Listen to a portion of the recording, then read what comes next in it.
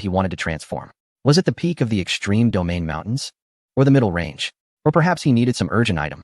It waited for Su Jing to speak, but what he said left it stunned. I want the tools to gain freedom. What does that mean? Su Jing looked out the window. In the night view of Wanyuan Mountain, faint lights occasionally pierced through the forest. But these places were merely lively spots where people lived. In the depths of the mountains, far from the crowds, did the carp god quietly sit by the pond, watching the moon reflect on the water, feeling a sense of loss? Would the carefree peach blossom master, who appeared so nonchalant, be sitting under a peach tree drinking, feeling a hint of boredom? Thus, his wish was not for himself, but for them. Even if they still couldn't leave the scenic area, just being able to wander around within it should bring them joy for a long time.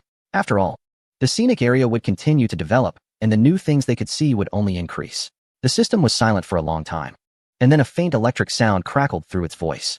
My ability cannot grant them complete freedom, at most. It can allow them to move back and forth within the scenic area. That's enough. Su Jing's eyes flickered as he tentatively asked, what about these 2 tools in my backpack? The system, feeling embarrassed and angry, replied, don't even think about it. Are we still living our lives? My abilities are also limited. It huffed lightly. As for the matter of belief power, I will handle it in the next couple of days. And I'll see how to fulfill your wishes. I've already set up the program for the new S-level modification. When you're ready to proceed, just click, and it will start. Stay out of trouble these days, don't cause any issues, and wait for me to return before taking action. Chapter 287, Golden Sun Incentive Plan. After the system finished explaining everything, it disappeared from Su Jing's mind early the next morning. Without the electronic voice jabbering in his ear all day, he felt a bit unaccustomed when he got up. But he quickly perked up. The research institute would be completed tonight. Jiang Song had set off early in the morning with his assistant to handle the paperwork for the research institute in the city. Since Shen Zhuang had promised to make the necessary arrangements, he could rest easy on that front. He lay in bed and took out his phone. A message from Secretary Li popped up. It was about the helicopter he had ordered. They had taken care of maintenance, insurance, and everything else. And he just needed to pay and fly it back. The professional pilot Jiang Song had also been arranged, and the takeoff time and route had been reported. So they could bring the plane back. Su Jing rolled over in bed. Just half a year ago, he was a poor guy in debt for 30 million. And now he could afford to buy a helicopter. Having the system was great. Operating the scenic area had no costs, all profits. During these days without the system, he just needed to follow the procedures to complete the modification work. The rare opportunity for the relaxed host allowed him to turn over and fall back asleep. Meanwhile, in the Wanyuan Mountain scenic area, Zhou had spent half a month familiarizing himself with the area and finally grasped the general situation. He sat in the planning department's office area, looking at a thick stack of forms on the desk, deep in thought. Although the scenic area had laid everything out for him, there were still many uncertainties. For example, it explicitly stated that the Peach Blossom Abbot and the Carp God were not part of the staff and prohibited the staff from disturbing them. Another example was the Underwater Research Institute at Luoxian Lake and the performance time of the Luoshan illusion, even for staff. They could not violate the rule of 500 people for entry. As for the mountain road of Dahan Mountain, he had carefully inspected those strange climbing routes and indeed saw no exposed technological instruments. Lastly, there was the big pit hidden at the bottom of the lake. Diving instructors had secretly told him during a drinking session that it was a rule set by Su Jing. No one was allowed to go down into that big pit. At first glance, everything seemed explainable, but upon closer inspection, it was all a secret. He shook the list in his hand, set it aside, and then stood up with a piece of paper in hand. Although there were no major moves in the scenic area recently, from a tourist perspective, the next changes were likely to come soon. Therefore, he had to finalize a portion of the activity planning during this period, starting with the dancers of Wanyuan Mountain. He looked at the group standing in front of him and the few scattered in the corner, chuckling a bit.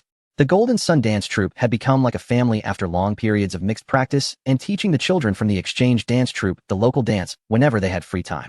On the contrary, the newly recruited dancers with less experience felt somewhat neglected. However, this was not entirely the fault of Jean Na and the others. The new dancers were still in the learning phase, and the opportunities to perform were scarce. Even being a substitute meant they had to wait in line far behind. Sister Na, have we learned any new dances recently? Jean Na stood beside him, her expression serious, her golden glasses gleaming with a seasoned light. Director Su mentioned that he would teach us a new dance in a while, but for now, we're still practicing the old ones. Oh, Joe smiled. How long has it been since we learned a new dance after the underwater goddess dance? What do you mean?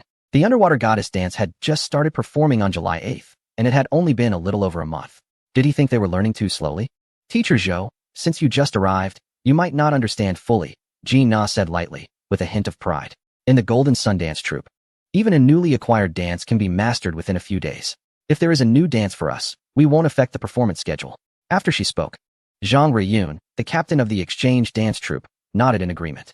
If they were newcomers, they might think Jean Na was too arrogant upon hearing her say that. But after some time of working together, they all understood that this middle-aged dancer was actually warm-hearted despite her cold demeanor. She was meticulous in her work, and whenever she had time, she would seriously focus on the details of the movements and was even willing to sacrifice her own time to help other team members, all for the sake of achieving the best performance results.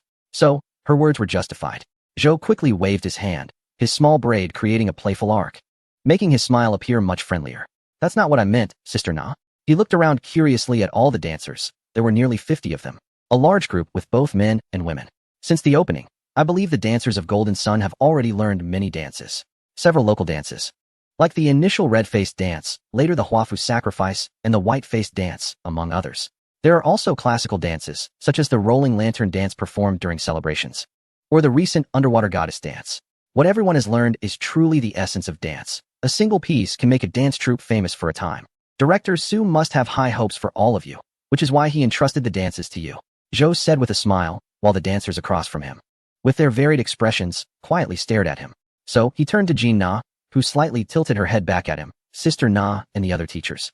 Have you ever thought about choreographing a dance yourselves? To let Director Su know that you are not just dancers who copy and paste performances, but also soulful dancers who can create your own work. After all, no matter how good the creative output is, there will always come a day when it runs dry. But there is strength in numbers, and the performance at Wanyuan Mountain can thrive because of everyone's contribution.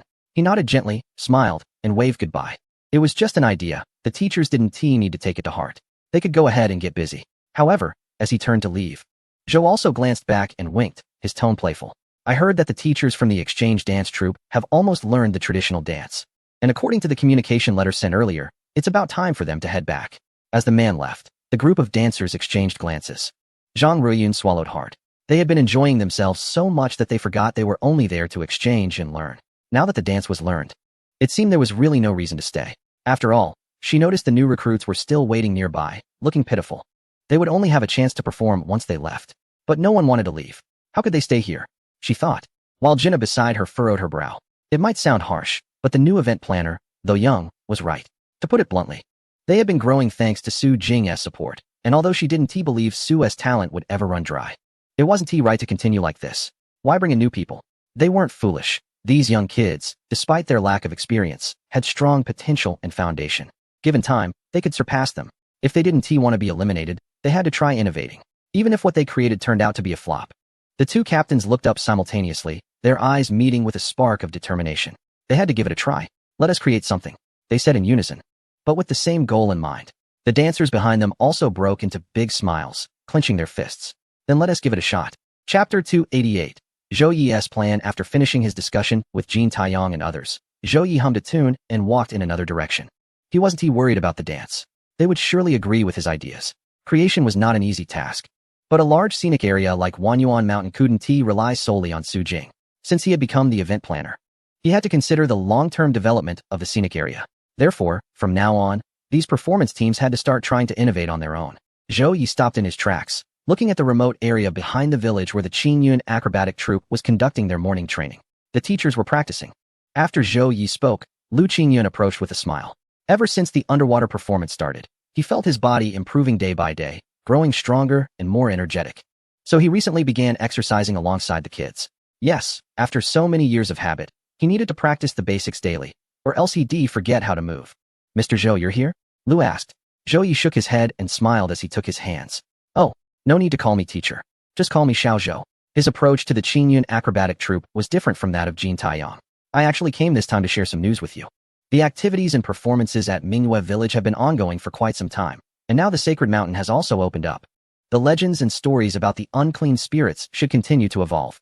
Therefore, our next plan is to create brand new performances and programs. I wonder what you, Teacher Lu, are planning to perform? Lu Qingyun looked bewildered. Ever since he led the team to Wanyuan Mountain, he had never actively thought about what to perform. Didn't Mr. Su teach you a lot? Dance, fire arts, acrobatics, and props performances. You're among the most versatile group of employees. Huh, are we? Although Lu was confused, he couldn't help but smile at the praise. Yes, that's why I'm looking forward to the Qingyun acrobatics troupe designing a brand new performance. I will send you the new activity concept in a while. There's plenty of time to practice. I look forward to your team's performance. Zhou also left with a smile, leaving Lu Qingyun standing there for a long time, unable to regain his composure. Boss, Wang Hao ran over, sweating profusely, curiously looking into the distance. What did that person come to say? I don't know. Lu Qingyun shook his head. It seems like they assigned us a task out of nowhere and then left. What task? Wang Hao wanted to ask, but didn't say much, just respectfully looked at the boss. So, should we take on this task? Yes. The task has been given to us. Not doing it wouldn't be what a good man would do. Zhou and Su Jing personally interviewed the event planners, and they directly appointed one at the team leader level. The task he mentioned is either a new official starting with a bang or a test that Su Jing is giving to everyone through him. So they not only have to do it, but also do it well. After dealing with the two major forces of Mingyue Village, Zhou dove into the office to start thinking about optimizing the activities at Mingyue Village and Taohua Temple. It is essential to ensure both a flow of visitors and that the employees can handle it. This is a daunting task, and he must perform well. Time slowly passed. That evening, the research institute was completed, and the completion rate of the extreme domain mountain reached 60, finally resulting in the notification for the reconstruction permit of the next area. Su Jing parked outside the fishing entrance, sitting in the car to start planning the next phase of the reconstruction. Time waits for no one. His greatest fear now is that the tourists would find the hidden fragments at the lake bottom faster than he could construct. Therefore, he also had to quicken his pace. The host, who has always been crazily updating and providing endless fun for the tourists, was now enveloped in the fear of being relentlessly pursued by the tourists. Ding. Selected Extreme Domain Mountain, Divine Light Cave Area for S-level optimization. Consumption of reputation, 120,000. Reconstruction duration, 7 days. Ding. Selected the area beneath the bottom of Luoxian Lake for S-level optimization. Consumption of reputation, 780,000. Reconstruction duration, 7 days. Ding. Selected the cave area at the foot of the central mountain range for S-level optimization. Consumption of reputation, 460,000. Reconstruction duration, 10 days. Note: the host is about to begin the renovation and optimization of the third mountain. The first renovation is rated S-level, and this area is related to other mountain attractions. Please pay attention to the subsequent renovation effects. If the level difference is too large, it may cause connection issues between attractions. P.S. Please do not enter during the renovation period, as it may pose dangers. Finally, Su Jing's cheekbones have risen. He has finally filled in these big pits. He always felt like something was missing when they were left there, a vague sense of emptiness. But now it's better. At least for the time being, he doesn't have to worry too much about the progress. The only concern is that if he makes it too extravagant, it might attract some relevant departments. Should he look for someone when he has time? Su Jing leaned back in his chair, gazing at the rippling surface of the lake outside, and a man's face with phoenix eyes appeared in his mind. The guy who led the team during the last national inspection seemed to like him quite a bit. Maybe he could invite him for tea sometime? Sigh. Can't they just give me a special approval? Let me create freely.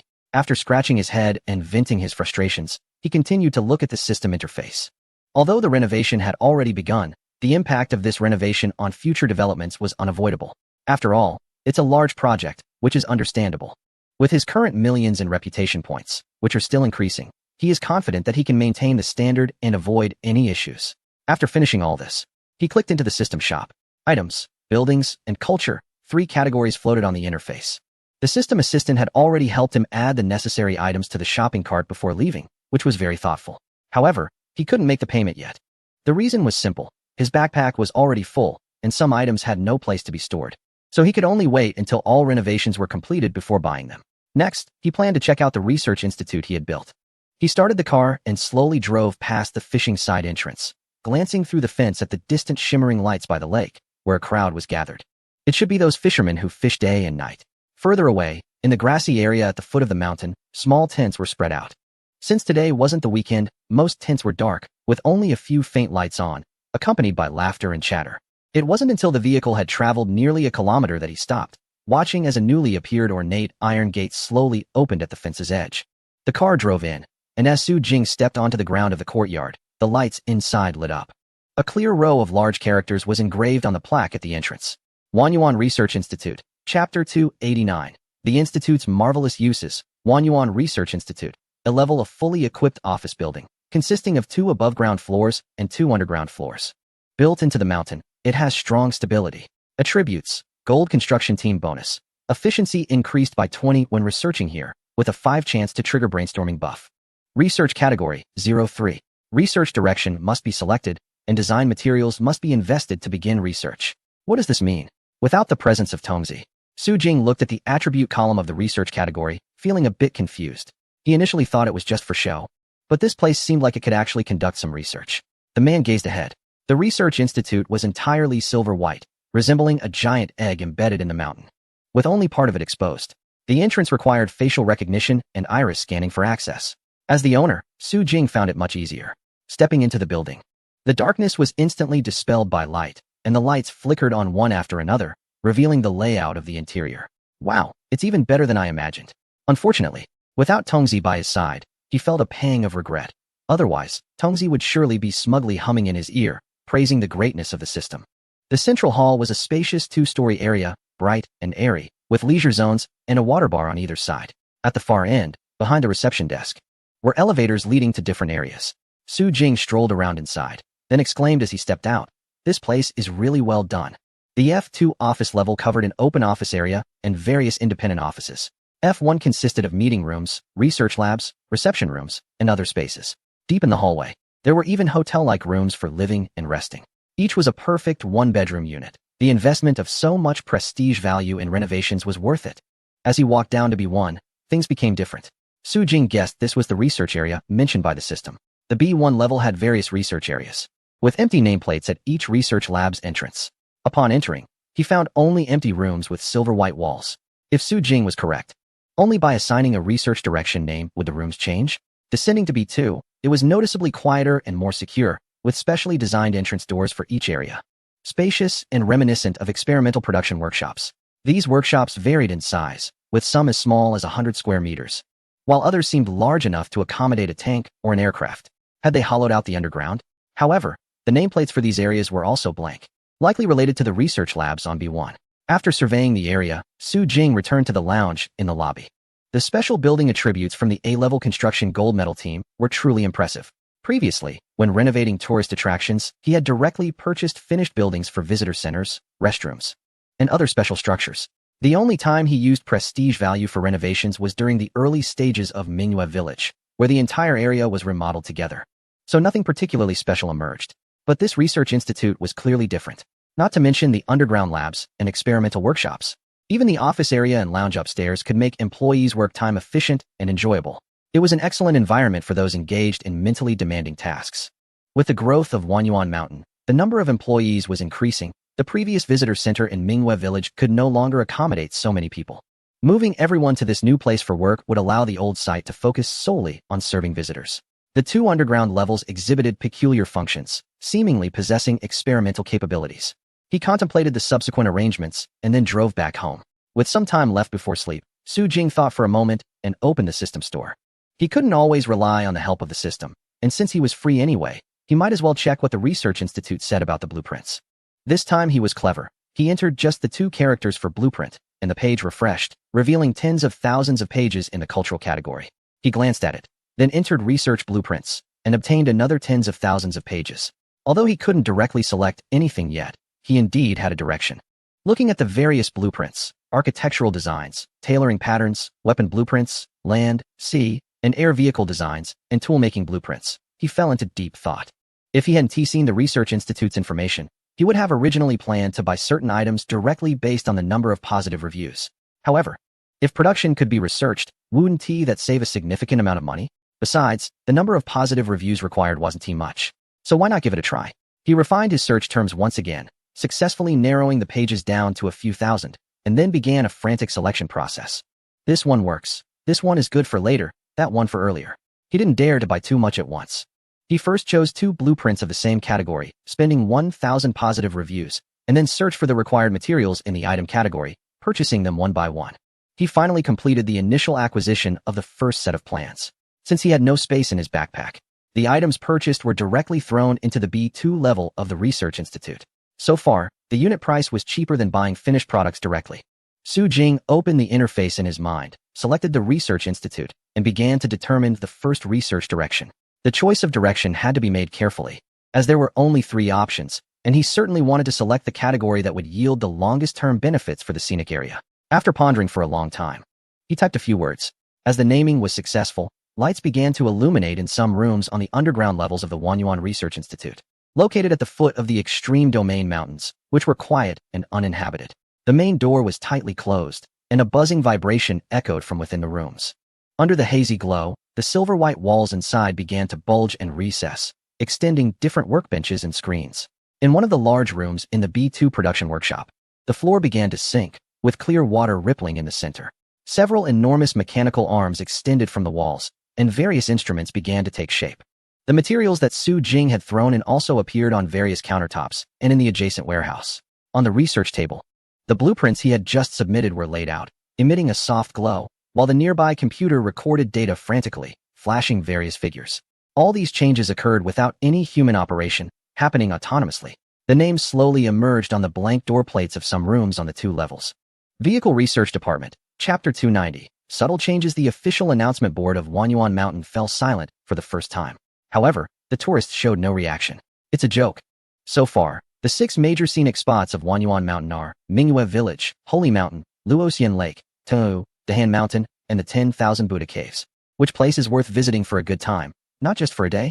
Not to mention going through various activities, witnessing all kinds of phenomena, and checking out various performances. Although visitors at the Research Institute by the lake are still striving to reach the 3rd phase, others are not. While Wanyuan Mountain hasn't introduced new attractions, new surprises are being discovered every moment. On August 11th, someone posted about the hell mode of the Dahan Mountain intersection route, showcasing tree roots and vines on the path that seemed to move as if controlled by machines, rising and falling as visitors walked by, making it easy to get ensnared. The final challenge with the ancient tree spirit was even more daunting, requiring climbers to answer a complete set of 10 questions about the century-old trees to advance. The stone forest with strong winds and swirling hurricane beasts not only howled in the ears, but also emitted a strange gas reminiscent of spoiled eggs and pickled vegetables to disrupt visitors. And at the final exit, winds came from all directions, while the circular stone platform beneath the tourists' feet surprisingly began to move. It started spinning like a giant turntable. Other tourists forced to accompany those facing the hell difficulty challenge were left in tears, dizzy from the spinning, with some even running off to the side to vomit. Then came the final path of heavy rocks. It was said that gravity reactions covered all segments. Players facing hell difficulty had no respite, with every few meters they walked. The gravitational pressure changed subtly. However, in the comments below the post, the only praise from tourists was for the heavy rock path, as it was the only challenge that affected them alone without impacting others. Of course, a small portion of visitors expressed jealousy, wishing to experience the stronger gravity for a workout. On August 12th, several influential bloggers who had visited the 10,000 Buddha Caves united to speak about their experience using merit points to exchange for the lampwood plaque, which seemed to be a blessed item, providing a notably calming effect. As for how they discovered this, it was simple. The plaques began to lose their effectiveness. After being blessed for a long time, the sudden absence was noticeable. Those with a keen sense quickly picked up on the difference. Thus, a voice began to emerge online questioning whether the lampwood plaque was truly effective and if one should try to get another. On August 13th, the Wanyuan Mountain app interface featured a special function called Great Compassion Universe. At 8 p.m., when all players were simultaneously striking the wooden fish, a sudden change occurred. Among dozens of stone statues, 3 of them simultaneously emitted light. The long-standing completion rate of 50 broke through to 51. But what drove everyone wild wasn't just that. According to Ping Ping, who was chanting for the stone Buddha at the time, the stone statue in front of her suddenly brightened. And then she saw the light points transmitted from their wooden fish striking on her phone screen, all attaching to the broken hand of the stone Buddha reaching forward. That damaged and jagged Buddha palm, under 30 seconds of radiant repair, reappeared.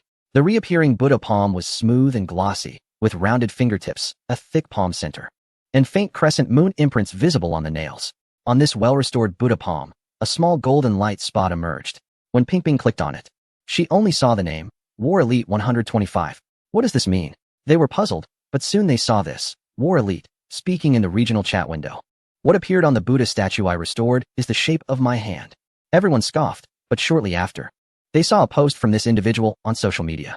In the photo, the palm was positioned in the same manner as the stone Buddha, and the comparison made it clear that they were identical. That night, 2 new trending topics surged to the top of the charts.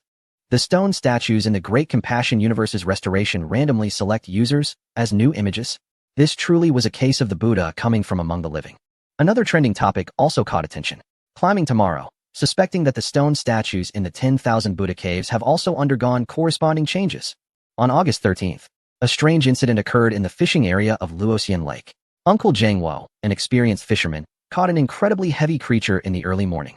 The scene of dozens of people relaying the catch happened again, but strangely, the fish did not struggle, it simply sank. When everyone finally managed to pull it out of the lake, they discovered it was a branch the size of a palm. It seemed to have broken not long ago, with greenish hues at the fracture. However, after everyone took turns holding it, they found it weighed several kilograms. Although it was quickly taken away by the scenic area staff, it still caused quite a stir in a small circle. The situation at Luoxian Lake was already tense. Any strange occurrence could not be taken lightly. The mystery seekers quickly added this item to their list of clues, continuing to explore the secrets hidden at the bottom of the lake. Meanwhile, early morning climbers confirmed the news.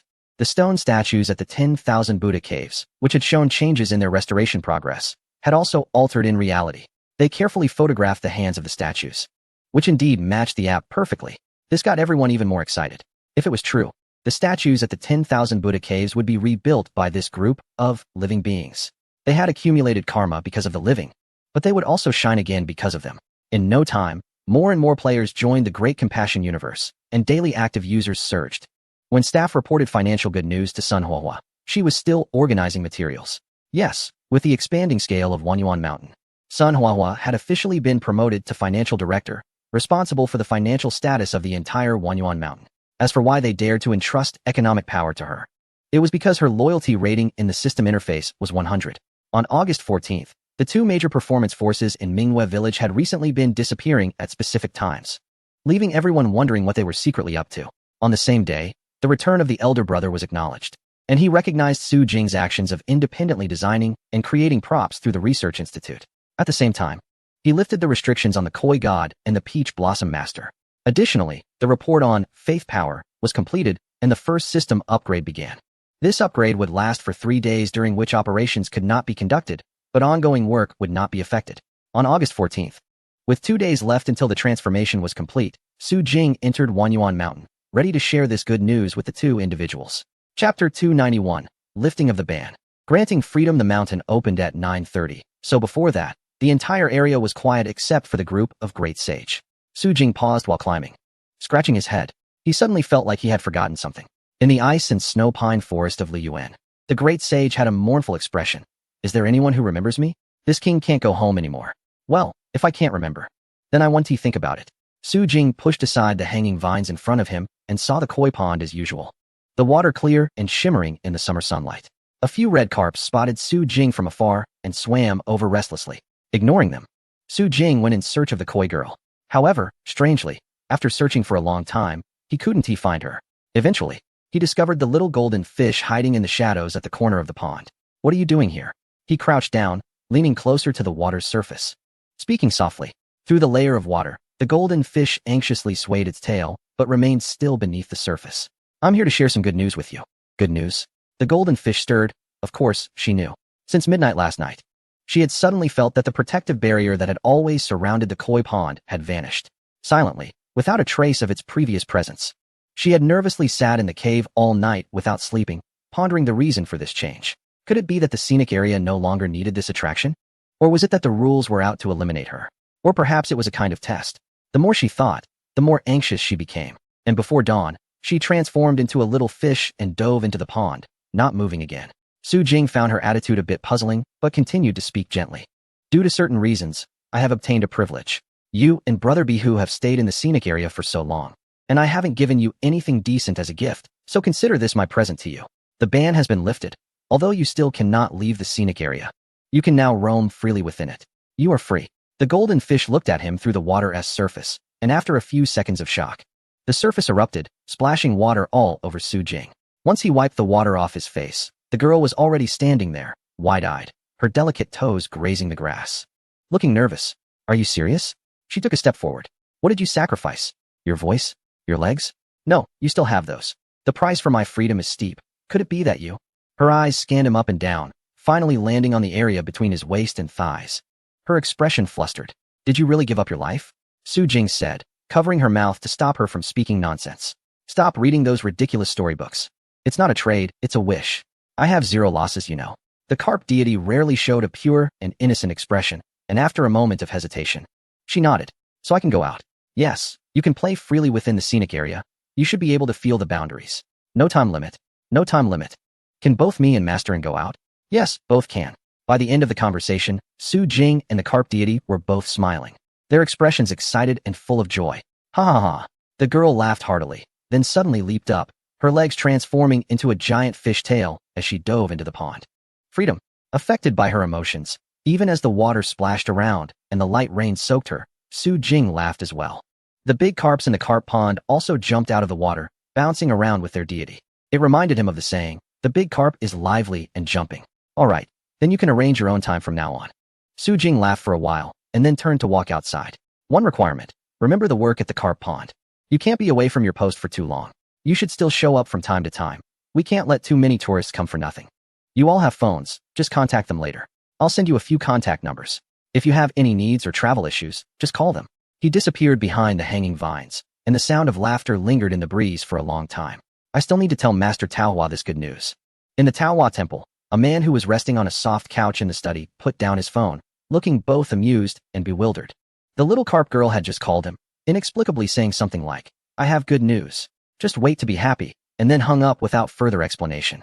He had no idea what it meant. He hadn't slept well last night, feeling like something was happening. So today, even though the sun was high, he was still resting on the couch and had even planned not to meet any guests, rubbing his temples to ease his headache.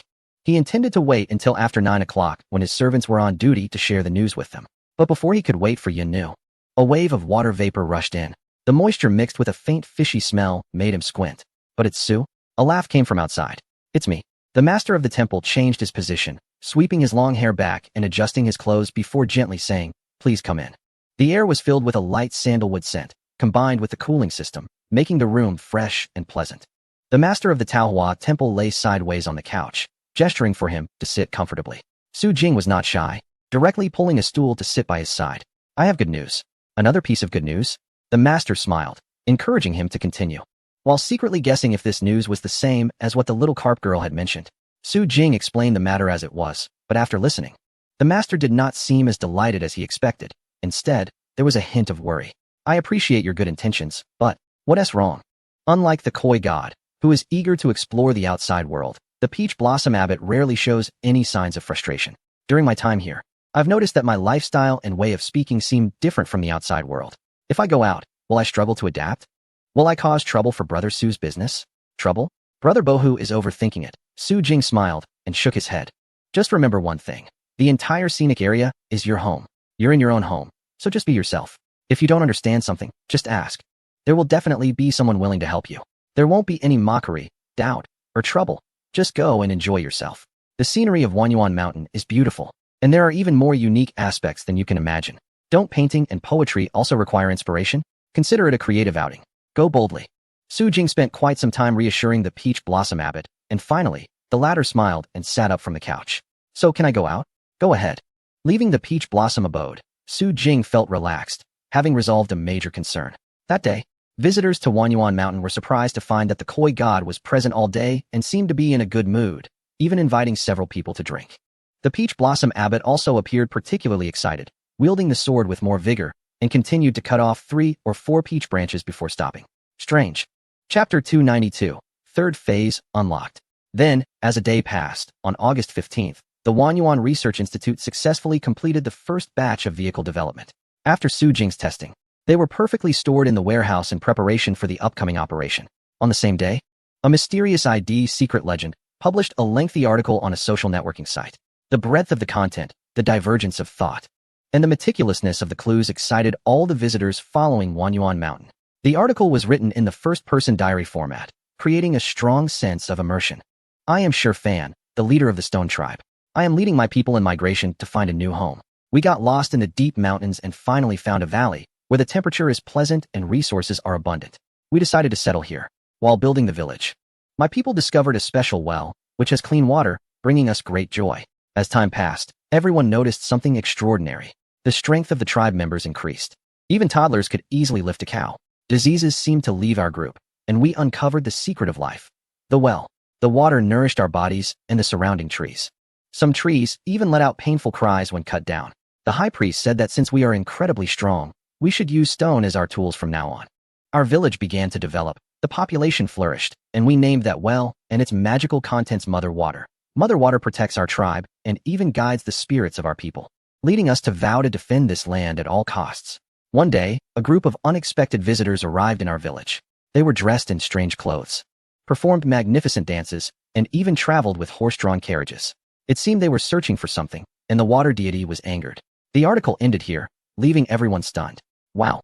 So far, the information and videos collected by the diving tourists, along with the fragments gathered by everyone, have led to such a rich array of speculations. It feels like they are close to the truth, right? Comments piled up over 100 layers within minutes, including IDs of fans of the mysterious source. Wind is howling. I feel we are getting closer to the truth. That water deity is either beneath the well or under the aquatic grass pit. The first big fat carp under the carp god.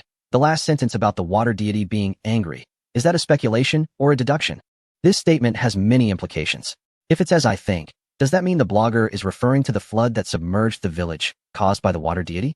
Nirvana. Is the water deity a divine being? Is it the river god mentioned during the previous lake festival? Ping Ping has a secret. The blogger mentioned outsiders. Is he referring to the researchers or those mentioned during the second stage of the puzzle solving at the village? National Fishing Supplement. We caught a 10-kilogram branch by the lake. I suspect it's related to the water deity. Pippi Dad. I have a feeling that the third phase of the immortal lake is about to be completed. Meng Qing. This person's analysis is probably spot on. Now there are two final questions. Who is the water deity? Where is she? And is there another reason for the destruction of the village? The discussions among everyone became more heated. Even those who had visited other attractions in the area but hadn't yet been to the Immortal Lake began to grow curious and searched through all the secrets discovered by the Immortal Lake Research Institute. Meanwhile, Zhu Shou, the chubby fellow, seized the opportunity and released a long-prepared clue collection. The overwhelming attention drowned him, and everyone started to pay close attention. Although the diving project was a bit pricey, being able to see such a beautiful underwater ancient city was worth the ticket price. Not to mention helping others search for clues together.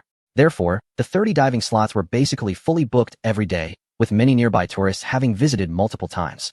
The county magistrate was at home when good news came. He held the report with a beaming smile. Are you saying that recently?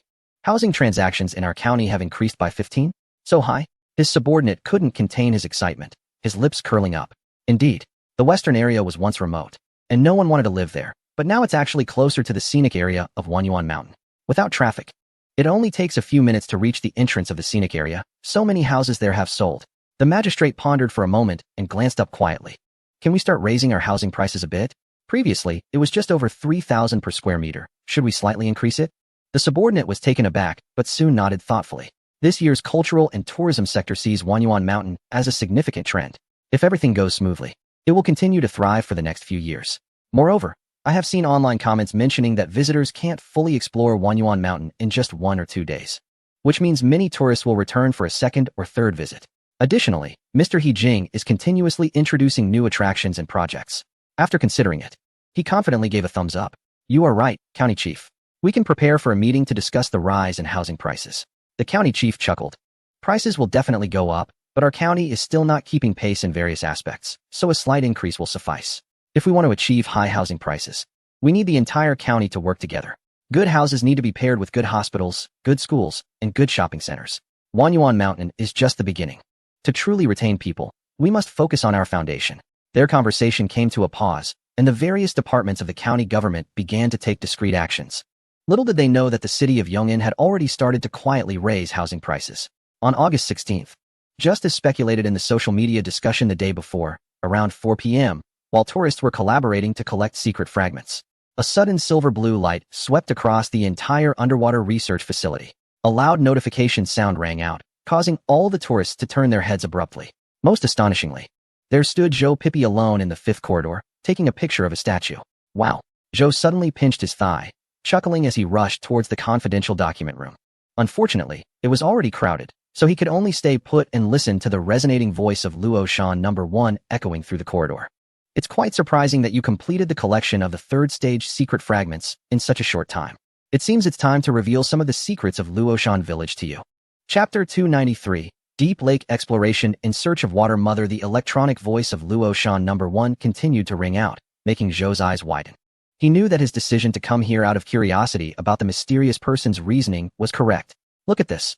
He was witnessing what many people dreamt of unlocking live. This scene only appears when a new activity at Wanyuan Mountain is launched, a true once-in-a-lifetime premiere. He was so lucky. He planned to buy 5,000 yuan worth of scratch-off tickets when he got home. Everyone was intently listening to the electronic voice, curious if the secret was indeed as discussed online. Luoshan No. 1 was intelligent and never kept people in suspense. It immediately began to tell the story. Before Luoshan village was submerged, beneath the land of the village lay a mysterious underground lake. The only connection to the surface was the well outside the village. The well water, as recorded, can prolong life, strengthen the body, and grant immense strength. The trees nourished by this body of water also experienced extraordinary changes. Therefore, out of reverence and gratitude for the unknown, the people of Luoshan village regarded that well as the mother deity of their community, calling it Water Mother. As the electronic sound paused, the tourists collectively gasped. Before all the visitors, in the underwater ancient city surrounded by 8 corridors, brilliant blue lights began to illuminate. In the ancestral hall at the end of the village, among the street statues, on the stone tablet at the village entrance, and even in the sealed well. Before Zhou Pe, before the tourists, and in front of several divers submerged in the water, dazzling lights flashed. At the same time, the voice of the device lowered, taking on a mysterious and eerie tone. The village chief understood the principle of concealing valuable things, so he lived cautiously, never revealing anything about this place. But one day, a special group arrived in the village. Although they appeared friendly and kind, even causing the accompanying women to sing and dance, the village chief felt that their presence had ulterior motives. It was said that they came from the nearby mountain peak, seeking to find something to take back, and that they were powerful and urgent. Suddenly, the narration from the device was interrupted by a sound that seemed to come from nowhere, warning of insufficient permissions. After a pause, it continued. A month after those people left, a great flood descended, and the village was forever submerged beneath the lake. The villagers who managed to escape were never seen again. Later, my creators arrived in this land, seeking the secrets of the Water Mother and the reason behind the formation of the lake. However, during their research, strange occurrences happened, and people began to go missing. Eventually, the researchers started to evacuate, but after half had left, the remaining ones vanished overnight. The surveillance systems failed, the energy sources were damaged, and the creators never returned here, leaving only the dormant device behind. Zhou Pe swallowed hard. Was he still in the scenic area? Why did it feel like they were entangled in an enormous conspiracy? These clues and information spanned 2 to 3 months, and might even cross several regions. Was this really something for their group of tourists to engage with? As the device's voice quieted, Zhou Pe thought it had ended, but he soon heard a sound like waves coming from the back of the crowd. Whoosh, whoosh. Blue light strips illuminated from the top of the passageway and swiftly swept over everyone's heads, unstoppable in their momentum. Each time the light strip passed a node, keen-eyed tourists noticed that the doors of the cylindrical external chambers at the corridor nodes lit up. Click, click. A series of sounds echoed, as if something had been released. Zhou Pe stepped back, with an external chamber to his right, its silver metallic door tightly shut, and the indicator light glowing red above. A faint mist escaped with a hiss, as if it had been officially activated. But everyone's attention was quickly drawn to something else. The blue lights that had covered various parts of the ancient city suddenly shot up one by one into the sky, flying towards the village entrance like shooting stars. The divers hovering above the ancient city were all stunned. Even the coaches and staff from the tourist site dared not move. One of the divers, watching the light flash by, suddenly sprang into action. He kicked his fins, pulled out his phone, and quickly swam in the direction of the light. It must be that big pit. His guess was correct. Although he didn't see it, all the tourists in corridor number 1 did. A row of phones pressed tightly against the glass recorded the scene of countless lights zooming into the pit. Then everyone heard the voice of the electronic announcement. At this point, the third phase of the puzzle reward is being distributed. Exploration permissions for the Research Institute are now lifted. Exploration? What exploration? Zhou Pe's heart raced like a drum, and his previously nonchalant face turned serious and tense. Permissions for using vehicles in the Research Institute are now open. Detailed information will be announced shortly by the main system. Dear outsiders, your journey to solve the puzzle has reached its final step. We look forward to the day when the truth is revealed. Good luck to everyone. The glow from the underwater ancient city vanished, and the electronic voice fell silent. With the first phone chiming, a wave of notification sounds followed. The divers in the water, seeing the scene in the corridor, also hastily pulled out their phones and opened the Wanyuan app. The app page, along with the official website of Wanyuan Mountain and various social media accounts, had just sent out a message simultaneously. Congratulations to all the diligent tourists for successfully unlocking the third phase of the secrets of Luoxian Lake. The Luoxian Lake attraction will officially launch a new journey on Friday, August 20th. Deep Lake Adventure to find the Water Mother. This activity requires a paid reservation, 50 yuan per person, only 3,000 slots available daily. The activity is about to begin, We look forward to your participation. Zhou Po's jaw dropped in disbelief as he stared at the Water Mother statue ahead, his fingers trembling slightly. There was too much information. He felt overwhelmed. What did it mean to lift exploration permissions? What did it mean to lift vehicle usage permissions? What were they supposed to do with the vehicles? What did searching for the Water Mother entail? Where were they being sent?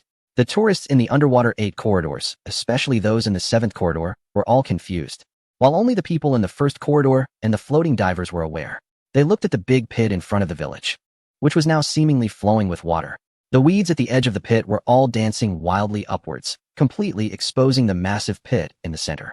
It was unfathomably deep. One diver forced himself to suppress the urge to swim closer to take a look, his throat dry. Wanyuan Mountain wouldn't be sending them down there, would it? Chapter 294. Getting ready as soon as the title, Searching for the Water Mother, appeared. It shot up the trending list. Other related keywords about Wanyuan Mountain followed suit. In the office building of the Shuiyun platform scenic area, the head of the operations department smashed his phone again. Did they have that much money? Did they have that many ideas? How come there are new activities and attractions every day? Are they crazy? The deputy minister quickly came over to smooth things over. It seems the new attractions aren't doing very well. After all, the last one was just launched not long ago. How could they possibly create something good so quickly? He shouldn't have said anything. His words only made the minister more furious. Not good. When has the output from Wanyuan Mountain ever been subpar? It's always at the top of the rankings. Is he trying to monopolize the cultural tourism market? The deputy minister didn't dare to flatter anymore and stood quietly on the side. But to be honest, he didn't believe that Wanyuan Mountain could fail. Just listen to that title. The vehicles are already out. The Deep Lake Adventure is already launched. How could it be boring? Not only the Water Cloud Terrace scenic area, but also the bosses from Shinger Mountain, Wangu Alley, Lida Tianchi, and others were all anxious. The updates from Wanyuan Mountain follow no pattern. Often, they are even led by the visitors' suggestions. This is too unbelievable. No wonder the scenic area was already prepared. Was this grand strategy laid out since the establishment of Luoxian Lake? How could it come together so quickly? Moreover, they are not blind to the internet. They have seen all kinds of attractions and arrangements from Wanyuan Mountain. If you say it was built this year, they wouldn't believe it. Those in the know began to hesitate. Could it be that before Su Jing inherited this scenic area, his parents had secretly prepared everything in that desolate mountain? If that is the case, are there still many unknown, highly competitive new attractions on the other mountains? Regardless, Wanyuan Mountain's promotional push in mid-August completely disrupted the promotional plans of various provinces. Stop. Don't confront him head-on. Let us hold our ground. If others aren't promoting, we won't either. This National Day holiday, I wonder how far our province's cultural tourism will drop in ranking. Once this momentum passes, we can promote again at the beginning of September. There is still a month and a half. It'll be fine. Everyone was engaging in ineffective self-comfort. And the directors of cultural tourism from various provinces were huddled in their offices, so stressed they could lose their teeth. Yong'an cultural tourism must be laughing to death. He'll get his comeuppance sooner or later. Amidst the curses of the crowd, Shen Zhuang sat comfortably on a genuine leather sofa, propping his feet up and looking at the latest news on his tablet, grinning widely. Sigh, what exactly is Su Jing thinking? He turned to his secretary Xiaoli, who was organizing documents, and curiously asked, how can he come up with so many fresh ideas every so often? Xiaoli turned around and blinked. Maybe Su is an alien. It's normal for him to be so impressive. Or perhaps he has some superpower that helps him realize his dreams. Shen Zhuang burst out laughing, nodding emphatically. Exactly. That must be the only explanation. He leaned back comfortably. In mid-August, new promotional materials will be released. This guy is clever. This wave of promotions coincides directly with the National Day holiday, so we won't even need to help him advertise. This year during the National Day, it seems our area will also get to experience what those top cities feel like. Places like the Foggy City, the Sandy Town, the capital, and others with crowded scenes. I never expected that in my lifetime. I could also gain some insights right in my own territory. How exciting. Xiaoli nodded, but suddenly realized that he might not have the National Day holiday available. Oh, why do you say that? The insightful secretary raised his phone to show the wallpaper, which depicted a golden koi fish amidst a water curtain. Did you forget? The lakeside celebration that happens every March will take place on September 15th this year. Given the current popularity of Wanyuan Mountain, it's likely that by then, it will already be fully booked. Shen Zhuang could hardly contain his excitement. You're right. He took out his phone, ignoring the 99 messages and calls, and directly messaged Su Jing. Dear Xiao Jing, please reserve a spot for me and Xiaoli. We want to be among the first to dive in. Xiaoli, push back my meetings and work scheduled for the 18th. It's already arranged. You need to go to Wanyuan Mountain for an inspection on that day. Xiaoli was meticulous, which made Shen Zhuang feel very satisfied. Let us go. I'll take you to eat at Zhejiang Renjia tonight. Xiaoli smiled and nodded, neatly stacking the files on the desk. This was well-deserved. Outside, there were mixed opinions. The extra charge of 50 yuan left some people dissatisfied. But most were still observing the situation.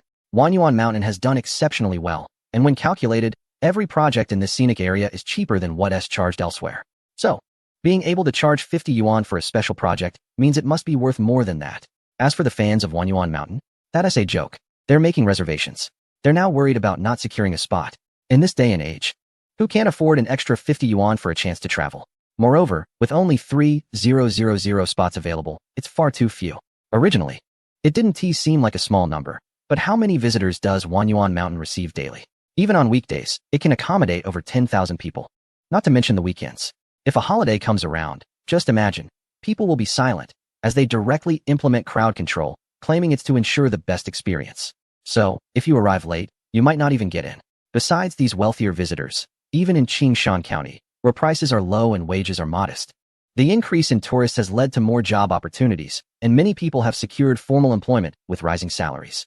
You can hardly see any laborers earning 10 yuan an hour anymore. The entire county has become cleaner and more pleasant. As a result, even locals have started to indulge a bit and travel to Wanyuan Mountain. It's no joke, a place that attracts visitors from afar must be worthwhile. Unlike other places, many locals never visit local attractions. However, in Yong'an City, locals are enjoying themselves immensely, casually entering the area to spend the day. Therefore, no one cares about the price increase. Those who are quiet online are secretly booking tickets, hoping that the more people who don't want to go, the better. Who knows if this event will limit the number of participants? Tourists are preparing for the 20th, inside the Wanyuan scenic area. Zhou Ye earnestly requests a leave of absence from Jiangkong due to reasons related to park operations and event planning. I believe I must personally experience the new activities at Luoxian Lake. I also want to admire the thoughts of the event planner, Mr. Su, and learn more so that I can become a pillar of support for the scenic area. Jiang Tsung finds it both amusing and frustrating. Talking nonsense won't help. You'll have to submit your application yourself. Just apply for a business trip, and I'll approve it. Zhou Yi raised his hands and bowed with a grin. Thank you for your kindness. Jiang Tsung shooed the young man out of his office, shaking his head and chuckling. Although he is the vice president, he is only 2 years older than Zhou Yi. The management team of Wanyuan Mountain is quite young, and to put it bluntly, most of their achievements to date have been supported by Su Jing's capabilities. Since taking office, he has hardly rested. He just wants to grow quickly, even faster, more mature and experienced, so that he can be the strongest support for Su Jing in the future, alongside all the employees. Just 6 months have passed, and the once cheerful and enthusiastic young man has become much more composed. He was about to look at the next document when he heard the phone ring beside him. It was brother Fang Gui. Hello? On the other end, Fang Gui's voice sounded strange, a mix of surprise and panic, catching Jiang Tsung off guard. President Jiang, we seem to be seeing things. The carp god seems to have come down from the mountain. Chapter 295, the carp god comes down, huh? Jiang Tsung was stunned, and then suddenly stood up. The carp god has come down. It was around 4 p.m., the busiest time in Minghua village. The day's rituals were nearing their end, and the NPCs dressed as spirits began to appear in the streets, startling the tourists into screams and laughter. But soon, the situation completely reversed. The ghostly tiger that had just peeked out from a corner hadn't even had the chance to scare the tourists before the burly man behind the props widened his eyes in shock and quickly hid back. Wait, who is that? In the shadows, the ghostly tigers and the pedestrians on the street all wore expressions of disbelief as they watched a short-haired girl with pointed ears, wearing flip-flops and holding a lotus leaf, curiously looking around. She occasionally peeked into the entrance of a wooden village, her small carp keychain swaying with her steps. Isn't that the carp god? Where did she come from? Isn't she usually stationed at the sacred mountain? Why is she down here? Some tourists displayed expressions of horror. Is there going to be another event? Or does it mean something huge has happened at the sacred mountain? Of course, after the initial shock, the tourists were ecstatic, wanting to rush over but also feeling nervous and timid. As the girl moved about, not a single spirit dared to appear. They were panicking. The tourists thought it was the carp god who had come down, but they had seen the employee manual and knew she wouldn't leave the sacred mountain. They even knew they couldn't disturb her at the carp pool. But why had she come down now? Did the management know? Fang Gui quickly received the notification and hurried over, only to see tourists surrounding the area in layers. What are you all doing? A middle-aged man shouted, causing the laughter to cease. The crowd slowly parted, revealing a short-haired girl in the center. Dressed neatly with her hair perfectly in place, her face was rosy, and she was holding a pile of snacks, chips, bread, cookies, sunflower seeds, peanuts, and instant noodles.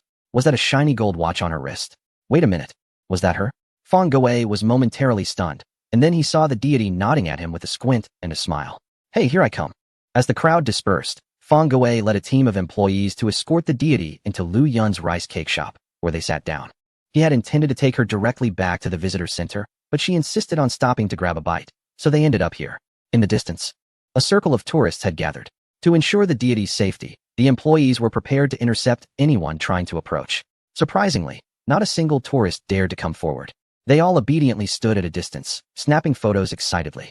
Madam, your pastries are delicious. I've always wondered who makes them, one of the tourists exclaimed. Lu Yun, having heard this, recognized that the girl was a super employee from the Holy Mountain, but to her, she was just an adorable little girl. She lovingly offered her best pastries. Delicious? If it's good, then eat more. Hee hee. The girl didn't hesitate and happily accepted the treats, considering them her first offerings since coming down the mountain. The chilled sour plum soup brought by tourists was also delightful, and the fresh bayberry juice from the nearby shop was refreshing. The air down the mountain carried a hint of smoke, slightly pungent. Yet it made her feel a sense of comfort she had never experienced before. So this is what the outside world is like. The girl focused on her meal, her fish fin-like ears quivering slightly among her hair. Finally, Jiang Tsung arrived, a bit out of breath. Hey Lili, why didn't you tell me you were coming out? He leaned on his leg in the middle of the road to rest, watching the girl devour her food, and finally sighed in relief. Thankfully, there was no crowding or stampede. Otherwise, it would have been the first major incident at the Wan Yuan Mountain scenic area. He walked over to sit beside the deity, but she didn't lift her head. Just a glance from her froze him in place. Jiang Tsung dragged his stiff body to sit across from her, feeling the tightness in his chest dissipate. Did he just encounter the legendary aura of a deity? Just a single glance made him instantly understand what panic felt like. It was truly suffocating. He sneaked a glance at the tourists in the distance. No wonder they didn't approach. He hadn't expected that this little NPC chosen by Su Jing would have such a strong presence. The tourists outside were thinking, us? Are you kidding? Do they really lack self-awareness? Clearly, they had never seen the videos of the deity's fierce demeanor or the wonders of her fish tail. You have never experienced the moment when someone offers you a drink, but due to your proximity, you frown and accidentally spill it. An act of mischief. Just now, amidst the chaos, you managed to sneak her some snacks from a distance, which felt like a great honor. How could you dare to interrupt her while she was eating? Fish can be quite possessive of their food. After all, after everyone watched the carp deity eat, they finally remembered the performance at 530, hesitating for a moment. The carp deity's appearance is definitely explosive news. It might hide a tremendous secret. However, it has been heard that the performances have become increasingly elaborate recently. It's a rare visit, so it must be quite a spectacle. The tourists' gazes flickered, contemplating back and forth. Just as they were about to grit their teeth and give up on the carp deity, they saw the girl across suddenly wipe her mouth and stand up. I heard their essay performance in the village tonight. Take me to see it. Jiang Tsung immediately looked distressed, but luckily, a figure slowly approached from afar, saving him. You all go ahead and make arrangements. I will take the carp deity over. The familiar outfit of the guide and the familiar clear voice made the tourists turn in surprise. Their guide had finally returned. Ever since Wanyuan Mountain developed rapidly and prospered, it had been a long time since they had seen their guide. Today, they finally caught a glimpse. Of course, this also solidified their belief. The carp deity is coming down from the mountain. The guide personally came to greet them. A big change is bound to happen. In the distance, Zhou Yi quietly watched with his arms crossed, frowning in thought. Although he didn't know why the carp deity had come down, it was clear that the performances in Mingyue village were related to the sacred mountain. A small change could trigger a significant ripple effect. The legends, activities, and performances of Mingyue village seemed to be gearing up for something big. At this moment, Zhou Yi looked at Su Jing in the crowd, who was smiling and waving, and a fleeting look of admiration crossed his eyes. He had to work hard to create an event that would satisfy Su. On the other side of the crowd, Su Jing slightly bent his waist and raised his right hand, his expression respectful. Honorable carp deity, please follow me. The girl glanced at him slyly with her round, bright eyes, then lifted her chin slightly, standing up to play along. Let us get moving. Chapter 296. Faith Power Mall to avoid causing a disturbance. Su Jing draped a cloak over the esteemed carp deity and led her to a corner of the audience platform, where they watched the entire performance together. The unspoken legends of Mingyue village gradually unfolded before her. The story of the sacred mountain was so captivating, and the struggle between the divine and the malevolent was so grand and magnificent. The girl sat quietly, her large eyes filled with dancing flames and warmth, sparkling and causing Su Jing a pang of heartache. When it came to the iron flower performance, she stood at the back, her hood lifted, hands raised high to feel the warm iron particles hitting her fingertips, sighing contentedly. Thank you. She turned her head, glanced at Su Jing, then smiled as she returned the cloak to him and waved goodbye. Where are you going? Back. The girl blinked, her face full of smiles. But the words she spoke were bittersweet, feeling a bit like crying. But a deity must not shed tears in front of others. I'm leaving now. I'll call in advance tomorrow when I come down the mountain. After the young girl finished her instructions, she disappeared into the darkness in a few steps. The cloak in Su Jing's hand felt cool, bringing a comfortable breeze on this hot summer night, making him a bit nostalgic. It was only just out, so it was expected that she wasn't quite used to it yet. He decided to let her be. The tourists who were attracted by the iron flowers turned to look for the figure of the carp deity, but she had already vanished. However, this did not dampen their spirits. The tourists left the park one after another, sharing the surprises they had seen today. They also speculated whether there would be new developments at the old scenic spot, Mingyue Village, following the departure of the first deity from the Holy Mountain. Nevertheless, these speculations were just small ripples, far less impactful than the controversies stirred by the falling immortal lake. While everyone was fervently discussing what kind of event searching for Water Mother truly was, Su Jing finally awaited the return of the newly upgraded system. Miss me? Accompanied by a crisp chime, the familiar system voice echoed in his mind once more. This time, however, the electronic voice was noticeably more expressive and emotional, even more intelligent than before. You're finally back. The missing piece in his mind was finally filled, and Su Jing chuckled as he welcomed it back. Let us go? The system's proud voice rang out confidently. Let us check out the new system interface. Su Jing clicked to open it, and it appeared that this upgrade brought significant changes. The main interface still resembled the previous ink wash painting style, with the only difference being that the large map now seemed to be dynamic in real time. He could see the movement of clouds and mist, sunlit areas, and the waves of the rivers on the map. If he zoomed in, he could even see tiny figures, like strands of hair, slowly moving within the park. It was indeed more intelligent now. At the top of the page were still the personal attributes and scenic overview sections. In addition, the updated shop introduced a fourth exchange category besides items, culture, and architecture. Special, Su Jing understood that this should be the category for exchanging faith power. Clicking into it, the first item that appeared on the page was the familiar hourglass of time. From low level to high level, there were versions for 10 days, 5 days, and 1 day. However, even the cheapest low-level hourglass, which could shorten construction time to 10 days, required 50 faith power to exchange. As for the advanced items Su Jing possessed, they required 200 faith power. Good stuff. He was even more determined to save those items for important stages. As for the other items, they were even more varied. Holy Light Hymn, low-level fantasy item. When the music plays, it will heal all low-level injuries of advanced believers within a 1-kilometer radius. 50 faith power. Old One statue. High-level item. The statue will affect the viewer's mind, plunging them into indescribable fear for a duration of 1 hour.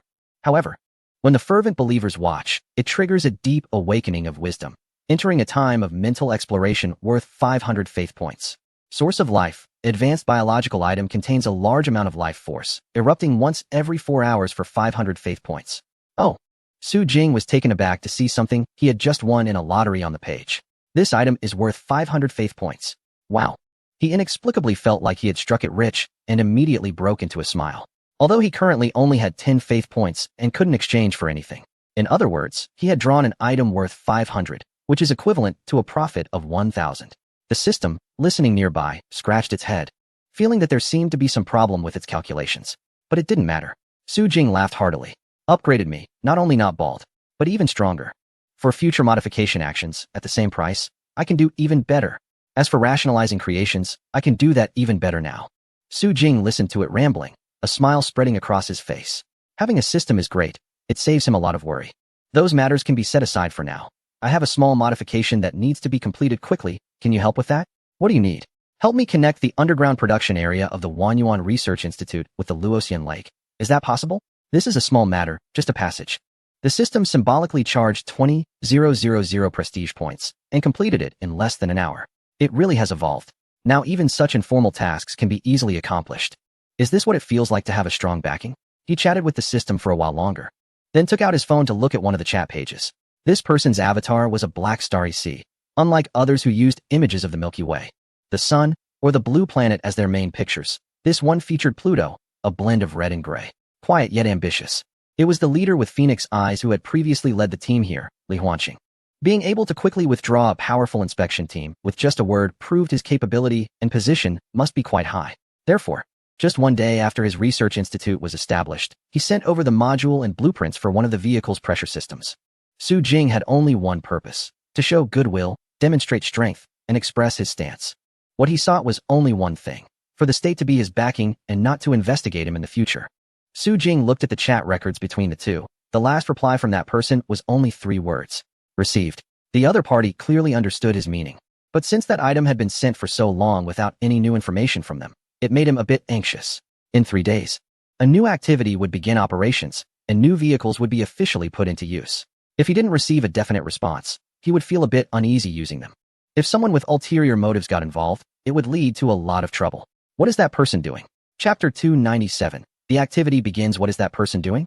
In the capital, on the western outskirts, the 12th Military Materials Research Institute.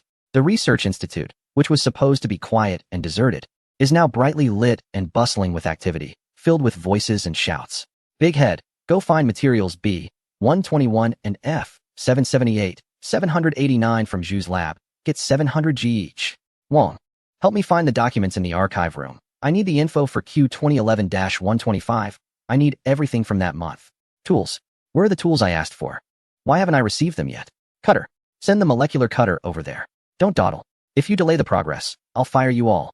The cooked duck is right in front of us. If we can't produce results, just resign tomorrow. We have progress here. Call Minister Li over. Xingu, come to my side. The voices of men and women, young and old, create a symphony in what is usually a serious research room, now resembling a bustling morning market. Yet, no one shows any sign of discontent. Ever since Minister Li, who is behind the institute, brought them something a few days ago, excitement has surged through the entire research facility after an evaluation. If this thing is real, if it can be applied, oh my. The military power of the nation could rise another notch. Even if the step seems small, a small step for the country is a giant leap for the people. Think of how much time, energy, and resources could be saved. Although the director is curious, he knows not to ask about things that shouldn't be questioned. Especially since Minister Li has been there with them, following up day and night, making them acutely aware of the importance of the situation. Thus, they do not dare to slack off even for a moment. Closing the documents, Li Huaxing sits at a makeshift desk, looking at the chat page on his phone. Rubbing his brow. Su Jing, who exactly are you? The state has already mobilized resources to investigate him. But apart from his early years in the deep mountains that have no records, his 4 years in S-City seem normal. Yet, this seemingly normal kid has now delivered such a huge surprise, or rather, a shock. Although he had heard of Su Jing starting a research institute, he never took it seriously, thinking it was just child's play. But unexpectedly, it seems the other party has actually made some progress. Minister Li, we have progress. His assistant bursts in without knocking, then remembers his position and stands nervously aside, head down. No worries, speak. It's from Dr. Zhang's side. Their team has completed the first assembly. It's currently running normally. The lift pressure levels and speed are the same as the testing machine. Take me to see. The two hurriedly rush to the laboratory, and they stay there all night. After a night, a scruffy Li Huaxing walks out of the Research Institute's main entrance, followed by a dozen others who are exhausted, with deep-set eyes and dark circles, but their eyes are bright. You can rest assured. We will immediately start advancing the project, and will ensure you see results quickly. Li Huaxing waves his hand, his voice hoarse and unable to speak. He simply sits back in the car, staring thoughtfully at Su Jing's profile picture on the chat page. The other party wants to build a good relationship, holds a firm stance, is a young and passionate entrepreneur, enjoys a high status in social opinion, and is very popular among their citizens. However, their background is unclear, and technologies like surveillance often fail to detect that remote mountainous area. They quickly went through various pros and cons in their mind, and ultimately relied on intuition, vision, and all the facts to determine the answer. Tap, tap, tap. Li Huaxing tapped the screen and sent a message back to Su Jing. Everything is fine. I wish you a successful event at the scenic area. After a moment's thought, he found the first smiling emoji and sent it. Smile JPG. When Su Jing received the message, he was out for a morning run.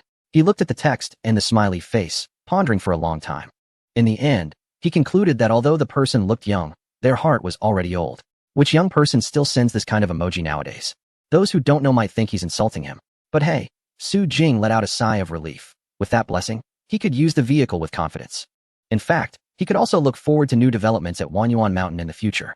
He casually replied to the message, not caring whether the other party saw it, and continued his run. Meanwhile, on the other side, Li Huaxing also took a leave to go home and prepare for some much-needed rest before greeting his superiors. If all goes well, Su Jing would soon establish an equal partnership with him. As long as this kid is willing to occasionally share good things. What harm is there in him doing everything he can to support him? In other words, it's still uncertain who would benefit more from Su Jing standing behind him. 2 days passed in a flash, and the netizens eagerly watching the official updates of Wanyuan Mountain finally welcomed the exciting day of August 20th. The new activity was about to open. On that Friday, there was a dramatic turn of events at the three entrances of the scenic area. Previously, the main entrance and the north entrance had the most foot traffic, but for the first time, the side entrance for fishing saw a surge in visitors. The tour buses and private cars were already filling the parking lot to the brim, even spilling onto the roadway. Ping and Jusho got out of the car and were immediately hit by the summer heat, a thin layer of sweat forming on their foreheads. Oh, suddenly missing the cold weather. How wonderful it would be to spend some time in Liyuan during this kind of weather. Jusho adjusted his equipment and, not hearing a response, turned to look at Ping. What are you looking at? They had parked too far and, upon getting out, realized they didn't know where they had ended up. But to their surprise, they found a building they had never seen before. Was this building here before? A silver-white sphere was embedded in the rock of the mountain, looking less like a modern creation and more like an alien spacecraft that had landed and hidden itself here. What does it say up there? The onlookers were not just the two of them. Several others who had parked nearby, and even some who were walking back from further away were taking pictures and observing. One man clicked his tongue in amazement, pointing at the silver plaque next to the iron gate. Look, doesn't it say Wanyuan Research Institute? As he spoke, he also stopped. The Wanyuan Research Institute of the Wanyuan Mountain Scenic Area? Ping adjusted her glasses, a spark of wisdom flashing in her eyes. She truly was their esteemed guide. In order to ensure that the visitors had a great time, she even started to venture into more impressive fields. They were definitely researching tools to assist with the tours here. Perhaps the gravity facilities on the climbing path to Dahan Mountain were developed right here. When was it built? Why do I feel like I've never seen it before? We've never traveled this far. The road here wasn't even finished before. So it must have been completed a long time ago, right? They secretly pulled off a major project. Right, the official website doesn't promote it either. Could they be conducting some secret research? Haha. Everyone was chattering away until the chubby one quietly pulled Ping away. While they were distracted, let us hurry in, or we'll have to line up. The two squeezed through the crowd and quickly ran toward the side entrance. No kidding. What research institute? No matter how mysterious it is, it can't compare to the mystery of their destination today. Water Mother. They're here. Chapter 298. The hatch opens. Let us go in. In the ticket hall, they experienced what it meant to be caught in a whirlwind for the first time. Their throats were dry, and their fingers ached. They finally understood the description given by little Hongjia at the main ticket booth.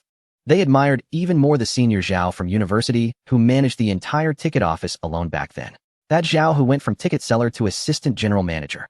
The few of them became more serious, sending one visitor after another into the park. However, they were surprised that they thought the new 50 yuan surcharge activity would attract fewer buyers. Yet the vast majority of those entering through their door had already made reservations. Sorry, the activity tickets are sold out. Huh. The visitors standing outside the window were stunned. So fast. Guarantee there are only 2,000 reservation slots online. There were still 1,000 left. The ticket seller smiled apologetically.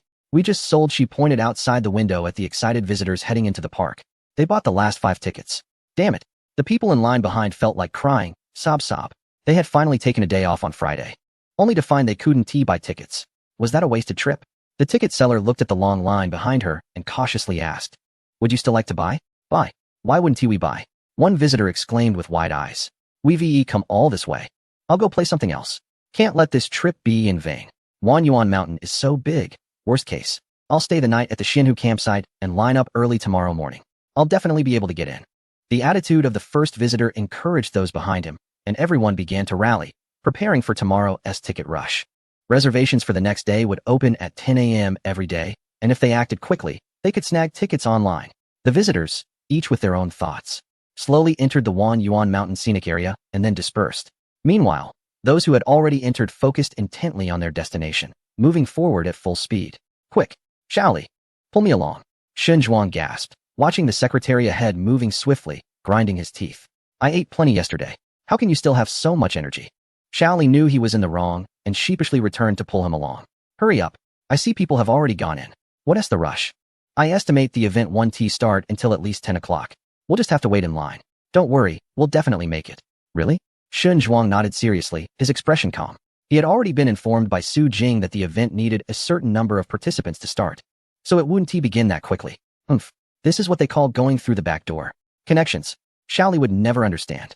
The group of tourists moved, and the first batch quickly arrived at the Luoxian Lake Research Institute. But strangely, there was no restriction on the flow of people. They could enter normally. Ping and Zhu Shoulian ran and hurriedly caught up to the end of the first batch, slipping into the research institute. Are we not waiting for Zhou? Zhu Shoulian was a bit confused, but Ping Ping was quite easygoing, her eyes fixed on the front line, waving her hand. Let it be. I heard he has something to take care of at work and will be late. We'll just line up and go in when he arrives. In the face of such an exciting event, there were no companions. Only the fierce competition for first place. She had to be the first outsider among the enthusiastic crowd to explore the new world. They entered, and behind them, Shun Zhuang and Xiao Li followed closely. See, I told you they wouldn't stop us. Shun Zhuang took a deep breath before striding inside. The weather was clear today, and the sunlight penetrated the lake, casting a faint golden glow over the entire underwater ancient city, making it extraordinarily beautiful. The first thing everyone did upon reaching the B2 level was to head to the confidential documents room. The operation table still had 2 incomplete puzzles, and the first piece of Luoshan had not appeared. The entire underground was quiet and ordinary, as if nothing had happened at all. Doesn't he feel special at all? Zhu Shoulian raised her camera, looking around suspiciously. The staff can't have forgotten about the event, right? How could that be? Ping Ping frowned, checking the time, and then looking around, not seeing a familiar figure. It should just not have started yet. Let us wait until 10 o'clock. There were still 15 minutes until 10. Ping Ping pulled the chubby boy along as they wandered between the underwater corridors, not wasting any time. Searching for fragments was a long-term task, and their ultimate goal was to piece together the complete puzzle. But Ping Ping also noticed something unusual. As mentioned before, at each bend of the corridor, there was a node. The node had a closed metal door, and outside was a spherical external room, wrapped in a metal shell. Sitting silently in the water, the inside invisible. However, today, the indicator lights above those hatch doors were all lit red. The metal screen on the right side of the main door also glowed red. It seemed to be waiting for something. She pondered for a moment, then pulled the chubby boy back, standing still at the node near the entrance of the first corridor. Shun Zhuang and Xiao Li stood at a distance. But after searching for a while, they finally found their exploration leader and immediately called Xiao Li over. Let us go to that side. To avoid suspicion. The two didn't stand directly behind Ping Ping, but instead found a neighboring node door to stand beside quietly. At 10 o'clock, when the bell rang and the hands stopped, the B2 level of the Research Institute finally echoed with the voice that Ping Ping had been longing for. Dear visitors, welcome to the Luoxian Lake Research Institute. Su Jing appeared at the door of the confidential document room, performing an old and exaggerated gesture towards the tourists looking over. From the moment I brought everyone here, to watching your relentless efforts as you solved one puzzle after another, we have officially begun this event. It can be said that the progress is entirely led by all of you. The tourists were excited, secretly taking photos of Su Jing. He posed for a moment and continued to speak through the megaphone. Today marks the launch day of the new activity, Searching for the Water Mother. The Luoxian Lake Research Institute is a very high-tech place, hence very intelligent. Now, I invite those who have reserved tickets for this activity to find the node chamber in the corridor and stand in position ahead. As soon as he finished speaking, everyone immediately began to chatter. Although they didn't understand what it meant, they rushed to comply. Of course, under the maintenance of security personnel like Zhao Long. Everyone still lined up in an orderly manner, waiting for Su Jing's next instruction. Meanwhile, Ping Ping and her companion, who had already been standing at the door, calmly accepted the admiring glances from Secretary Shun and Secretary Xiao Li next door. Look, even without Zhou, she, Meng Wanping, was still the most fervent decipherer of Wanyuan Mountain. Next, I ask all explorers to look at the scanner on the right side of the chamber door for facial verification. Only those who pass can enter. Ping Ping stood in the first position, subtly swallowing, and then leaned her face forward. A red light flashed, followed by a soft beep. The red light above the door instantly turned blue, and then the silvery metal door slowly opened in front of dozens of people. A dense white mist burst out. As the mist dissipated, Ping Ping's eyes widened in shock. This is Chapter 299, Water Download Device X001. As the steam cleared, the scene behind the door revealed a metal frame resembling a cage, surrounded by glass, with the lake bed visible outside. The ground was also silver, with a circle of strange engravings connected to supporting metal rods, the structure unclear. Ping Ping bit her lip and tentatively stepped inside. The door did not close. The chubby boy quickly stepped up to scan his face, gaining access as well, and followed her inside. Some tourists outside moved their gazes, and before the next person could step forward, they suddenly rushed towards the chamber. But before they reached the door, a deep sound echoed, followed by flickering red lights, and the door slammed shut with a loud clang. The force was so great and the speed so quick that the resulting mist almost caused the onlookers to catch a cold. The daring tourist who attempted to force his way and stopped at the door, his face pale. This wasn't a door, it was a guillotine, right? If someone ran a couple of steps faster, they'd be chopped into 4 pieces. Is this okay? Ping Ping stood inside, watching the door slam shut with a roar, unable to suppress her laughter. This was too thrilling. However, she believed that the guide would know what they were doing and wouldn't actually let anything life-threatening happen. Security personnel immediately stepped forward from the crowd, grabbing individuals like little chicks and leading them to the back. Su Jing's laughter followed. Visitors without a pass. Please do not cause trouble. We have not thoroughly researched this facility yet, and if someone gets hurt, I will be quite distressed. TSK. Xinzhuang rolled his eyes secretly within the cabin door. This kid has such a terrible personality. However, this little episode only heightened the tourists' excitement. Ding. As the next visitors scanned their face, the cabin door gently chimed and opened, welcoming one visitor after another until 11 people had entered. When the next person tried to enter, they suddenly saw a figure darting in front of them. Here we go again. Not afraid of getting stuck, are they? But once they saw the person's face, they froze, then exclaimed in surprise. The guide. Su Jing lifted his chin and stepped into the cabin, continuing his explanation. Groups of 12, please wait for 1 minute. We will continue shortly. This is also the first diving activity at Wanyuan Mountain. To ensure everyone's enjoyment and safety, I have decided to accompany you all. Click. The cabin door closed, sealing the man's voice behind, and immediately other staff took over Su Jing's duties.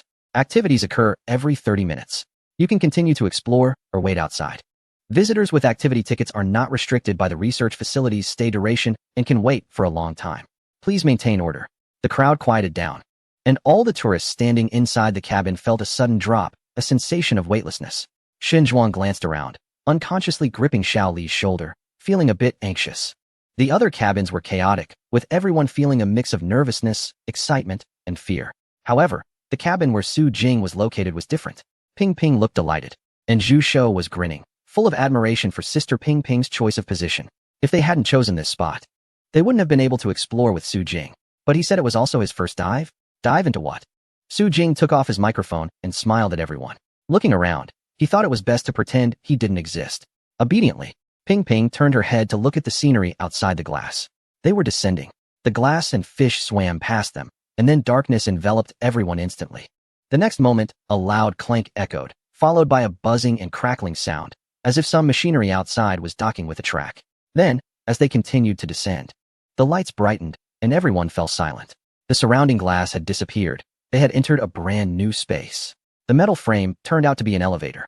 When the elevator came to a stop, waist-high railings rose, and the 12 tourists gaped as they slowly exited. Wow, where on earth is this? What is the guide bringing me here for? Zhu Shou had no time for questions. He had already raised his camera and switched to video mode, wandering around the venue while whispering to the microphone. This is a fully curved glass space, and I didn't even see a hint of seams. As if it was formed naturally. The ground is arranged in a clock-like pattern, divided into 12 directions, with a vertical figure standing near the glass in each direction, holding something at the top that resembles a racing steering wheel. On either side are places to grip, and towards the center, there are 2 small buttons flanking a screen. Is it some kind of controller? Just as he was about to let go, he noticed a blue light flash on the steering wheel in front of him, followed by a gentle female electronic voice. Control stick has been selected. Please hold steady and stand firm. Huh, what did he do? Although the chubby guy was filled with questions, he still followed the electronic voice's instructions, gripping the handle tightly and remaining still. Ping Ping next to him also heard it and immediately stopped to observe, moving to the handle beside the chubby guy and gripping it. Su Jing glanced around and chose to stand next to someone he knew.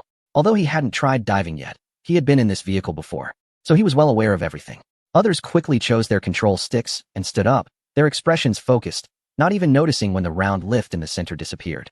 As everyone settled into position, the lights in the entire space began to flicker, from white to blue, then to purple, and back to white again.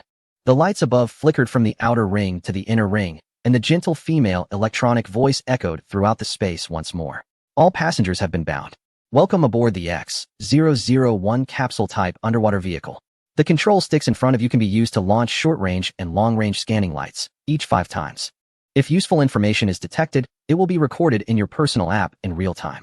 This journey will last 30 minutes, and the scenery along the way may exceed your expectations, but please do not panic, as panicking will.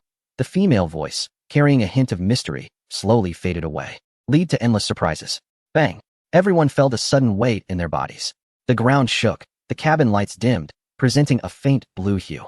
Ping Ping and Zhu Shou stared wide-eyed, watching the scenery outside slowly shift, finally confirming their suspicions. The vehicle module unlocking mentioned in the Wanyuan Mountain activity actually brought them into a submarine.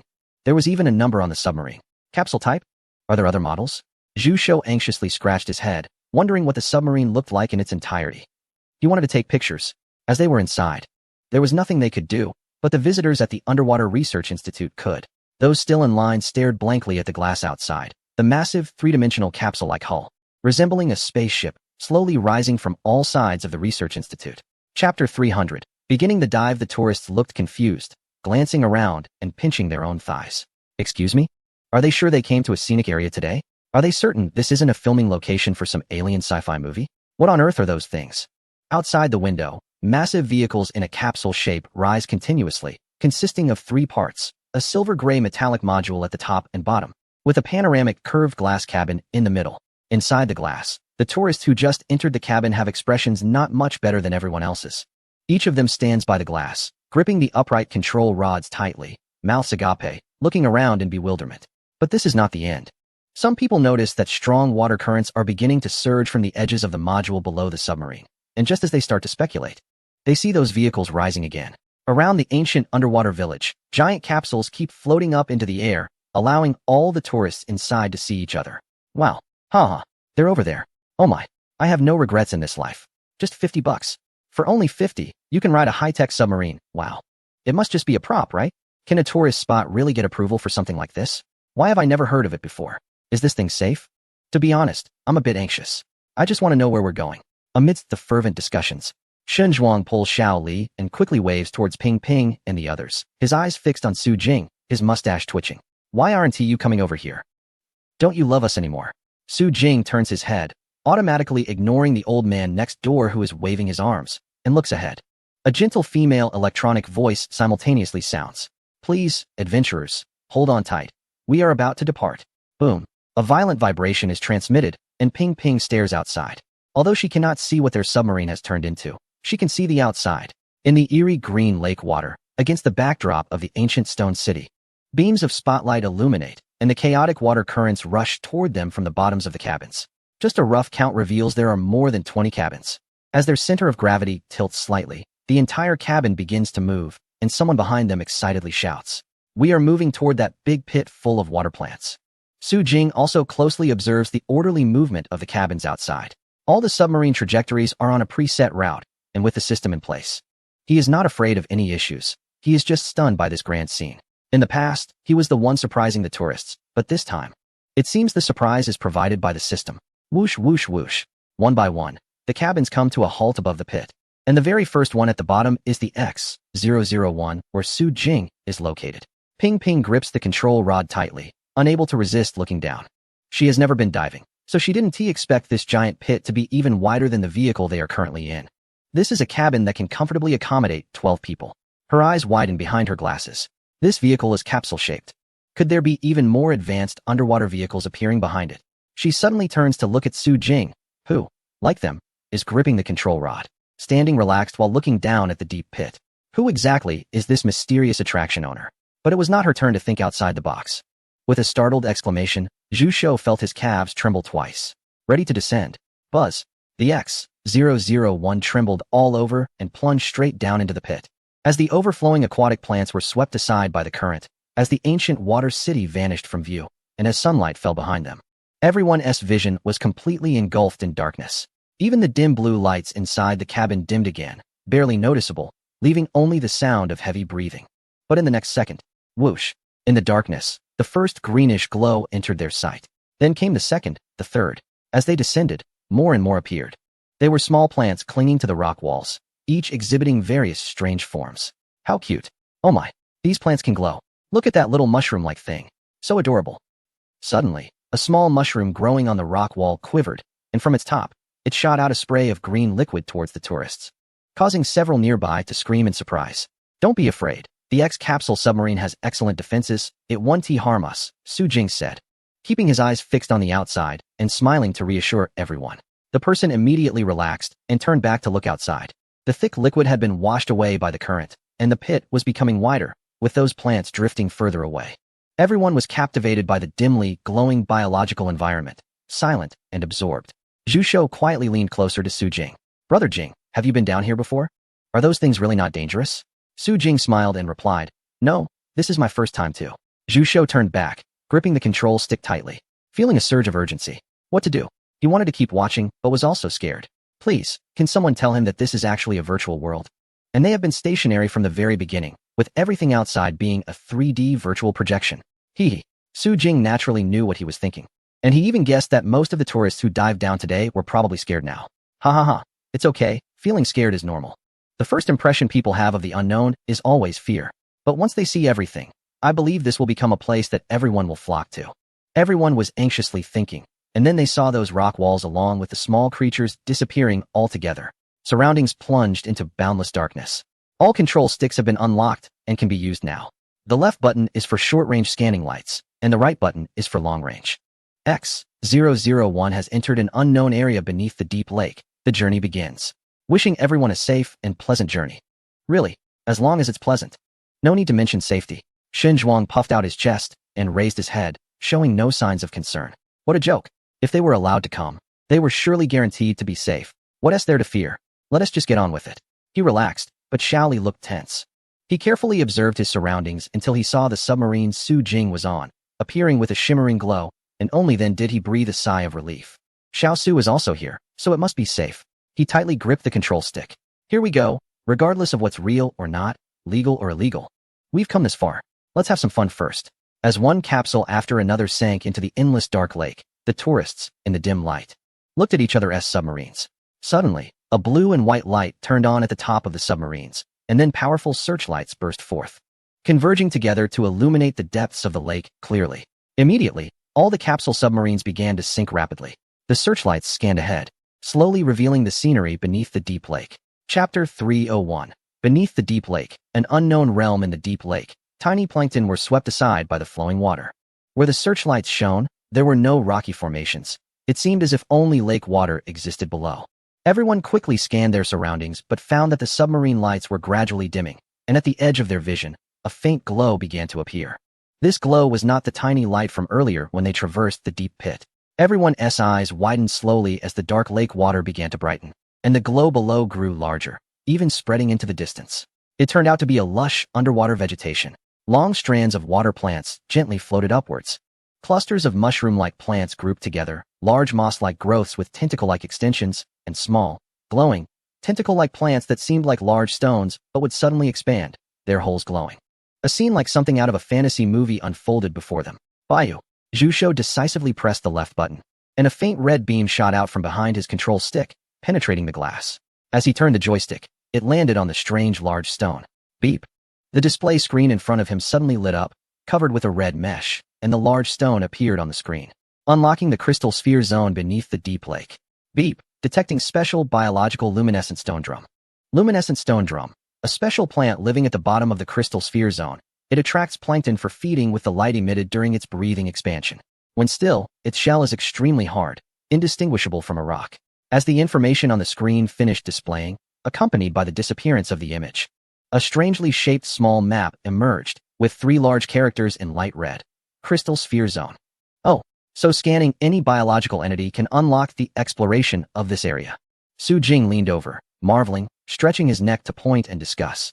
It seemed we were on the edge of the Crystal Sphere Zone. He pulled back, looking ahead, murmuring softly, wondering what else lay ahead that they hadn't seen. While they hadn't spotted the crystal sphere yet, real creatures began to appear. A fleet of capsule submarines moved above the underwater vegetation, navigating through the plankton, with the central cabin rotating at a very slow speed, allowing each tourist to see the route ahead, until another tourist suddenly pressed the scan button, aiming at a large fish darting swiftly between 2 submarines. The round, flat-headed, big-eyed fish, with a tail that is not fin-like but long and snake-like, darts away with a flick and a stretch. Capture failed. Is this even possible? But the tourist quickly stopped feeling dejected, as he looked up and gasped in surprise. Oh my goodness, no wonder it's called the Crystal Sphere Zone. In front of him, the lake bed was illuminated by a bluish glow, where unique plants grew wildly. Below, old, tough vines intertwined and extended upward, binding the spherical structures at the top. The surface of these spheres was covered with algae that looked like water grapes, revealing a shimmering green light from within, resembling a miniature crystalline earth. Around these crystal spheres, numerous fish swam freely. The big-eyed fish that had startled the tourists earlier were everywhere here, aside from their speed. They were quite gentle, with hardly any fish showing aggression towards them. The otherworldly depths of the lake gradually eased the tourists' fears. Ping Ping stared blankly at the crystalline water plants and pressed the skin button, and the biological encyclopedia immediately appeared on the screen. Beep. New species discovered. Water mine crystal. Water mine crystal lives at the lakebed of the crystal sphere zone, naturally emits light by consuming plankton. The membrane covering the sphere has slight stickiness and corrosiveness, capable of capturing prey. Each crystal has a lifespan of 1 year. The glow of aging water mine crystals changes from green to pink. Upon death, they explode, spraying seeds and corrosive liquid around, so please be careful not to approach. Wow. She quickly looked around and soon spotted 3 or 4 water mine crystals emitting pink light among the dense plants. Guide, can we go check out that plant? She exclaimed excitedly, even wanting to leave her seat and rush over to Su Jing for help. Unfortunately, he just smiled apologetically. The movement route of the X-type underwater vehicle was predetermined, and free movement would have to wait for later. He did not say it outright, but it left the 11 tourists nearby feeling thunderstruck. Later, free movement.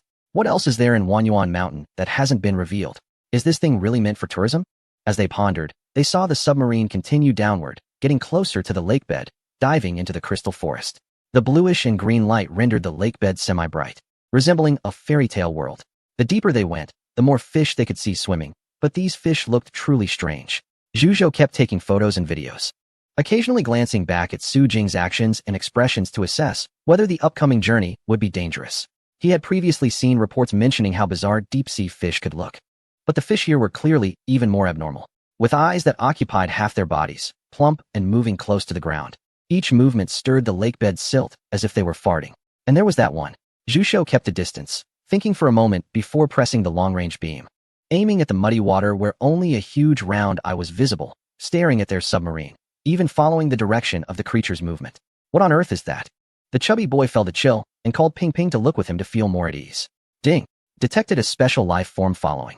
Follower, non-aggressive. A scout of a giant species, which sends out sound waves to attract larger predators when it detects big prey. When it stares motionless, it means it has targeted you. Oh no. The chubby boy suddenly turned his head to look at the calm Su Jing beside him. Brother Jing. No kidding. Is this for real?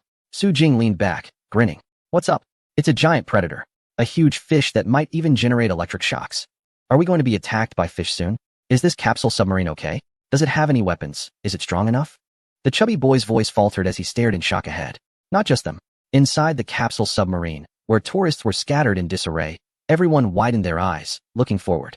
They were staring at the enormous body moving from the depths of the dark blue lake, fiercely weaving through the underwater mine crystal plants. Like a school of fish rushing towards them. With a massive gaping mouth, teeth gleaming coldly, and eyes larger than their fists, a giant shark. Oh no. Just moments ago, Secretary Shun had been calm, but now, looking at the thin layer of glass in front of him, he just wanted to faint. My life is over. Chapter 302. Giant Predator in the blink of an eye. From the moment the giant predator appeared in view to its charge, only a few seconds had passed. However, as soon as the fish school was spotted, the X-001's intelligence had already begun to act. Ding. Detected an aggressive biological group. Please hold onto the handrails and press the button on the screen. X-001 activating movement mode. Lowering cabin temperature, turning off submarine lights, activating protective shield. Activating level 3 kinetic system. Impacts imminent. 3. All tourists turned pale and hurriedly pressed the button in the middle of the screen. In the next moment, they felt vibrations beneath their feet and looked down. The chubby boy at the front of the line watched as the circular patterns beneath him suddenly rose, forming a frame, with a thin layer of liquid seeping out, wrapping around his calves and feet, solid as a rock. He couldn't move at all. 2. Meanwhile, Ping Ping adjusted her glasses. Her eyes filled not with fear, but with a thirst for knowledge about the mysterious creatures. Are those sharks real or just technological projections? If they are real, what kind of place has the lake brought them to? In her pupils, the monstrous shark teeth magnified, flashing with a thrilling, cruel light. 1. The submarine lights instantly went out, cold air burst forth, and the temperature around dropped sharply, causing the tourists in short sleeves to shiver. Here it comes. Boom. The school of fish had not yet arrived. The shockwave of the water came first. The power systems of all the submarines suddenly released a powerful jet of water, causing the group to scatter. In the central chamber, some tourists let out inevitable screams, some excitedly howled, and others tightly closed their eyes, too frightened to make a sound. Although the X-model capsule submarine was small, it was also more agile. More than 20 small capsules spread out and instantly entered a chase with the giant thunder shark. Su Jing finally put on another pair of headphones and, amid the chaotic water turbulence, pressed a button and spoke calmly. Dear tourists in the submarines, please do not panic. What you are experiencing is just a special presentation style at the bottom of the fairy lake and is not dangerous. Please consider it as an immersive 8D scene experience. His voice echoed simultaneously in over 20 submarines, and his composed tone certainly reassured the tourists. Fake. If it's fake, then they felt much better. But wasn't this fake a bit too realistic? If it were all staged, it would have started as soon as they entered the deep pit. Yet they hadn't felt any sense of fakeness during the entire journey. Most people sighed in relief, but a small portion rolled their eyes. Fake. Who would believe that? Which 8D cinema could make it this realistic? However, they were reluctant to expose him. They were curious about how he would perform. With varying thoughts, they finally faced the oncoming shark attack. As the first submarine to encounter the shockwave, X-001 naturally swayed more violently. The chubby boy screamed loudly in Su Jing's ear, seemingly unafraid of the glass shattering. Meanwhile, on Pingping's side, it was eerily silent. The little girl gritted her teeth, her eyes fixed on her surroundings. Blood vessels faintly visible in her eyes. Completely oblivious to the screams of the other tourists behind her, she was already excited to a certain extent. Su Jing glanced at the situation of the crowd and admired their courage. Even as the leader of the scenic area and the creator of this zone. Seeing this scene made him grip the handle tightly, his heart in his throat. Brother Tongzi, is the hardness of this submarine okay? It won't fall apart soon, will it? We don't want to end up here. The system's voice fell silent for a moment, as if nothing had happened. No problem, produced by the system. You can rest assured. Really? Why did he feel something was off? But there was no time to think, he had to hold on tight. A giant thunder shark charged at them, and there was no way to dodge it. Bang! A muffled sound echoed as Ping faced that massive mouth. Even seeing the clearly defined skeletal structure beneath its membrane, finally screaming out in shock. Boom! The submarine spun and flew backward, everyone's vision spinning wildly. Thankfully, the special gel beneath their feet prevented them from being thrown out. Damn it, Juin. Damn it. Is this really an illusion? This doesn't seem right. Isn't it's supposed to be 3D virtual? I just spun 720 degrees. Amid the screams, Su Jing's vision also spun, but in this tense atmosphere. He couldn't even throw up. Fortunately, the submarine stabilized after just 2 turns, and the usually gentle female electronic voice sounded again. But this time it seemed to carry a hint of irritation. Under attack, initiating combat program. Just as the tourists, who had finally calmed down, processed this information, they heard the electronic voice. Her words seemed to provoke a response from other similar submarines. The cooling dissipated, and blue lights illuminated, resembling pairs of eyes slowly opening in the darkness. Wait, don't open your eyes yet. Amidst the chaos, Zhu Shou, excited, remembered to turn on his action camera. What's this? Are we really going into battle? Is it the kind of battle he imagined? As he voiced his thoughts, the other tourists quieted down. Although a few were scared and asked to be sent back, no one paid them any mind. Men and women alike widened their eyes, observing the other submarines that were gradually lighting up, eagerly anticipating the activation of the combat mode. Combat mode. This isn't a joke. They are underwater, riding in a high-tech submarine, about to engage in a battle with an unknown group of creatures. When would one ever witness something like this in their lifetime? Su Jing also swallowed nervously. He only knew that the combat system of this model was equipped with a laser module, but since he had never experienced it, he was unsure of its power. Would it be able to hold its own? Would it scare the tourists? Of course not, because the anticipated battle did not fully unfold. As the giant thunder sharks, stimulated by the lights, launched a group attack, trying to smash the submarine with their teeth and tails. The small capsules arranged like shields merely made a crisp popping sound. In an instant, dozens of bright red rays swept through the school of fish. Chapter 303, Fully Charged and Continuing Splash. The giant thunder sharks, still moving and attacking, suddenly had 5 or 6 of them severed in half, instantly breaking into 4 or 5 pieces, sinking to the lake bottom, their pale red blood spraying into a mist and blocking their path. Gulp! A loud swallowing sound echoed in the cabin, which had been filled with tension just moments ago, as the tourists turned their heads to look at the battlefield. So fragile? Is it over? No way. Did we really kill them? What kind of weapon is this? Zhu Shou stared blankly, then looked at Su Jing, who was equally stunned. Brother Jing, is this real? Su Jing chuckled awkwardly. I told you it's a simulation experience. Don't overthink it. All right. This is too intense. Is this weapon even appropriate for our attraction? Now, it was even harder to deny that it was real, as the blood mist slowly dissipated. The group of giant thunder sharks resurfaced, their fist-sized eyes fixed on them, clearly showing signs of wariness. The intelligent female voice softened again. Combat energy depleted. Wait, the battle isn't over yet, and you're out of energy already. I just praised you for being impressive, and now it's just a flash in the pan. Xin Zhuang hadn't finished enjoying the moment when he saw a school of sharks in the distance suddenly open their mouths. Threads of blue-purple electric light slowly gathered in their mouths, and then, with the rushing waves, they launched towards the capsules. Alright, now I understand why they are called thunder sharks. This is really thunder. Xin Zhuang felt his vision darken again. Although Su Xiaojing said it was all fake, he couldn't shake off the fear. It felt as if those sharks were truly real. Besides, even if the sharks were fake, they were still in a diving vehicle. And being sent underwater was definitely real, right? Just thinking about that made him more anxious. The electric light rushed towards the submarines with immense force. But all the small capsules stood still in formation, as if they had completely run out of energy. Capsule X001 floated among them, serving as the strongest point in the formation, while the glass cabin continued to slowly rotate, allowing all the tourists to see what was happening in front of them. Ping Ping shrank her neck, furrowing her brows, feeling a mix of tension and excitement. She had doubted the guide when he said it was fake, but at this point, she couldn't help but believe some of it. After all, sharks that spit electric balls? Come on, this isn't a novel or a game. How could such a thing exist in reality? Beside her, Zhu Shou had already taken out his camera, ready to capture the moment. The tourists were both anxious and curious. While some couldn't see ahead and could only exchange wide-eyed glances with tourists from other submarines. For the first time, Su Jing, as the person in charge of the scenic area, was even more worried than the tourists. What if this thing damaged the submarine's power system? Would they be stuck here? As he pondered, he watched the thunderstorm sphere charge towards all the submarines, transforming into a crackling web of electricity, sealing them inside. The blue and white electric light flickered, making the glass in front of all the tourists blur, and they collectively gasped, bracing for something even more terrifying to happen. But unexpectedly, when the electric light disappeared, they found themselves staring into the eyes of the giant thunder sharks outside, and then a gentle female voice from the smart speaker announced, "Energy is fully charged. Combat systems can be reactivated." Uffed. Xin Zhuang burst out laughing. "What the heck? You came to recharge us? After exhausting all our energy to deal with you, and now you fill it back up?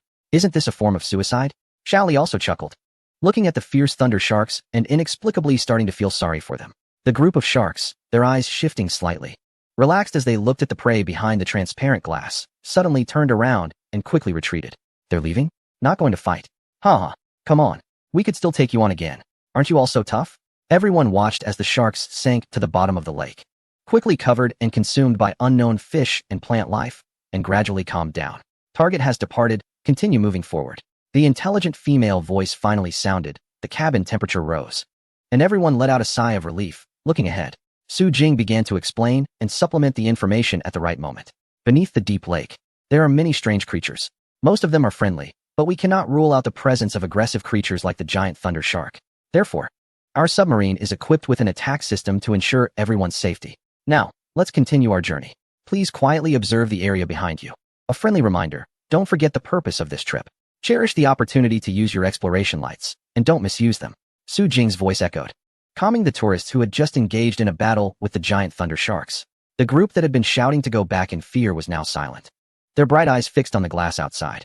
The azure lake bottom returned to calm, and small fish appeared again, weaving through the crystal formations. It had been 10 minutes since they descended from the deep pit. Zhu Shou discreetly checked the time and then looked at Su Jing. The entire activity lasted for 30 minutes, but they had already spent 10 minutes. He wondered if there would be anything else later. He couldn't contain his curiosity and wanted to ask Su Jing, but before he could speak, Ping Ping nudged his shoulder, urging him to look ahead. There was a change.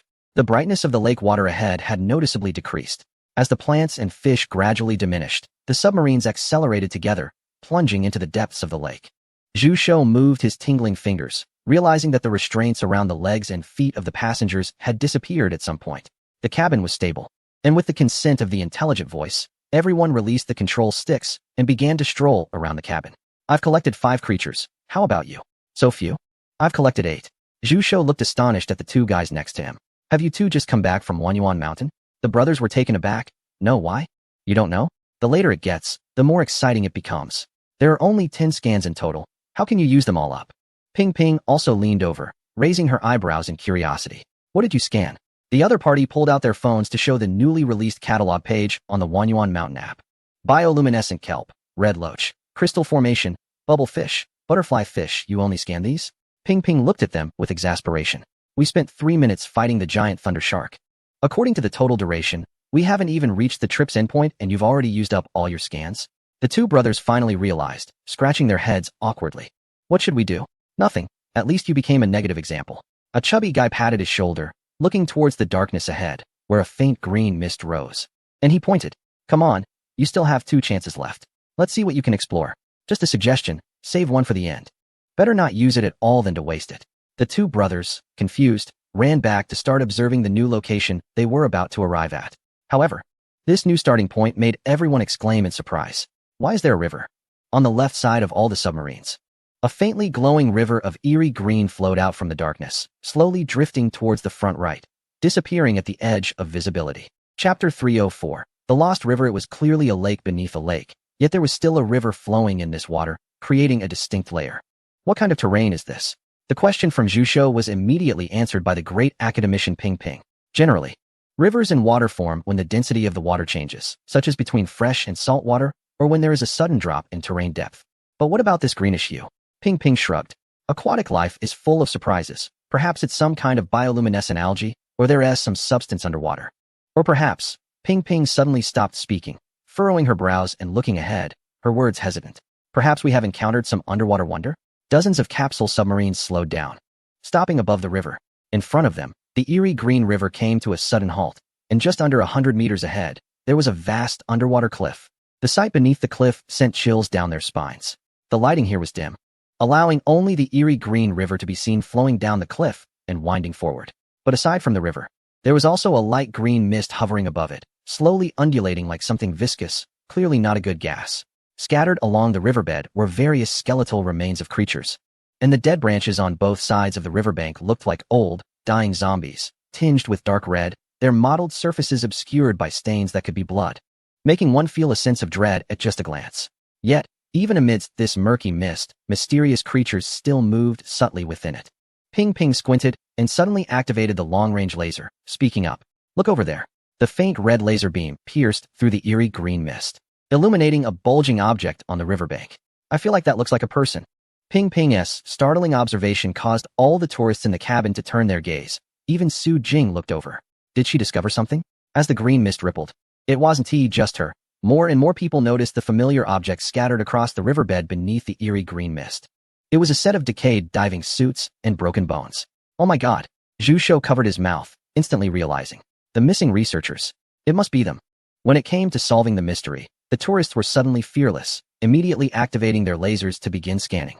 The screen in front of Ping Ping finally displayed a new image, and an intelligent voice followed. Ding. Biological remains scanned. Human, male.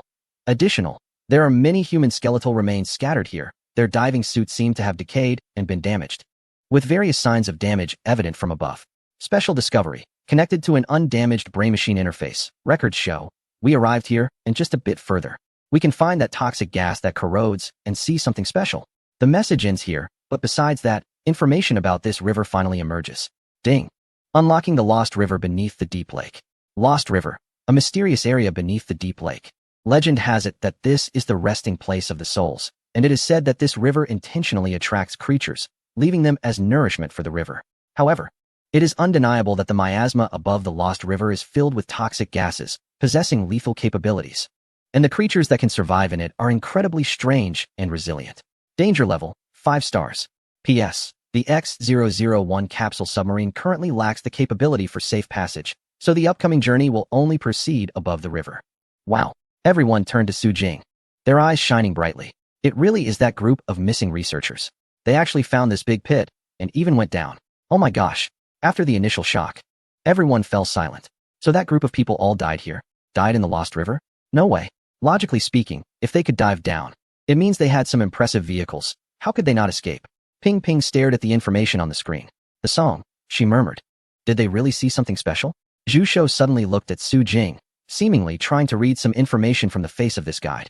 Su Jing rolled his eyes and turned his face away. Looking at the scenery is useless for me, because he really had never been to this place. With time pressing and tasks heavy, he only prepared the props and tools and dropped them down before the tourists arrived. Why did he come along? Because he genuinely wanted to see. So he only had a rough framework of the task scenic setup. He wasn't clear about what it was actually like inside. However, saying that, the system's transformation was indeed well done. No wonder it could steal faith from certain deities. It really has strength. System. Su Jing temporarily blocked the voice in his mind, happily following the submarine as it began to move forward. A group of capsule submarines emitting blue light descended along the cliff, floating above the Lost River, moving along the river. The X-001 led the way, while the 002 that Xinzhuang and the others were on closely followed behind. He had worked in the Cultural Tourism Bureau for half his life, assessed countless scenic spots, but never imagined that beneath the wild mountains at his doorstep, there would be such a place. It should be fake, right? It must be some special technology from Su Jing creating a virtual image, showing them a film. Despite just experiencing a tense and thrilling battle, Xinzhuang still preferred to believe it was fake. As for Shaoli beside him, his eyes sparkled, with no time to consider if it was real or fake. He just wanted to see what exactly existed in that toxic mist. Unfortunately, the submarine strictly followed safety protocols and did not descend at all, until suddenly, splash. Wow. Shaoli let out a shout and nearly lost his grip on the control stick, staring at the enormous suction cup tentacle that suddenly wrapped around below the glass. What about the attack system? The enemy is right in front of us. Why isn't he fired yet? Beside him, Xinzhuang pressed his lips together and immediately aimed the beam at the large tentacle, successfully obtaining information on the long-beard sage. Ding! Unlocking unknown creature. Long-beard sage. Long-beard sage. No specific habitat, resembles an octopus, but possesses high intelligence, claw-like front limbs, fast movement speed, and strong attack power. Shaoli exclaimed. Is this really the time to be checking the encyclopedia? Chapter 305. Guidance of the Longbeard Sage. Others also noticed the slowly moving tentacle, some in panic. Even tourists from other submarines pointed and gestured, some looking terrified while others hurriedly took photos. Yet, despite this, the smart voice system remained silent, as if it were malfunctioning. Shu, quiet down. It seems this creature doesn't mean any harm, Xinzhuang said, calming Shaoli after reading the screen's description. He then looked at the tentacles slowly undulating against the glass as a shadow approached. A resilient blue-gray flesh lump, oddly shaped and reminiscent of an alien head, slowly rose before the glass. The huge, dead white eyeball rotated slightly, surveying all the tourists inside the cabin. Gulp. Xinzhuang could no longer smile. No one mentioned that the Longbeard Sage would be this large. It fully surfaced, pressing against the submarine's glass, and the over 3-meter-tall glass couldn't contain its entirety, revealing just how massive it was. What does it want? Xinzhuang noticed the claw-like front limbs mentioned in the information, glowing with a crystal light, sharp enough to raise doubts about whether they could pierce through the cabin. Shaoli took a small step back, shaking his head at the giant octopus. I don't know, but don't you think this creature looks a bit familiar? The tourists in the cabin fell silent, afraid to make a sound, lest it provoke a reaction from the creature. However, with a silent splash, the Longbeard Sage soon detached from the submarine, swimming ahead of the fleet, floating above the toxic mist, quietly observing them. Shaoli didn't notice, but many tourists did. They were loyal fans who had come to unravel the mystery of the fallen immortal lake. So how could they not recognize it? This creature was one of the statue beings hovering above the pillar at the entrance of Luoshan village. An octopus head, with tentacles, and 2 sides hanging from its chest. To think the statue wasn't just a figment of imagination, but had a real-life counterpart. Could this creature be related to the legends of Luoshan village? Ping Ping adjusted her glasses, staring ahead with excitement at having uncovered a secret. It seems like it wants us to follow. Zhu Shou looked up at the top, then at the control stick in his hand, feeling helpless. But the submarine's route has already been planned. We can't control it. Right, Ping Ping sighed. But her eyes remained fixed on the strange Longbeard Sage, eager to pull it into the cabin for further study. Fortunately, it seemed the submarine's direction was aligned with that of the creature. After floating above the toxic mist for a few minutes, they noticed a change in the terrain again. Ahead, the land suddenly rose sharply, and a valley crevice appeared before them. The lost river wound around the mountain wall, meandering away into the distance. The bearded sage also paused at the entrance of the underwater valley crevice, looked at them for a moment, then suddenly moved and disappeared into the opening. We've arrived. Su Jing gently spoke, his voice echoing through all the submarines. It seems we have arrived. All the submarines halted in the lake outside the valley crevice, simultaneously turning on their searchlights to illuminate the narrow opening. The smart voice chimed in unison. Ding! Arrived at the destination. All passengers please prepare. About to enter an unknown area. Gotta. Everyone heard the sound of gears turning beneath them, followed by gasps from the tourists at the back. The submarines were changing formation. Previously, a large group of capsules was bustling around. Now they lined up like a dragon, with water gushing out from the bottoms of the capsules. Then, in the next moment, while everyone was still in shock, departure. Whoosh. Submarine X-001 took the lead, with a strong sense of weightlessness and thrust, propelling everyone into the valley crevice. But ahead was the mountain wall. They were not heading into the valley.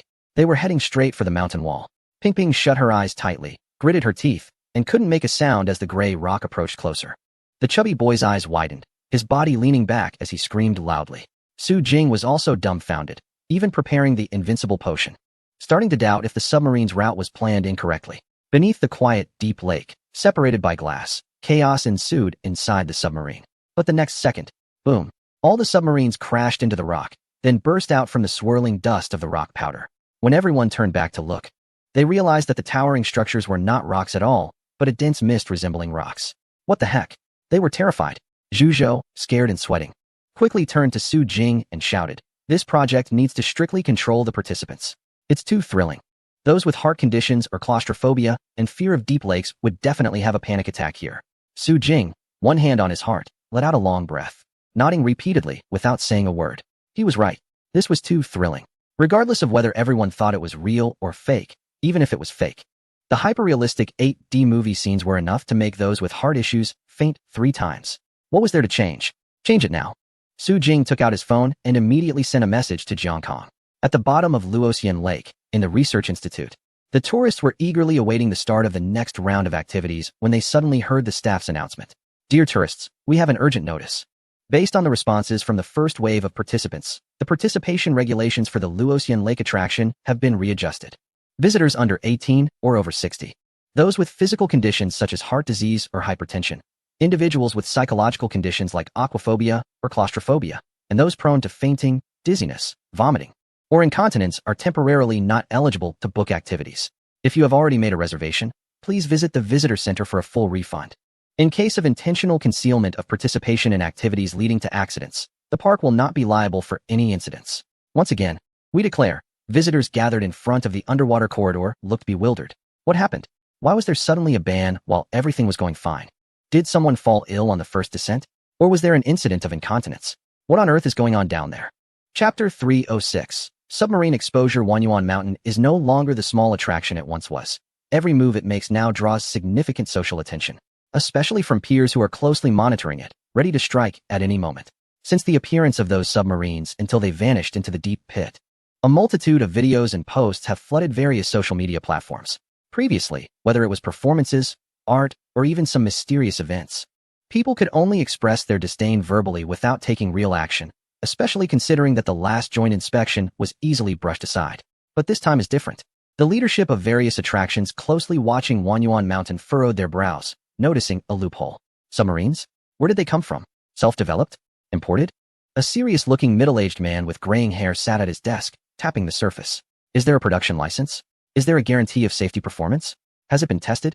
When was the man license obtained? A smile finally appeared on his serious face. Wanyuan Mountain has gone too far. They've finally been caught in a mistake. Time to find reporter Lu and release the news. Let us see how he manages to turn things around after allowing dangerous tools to be used by visitors without quality inspection. The videos and posts shared by visitors, originally filled with good intentions and excitement, instantly became powerful weapons. Zhao Meng did not bring his team today. He was busy dealing with operational issues at Mountain Mang when he suddenly saw such information on his phone. What the heck? The nearly 1.9-meter tall man was instantly shocked. He couldn't articulate anything for a while and immediately called Xin Zhuang. However, the other party's phone had no signal, and Secretary Li's was the same. After thinking for a moment, he called Song Jiming.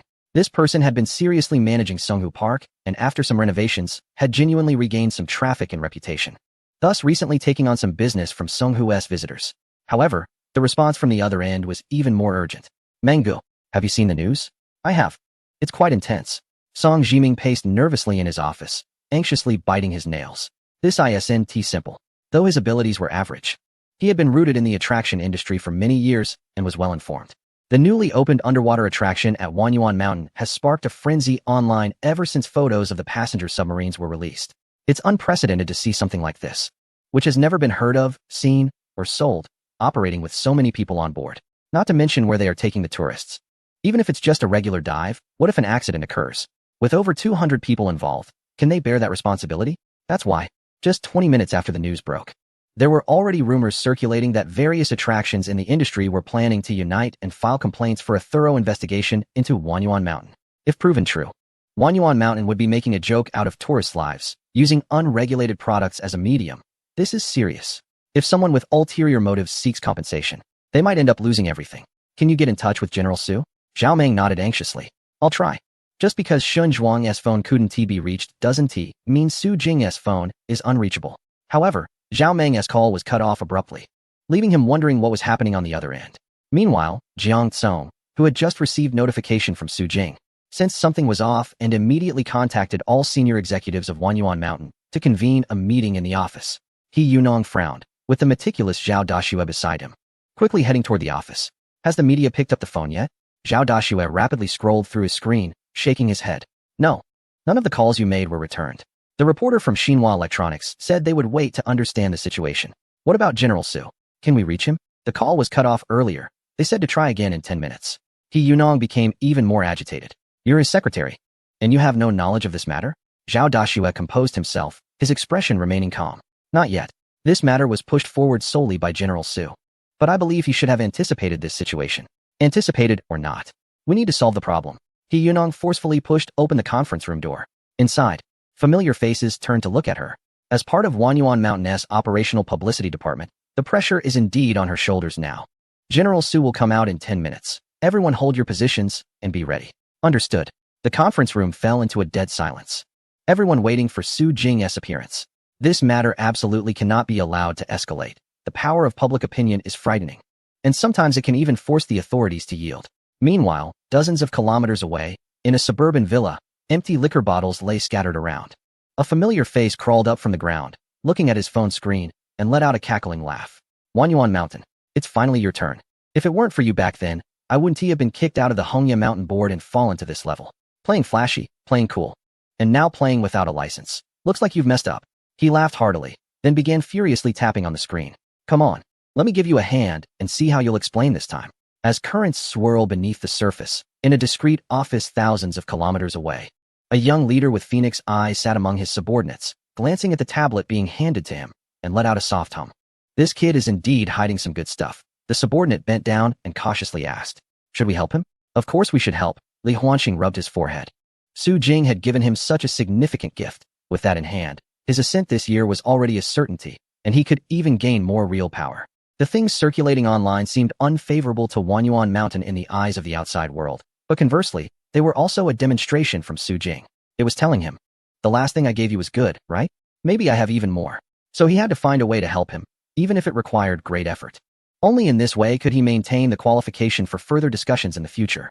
Otherwise, if Su Jing took his technology and sought any leader of his level, it would be the same. Therefore, not only did he need to assist him, but he also had to do it well. Society and the nation, collaborators and employees. Everyone was anxiously preparing and waiting. As for the instigator, he stood in the capsule-shaped submarine cabin, along with others, staring blankly ahead. The clouds and mist over the rocks dissipated, exposing the scenery in the valley completely to everyone. Chapter 307 Arrival. Tree of Life, is this also a scene performance? Zhu Shou couldn't help but released the control stick and reached out to touch the glass in front of him. His face was illuminated by the flickering light of green and blue.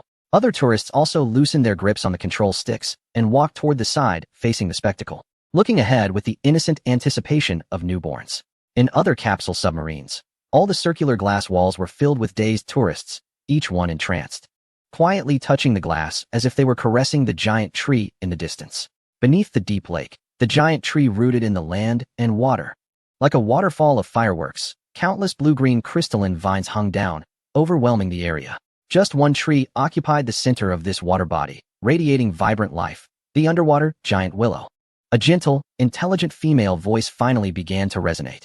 Welcome, dear tourists, to the Tree of Life area, the endpoint of this journey. Having arrived, unlike other tourists who stood pressed against the glass, Su Jing took a step back and began to survey this heavily crafted area. This was the first time he had spent a substantial amount of prestige points to create an S-level attraction. But the effect was truly different.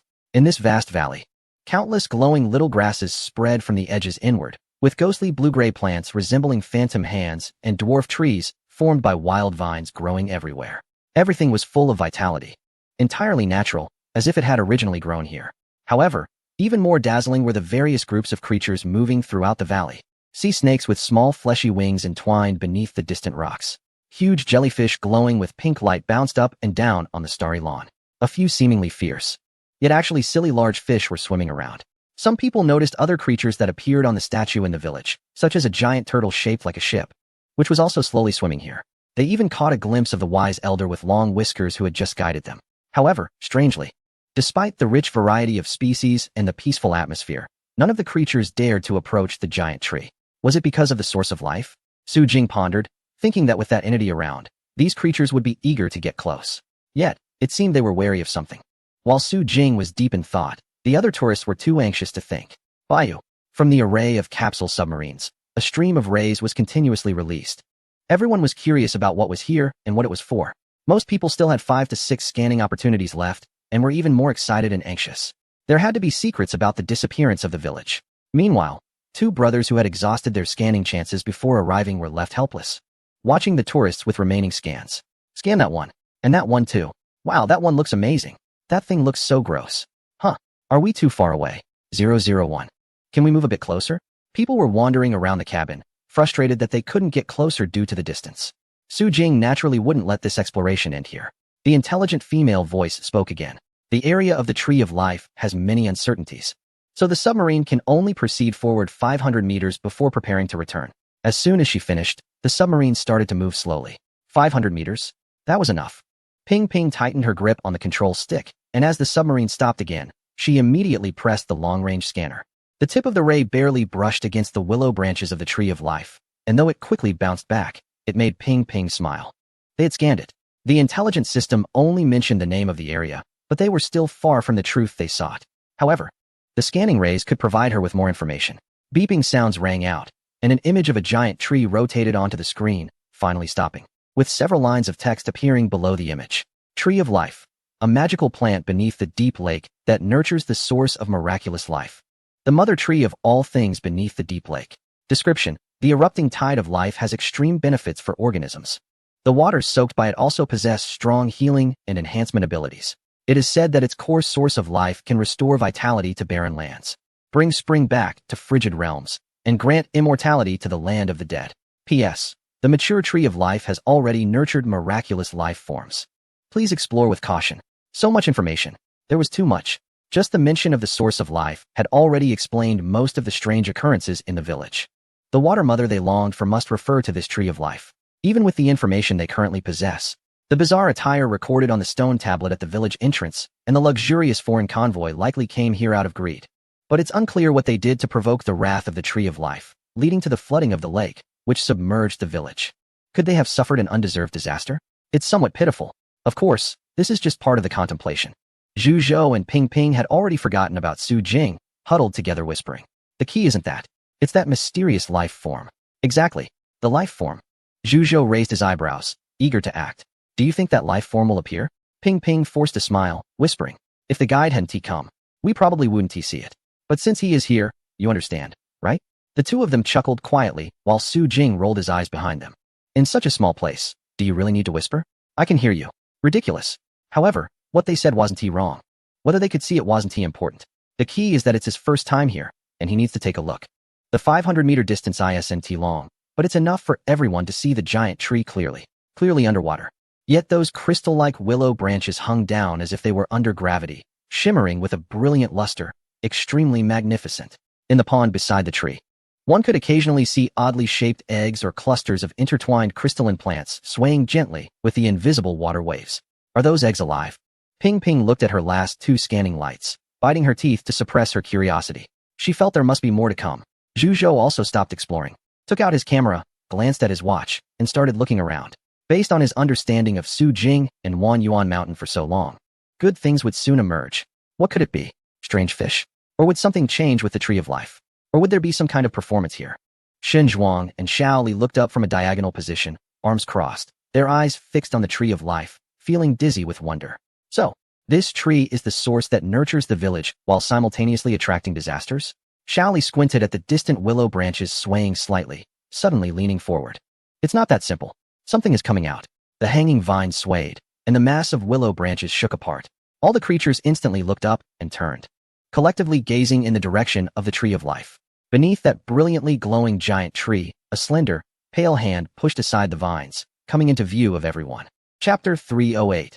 The Water Mother appears. Time seemed to come to a standstill when that graceful woman emerged from the blue-green vines. Even the Tree of Life seemed to pale in comparison. With white hair, white lashes, and long hair cascading down to her waist, she was pure and flawless. But when she looked up at the crowd, her eyes revealed a vibrant green like jade. A jade ring swayed slightly by her ear, instantly bringing life to that pale figure. The woman under the tree was making gestures, causing all the tourists to widen their eyes in astonishment. Although she was clearly underwater, and sound shouldn't have been transmitted, everyone heard a soft voice that felt like a sigh. They sensed the essence of the village. Zhu was almost wearing out the shutter button on his camera. Who is this woman? Is she real? Can a film really create such a character? But if she is real, it's even more impossible. Who could live underwater and still speak? He suddenly looked at the dazed Ping Ping beside him. His mouth agape, but unable to say anything. It's a deity. It's a spirit. It's the Water Mother. This is the real Water Mother. Ping Ping remained silent, simply gazing adoringly at the newly appeared NPC, her heart shaken. How could she be so beautiful? The tourists around her gaped, even too afraid to utter a word, fearing they might disturb this ethereal being. Meanwhile, Su Jing stood in a corner, locking eyes with the woman, then shook his head and smiled. The woman then looked away and continued walking, moving toward the Tree of Life. All the fish suddenly came to life.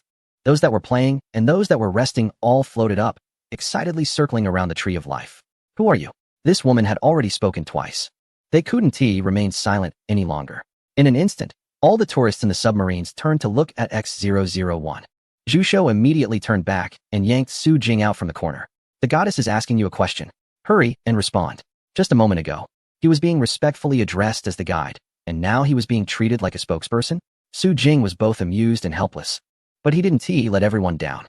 Wearing a special headset, he thought for a moment and opened his mouth. But before he could speak, everyone heard the woman speak again. I can hear everything in the deep lake without the need for transmission. You may speak freely. Her feet, pure and white, stepped gracefully between the tree vines, crossing the pond. The light veil she wore sank into the water, trailing behind her as she moved, becoming light once more. I haven't felt their presence in a long time. She was gazing up at the submarines, yet all the tourists still felt she was unattainable. Just standing there. She was stable, lively, and supreme, exuding the essence of life. Su Jing was quickly pulled back, his vision swallowed by the crowd. All right, is this the trust between people? The relationship has faded, buddy. Just a moment ago, he desperately needed his help, and now he was being cast aside, but there was no chance for him to interject. As in an instant, the entire cabin was in chaos. Sister deity, are you the Water Mother? Oh my, are you the new NPC? Are you a goddess born from the Tree of Life? Can you leave this place? Is the great flood of the village your punishment? What happened 100 years ago? Why are you angry? Oh my, you're so beautiful. Everyone started chattering like a machine gun, frantically directing their questions or exclamations at the woman. She remained quiet, smiling gently as she watched them, without saying a word. It was only when the noise gradually faded that they became aware of their offense. If this were at the sacred mountain, at the carp pond, the carp god would probably have flicked his tail, soaking this noisy group without a second thought. Yet this woman seemed even more formidable than the carp god. Would she get angry? The atmosphere returned to tranquility. Shen Zhuang, who had been chattering away, now stood with his hands tucked away, nervously waiting for the deity to speak, like a 3-year-old child who had just realized he had done something wrong. Finally, the woman's eyes curved into a smile as she glanced at the crowd, as if she were looking through them at something. I must be the Water Mother they spoke of. She gently lifted her feet, and her entire being seemed to be pushed by a stream of water, floating into the air, standing before the group of tourists. Did she know that Luoshan village had been submerged? Ping Ping's heart tightened. Was it her doing? But she didn't seem like a deity who would do something like that. At that time, my power was not strong enough. They came to seize the source of life, provoking the wrath of the mother tree. I had no choice but to do my best to protect their souls. Are they doing well now? The Water Mother's emerald eyes looked at the tourists, conveying only endless tolerance and gentleness to them. Ping Ping felt a dryness in her throat. Their souls are well, living as usual. But who are those raiders you mentioned? What happened later? Though she knew her question was abrupt, it was crucial to the mystery of Luoshan village and vital to this major clue. The Water Mother stood there, lowering her gaze as if in recollection. Her brows furrowed slightly, causing the water to ripple and the fish to swim more vigorously. She gently stroked her brow, and even the life tree behind her began to sway its vines. Su Jing looked astonished. Had he set her up to be this powerful? Rocks began rolling down the mountains in the distance. Stop thinking about it. What if something goes wrong later? The tremors became more pronounced. Red lights began flashing in the cabin, and a female voice announced a warning, startling everyone, who hurried back to their control panels, gripping tightly, yet unable to resist turning back to look at the ethereal Water Mother with flowing white hair. I can't remember clearly. The Water Mother finally looked up, a hint of sorrow in her eyes. I only remember that those people came to seize the source of life, seemingly to save people, to save an entire city. Their dwelling places had become unlivable. Ping Ping held her breath as the submarine's swaying gradually ceased. So, the people of Luoshan village were merely protecting their deity. And the intruders were also there to save lives, while the Water Mother was only acting in self-defense. None of them had done anything wrong. Suddenly, she felt a pang of sadness. But Luoshan village sank into the lake because of this. The outsiders gained nothing and were left to wonder what had become of them, while the mother tree seemed severely weakened, having migrated from beneath the village to this place. This story seemed very tragic, but the water spirit quickly detached from her emotions. Looking at the people in front of her, seemingly asking for something, but to everyone, it felt more like issuing a task. Since you carry their aura, I have a request. Chapter 309. Return Journey. Everyone perked up their ears, staring intently at the water spirit as she spoke. If possible, I would like to know if they ever blamed me. No matter what, it is we who caused the destruction of their homeland. The water spirit lowered her gaze and fell silent, her smile tinged with sadness, making Pingping's nose tingle. Everyone nodded frantically, not even considering how to convey this information back. But anyway, agreeing to her was the right thing to do. The collective willingness was communicated back, causing the water spirit to reveal a gentle smile once more. Once you fulfill my request and return, I will give you a gift. You will like it. After she finished speaking, she turned to leave. But instead of swimming into the giant tree, she became transparent with the flowing water and vanished beneath the depths of the lake in front of everyone. Wow. As expected of the water spirit, did she just turn into water and disappear? Oh my god. So beautiful. Absolutely stunning. A new deity has emerged in Wanyuan Mountain. This one is incredible. I just want to say, if she is the water spirit, then who is the river deity? Does the river deity know about the existence of this water spirit? Wow, so much information. My head is going to explode. Ping and the chubby boy slowly calmed down, huddling together, and finally heard the familiar, intelligent female voice. Exploration time is over, beginning the return journey. Please return to your positions. The upcoming return journey will proceed at full speed. Huff. As everyone got into position, a large amount of water surged from below the cabin, causing all the capsule submarines to slowly rise into the air. However, despite the violent turbulence of the water, the massive canopy of the Tree of Life remained completely still, as if no creature could disturb the area it protected. Among the blue and purple shifting crystalline tendrils, the water spirit reappeared, sitting on a branch with her skirt flowing down. Will they become invaders? The vines slowly danced, brushing against her ankles, seemingly comforting and protecting her. I hope not. Boom. As her voice faded, all the capsule submarines were instantly ejected, quickly disappearing into the distant, deep darkness. Buzz, clang. The journey to the Tree of Life took nearly 20 minutes, but returning to the deep pit only took 5 minutes. All the tourists experienced the thrill of underwater racing, excitedly gripping the control sticks and laughing heartily. So this little capsule can speed up this fast. Wow, that pushback feeling is no joke. It's hard to believe this is just a scene enactment, or is it all real? All the submarines had stopped at the bottom of the deep pit, beginning to line up and slowly ascend. Su Jing hid to the side and started checking messages on his phone, while others began excitedly discussing. Ping's notebook was already filled with a page of notes, and she happily closed it, looking at Zhu Shou and lowering her voice again. What do you think? Which parts are real and which parts are fake? Although she couldn't say it outright, she absolutely didn't believe that the Grand Wanyuan Mountain created by the guide was all just a virtual image to fool them. Cough, cough. One couldn't say it was fooling either. Even if it were truly virtual, it was of such high quality that it was enough for them to praise it. However, since the opening of Luoxian Lake and the discovery of the secrets of Luoshan Village, everything here felt as real to them as events that actually happened. Now they were at the final stage, and you tell me all of this is just a scene enactment? All fake? Humph. Who would believe that? Zhu Shou chuckled, looking at the stunning photo of the water deity in the camera. Whoever wants to believe it can believe it. He certainly doesn't. Although the water deity speaking underwater and appearing distorted was a bit absurd, the existence of the carp god made her presence understandable. It could have been some light refraction or magic trick, or perhaps they weren't even underwater at that moment, but rather creating an atmosphere with some light animation projected on glass through water ripples. You see, there was no need for Su Jing to explain it all.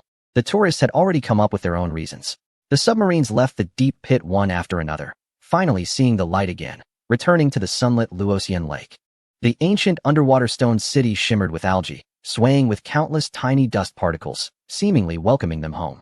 The tourists in the submarine cabin were filled with excitement and laughter, waving at the people in the research institute as they followed the submarine back to the docking point.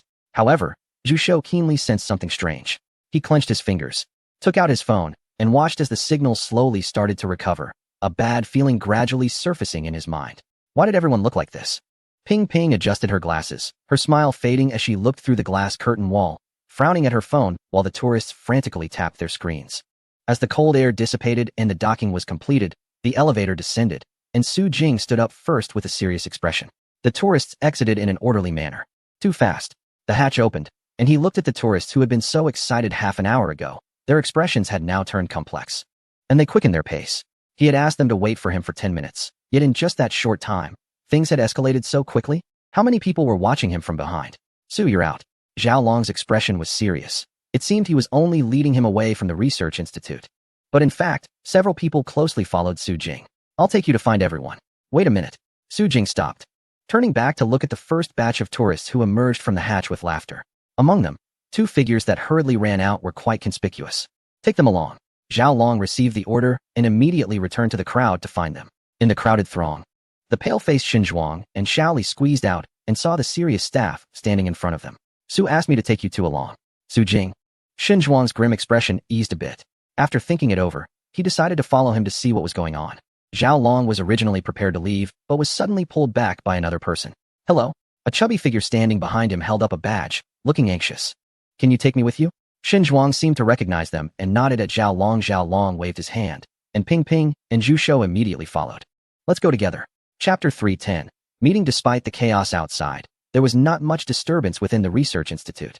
Although the voices online did affect some people's mindset, causing them to cancel their tickets immediately, more were excited fans who saw the previous group of tourists return safely. It would be one thing if an incident occurred before they bought tickets. They might have hesitated then.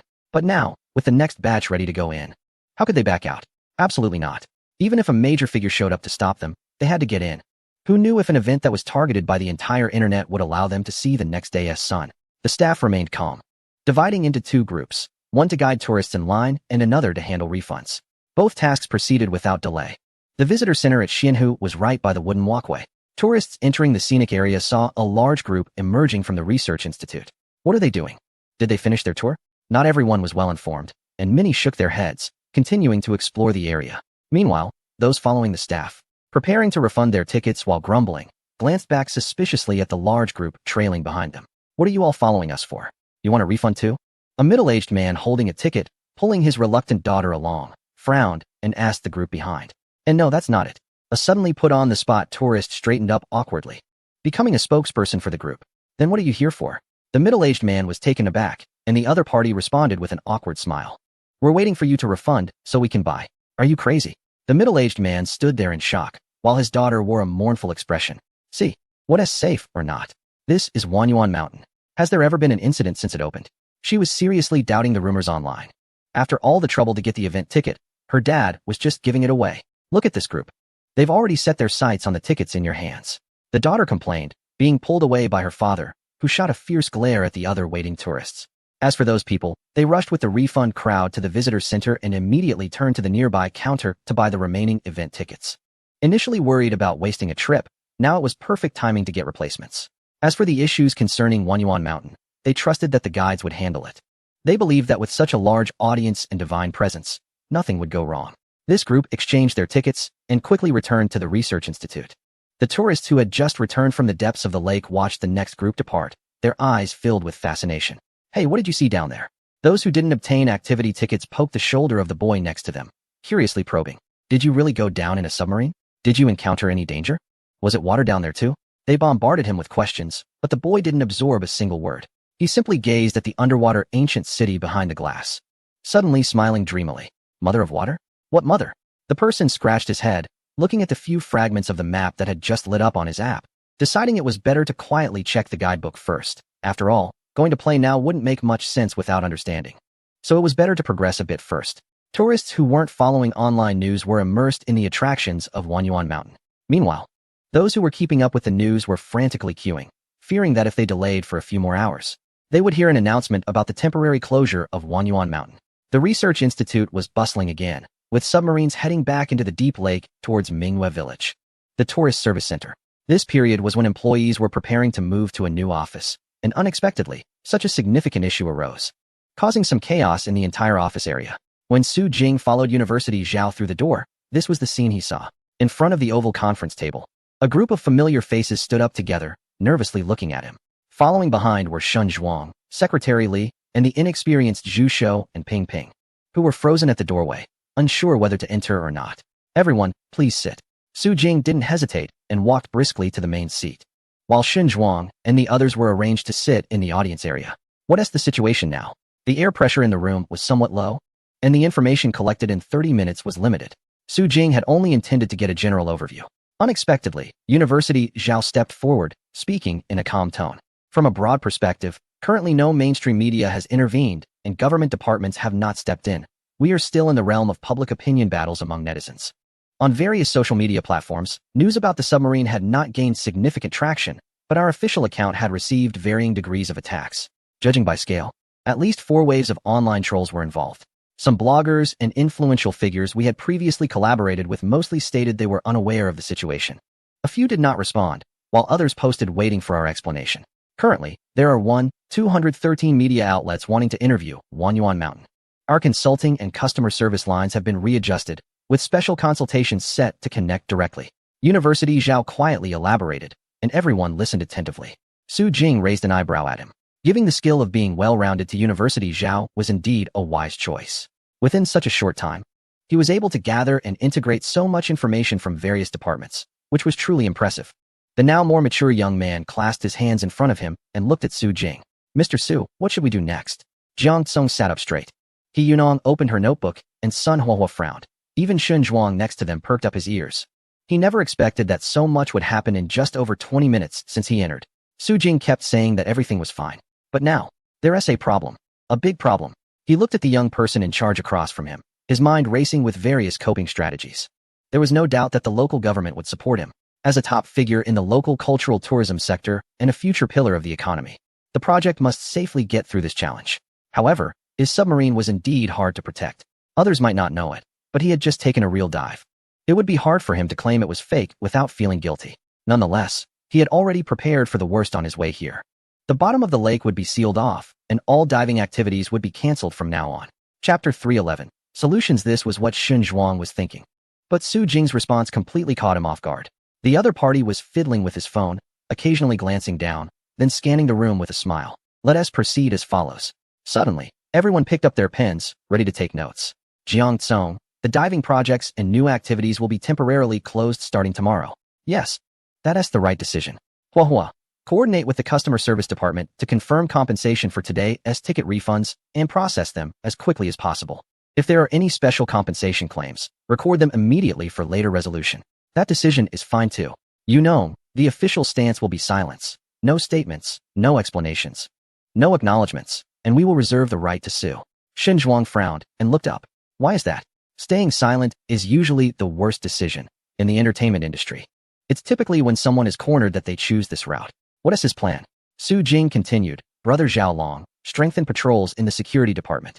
Unless there are special circumstances, no one is allowed near the research institute or the lake during non-business hours. Additionally, the hotel on the 2nd floor will also stop accepting reservations for the time being. Zhu Zhou. The chubby guy, who was listening intently, suddenly perked up when he was called. Is there something for me to do? I participated in today's event. Su Jing smiled innocently. Just go back and do what you need to do. We still need your promotional video for the new activities, so edit it well. Is that it? Are you serious? I see things aren't looking good, Brother Jing. What if we get shut down? I'd be doing this for nothing. Zhu Zhou wasn't his employee, so he dared to joke at this time. But after a few laughs, he became serious. Really do it. Of course, it needs to be done well, exceptionally well. On the same level as what you did for the temple. Ping Ping watched his expression, squinting her eyes, and glanced at Zhou Yi, who had been silent at the end of the table, starting a brainstorming session in her mind. Ever since the waterway was blocked, the project had been developing smoothly. And even when it was previously investigated by authorities, it ended without any issues. The guide is never overly confident without reason. The fact that he dared to let the chubby guy make a promotional video indicates that there will definitely be something released later. This suggests that the attraction projects, and activities will continue to operate. Could that submarine be fake? Did they start playing the video as soon as they entered that chamber? But that doesn't make sense either. The expressions on the faces of the visitors through the lake water and the research institute were certainly not fake. What on earth is going on? She is a top student, although not a professional. She knows that the safety of the technological submarine mentioned online is not something a scenic spot like this can handle. Especially since the owner strolls around the tourist area every day. Where would they find the time to deal with other matters? Even though she is a top student, she still can't figure out how the guide plans to get through this crisis. All right, let us disperse the meeting, she said. A few people were still in a daze when they found themselves on the land of Mingwe village. Zhou Yi stood beside her, gently pushing their shoulders to lead them out. Let us go? A lot has happened today. Where do you want to play? I can take you. Ping Ping turned to Zhou Yi, belatedly recalling this adventurous companion. Why didn't you go? Zhou Yi's shoulders drooped. If nothing unexpected happened, I should have been in the submarine by now. Sister Na from the Golden Sun found me in the morning and took up some time. Before I could finish dealing with things, something even bigger happened. Well, it looks like I won't be able to go today. It's okay. There will be another chance next time. Zhou Yi smiled and looked at Su Jing, who was seeing off Xin Zhuang and the others. Whether it was blind faith or trust, he felt that nothing would go wrong. Due to the indecision of Wanyuan Mountain, those online trolls became even more rampant. Even the officials proactively released news stating that underwater activities would be suspended starting tomorrow, which only indicated that they were feeling guilty, right? Seizing the opportunity to strike. The owners of Shuiyun Terrace and other scenic spots, rare to gather on a private jet, were happily discussing matters concerning Wanyuan Mountain. There were quite a few connections related to the submarine. Whoever had acquaintances could work something out. They also planned to find a few tourists who had visited that day to inform them, and they would find a lawyer. The scenery of Yong'an City had been too good for too long. This was indeed a major blow. Just this alone wouldn't suffice. They needed to think of more ways to make Wanyuan Mountain a target. Exactly. Besides Luoxian Lake, there were also Sacred Mountain, the Buddha Temple, and the ancient village that were still quite troublesome. Everyone enthusiastically discussed how to use this incident to further strike at their opponent. Meanwhile, at the center of the conversation, Su Jing was nestled in a large villa, video calling his current biggest support. On the screen, Li Huanqing smiled helplessly, rubbing his brow. I knew that what you sent wouldn't be so easy to handle. Su Jing grinned. Director Li, you're joking. That thing was purely for national development.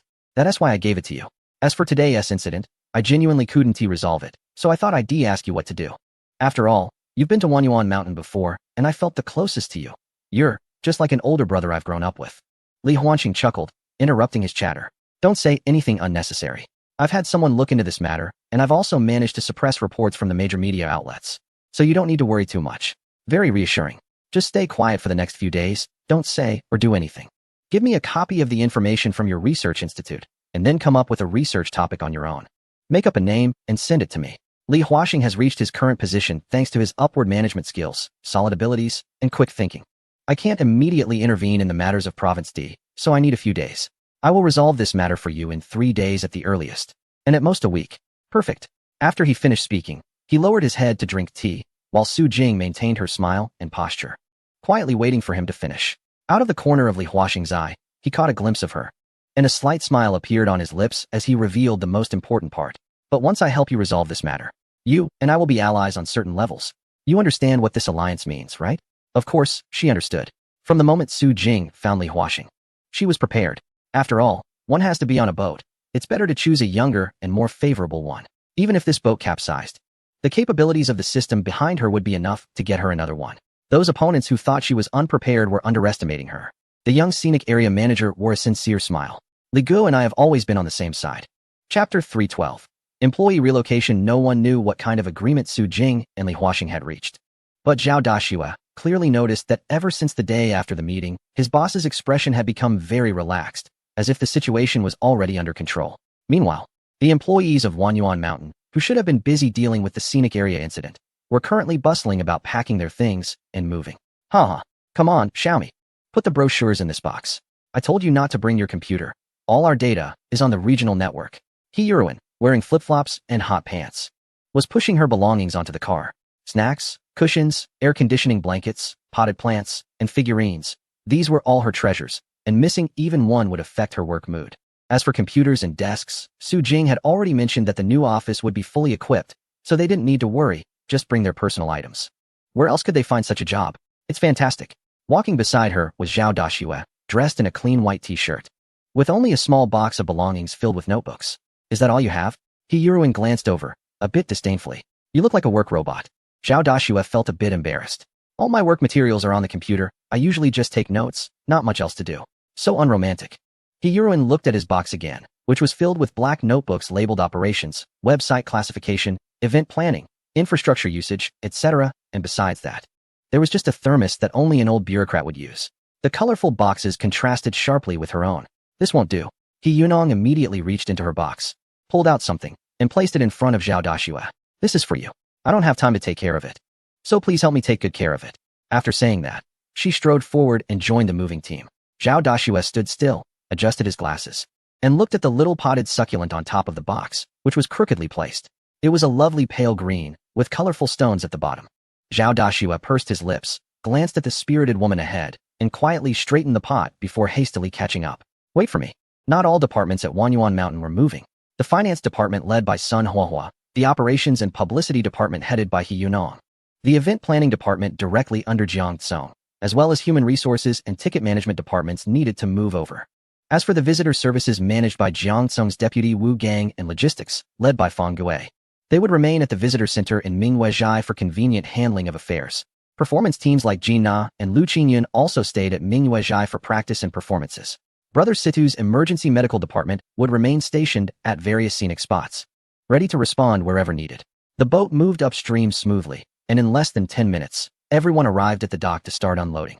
After taking a boat and then a car, around 7:30, the employees finally reached the new office building, Wanyuan Research Institute. Tian, who came to join the excitement, looked enviously at the new office. Is this the new office? It looks like a mysterious base from a sci-fi movie.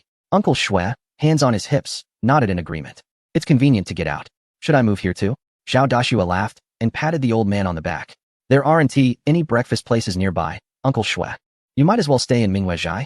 He turned to wave at the facial recognition station at the entrance, scanning his face. Everyone, please come in. Beep. A red light scanned, and an electronic voice came from the entrance. Level 1 access successful. Welcome to Wanyuan Research Institute. As Su Jing's only assistant, he had entered Zhao Dashue's access permissions for the Research Institute, allowing him to freely enter the 12-story building. The underground area was special and temporarily not open to the public, but even so, it was enough. As everyone walked into the Research Institute, a series of wow sounds erupted. Zhao Dashue's eyes sparkled, and his admiration for his boss grew even stronger. Wasn't this just a replica of some sci-fi movie, or a super headquarters like the Pentagon? How could it be so cool? Wow. He Yunong exclaimed excitedly and rushed towards the leisure area. I want to sit here and eat desserts in the future. Wow. Aunt Lu Yundai pushed through the crowd and rushed to the back of the leisure area. I want to sit here and sell desserts in the future. You two are already set up, right? The dancers and teachers from the Golden Sun dance troupe also peeked in curiously, eyeing the legendary new office space. The bright and lofty atrium, filled with large greenery, creates a comfortable atmosphere.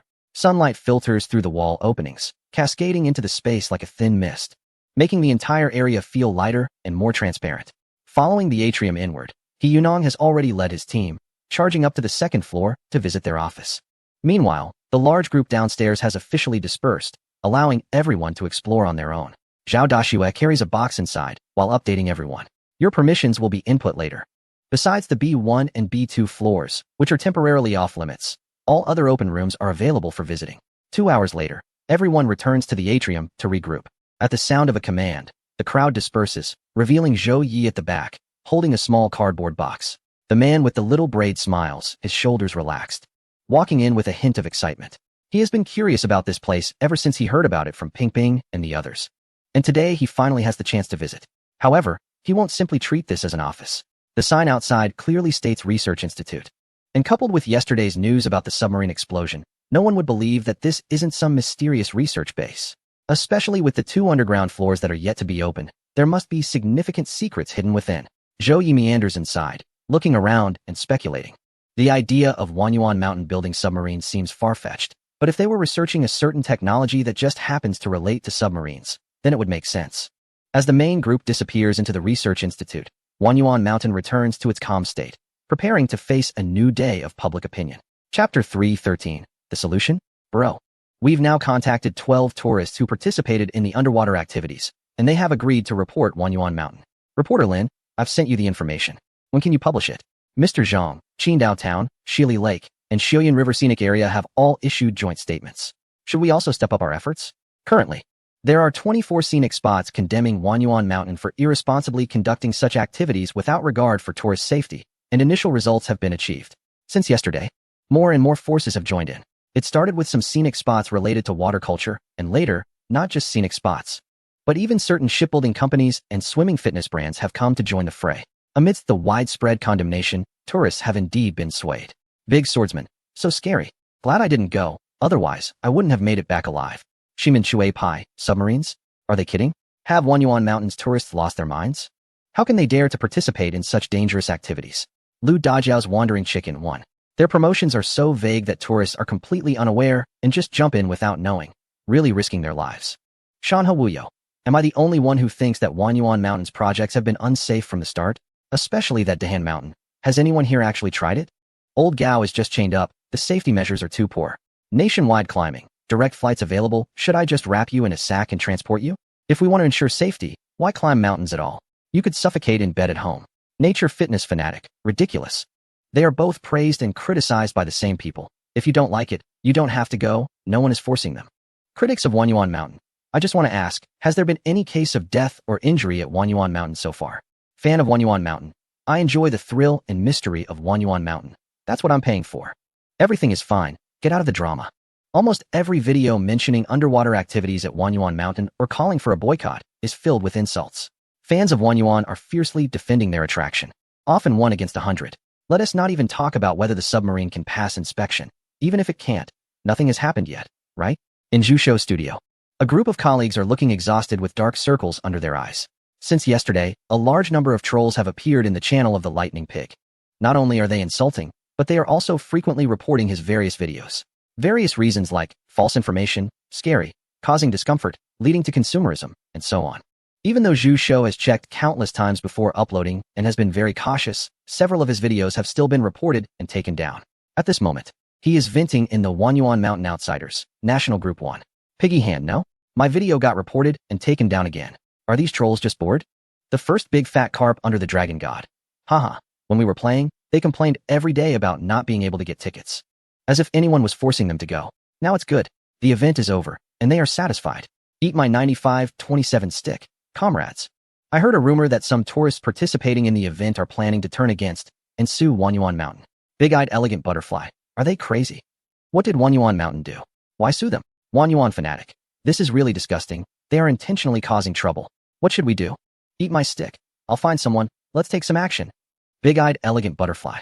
My family runs a law firm. Should I ask around as well? Master Pie.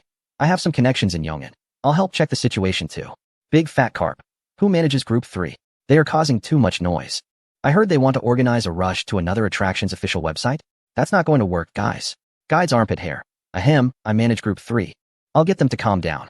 If Su Jing were in this group, he would probably feel very happy. His fans have not only formed a powerful force, but are also united as one. Of course, at this moment, mere unity is not enough. Someone who knows the ins and outs of the situation needs to be present to stabilize things. Finally, Lady Pingping surfaces and speaks slowly in the group. Pingping has a secret. The public opinion is currently unfavorable for Wanyuan Mountain, and we have no way to counter it. Pingping has a secret. The guide said we should hold our ground, and someone will naturally solve the problem later. As soon as the conversation started, a rarely seen group member chimed in. Secretary Wanyuan. That's right. After the two spoke, the group fell silent for a few seconds before erupting into noise. Li Shun is my wife. Wow. The secretary has spoken. Denai Longzi. Ping Jia has spoken. Ping Jia. Have you communicated with the liaison? National Fishing. I can confirm. I am just a cup on the table witnessing their conversation. Zhu Shou. That does make sense. Qi Wei Bang. Got it. There as support. Wow. Even Wanyuan Mountain has backing. In Group 1, the tension suddenly dissipated. One statement made everyone relax. With the liaison speaking up, what was there to worry about? Everyone quickly opened other fan groups to start, muting notifications. They said to let them talk. Since we are about to turn the tables anyway. At that moment, a chubby guy leaned against the studio, his honest and reliable round face filled with unwilling calculations. Brother Jing said not to worry, but he couldn't really ignore it. He typed away. Zhu Shou. I don't think this can just be let go. We should secretly do something to teach them a lesson, so that in the future, no foul players dare to step on Wanyuan Mountain. Qi Wei Bang. Brother Zhu, what do you have in mind? Zhu Shou. Let us look for the loopholes in the tourist spots attacking Wanyuan Mountain.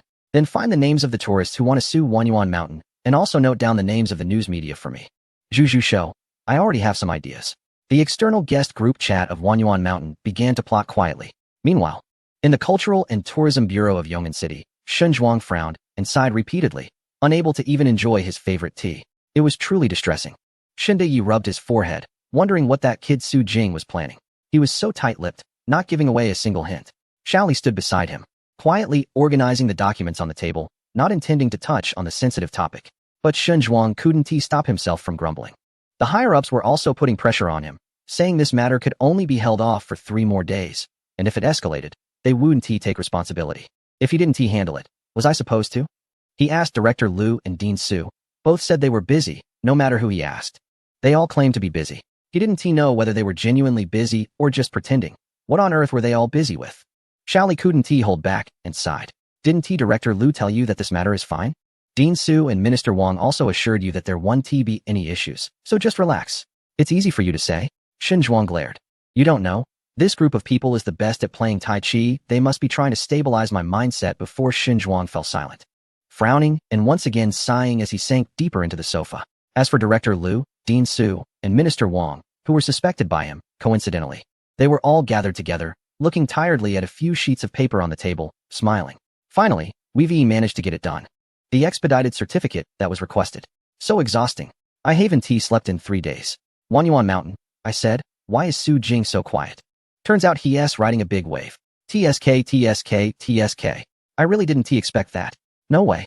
They must have their own skills, otherwise that person wouldn't have sought cooperation with him. A few of them exchanged smiles and then burst into laughter. Shen Zhuang must be anxious these days, haha. Unfortunately, we can't leak any information, so he can only continue to worry. But it won't be long. This matter should be resolved in the next couple of days.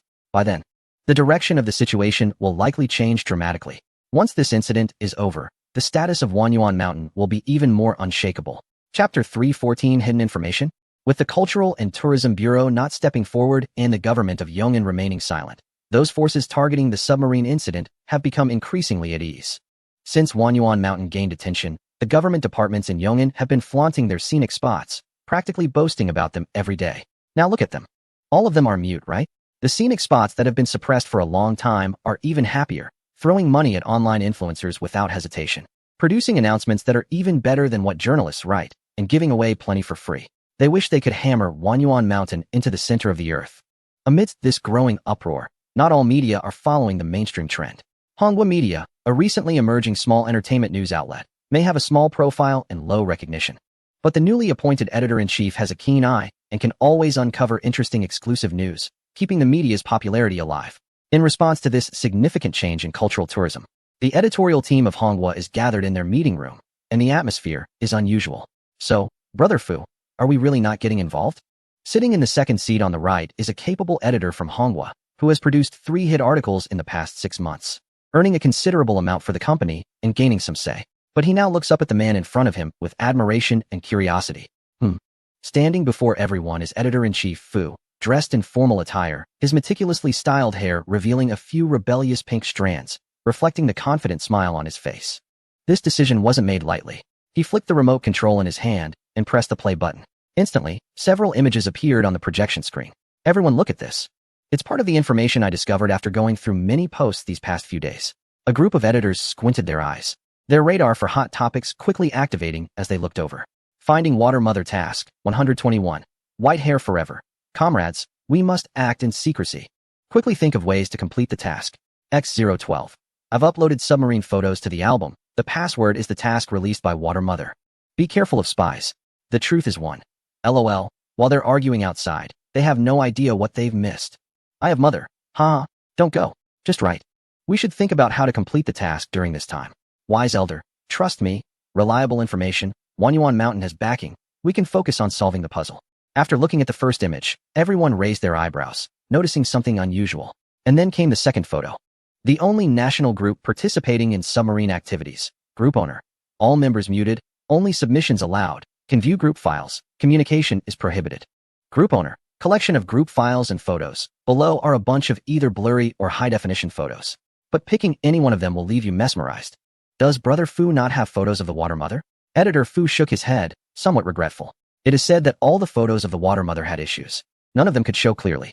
Everyone speculated this might be due to the special magnetic field of Wanyuan Mountain. Who knows? He motioned for everyone to continue looking.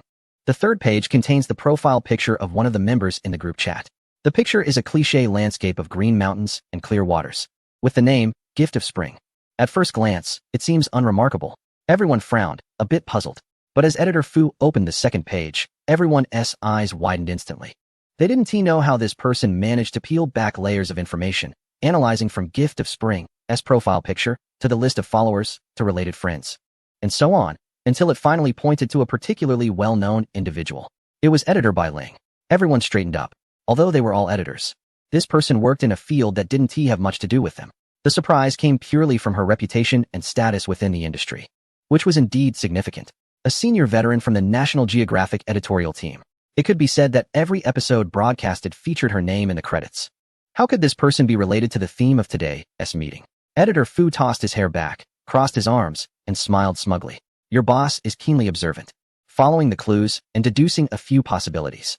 First, since the national broadcaster had previously featured Wanyuan Mountain, she might have been curious and decided to visit. Second, she could be a fan of Wanyuan Mountain, intrigued by the underwater world of Luoxian Lake. Third, she might be representing the National Geographic team, scouting for a new program. After speaking, he smirked at everyone. Talented individuals do not have novices under them. Everyone quickly reacted, regardless of which possibility. They all indicated that the higher-ups viewed Wanyuan Mountain favorably. At the very least, it suggested that the recent uproar over the submarine incident was far from the severity that some had imagined. To put it more broadly, if Wanyuan Mountain could successfully navigate this challenge, it might soon receive a formal invitation from the National Geographic team. This was no joke. To appear on this program, a location must either be a province or city in Huagua with particularly good geographical features or a super scenic area that is well known for its natural landscapes. It could be said that not every 5A rated site could make it onto the show, but those that did were definitely future 5A candidates. Moreover, state-owned scenic spots made up the majority, while private ones that could make the list were exceedingly rare. If Wanyuan Mountain could make it, a few editors swallowed hard. What could those exuberant scenic areas compete with him for?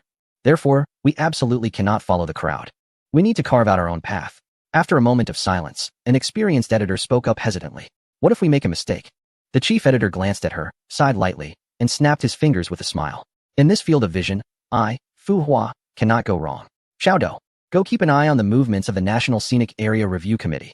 The rest of you get moving. With the boss's strong assurance, everyone instantly became motivated. Sometimes, going against the current is more exciting for this group of challenge seekers than just going with the flow. One press release after another started to be quietly drafted, while the visitors who had been to the depths of the lake had no idea that their secrets had been leaked and were chatting enthusiastically in the group. Everyone is criticizing, so what? Anyway, they have been there, they have seen the good things, and those who haven't can only regret it. This group is actually hoping for a strong response from Wanyuan Mountain to severely sanction those who have benefited while playing the victim. 3,000 people? Still too many. Let's limit the flow even more. Raise the prices. Sometimes, it's undeniable. Money is a dividing line of quality. Those who can spend more for their love of adventure will certainly take the experience more seriously. 50 yuan will only attract a bunch of unappreciative pests. Mother's eye, comrades. So what are you planning to do about Mother Shui's request? She wants to know if the people of Luoshan village resent her? How would we know? Should we go ask those phantoms? Chapter 315, A Strong Backing. Although not all 3,000 spots were filled on the day of the diving event, the group of visitors ahead of the crowd was still thrilled. No matter how loud the outside world was, the Wanyuan app remained a quiet paradise. The Wan Fo Temple in Dahan Mountain was as usual, and the climbers cared little for the outside noise. What does your criticism of Luoxian Lake have to do with my pilgrimage site on Dahan Mountain? What does it have to do with my tranquil Buddhist paradise? They didn't have time to care about your technological dramas. Are you kidding? We possess a massive electronic display of Cyber Buddha data streams showcasing various high-tech props. And we Haven T boasted about it. In these times, without absolute strength, the rule is to keep your mouth shut and enjoy in secret. A lesson our ancestors have taught for so many years, yet it seems some have not learned. Look, overindulging leads to trouble. Haven't you been investigated? The channels over there scoffed, occasionally coming over to make sarcastic comments, but it did not affect the lively atmosphere of the Luoxian Lake channel. Wow, that group of idiots outside. I had my vacation all planned. Now I can't play. Can someone tell me what the situation is under the deep pit? Please, let me ride a submarine just once. 50 yuan to ride a submarine, an opportunity one might never encounter again. I have to say, friends, even if you see nothing, just sitting in that submarine is enough fun. That feeling of being pushed back, that impact, and there are even weapons. I've heard that the first group encountered a school of sharks. Is that true? Haha, just one thing to say. The water goddess has white hair. Brothers, white hair. Dude, are you daydreaming? The person above isn't lying. The water goddess has white hair and white eyelashes. She's stunning. A goddess among mortals. Once you see her, you'll never forget it in your life. And she's incredibly divine. Right now, with you talking nonsense, I'll just assume you're ignorant. Once you meet her, you won't think of anything else. It's like a mother goddess. My mother furrowed her brows, and the waves in the water surged. I ask you, are you afraid or not? Only I want to say, isn't the tree of life beautiful? No one finds it strange. Clearly in the water, But those willow branches are all drooping. When the brother arrives, he'll have to munch on an apple on the way back. What tree of life? What wise man with a long beard? Oh, I don't know anything. I just cursed that group of reporters 1278 times. And now I plan to go next door and knock on the wooden fish, Ba. Uft, let us talk seriously. Can Wan Yuan Mountain get through this wave? What is the big deal? At most, it's just financial losses and stopping underwater activities. Do you think other attractions will be affected? Isn't that right, haha? Do you know the recent status of Dahan Mountain in the climbing and Buddhist communities? My holy mountain, the carp god, doesn't he accept it? A veteran attraction won't easily fall. Let us hope so. We're looking forward to when it reopens, but the submarine project is probably out of the question. I really envy you lucky ones who got to experience the limited edition project. Who understands the pain of a project becoming limited edition after just one experience? Everyone is commenting crazily, and Su Jing, hidden among them, can't help but smile at the rapidly scrolling comments on his phone. This group of people is indeed interesting. However, there are many good people, but also quite a few bad ones. As of this morning, the legal department of Wan Yuan Mountain has already received 10 court summonses, all from tourists who participated in the first day's activities. Goodness, they really can't withstand the test. The ones who took them for fun ended up with enemies. Compensation? Jiang Tsong looked worried. Compensating would mean admitting guilt, acknowledging that they accepted this dirty water. With Wan Yuan Mountain's current scale, even if they don't compensate and withstand public opinion, there is still a good chance of winning. Compensation, this was within his expectations. And Su Jing agreed as soon as he spoke. But there were also unexpected developments. Compensation is fine, but it must be clear. First, we will compensate for the mental distress caused by not informing them of the situation. If it involves health issues, then let us get checked. We'll accompany them till the end. Anyway, our submarines have no issues. Secondly, we will only compensate this part. If the other party makes any false statements about Wan Yuan Mountain's activities, we will sue them. Su Jing leaned back on the sofa, poking at his phone, coldly chuckling. And those who slander Wan Yuan Mountain as irresponsible and treat the lives of tourists as nothing, starting today, we will counterattack all those claims. Finally, for those who sue us, and those who publicly insult Wan Yuan Mountain, let us gather some information and summarize it. Once everything is settled, we will issue an official announcement on the same day. Unilateral deprivation of lifelong admission qualifications. Su Jing's compensation is a strong stance. A faint smile couldn't help but appear at the corner of Jiang Tsong's mouth. The counterattack has begun. Does that mean the turning point is coming? He anxiously scratched his head, wishing he could drill into Su Jing's ear to see what the solution to the problem was. Xin Zhuang was equally anxious, scratching his head. A group of new and old cadres in Qingshan County had not gone home to sleep for several days, all gathered in the office, pulling at their dwindling hair in distress. Zhao Mang and Song Jiming had been getting close recently, both worried about the future of Boss Su's scenic area. But it was inconvenient to keep calling Su Jing, so in just 1 week, they had already had 3 drinking sessions. Today, they were once again gathered together, lamenting. What are you worried about? Isn't Songhu Park operating quite well recently? Zhao Mang poured a glass of liquor, looking at the frowning Song Jiming, who had stopped pretending to sip red wine, and poured him a glass of strong liquor, patting his shoulder. Song Jiming shook his head with a bitter smile. Look at the bigger picture, brother. Just relying on the local market, I won't even be able to recover the renovation costs. I'm counting on Brother Jing to grow stronger and attract some nationwide tourism traffic. This is a disaster. No. I can't say that. He downed his drink, wiped his mouth, and pounded the table with his fist. Boss Su will definitely overcome this challenge and return to the battlefield. Zhao Mang was also worried. Closing a scenic area didn't greatly affect him, but if public opinion continued to turn negative, the number of future visitors would decrease. His company had just started not long ago, and the expenses were astonishingly high, so he sighed. The two brothers sighed again, clinked their glasses, and downed their drinks. The barbecue stall was noisy, and since they hadn't booked a private room, they could hear other customers talking. From the very beginning of their drinking, a few men in the corner on the right had been chattering away. They started with discussions about love and hate, then moved on to cars and football, and eventually to politics and military affairs. A few peanuts? Drinking like this? Just as the irritated Zhao Mang was about to wave his hand to order a few more bottles of liquor, he suddenly heard someone shout, "What the hell? Wan Yuan Mountain is ridiculous, right? You little guys still dare to mess with Wan Yuan Mountain. Not big in stature, but with big ambitions. Daring to insult his fortune god scenic area." He glared, anger rising in his heart, standing up with the liquor bottle in hand. But before he could take a step, he was suddenly pulled back by Song Jiming, falling hard onto the ground. "What the hell are you doing?" The other party said nothing, just shoved his phone screen in front of him. The page only had a simple image and a sentence. Announcement from the 12th Military Materials Research Institute. Thanks to our partner, Wan Yuan Research Institute, for providing the latest technology. Through collaborative research, We have made a small step forward in the underwater operations research field in our country. As this research project is confidential, related matters have not been made public. The underwater equipment used at Wanyuan Mountain has received special approval and is operating correctly. The public can rest assured. Beer flowed down the table, pooling into a shallow puddle. Zhao Meng's restless heart was instantly cooled like a summer air-conditioned room. Chapter 316. Turning the tide. Xinzhuang had always known that this kid had some connections with the big shots at the National Cultural Institute, including the last inspection. The people who came from above were probably somewhat influenced by those big names. But he never expected that Su Jing's real connections were even more impressive. The noisy ringtone echoed at the bedside, interrupting Su Jing as he was scrolling through comments from netizens, and it was Xinzhuang's late-night call. The loud shout from the other end was deafening. Are you serious? Wow. Cough, cough, secretary. Let's keep it civil and be cautious with our words. Health concerns my foot. What time is it, and you're worried about my health? Xinzhuang directly told him to be quiet and got straight to the point. So how did you get in touch with the 12th Military Research Institute? What a choice of words. What does get in touch even mean? They had a friendly negotiation that led to a solid cooperative relationship. Su Jing found it both amusing and frustrating.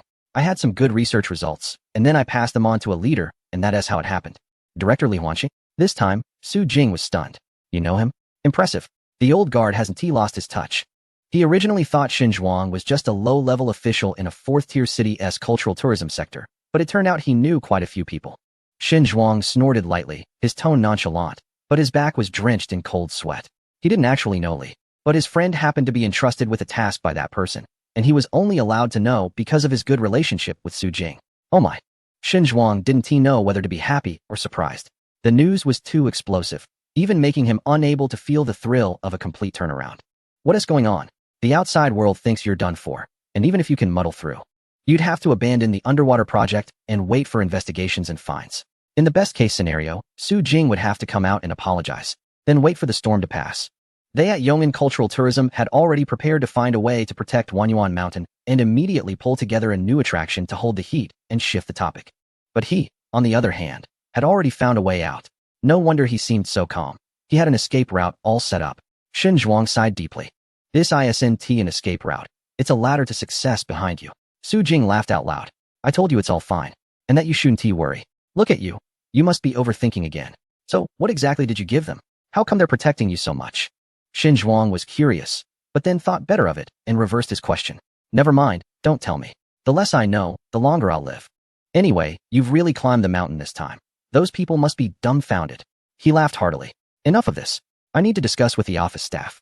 We'll start counterattacking tomorrow. Counterattack what? Wait a minute. What are you planning to do? Beep. Beep. The call had already ended. Xinzhuang, who had been mocked for over a week, started to ponder his revenge plan in his pajamas.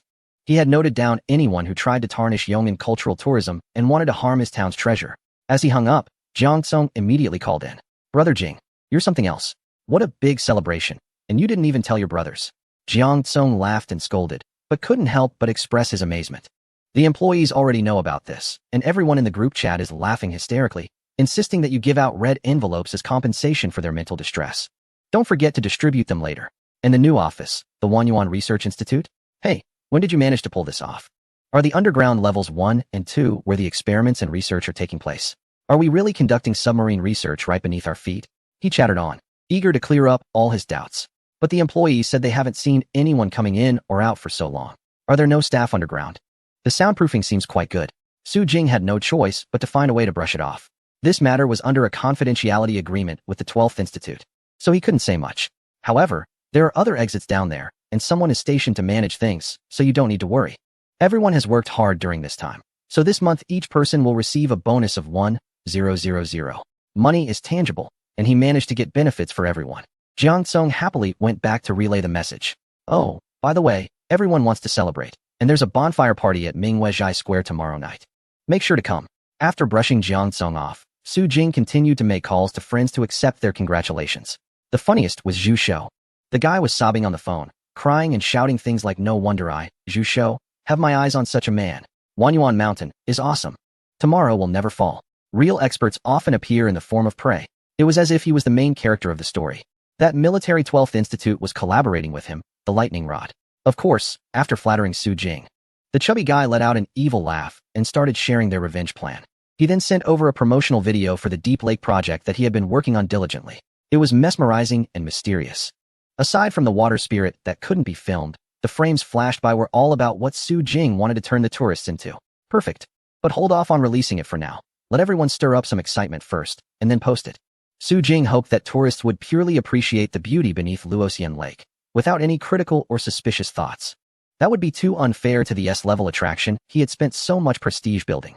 Moreover, there was a water spirit that he had painstakingly crafted over 3 days and nights. It must not be desecrated. The chubby guy took his orders and left. And Su Jing finally looked at the last message. Li Huaxing, how is it? Are you satisfied? There wasn't a single question mark throughout, clearly indicating that Li Huaxing knew he had done a great job and was here to receive compliments. Su Jing typed quickly. He neither praised him nor brushed it aside, simply replying, choosing Minister Li was the right decision. He turned off his phone and went to sleep, ignoring the brewing storm behind him. At this moment, the focus should not be on him, but rather on those leaders who have been cursing for an entire week. Inside the office building of Honghua Media, everyone sat together, their eyes sparkling as they looked towards Editor-in-Chief Fu Hua, who was standing by the window, smoking and showing off. Ah, that man really knows how to make an entrance.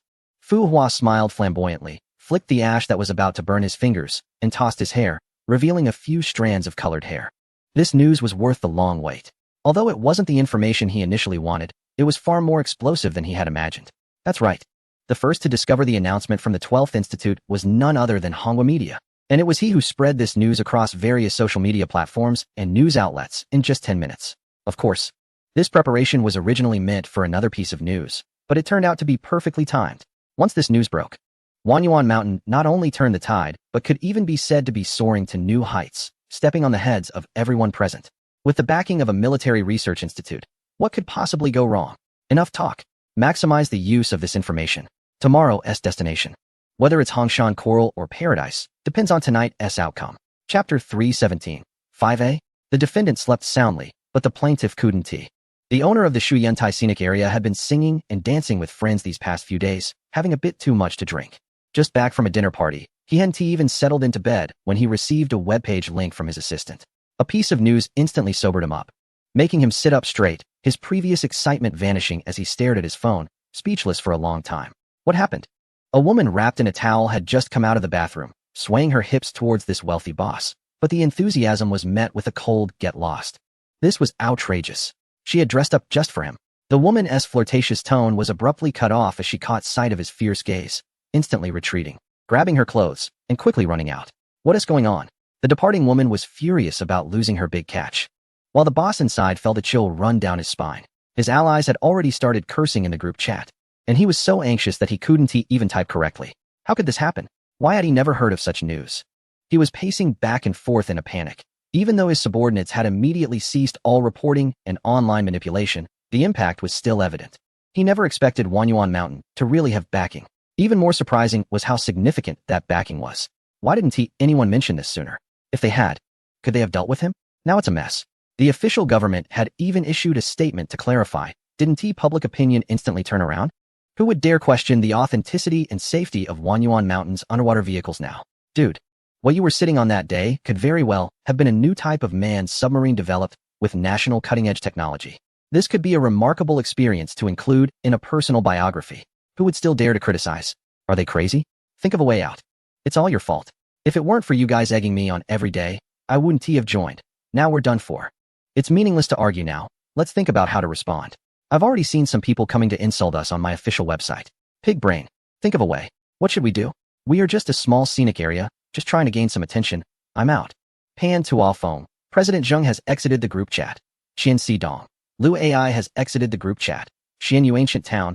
President Zheng has exited the group chat. The owner of Shui Yuntai sat on the bed, feeling a chill all over. He looked at the news and guessed that the person in charge of Wanyuan Mountain, who had been silent and taking hits, was actually waiting for this day to come. What did he want to do? Was he planning to take revenge on them?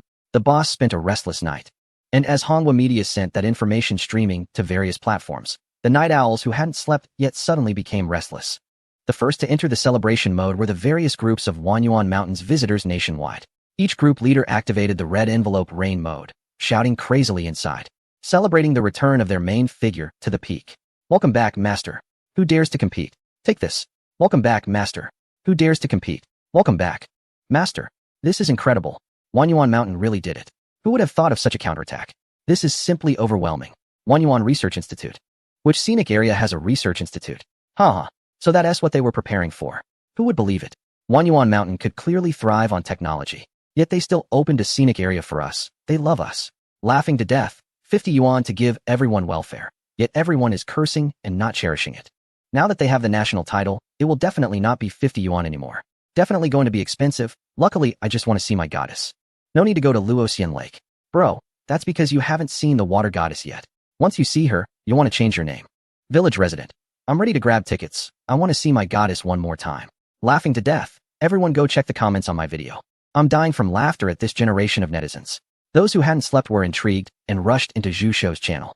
The video that Zhu Shou had previously taken down due to reports was reposted. Meanwhile, under the posts that hadn't been successfully reported but were filled with insults from a large number of fake accounts, the atmosphere was now strange. Were they just cursing? How did it go silent all of a sudden? Is the subscription up? Don't worry, the military is just our big brother. They won't hit you over such trivial matters.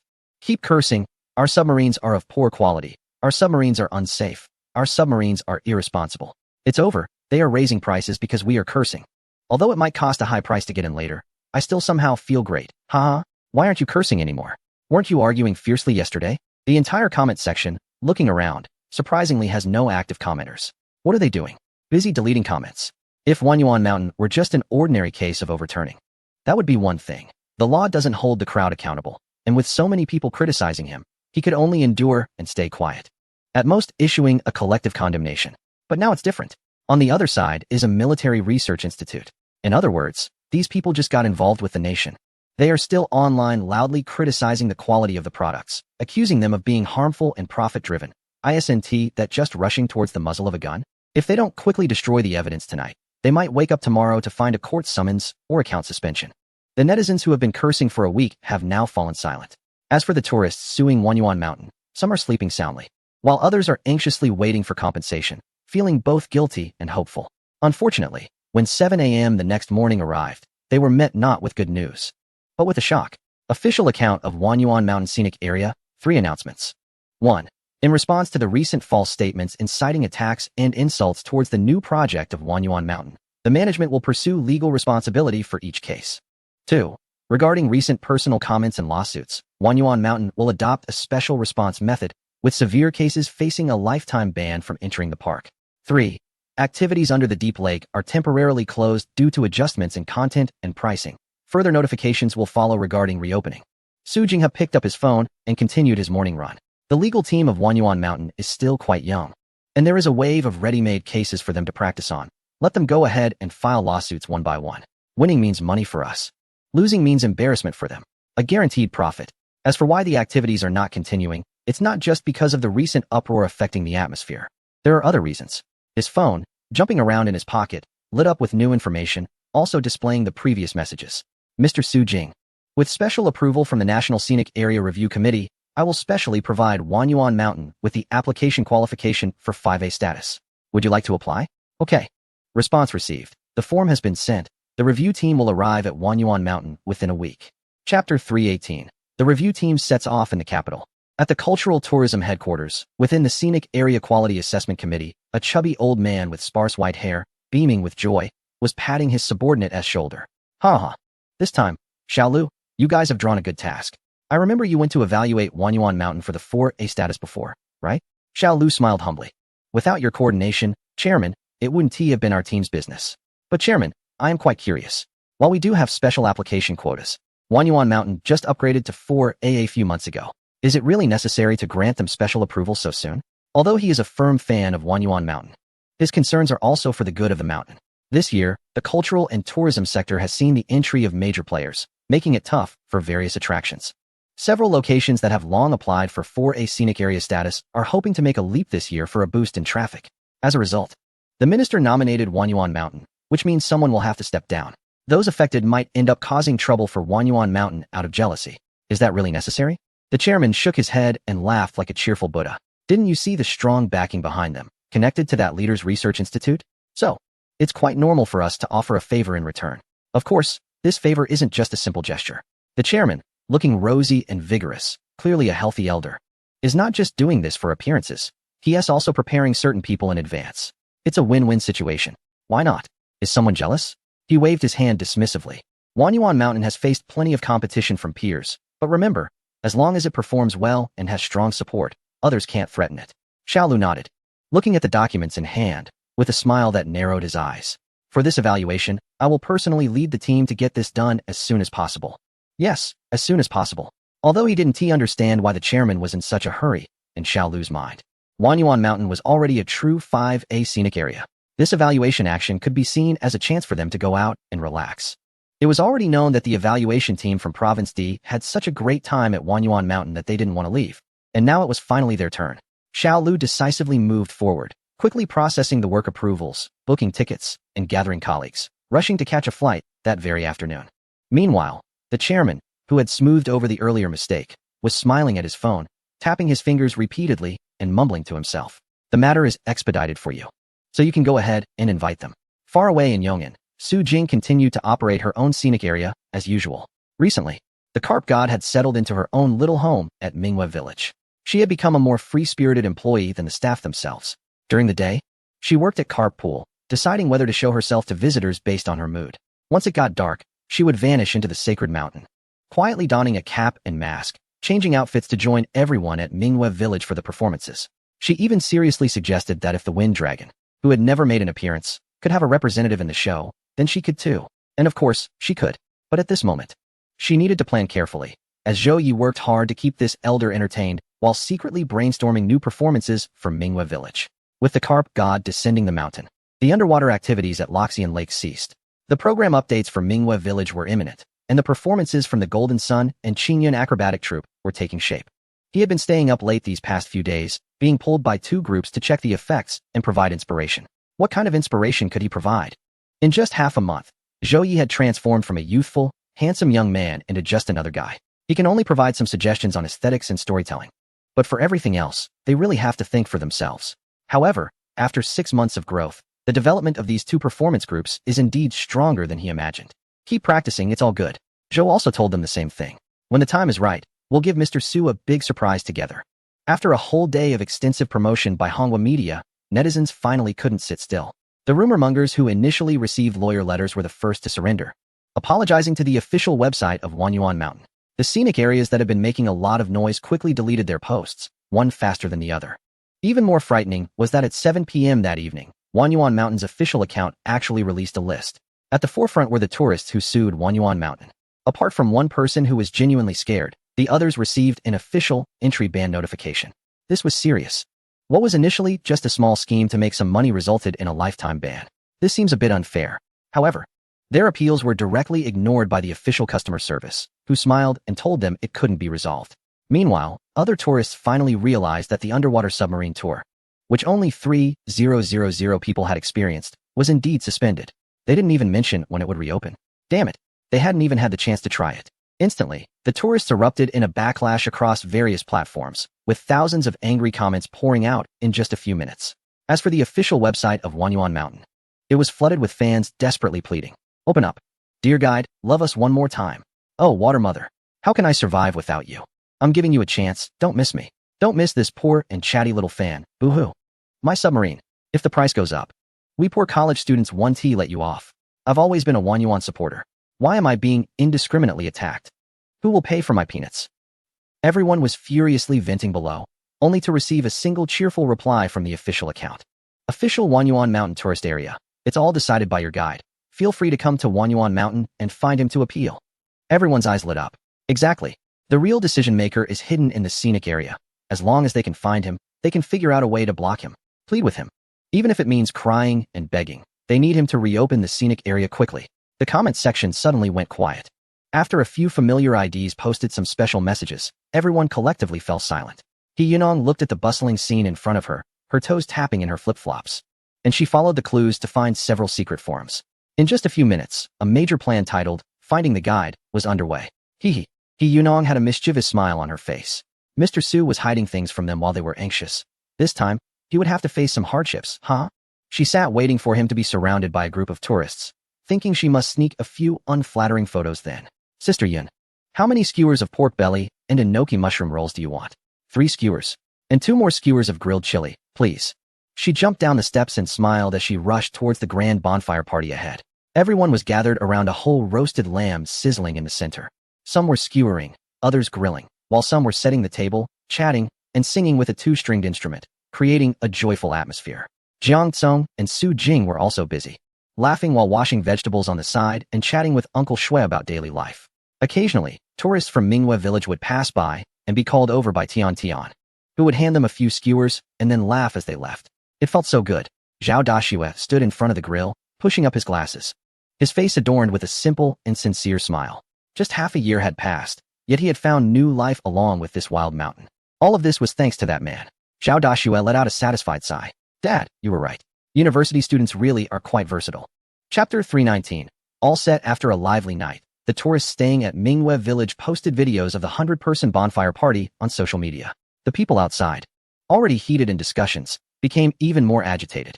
Good. We are anxious here, and you guys are enjoying barbecue. The plan to catch the tour guides must be expedited. Su Jing hadn't been online, so he was unaware of the evil plans netizens were preparing against him. He was just unexpectedly welcoming a group of unfamiliar teams. You must be Manager Su, truly impressive for your age. The head judge, speaking with a pure Beijing accent, laughed as he reached out to shake Su Jing's hand, leaving Su Jing stunned. How did you get here so quickly? Didn't the information say you'd arrive within a week? So, within a week means you arrive the next day? He was completely unprepared. Haha, your scenic area is too well known. We feel the pressure too. If we don't elevate the level quickly, it'll be harder for others to apply for their scenic areas. Team leader Lu spoke candidly, with no intention of flattering anyone. If all goes well, Wanyuan Mountain can also become a new 5A standard, which will motivate everyone to develop the scenic area properly and not cut corners. You are meant to be a benchmark. A benchmark? Su Jing chuckled. Using Wanyuan Mountain as a 5A benchmark? What? Is life not worth living anymore? No more evaluations for 5A? Alright, I'll have my secretary join you. If there are any issues, just ask him. Wanyuan Mountain has changed quite a bit. The full evaluation might take around 3 to 4 days. We'll arrange accommodation for you at the university. Team leader Lu looked puzzled. University? Which university is cooperating with Wanyuan Mountain? Why arrange accommodation there instead of in the scenic area? His speculation vanished when a black-haired young man wearing glasses stepped out. Hello, Team leader Lu. I am Zhao Dashue, Manager Su's secretary. Please follow me. Would you like to rest first? Or I have prepared 3 tour routes for you to consider based on your schedule. As the voices of the others gradually faded away, Su Jing stood there, stroking his chin in thought. When did Zhao University become so impressive? His eloquence, logical thinking, interpersonal skills, and even his attire? Is there someone influential guiding him behind the scenes? After pondering for a while, he dove back into the research institute to continue developing the next submarine. The X-capsule-type submarine is cute, but in terms of man capacity and strength, it is still relatively primitive. At least it wouldn't be able to pass through the misty and toxic Lost River he created. However, a submarine capable of diving through it would require time for further research and production, and he wasn't sure if he could complete it in the reopening timeframe. Besides that, he also needed to offer some benefits to his new partner, Minister Li Huanqing. On the technical side, the other party had already made guarantees. They wouldn't probe into his technological sources, but they could provide technical support if necessary. As for the new technologies or equipment developed by the Wanyuan Research Institute, they were willing to purchase them at a high price. This high price made Su Jing raise his eyebrows. Starting at 10 million. Now that's a high price. If he had known he could make big money through technology, why would he have bothered with tourist attractions in the first place? The system, sensing his thoughts, responded coolly. Do you think you can afford the technology? That's because you have the reputation and have established the research institute, along with the number of positive reviews for purchasing blueprints that you have achieved today. If you don't manage the tourist attraction well, what can you buy? Su Jing was left speechless. What a harsh remark, after a few days. The system had certainly improved, but it was fine. He had made a lot of money with the help of the system. So a few words were just a few words. However, he didn't expect the other party to get more and more addicted to it. I've worked hard to gather props from other systems for you. Do you know how tired I am? Now that you're doing better, you've forgotten your roots. Thinking of living off selling technology. You've changed. You're no longer the person you used to be. Su Jing rolled his eyes and quickly typed away in his mind. Then entered the marketplace, placed an order, and completed the payment in one go. I just want to witness the rise of a god-level tourist attraction. Wow. The system's voice abruptly stopped. Then it exclaimed in surprise, super divine, pink mechanical, transforming carp. What do you want to buy this for? It's a gift for you. Keep talking. The system fell silent for a few seconds, then suddenly switched to a sweet tone, saying, I just wanted to say that in the past few days, host, you seem to be getting more handsome. Look at that little face, those big muscles. If the tourist attraction does well, then you also look so impressive. Su Jing raised his chin, smiling as he ignored the system's chatter and walked towards the experimental table. The little system, managing him, was like a walk in the park. The evaluation team began the assessment, and Su Jing officially started to observe the process of researching and producing new submarines in the institute. After several days of brewing, the counterattack from online influencers like Yong'an Cultural Tourism and his chubby assistant finally hit the front lines. Shen Zhuang was as stubborn as a knee, directly addressing various city tourism departments within a limited scope. The competition in the cultural tourism sector is positive, aimed at serving visitors and creating more culturally distinctive attractions. Rather than resorting to belittling, insulting, or inciting attacks on others, it's better to focus on improving oneself than to spend time fixating on others. This message does not specify anyone but essentially criticizes a wide range of individuals. Interestingly, the government departments that typically take a neutral stance have remained silent for the first time, and some have noticed that a number of familiar public figures have liked this message. Notable individuals include a famous young painter, a well-known dance troupe, an archaeologist, an architectural master, a minister from a national cultural institute, and various online influencers. Some cities in the cultural tourism sector are unhappy and want to retaliate, but they have been quickly restrained by their superiors. Let us be honest, there are powerful backers behind them, and letting them vent their frustrations won't cost you anything. Do you still want to retort? They haven't even tagged you, which is already showing you some respect. Foolish. Because of the suspension of their new activities, those netizens were looking for an outlet for their anger, and you decided to become a target? Most attractions and cultural tourism organizations chose to remain silent, while a few stubborn ones, fueled by a spirit of defiance, immediately published responses. However, within 3 hours, their official website was overwhelmed by netizens, causing a system crash. Observers, seeing this situation, quickly abandoned their thoughts of retaliation and began to wait for the storm to pass. But the revenge from the fans of Wanyuan Mountain was far from over. On the third day of Wanyuan Mountain's reputation recovery, a clearly titled new video appeared on the homepage of a certain account. Revenge Part 1. Safety hazards at Shuyantai Scenic Area? Price gouging. False advertising. In a dimly lit studio, 3 individuals, Zhou, Ping, and Zhu, sat in front of flickering computer screens, revealing cold smiles as they watched the rapidly increasing view count. Don't underestimate the bond between the visitors and Wanyuan Mountain. Wanyuan Mountain also has its own Avengers. Chapter 320. Promotion to 5A Scenic Area. With the release of the first revenge video, Shuyantai Scenic Area immediately prepared for a counterattack. But before they could publish a response within 2 hours, they were met by a team of joint inspection personnel. The leading captain smiled apologetically. There are too many concerned citizens watching. We have to conduct an inspection, sorry. The area manager forced a smile as he let them in, then coldly reached for the walkie-talkie. The inspection team is here. Everyone switched to inspection mode. Did they not prepare? That's a joke. They have 3 copies of the menu ready. As for the murky water, while they walked through the entrance to the inside, all the necessary chlorine had already been added. Inspection? If they find anything, I'll resign on the spot. At worst, it's just some minor issues. Nothing to worry about. But just as the manager put down the walkie-talkie, his eyes widened as he spotted a group of people in various outfits coming out of the scenic area. What is going on? He rushed forward. These are the individuals. The captain still wore a harmless smile, scratching his head and saying, "Sorry, I forgot to mention, we're actually here to pick up the plainclothes inspectors. The real inspection has long begun. It's no joke. They can clearly see which side has more power and influence. The one who stands out is bound to be targeted. You at the water cloud platform might as well wait for improvements quietly and stop struggling." The manager was dumbfounded, looking pale as a ghost. Starting from the water cloud platform, the group involved in the previous public opinion battle and hiring online commenters are all in trouble. None will escape. All are being pulled out. To speak honestly, if they really want to investigate, how many scenic spots can come out unscathed? With the economic downturn, everyone wants to make money. When profits increase, costs naturally have to be cut. Besides bosses like Su Jing, who don't have to consider costs thanks to a safety net, how many private scenic spots can afford such large investments?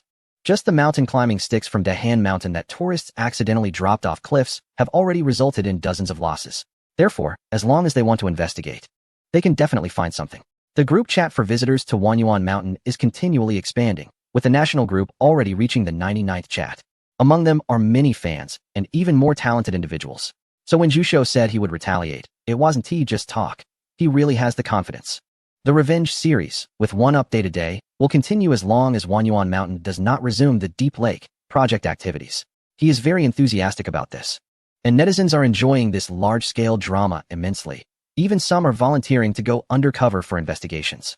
In no time, various scenic spots that have previously targeted Wanyuan Mountain are feeling anxious. It's said that those who do not do bad deeds also fear the knock at the door.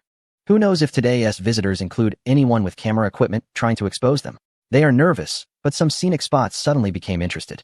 The Chishan Town 3A tourist area actively sought to avoid the backlash and applied to check out the other party's scenic spot, boldly facing the inspection, claiming to be honest. Netizens quickly took action. Those nearby with nothing to do went over and found, hey, this place is quite interesting. It's not large, but the scenery is pleasant. Prices are low, and it has local folk characteristics, especially the iron flower of Wanyuan Mountain, which they mimicked. With a ticket price of 50. Spending a weekend there for a couple of days is quite a good choice. In no time, positive feedback from netizens attracted a crowd wanting to travel there. Other small scenic spots suddenly felt enlightened. Isn't this a great way to attract visitors to their own spots? The big scenic areas are pocketing profits and are increasingly afraid of inspections, while the smaller ones do their best but struggle without money for promotion, thus lacking traffic. Fortunately, thanks to the fans of Wanyuan Mountain, a brand new avenue has opened up. This is their opportunity. That night, the owner of Chishan Town followed the official account of Wanyuan Mountain, proudly becoming a level 1 fan, and even took the chance to advertise in the comments. Chishan Town, aiming at Wanyuan Mountain tourist area, striving to become a beloved and cost-effective relaxation destination for the public. This wave of actions left netizens dumbfounded. Su Jing widened his eyes, feeling both amused and helpless. What a guy! Are you here to advertise? After he finished chatting with Zhu Shou and looked at the photos and videos of that small town, he remained silent for a few minutes before choosing to like the comment from that boss. He tacitly approved of the behavior of attracting traffic to his territory. The number of tourists who can enjoy Wanyuan Mountain is limited. Instead of letting everyone stumble and waste time, it is better to let those business owners who are genuinely dedicated to developing the scenic area step up. He can't always make enemies everywhere. He needs to mentor some younger ones too. These are perfect candidates for his mints. If they can truly develop the scenic spot and build a good reputation, he might even help them find areas for improvement when he has the time. The storm continues.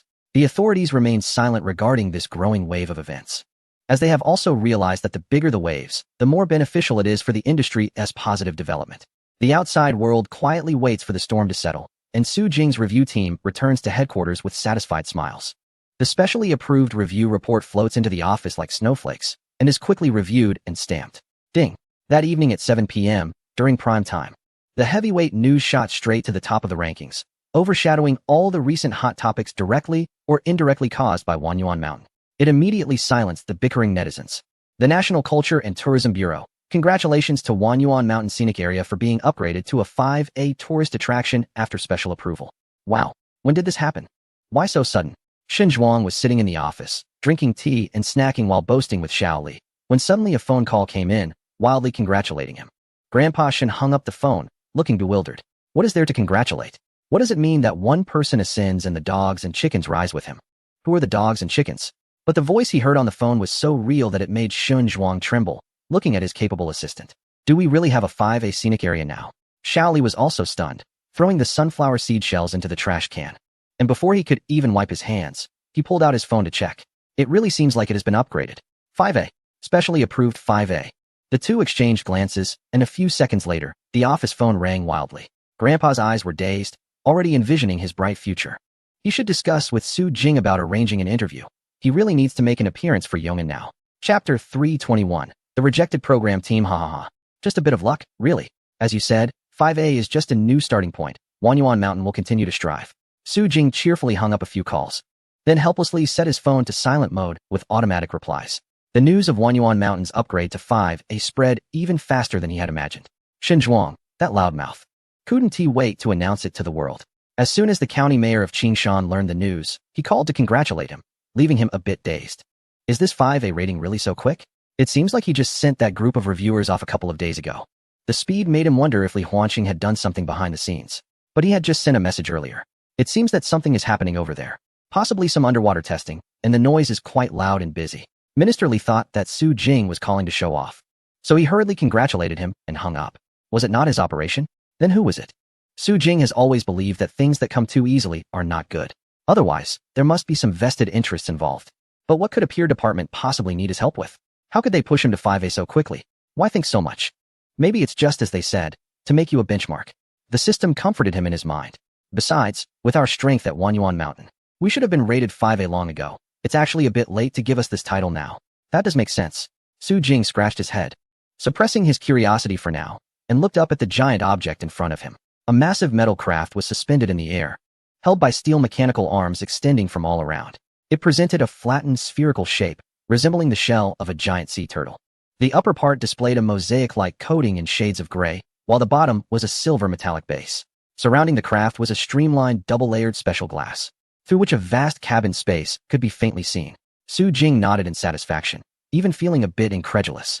The first new submarine, Z001 Reefback, was completed just an hour before the announcement from the Cultural and Tourism Bureau.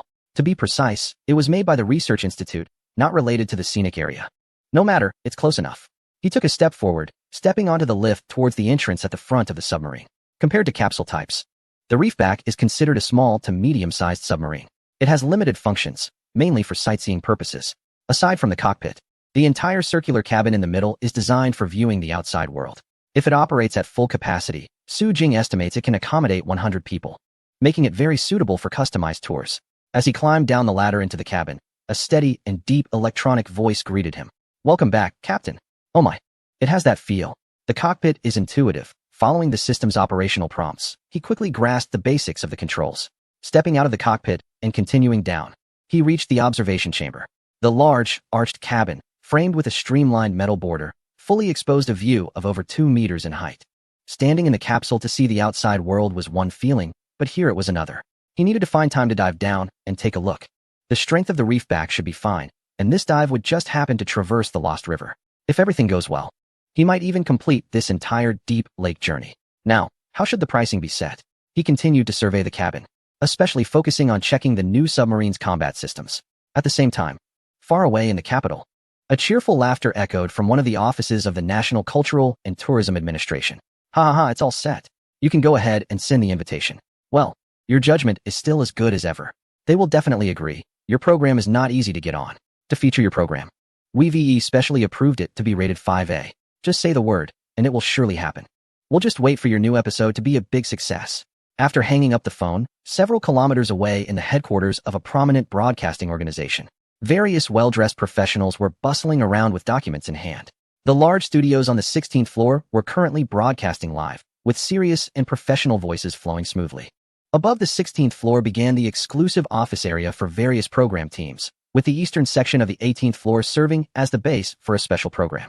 Unlike the tense atmosphere elsewhere, the staff here mostly wore smiles as they gathered to discuss their recent fieldwork and experiences. A female employee with a low ponytail paused her conversation and turned to look into the office. "Sister Bai seems to be in a great mood today. What good news could it be?" The person beside her shrugged, unsure. Just a while ago, there were worries about the content for the next filming, as it was said to be the most important episode before the National Day holiday and needed to be approached with caution. But now it seemed those worries had vanished. The team was animatedly discussing, while a few employees who knew the inside story just smiled silently. The worries had dissipated because things had been confirmed. The senior editor had long wanted to film the scenery of Wanyuan Mountain, but it had been shelved due to a lack of typical characteristics. However, ever since the content of the Deep Lake event was revealed, Sister Bai's intentions had become clearer. If it weren't for the sudden submarine incident, she might have already submitted a proposal to the leaders. Fortunately, Wanyuan Mountain had strong backing, and the issue was resolved. The senior editor quickly reached out to higher-ups for a late-night discussion and convinced them to collaborate with the Tourism Administration to elevate Wanyuan Mountain to a 5A standard. This way, National Geographic selected it as the content for the upcoming episode. It was a perfect combination of timing, location, and people. No one could reject such an opportunity. Being featured on such a major program was like a free chance to increase visibility. How many private scenic area owners had begged them, spending money to sponsor just to get on once? The person in charge of Wanyuan Mountain would definitely be thrilled. That is what everyone thought. And it was also what Editor Bai thought. Everyone had a good night's sleep, and the next day, they officially began contacting the young person in charge, Mr. Su. Can I refuse? It was settled then, right? Realizing what the other party was saying, Editor Bai felt like a chicken caught by the neck. Her voice suddenly stuck in her throat. Wait a minute, did he just refuse? Mr. Su? I swallowed hard, still thinking she might have misheard. I'm saying we are from the National Geographic program team, and we are now inviting your scenic area to participate in the filming of the upcoming episode. The man on the other end of the phone sounded a bit perfunctory, yet he still responded to her politely with a smile. Haha, thanks, but we want to participate. We're quite busy lately. Increase visibility? Does the visibility of Wanyuan Mountain need to be increased? He was already overwhelmed, and the activities beneath the deep lake were interrupted. He had to think about how to restart them without affecting the subsequent progress. How could he find time to entertain this group of program crew members? Bai Ling, once again rejected, was bewildered. Buddy, your 5A status was elevated thanks to my networking efforts. How can you refuse my passionate dedication? No, no, no. You must participate. How about this, Mr. Su? Can we meet today or tomorrow morning to discuss? We can talk about any ideas in person. Chapter 322, appearing on a show. Bai Ling was highly efficient. She booked a train ticket for that evening right after hanging up the phone. With ample preparation and the trust of the entire program team, she arrived at Yong'an City Station the next morning. Being unfamiliar with the area, Bai Ling stood at the station entrance with her simple suitcase. Just about to hail a taxi when a tall, burly man jogged over with a smile. Sister, are we heading to Wanyuan Mountain? Yes, that's right. Although the destination was correct, Bai Ling instinctively tightened her grip on the suitcase, showing a distant smile. Since they worked for a geography channel, her team frequently traveled to various places or scenic spots for research, and they were well aware of local customs and personalities. Even if the government prohibited it, there would still be people trying to take advantage of tourists at train stations. Unexpectedly, the man grinned broadly and pointed back. Don't worry. We have a dedicated tourism line to Wanyuan Mountain here in Yong'an. Just 20 for the ticket, straight to Wanyuan Mountain. He checked his watch and said, the bus leaves in 5 minutes. Do you want to go? If so, you need to hurry. Bai Ling raised an eyebrow. Is it that simple? But she didn't want to waste time on the road, so she directly took her suitcase and boarded the bus. Let us go. The bus ride was smooth. Although the route was a bit odd, such as suddenly passing through a village in the city or unexpectedly arriving at the back entrance of a hospital, everything felt normal. It took just over an hour to reach the main entrance of Wanyuan Mountain. Dear visitors, we have arrived at Wanyuan Mountain. Please take your personal belongings. We wish you a pleasant visit. Passengers began to wake up from their slumber. Some had been excitedly discussing their plans and hadn't slept at all. As soon as the bus came to a stop, they hurriedly grabbed their luggage and got off. Although it was still not yet 8 o'clock, there were already a few tourists queuing at the main entrance. Bai Ling had been thinking of how to persuade Su Jing along the way and hadn't slept, so she followed the crowd off the bus. Unsure of what time Su Jing woke up, she hesitated to call and simply sent a text. However, the other party clearly had risen early, responding promptly. I'll come pick you up. Since it was a private commission, Su Jing took her to his home. Make yourself comfortable. I'll get you a glass of water. Bai Ling sat in the spacious living room, quietly observing the private residence of this well-known scenic area manager. She didn't expect that this person actually lived right next to the scenic area. No wonder tourists often encounter him there. However, living in such a place is indeed quite nice. The flowing rockery she saw outside earlier must have cost a lot. As she was assessing the house, Su Jing was also observing her. After their phone call last night, he quickly put together some information with Zhao University. This editor-in-chief of a certain well-known magazine not only primarily oversees that column, but also holds significant influence in other columns. Any scenic spot or landform she selects for broadcast is bound to become popular in the near future. It can be said that he is a very authoritative editor. The appearance of the other party matched her status well. With black hair, bright sharp eyes, and lips that hinted at a subtle wildness. She wore a uniform suit with a knee-length pencil skirt that made her look even more elegant. It was clear she was someone who could perform her job very well. Placing a teacup in front of him, Su Jing, dressed casually, leaned back in her seat across from her and nodded with a smile. There was no need for further pleasantries. Wanyuan Mountain certainly didn't lack for visitors, and the chief editor must know that. What reason does your magazine plan to use to persuade me to join? He asked. He was right. But Bai Ling had already tried to learn as much as possible about this guide on the way here. He had no major ambitions, adhered to a principle of non-aggression, and just wanted to enjoy a leisurely life while seriously managing the scenic area. If there was one standout characteristic, it was his intelligence. What he produced was so unique that anyone wanting to replicate it would have to think carefully about how to do so. Therefore, if she wanted to persuade him, she would have to put in some effort. First of all, thank you very much for your efforts in organizing the cultural tourism industry. She started with gratitude without stating any conditions. Encouraging various cities' cultural tourism industries and scenic spots to focus more on themselves is one of the original intentions of your magazine. But unfortunately, despite spending so much time and energy, we haven't achieved much. Wanyuan Mountain can serve as an industry benchmark, and now that it has become a 5A scenic area, it will definitely play a larger role. She spoke continuously, smiling. However, many scenic spots are beginning to emulate Wanyuan Mountain's operational model, such as the NPC interaction mode in Mingyue Village and the subsequent deity creation plan, which might somewhat divert some visitors from Wanyuan Mountain. Su Jing shrugged, seemingly unfazed. Of course, I guess you don't mind these things, Mr. Su, Bai Ling chuckled. I suspect the biggest headache for you recently is how to reopen the submarine experience. The high price might cause dissatisfaction among tourists. And there are also limitations on the number of visitors since submarines can only accommodate a limited number of people. Among other issues, the magazine can help with that. Su Jing raised an eyebrow, finally sitting up straight and signaling her to continue. Once a scenic area is featured in your magazine, it essentially belongs to a regular army. The problems you mentioned can all be addressed through promotional videos. Wanyuan Mountain probably hasn't had a real live broadcast, has it? This is a great opportunity. What can't be shown to tourists can be uniformly released through the column, which can also alleviate many concerns, including some special elements. We can also assist in scientific explanations. She listed the benefits to Su Jing one by one.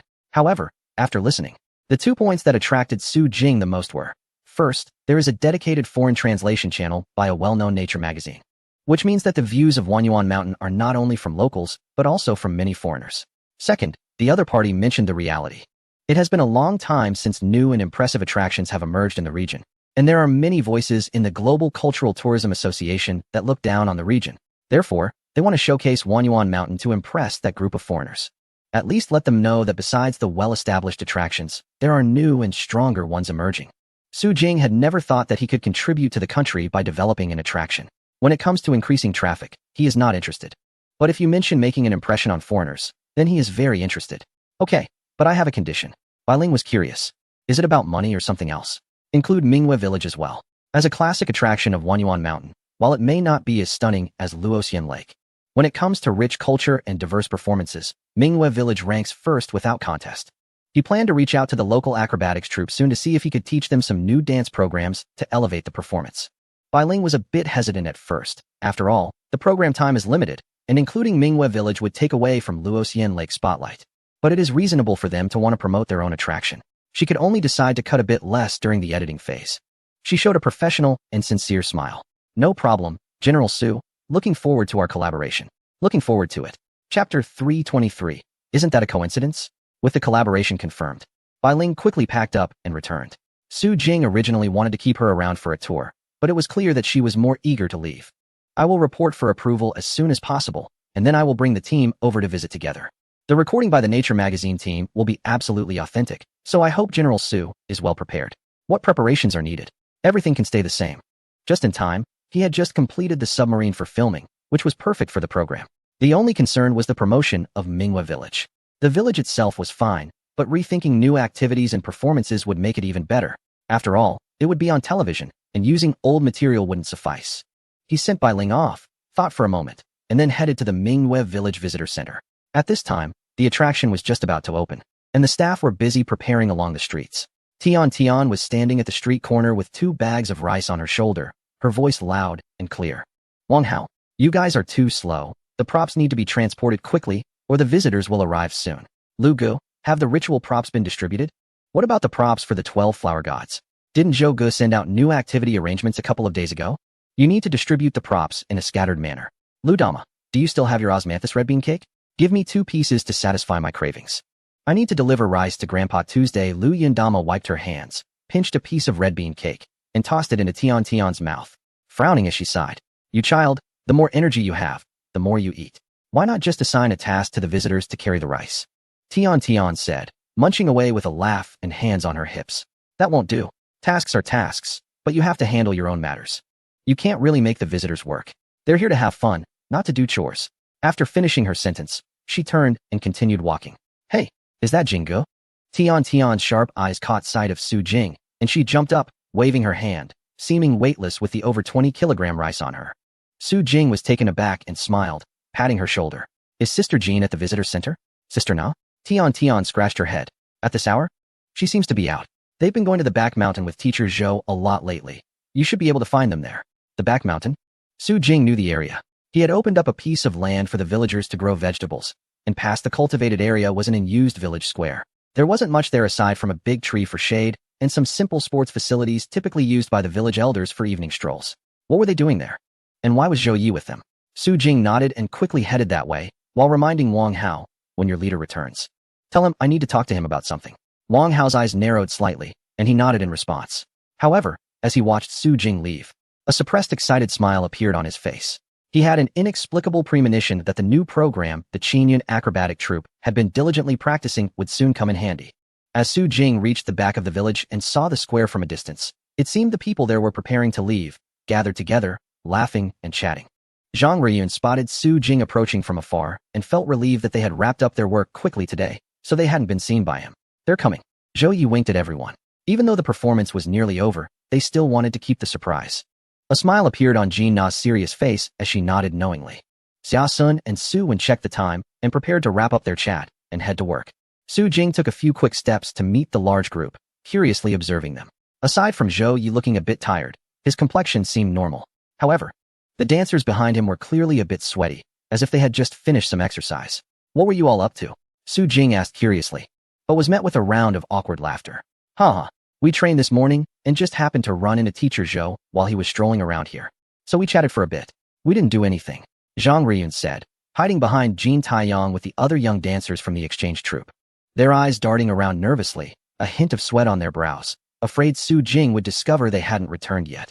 It looks suspicious. Su Jing glanced at the hidden exchange dancers behind, noticing the new dancers seemed to have blended in well, standing amongst the group. They appeared to be integrating quite nicely. He indeed remembered that group of dancers from various major troupes in the country who were still under his supervision. Should he let them go back? Well, anyway, I called you here to discuss something. Su Jing didn't hold back because there were outsiders present. He straightforwardly mentioned that the production team from a certain geographical program wanted to collaborate. So, that's about the reason we need to adjust the plans for the new presentation at Mingyue Village, aiming for a better outcome.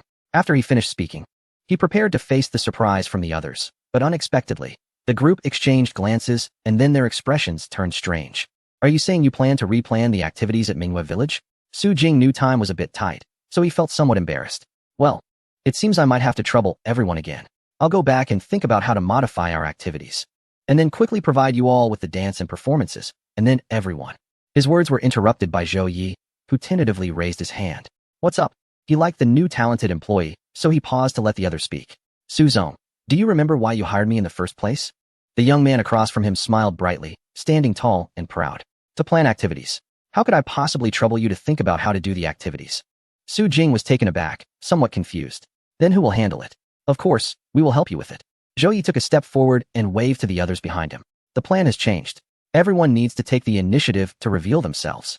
To be honest, we started preparing a brand new performance for Mingyue Village half a month ago. Teacher Jin Na. Teacher Jin stepped forward with a solemn smile. Teacher Zhang Ruoyun. Teacher Zhang gave a slight bow and walked to the front. Everyone worked together to prepare a completely new dance performance, which is already taking shape. Su Jing's mouth slightly opened, but Zhou Yi wasn't done yet. In sync, the Qingyan acrobatic troupe has also collaborated to prepare a brand new performance, and during this time, I've gathered everyone's ideas to create a sequel to the legend of Mingyue Village, and the general direction and framework have already been determined. In 3 days, we can present it to you. Chapter 324. Come on, let us showcase it. Su Jing was stunned, blinking as he carefully examined the group of men and women in front of him. The youngest were barely 20, and the older ones were in their 40s.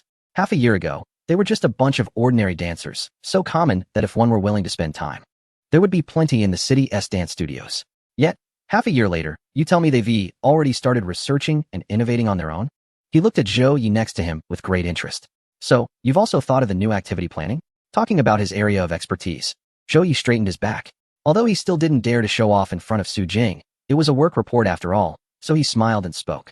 Basically, I've already sorted it out. Can I report back to you later? But he didn't expect Su Jing to wave his hand, turn around, and leave with a smile.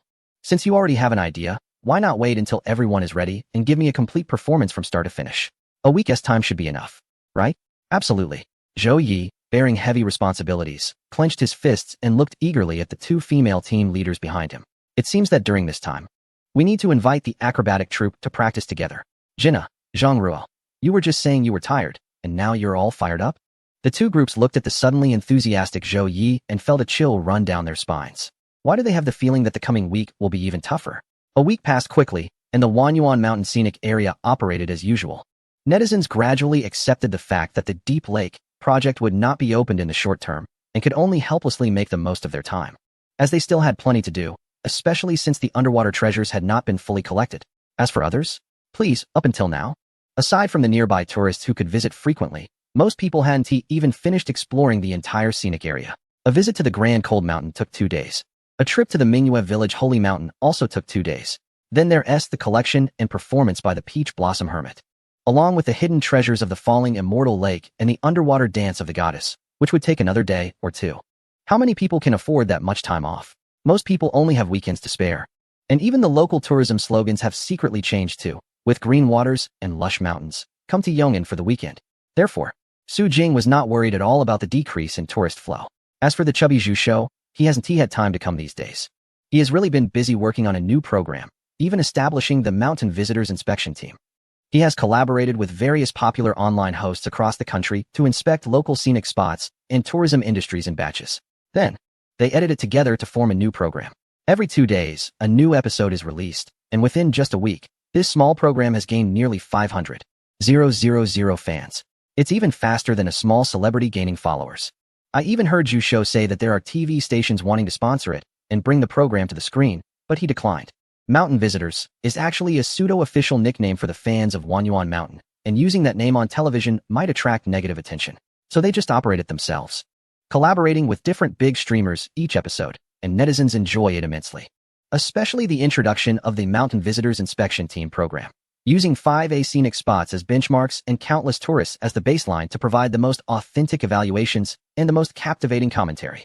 It's already too obvious who this 5A refers to. But strangely enough, no one can say anything. They just claimed the Great Mountain and then got a special approval for 5A. Why would you clash with them now? Better to stay put. You can't fight them, and you can't afford to play with them. Below 5A, hardly any other scenic area dares to entertain any small thoughts. From the moment they were promoted from Wanyuan Mountain, they were no longer on the same level. Soon, the day arrived for Zhou Yi to perform.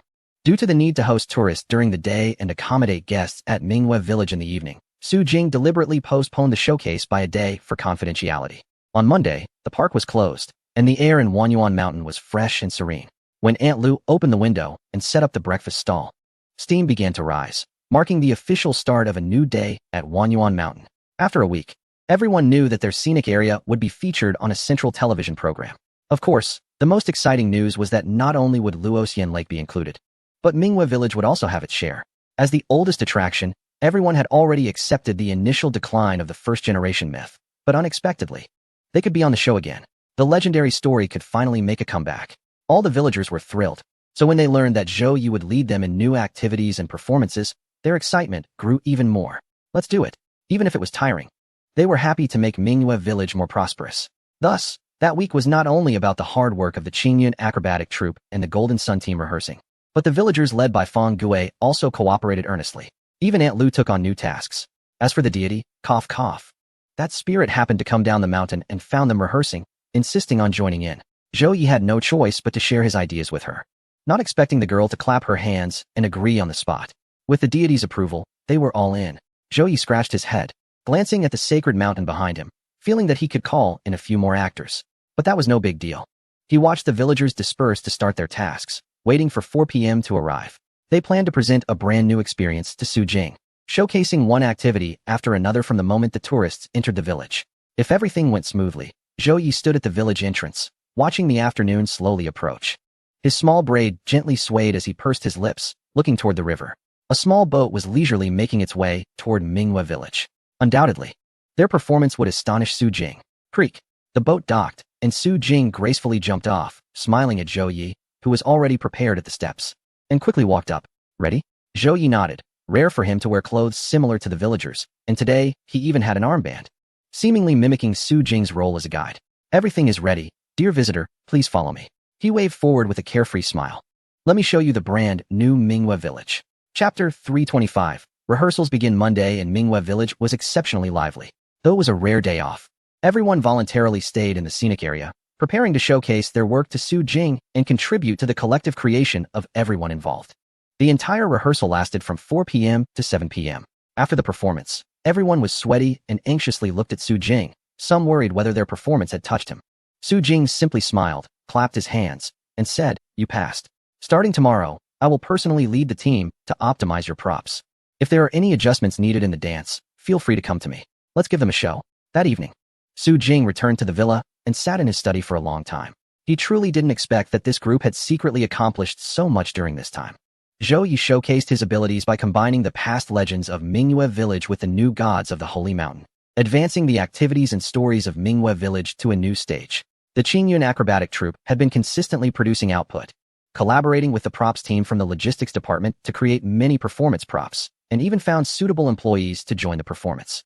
Although there were still some flaws in the prop's appearance, since Su Jing planned to get involved, it was not a problem.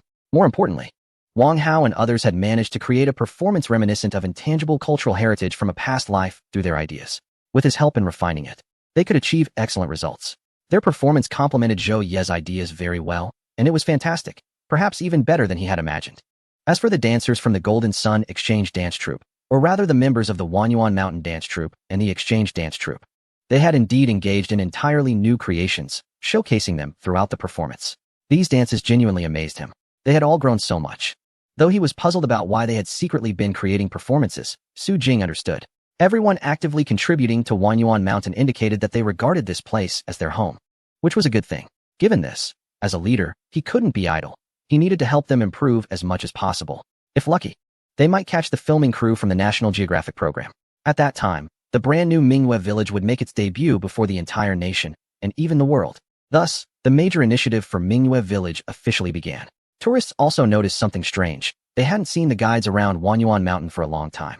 It was as if they had vanished into thin air, causing those preparing to block Su Jing to protest to immediately suspect there might be a mole. Some began to search more thoroughly, but most didn't pay much attention. They continued to hike and explore as usual. However, even so, some noticed something was off and quickly opened the Wanyuan app to chat. Big, gluttonous girl. Friends, have you noticed something strange about Mingyue village recently? Drunk after 1,000 cups. I noticed. Everyone seems so tired. The young woman who used to send out tasks early in the morning at the third task point was still at home sleeping when I went last time. In the C District's 12 alley, there was a cart covered with a black cloth. When I got closer, I noticed it seemed to contain many red props. I wasn't sure what they were, but I felt like I hadn't seen them before during performances. Another person mentioned that the quantity of offerings has decreased recently. It used to be that a task would yield a lot of offerings, but now it's just one or two. Everyone was discussing this fervently, and some quickly connected it to the previous event involving the deity descending from the mountain, linking it to the recent strange occurrences. Zhu Shou briefly shifted his attention to Mingyue village and left a comment on the app. Can someone summarize the issue? Wanyuan Mountain is a significant tourist site. Any change should be taken seriously. As questions arose, investigations began. However, before anyone could figure things out, Wanyuan Mountain released an official announcement.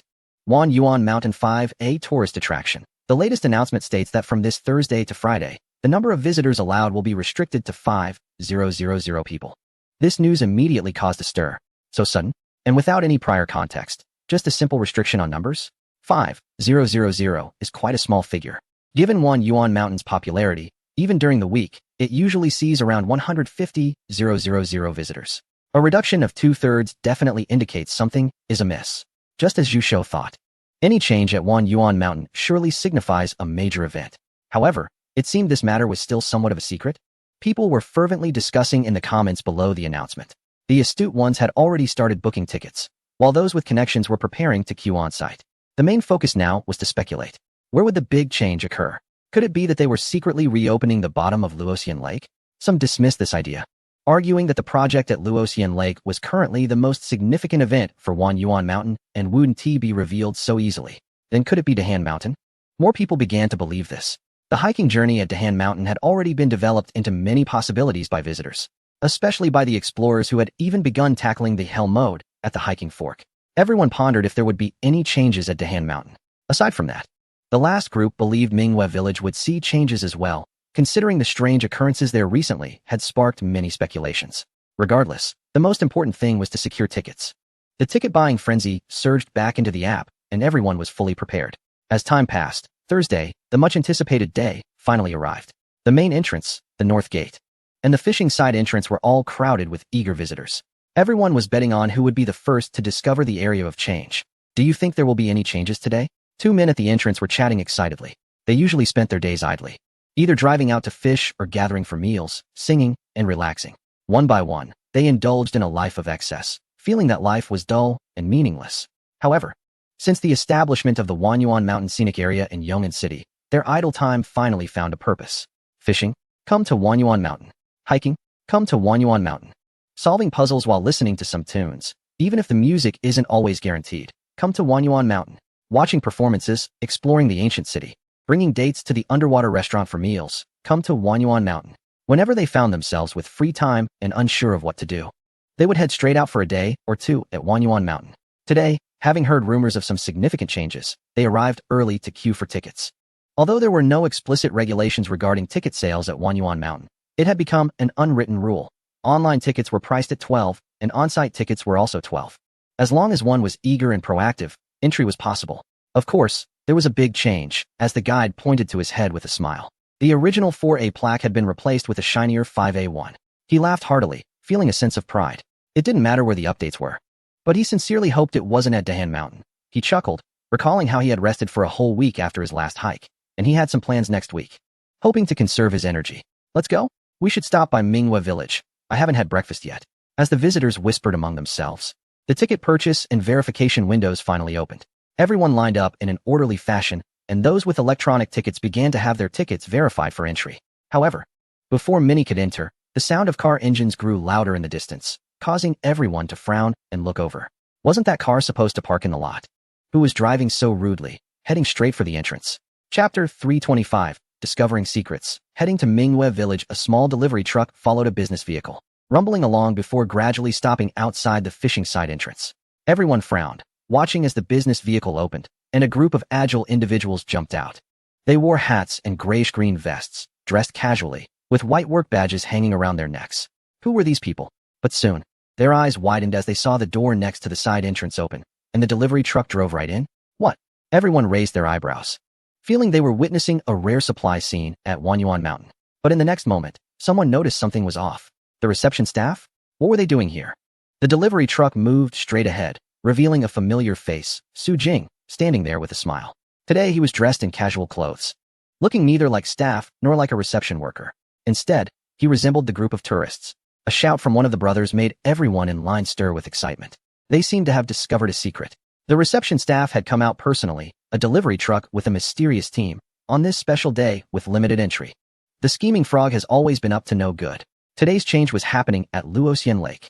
Everyone felt a surge of inspiration, quickly speeding up their ticket purchasing and verification process. Meanwhile, Su Jing officially met up with this group. That's right. This team is led by Bai Ling from the National Geographic Program Group. A few days ago, they had already agreed on the filming schedule. They would shoot at Minghua Village on Thursday and at Luoxian Lake on Friday. The first filming team didn't trouble you, did they? Bai Ling smiled and extended her hand to shake with Su Jing. Su Jing shook her head, explaining that the first filming team had entered the scenic area before dawn today to capture aerial shots and some grand scenes. They had already had breakfast at Minghua Village, and they could start as soon as the others arrived. Bai Ling nodded and began to introduce the main members of the team beside her. This is Director Qianyu, responsible for the filming of our entire documentary. A middle-aged man wearing a military green hat shook hands with Su Jing, offering a polite smile. This is our voiceover teacher selected in the last round. He isn't overweight, but has a round face that looks very approachable. As soon as he spoke, his rich baritone voice resonated with Su Jing. Wow, what a nice voice. Then Bai Ling reached out again, pointing to the man behind her. Given the theme of our filming, which leans towards a documentary exploration mode, we invited a host who will mainly guide the close-up shots and explore Minghua Village. Su Jing looked at the man across from her. He had a square face, small eyes, and a little mustache, looking both goofy and endearing. Isn't this Teacher Hu? Why is Teacher Hu here, huh? He looks just like him. This is Teacher Zhang Zhuguang, responsible for leading the interactions in our documentary. The other party smiled and extended his hand. Just call me Xiao Zong. Hello, Su Zong. I've heard so much about you. I've always wanted to see Wanyuan Mountain. And today I finally have the opportunity. The more Su Jing looked at him, the funnier he seemed, and she could only hold back her laughter while shaking his hand. Then it will be troublesome for you, Teacher Zong. After a brief exchange of pleasantries, Su Jing immediately led everyone inside. The dock wasn't far, and this time was just right to discuss the filming content and areas that needed attention. This was also Su Jing's first time seeing the filming crew, so she had many curious questions. Everyone patiently answered. Although the director seemed unapproachable, he was quite forthcoming with Su Jing's inquiries. They are all nice people. Su Jing thought happily, while the system hummed beside her. That's because your current status is higher than theirs, plus you have a significant backing. Otherwise, do you think they would be so polite to you? You should believe there is true affection and love in the world. That's Cupid's business. This system is super realistic. Su Jing was too lazy to continue the conversation and led the group onward. However, their every move was already under the close watch of the tourists. While they appeared to be casually strolling and joking, everyone was quickly analyzing in their minds. The guide seemed to glance at Luoxian Lake 13 times during the walk, which likely indicated significant changes might occur at Luoxian Lake at 1 p.m. The guide's arm swinging saw the right hand touch his hair 4 times. The direction pointed to Dahan Mountain, suggesting that a new activity might start at 4 p.m. at Dahan Mountain. The guide checked his phone 6 times, which likely indicates that he is hinting at more activities on Saturday. The duo from the entertainment group looked at each other in disbelief. What on earth are these people thinking, with all their wild and chaotic ideas? Over-explaining is just nonsense. Why think so much? Just follow along. They shrugged their sleeves and watched as the group stopped at the dock by the falling Immortal Lake, just as the boat in front had just left, carrying what seemed to be items just taken from a delivery truck. While they were chatting and laughing, they quickly boarded the second boat heading towards Minghua Village. Got it. The change is in Minghua Village. The two were just planning to go there for breakfast, and it's better to be lucky than early. They immediately quickened their pace and boarded the third boat heading for Minghua Village. As they sat on the boat, the tourists behind them were looking around, watching as the delivery truck closed its doors and prepared to move aside, suddenly frowning. Hey, are you good at seeing? The short-haired girl turned her head, rolling her eyes dismissively. Not bad, why? The guy speaking didn't even turn his head and pointed towards the truck. Is there a small logo at the bottom, right of the back door? I can't see it clearly, can you? With nothing else to do, the girl focused her 53 vision on it. There are words. She squinted, trying to see more clearly. The logo was simple and elegant, square-shaped, looking somewhat familiar, as if she had seen it somewhere before. Is it National Geographic? Huh. The girl was taken aback, and then exchanged wide-eyed looks with the guy and girl who had turned to look. National Geographic? The one that often aired on Channel 1. The large documentary series? National Geographic? The girl swallowed hard, a look of surprise slowly appearing on her face. It really seems to be. She pointed towards the end of the river. They must have gone to Minghua Village. Let us go too. Chapter 327. Has the ceremony changed? When the production team first stepped into Minghua Village, they intended to start filming right away. However, Zhou Jing strongly suggested they meet up with their companions at the breakfast shop before working, and Bai Ling thought about the online reviews of Minghua Village and half-heartedly agreed. Aunt Lu Yun's breakfast shop was always crowded, and they turned through the ancient and elegant wooden village, spotting their team members enjoying their meal at the end. Everyone waved at them with smiles. How is the filming? Have you all got time to sit and eat? Director Qian Yu was just trying to make a joke. After all, his assistant was known for perfectionism, and often a single shot needed to be retaken many times to reach satisfaction. He guessed that the others had also just managed to finish their work and sat down to rest. But what they said surprised him. It was filmed very well. One of them showcased a mouthful of steamed cake and took a sip of osmanthus glutinous rice soup, looking troubled, but the words sounded like bragging. The trouble is, there are too many beautiful scenes and I've taken too many photos, which makes me a bit worried about how to choose during the editing phase. He saw Su Jing behind him and quickly stood up to wipe his hands and shake hands with the other party. Su Jing was very generous with their filming. Although he had specifically marked a few areas that couldn't be filmed, he allowed them to shoot freely in other areas. The fleeting Peach Blossom Secret Realm, the increasingly spectacular Dahan Mountain Cloud Ladder, and the 1,000-year-old ancient village beneath them. Although they couldn't film any higher, he still felt pleasantly surprised. After all, they usually go out to shoot grand rivers and lakes, with vast landscapes, so when they received the task of filming such a small scenic spot, they were quite worried about not being able to capture the effect. But fortunately, they were here. Director Qian Yu raised an eyebrow. If the other party was satisfied, it seemed that the opening shot would be secured. Although they hadn't properly explored this village yet, he trusted his assistant's abilities. Everyone took their positions, and teacher Zhang Zhuguang's expression changed as he began the first part of the recording. Several shots focused on him, some even nearly close enough to capture his face. However, the other party was completely oblivious to the camera, naturally smiling, and began the first visual language with a broad back. I have visited many ancient villages, but what surprised me the most here is the lack of commercial atmosphere. This breakfast stall is run by villagers right at their doorstep and is said to be quite famous in the area. He leaned in, speaking steadily with a friendly smile. Auntie, this is our first visit. Could you recommend some local specialties? The camera focused on Aunt Lu Yun, who shyly wiped her hands. Wanting to scratch her head, but remembering the food safety regulations, awkwardly put her hands down and chuckled. You can sit down. The best sellers here are the glutinous rice cakes, osmanthus wine dumplings, and glutinous rice porridge. Aunt Lu quickly forgot about the camera as she mentioned her specialties, eagerly bringing out dish after dish. Su Jing stood behind, arms crossed, watching this scene with great interest. How is it? Isn't quite interesting? Bai Ling, dressed in a sharp casual business outfit and wearing sunglasses, stood next to Su Jing and asked with a smile. Should we include you in the shot? Me? Su Jing pointed at himself. Yes, Bai Ling nodded. Aren't you the guide? You've probably been filmed many times. So it doesn't matter if you appear on camera. This made sense, but Su Jing still shook his head. Today, my role is the same as yours. I am also a tourist. Bai Ling squinted, sensing something different. According to what she understood about the Minghua Village program, Su Jing had a performance role, which is why she made that suggestion, but now he was going to watch the performance with them, meaning the host would be someone else. After many years as an editor, she quickly thought of many possibilities. Xiao Min. She quietly called her assistant and whispered, if their essay program tonight. Remember to give Su Jing a close-up. Breakfast passed peacefully amidst eating and drinking, and after Zhang Zhuguang finished filming, he began to seriously enjoy the food. Lu Yun's breakfast stall surprised everyone with its genuinely delicious offerings, which is why it has become the most popular breakfast spot here. After finishing their meals, the entire photography team dispersed. Each small group had its own tasks. Some were capturing the architecture, others the scenery, and some focused on the tourists. Although they rarely made travel documentaries about ancient towns and villages, they were committed to doing a good job since they accepted the assignment. Su Jing, feeling a bit idle, quietly switched teams to observe. The photographers seemed a bit nervous, afraid that the boss's presence would lead to dissatisfaction with their work. So each of them was more serious and dedicated than the last. They were earnestly capturing the scenic area, filled with a sense of novelty since it was their first time here. However, other tourists were not as focused.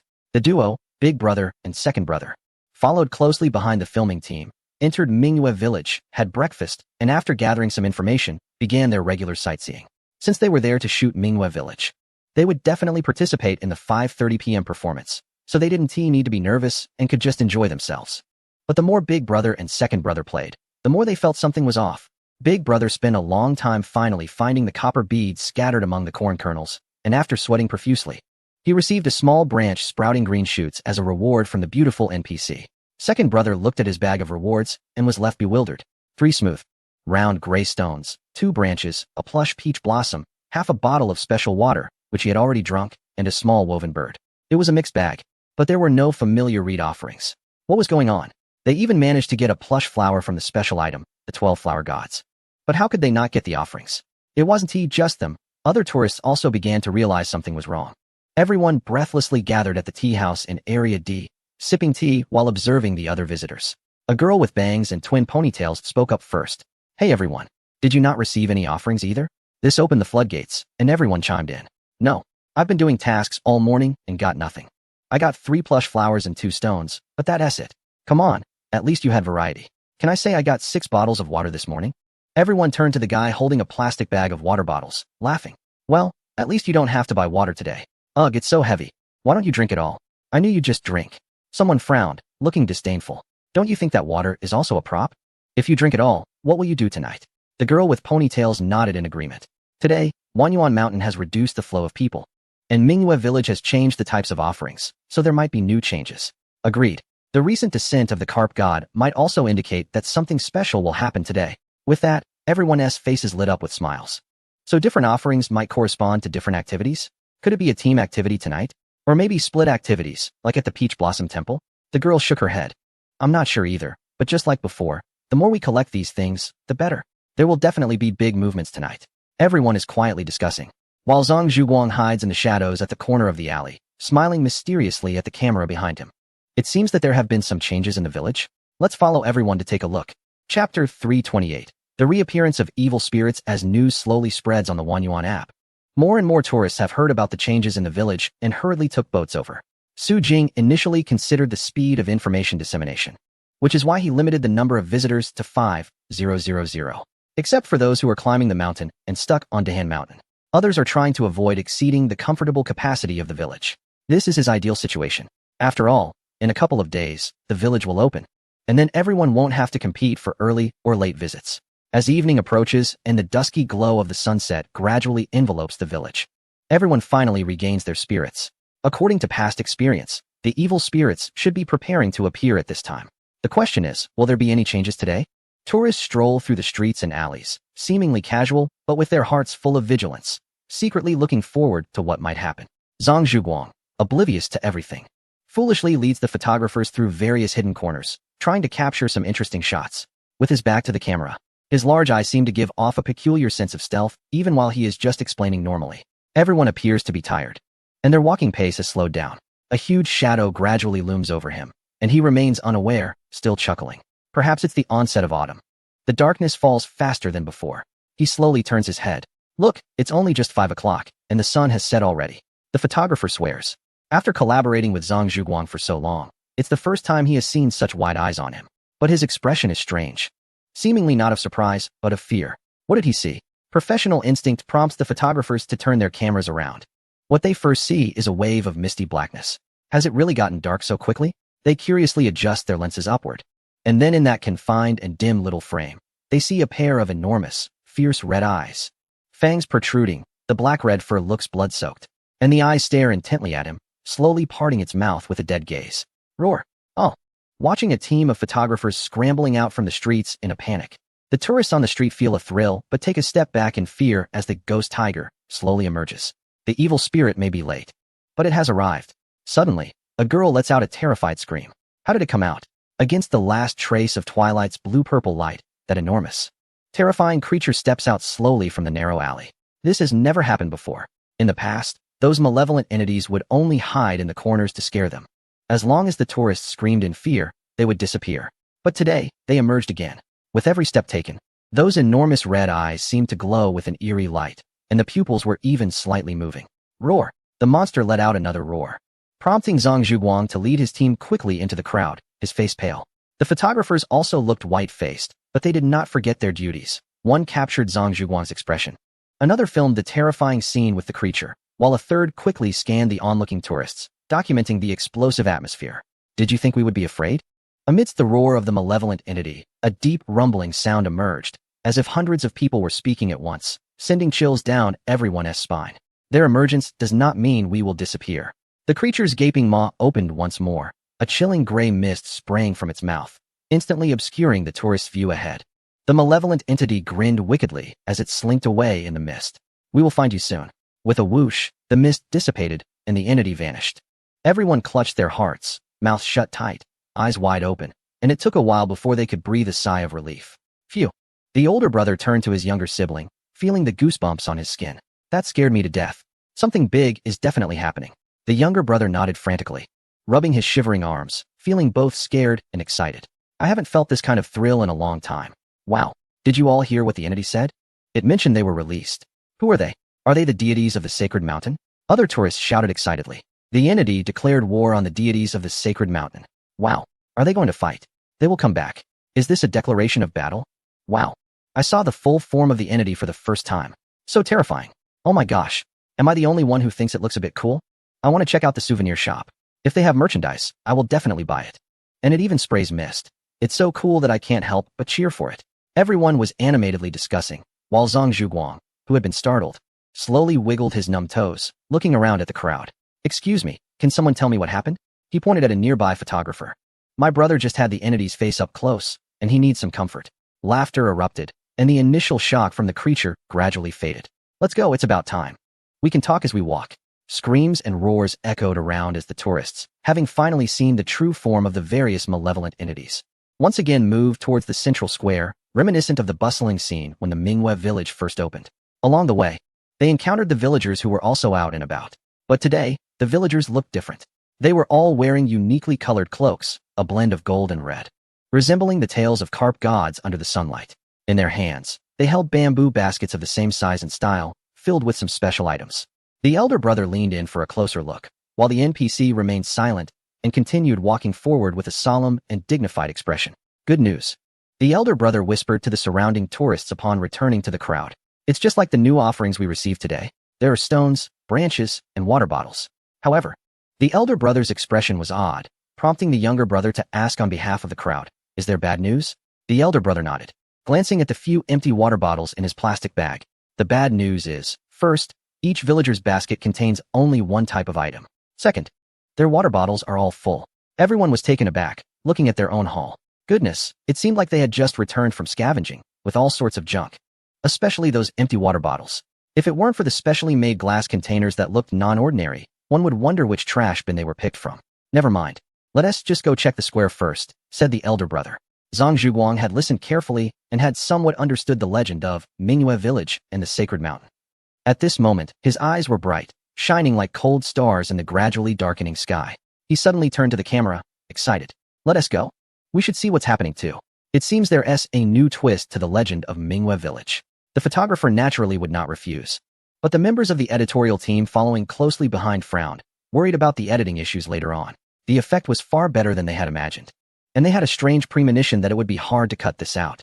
Chapter 329. The Soul of the Bronze Bell. The tourist group and the filming crew moved towards Mingyue village from all directions.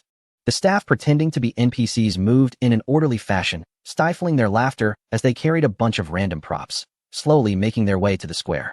On the other side, the actors playing the ghost tigers gathered together, laughing heartily.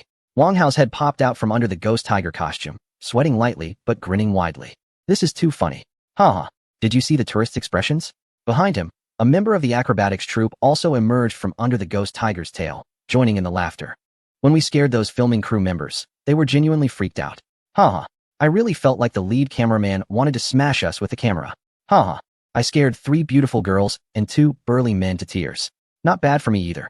After listening to a bit of rap, I was pumped. Wang Hao gathered everyone to tidy up the props, draped them in black cloth, stretched his neck, moved his limbs, and waved at everyone. All right, it's getting late. Let's south hurry to the square. The real show is waiting for us brothers to make our entrance. Haha, let us show them what we've got.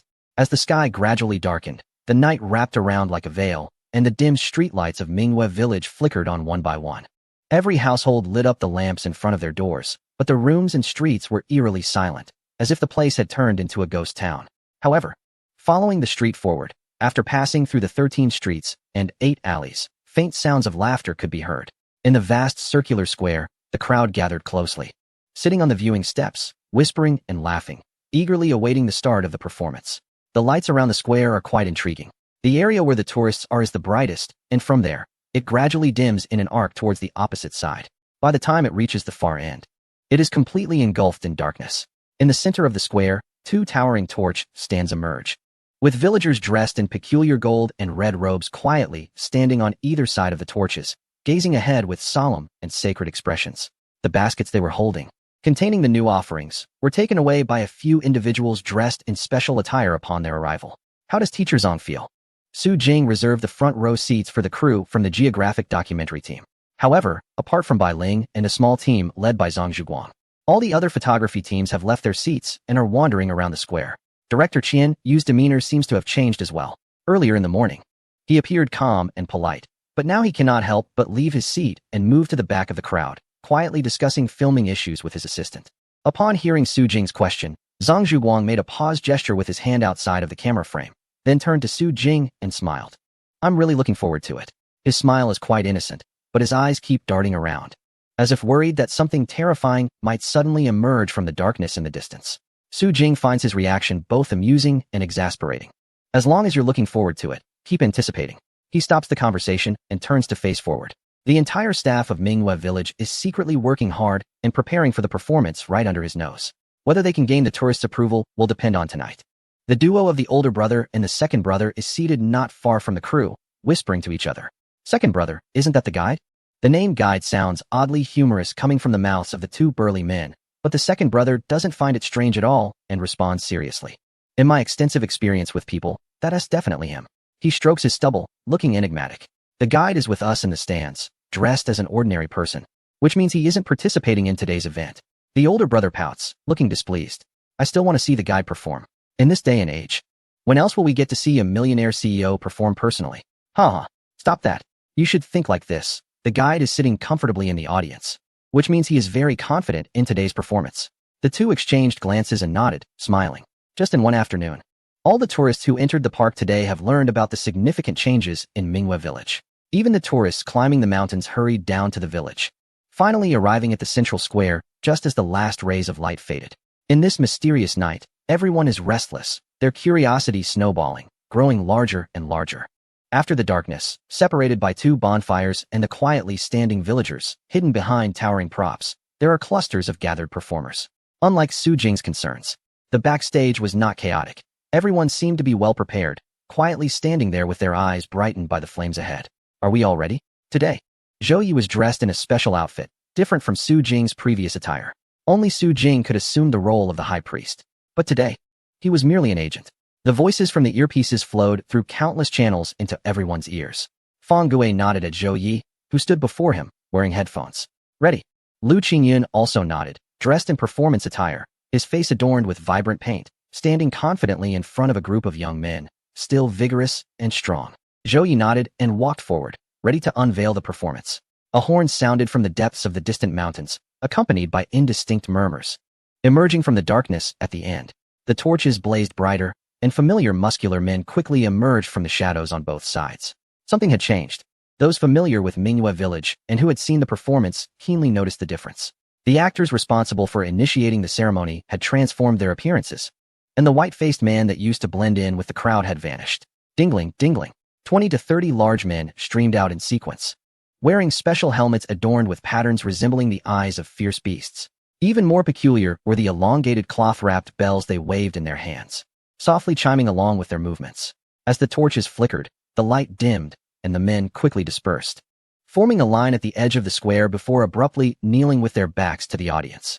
A gentle hum, like the wind, mingled with the tinkling of small bells, creating a harmonious sound.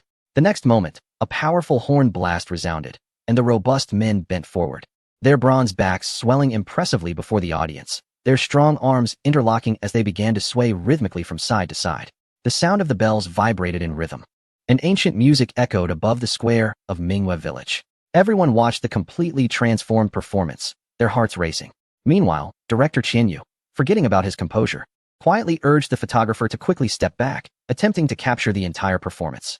As for his assistant, the other's drone had long taken to the sky, recording from 6 angles above and below.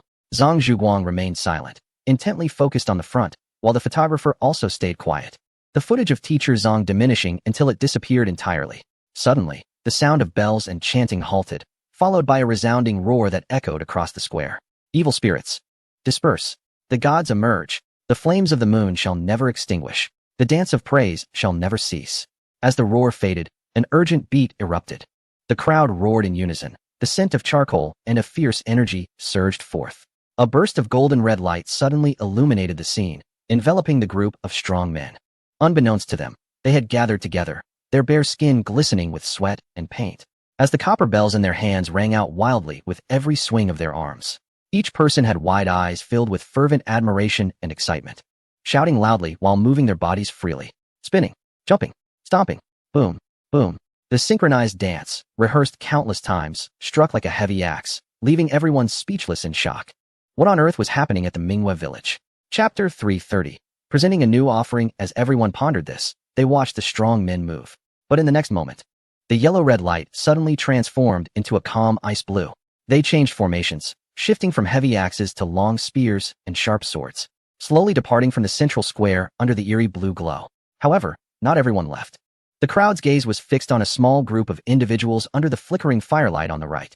They gathered together, slowly pulsating like a beating heart, gradually moving to the center of the square. Thud, thud, thud. The hearts suddenly exploded, and the strong men came to a halt, glaring like fierce warriors, slowly turning to face the visitors. But what drew gasps from the crowd was that in the dim light, the eyes of these half-lit warriors suddenly gleamed. From their bodies and helmets, golden outlines appeared like the eyes of deities, scanning the crowd and directly into the photographer's lens. Quick, close up, zoom in, capture the details. The costume and makeup were absolutely stunning. Without needing the director to prompt, several photographers were already frantically searching for angles to record. Divine presence. Huh. Divine presence. Hey huh. Divine presence. Roar huh. The warriors' roars crashed like a surging tide, each one louder than the last. The rising, resonant chants grew increasingly tragic, seemingly witnessing the growth, battles, demise, and resurgence of the Mingyue warriors. As they swayed, the sound of bells faded, the lights dimmed, until the horn's call vanished, leaving the dark square with only pairs of golden, outlined eyes. Oh, distant guests. With a soft sigh, those eyes instantly disappeared, and a beam of golden light illuminated a figure on the right side of the square, dressed in the same golden red robe, face adorned with paint, and wearing a sleeve badge made of reed whiskers on his right arm. He gazed at the visitors accompanied by melodious music. Behind his head, the bells on his small braids swayed gently, adding a hint of spirit. The visitor's eyes widened instantly, but then furrowed in confusion. Not the welcoming guide. Who is this stranger?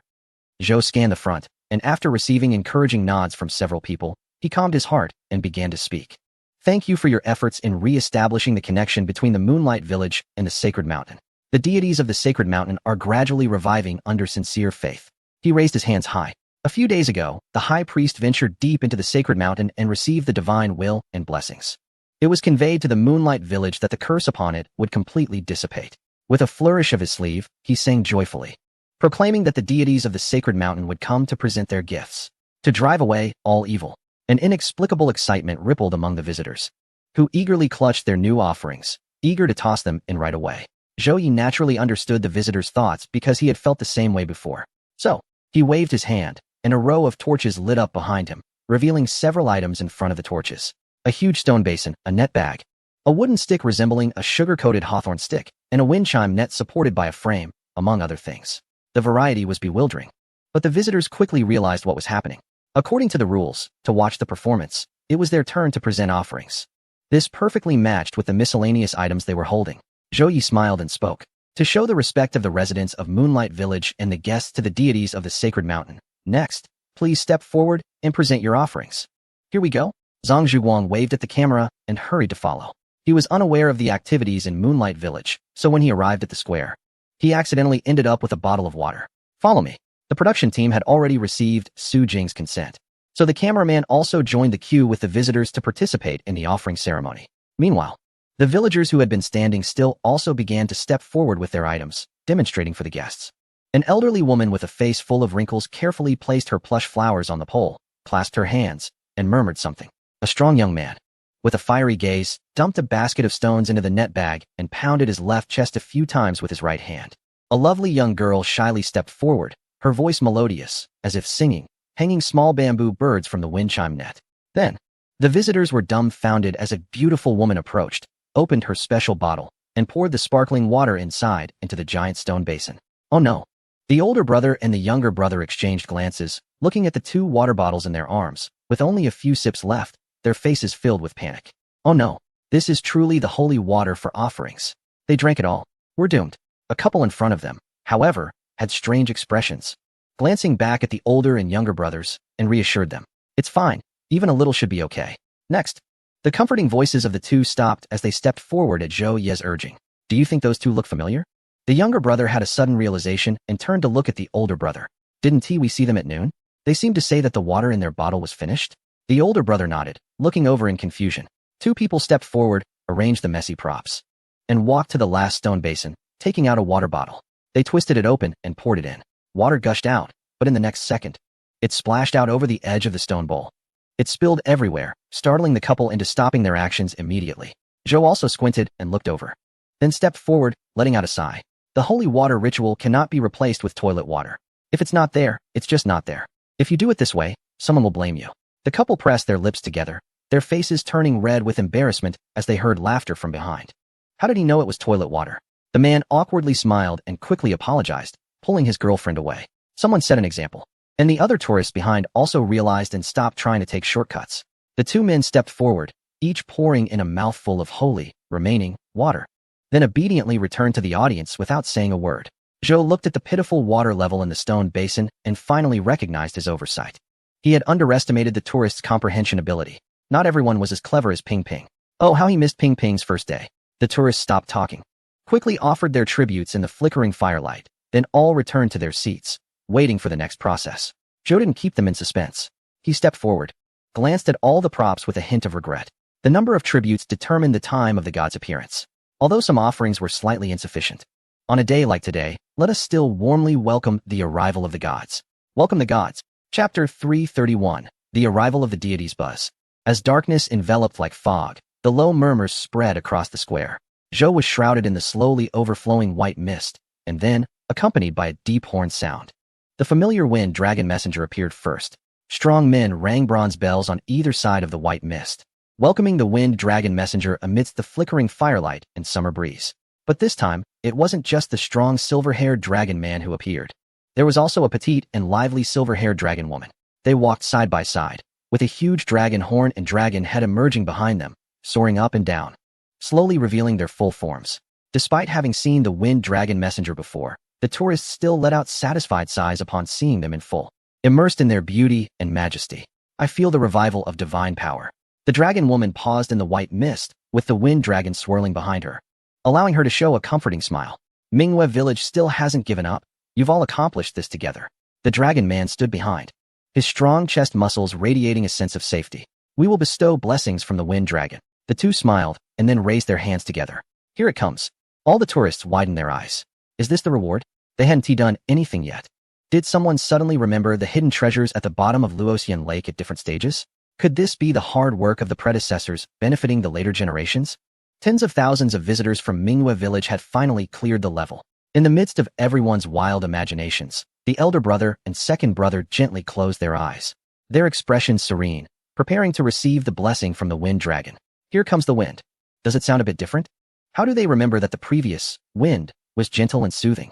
But this time, why does it sound so severe? The elder brother and second brother didn't have time to think because in the next second, boom, a howling gale rushed in directly, mixed with a large amount of white mist, instantly causing everyone's hair to dance wildly and their faces to contort. Damn!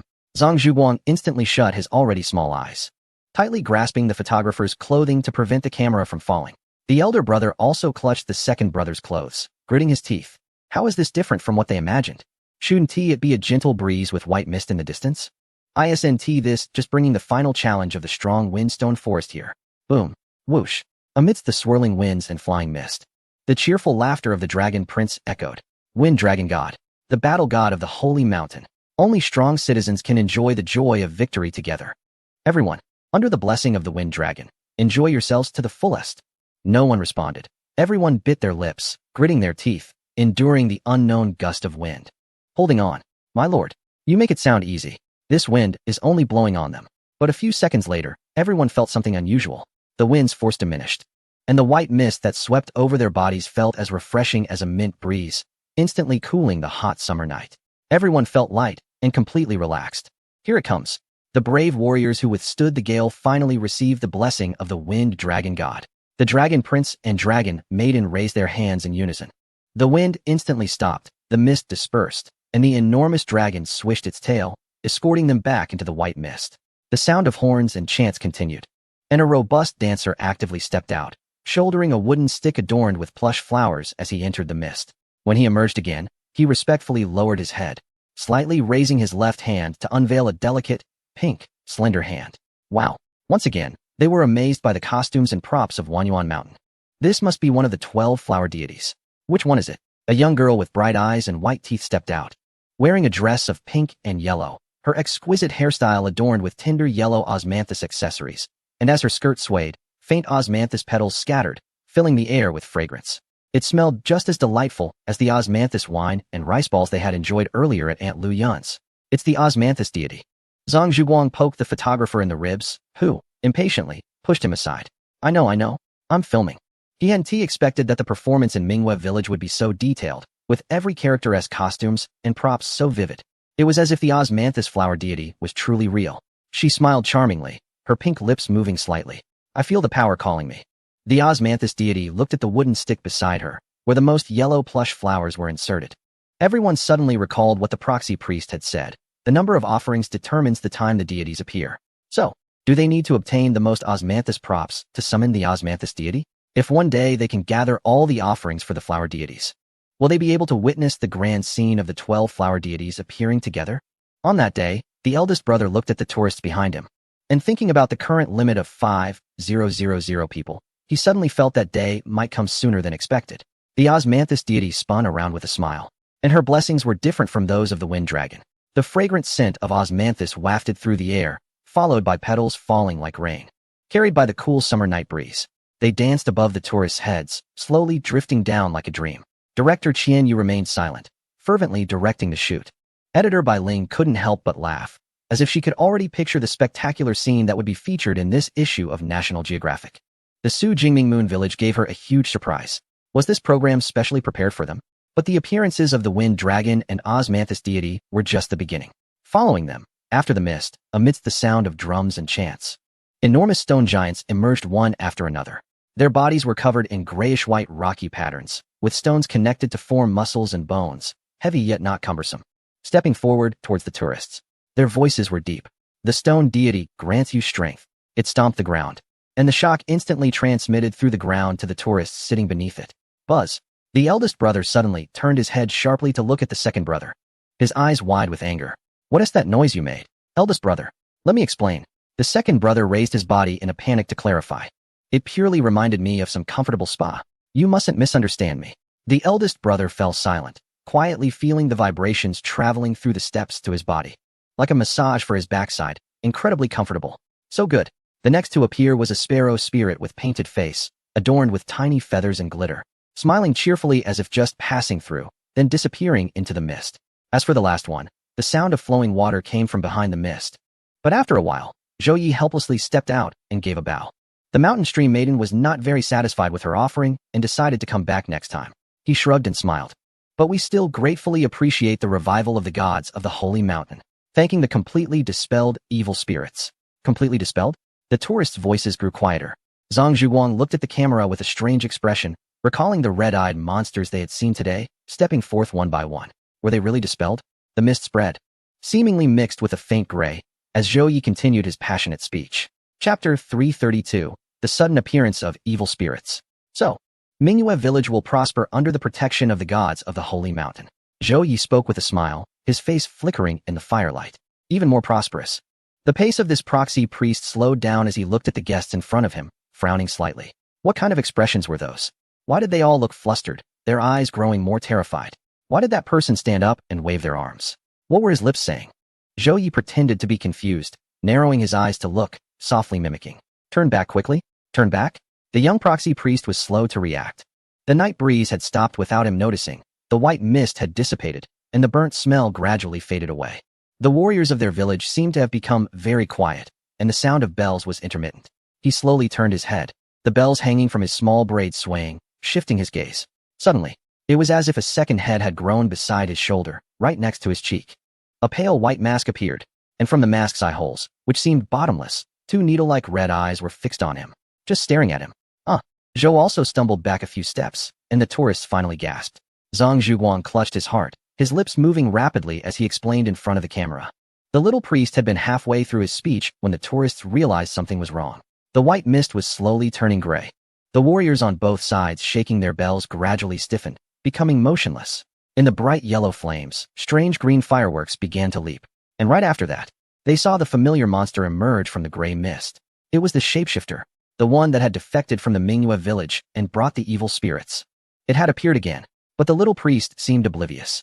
He was still passionately giving his speech. What was going on? The elder brother and second brother were confused.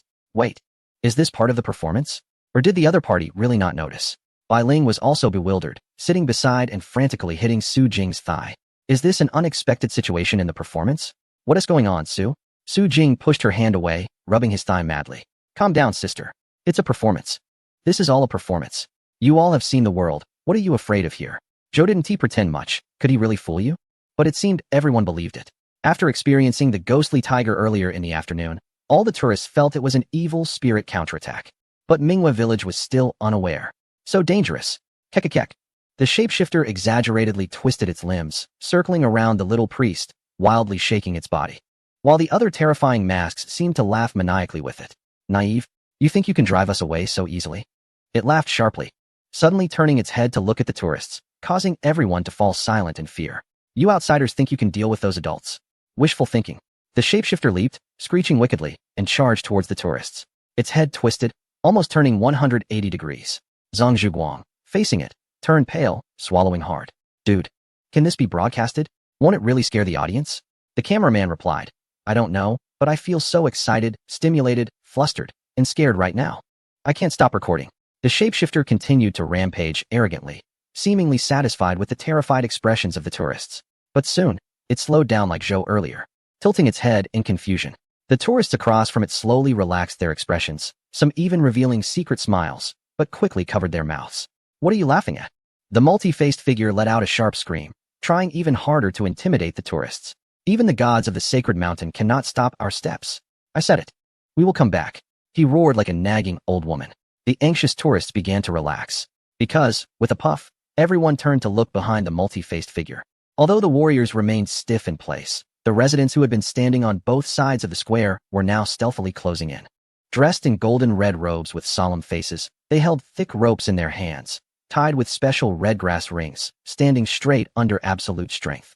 Behind the multi-faced figure was an overwhelming army. What was he still being arrogant about? Soon, I will let you see their power. His words died in his throat as a thick rope flew in, accurately wrapping around his neck and tightening instantly. Then, whoosh whoosh whoosh, the army rushed forward. Those puppets he had once controlled now possessed enough strength to retaliate.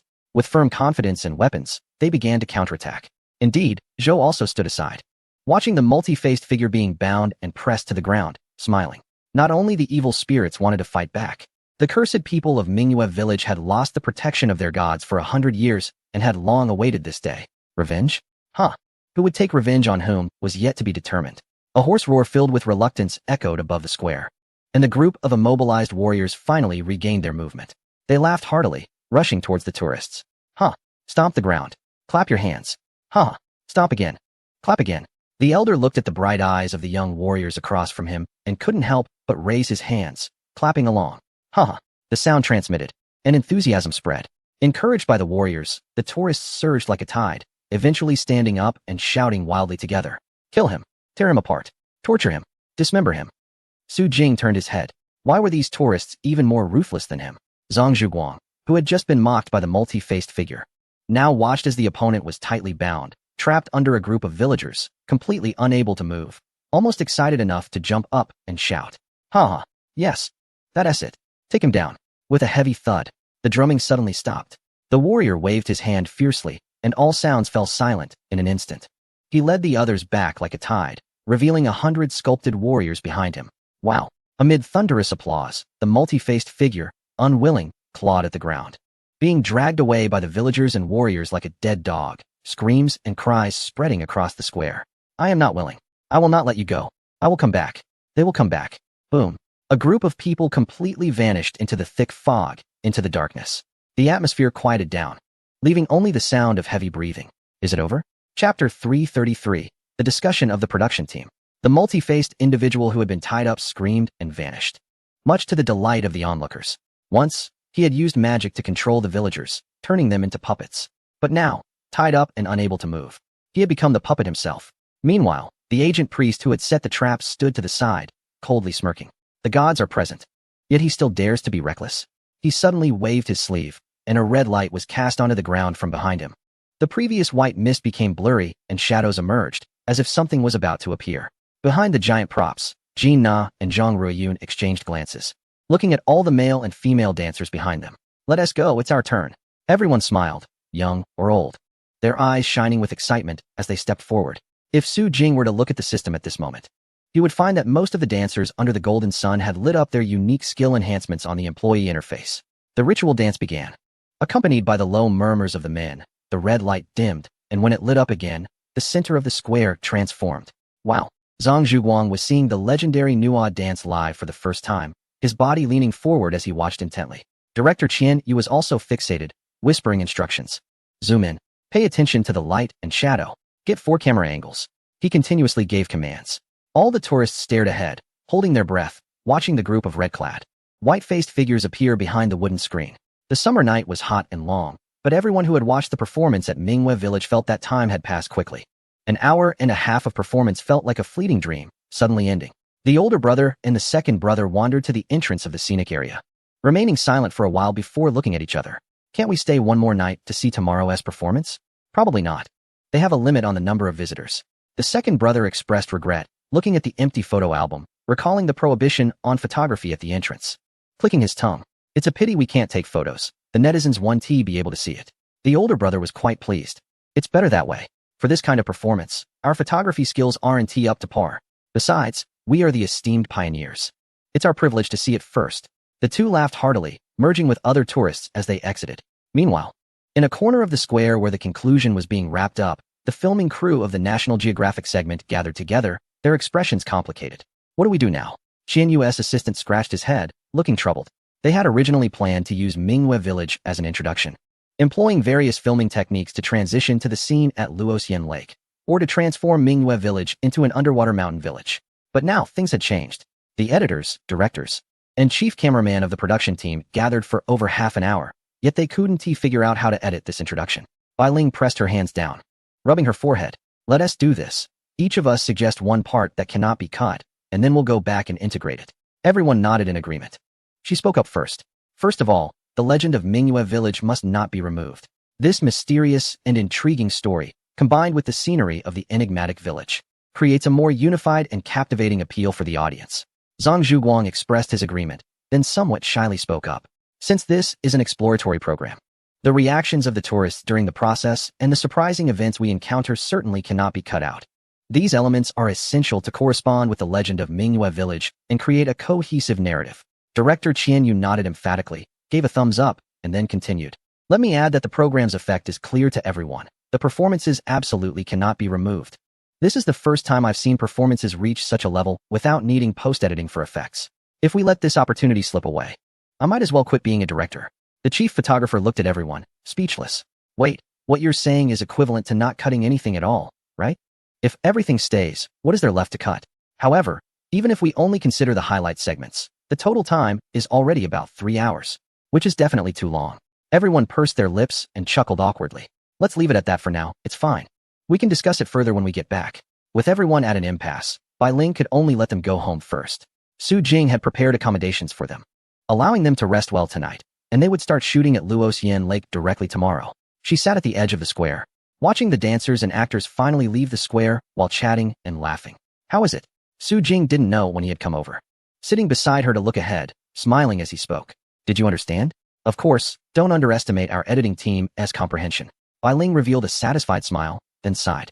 To be honest, when you first told me that the program would include Mingyue Village, I thought I could just edit a small segment. I didn't expect that after watching today, not only can we not shorten it, but we'll also have to add a lot. Then let us add it. Su Jing looked into the distance, where Wang Hao, blushing, followed behind Tian Tian, who was pushing a large cart, smiling shyly like a bashful bride. They are all working hard, they deserve it. Bai Ling nodded, non-committal. So I'm considering whether we can request to change it into 2 episodes. One for Mingyue Village and one for Luoxian Lake. That way, we'll have more time. She turned to Su Jing, testing the waters. That should be enough, right? After all, each episode is over an hour long. Su Jing smiled mysteriously, sat up, and handed her a small candy shaped like a bird. Who knows? Let us do our best tomorrow. He got up and left, while Bai Ling remained in place, quietly feeling the blessings bestowed by the spirits. Lost in the night breeze filled with the scent of earth and forest, she wondered what tomorrow would be like. Scenes from promotional clips shared online by Avoiding Thunder Piggy Hands flashed through her mind, a wave of warmth rising in her throat. What lies beneath that deep lake? Besides the advanced technology everyone knows about, are there really geographical wonders? Those are the true elements that their program team needs to capture. As night deepened over Wanyuan Mountain, the Golden Sun and the Qinyun acrobatic troupe, praised by Su Jing, peacefully drifted into dreams. Next door, Zhang Riyun and the young talented dancers excitedly discussed today's performance throughout the night. With the new show just launched, they certainly wouldn't be leaving anytime soon. The plan to stay at Wanyuan Mountain is expected to succeed. As the night passed, the second day of restricted access to Wanyuan Mountain arrived. Chapter 334. The next day before dawn fully broke, a crowd with light backpacks had already gathered at the entrance of the North Gate. Leading a 5-person team was a short-haired young man, full of spirit. The leader was none other than Lin Han, a prominent figure in the exploration faction. Recently, he had led his team to complete the second phase of the secret treasure of Luoxian Lake, maintaining his top position on the Cold Mountain leaderboard for half a month. Today, he had once again secured a spot among the 5,000 pioneers. Together with his team, they gathered at the foot of the mountain for the first step of their routine exploration, climbing Cold Mountain. Of course, after finishing the ascent, he would head down to Mingyue Village. After all, the exploration faction is everywhere. People had already participated in new activities yesterday, and they were aware of the filming crew's arrival. Due to issues at Luoxian Lake, their actions had temporarily halted, with the current task focusing on deeply exploring Cold Mountain. So, after exploring Cold Mountain today, they would also make a stop at Luoxian Lake and Mingyue Village. The gate is open, let us go. He adjusted his backpack and waved to his friends to set off. Each exploration mission had a target, and this time, Lin Han glanced at his phone, which displayed an image. Wind Whispers, 142 energy points. Achievement, Cold Mountain leaderboard first. Energy exchange, Divine Light Cave, 111,078. Number of medals, currently. He had lit up 9 medals, with only 4 or 5 remaining dim on the page. He believed he would complete them soon. However, what he was most curious about was the Divine Light Cave, which had been open since the beginning but was now being overlooked by everyone, remaining unopened. What was it? How was it played? What did it look like? No one knew, not even where the cave was located. Even Lin Han, who prided himself as a leading figure in the exploration faction, hadn't seen where this cave was after playing for so long. He looked towards the mist swirling at the mountain peak. Could it be behind the 10,000 Buddha caves? Would they have to keep moving forward? As he chatted with his young friends, they picked up their pace. He couldn't tell if it was just his imagination, but since starting to climb Cold Mountain, he felt his physical fitness was increasing dramatically. Especially today, while walking the path of the demon ascension, he felt like a forest sprite, leaping among the massive vines, exhilarating. Let us go. Lin Han's eyes sparkled with excitement. I have a feeling we're going to discover something today. His companions nodded in agreement and followed him up the gradually brightening mountain. On the other side, as the time approached 8:30, half an hour before the opening of Wanyuan Mountain, the entire team of the National Geographic program was ready to go.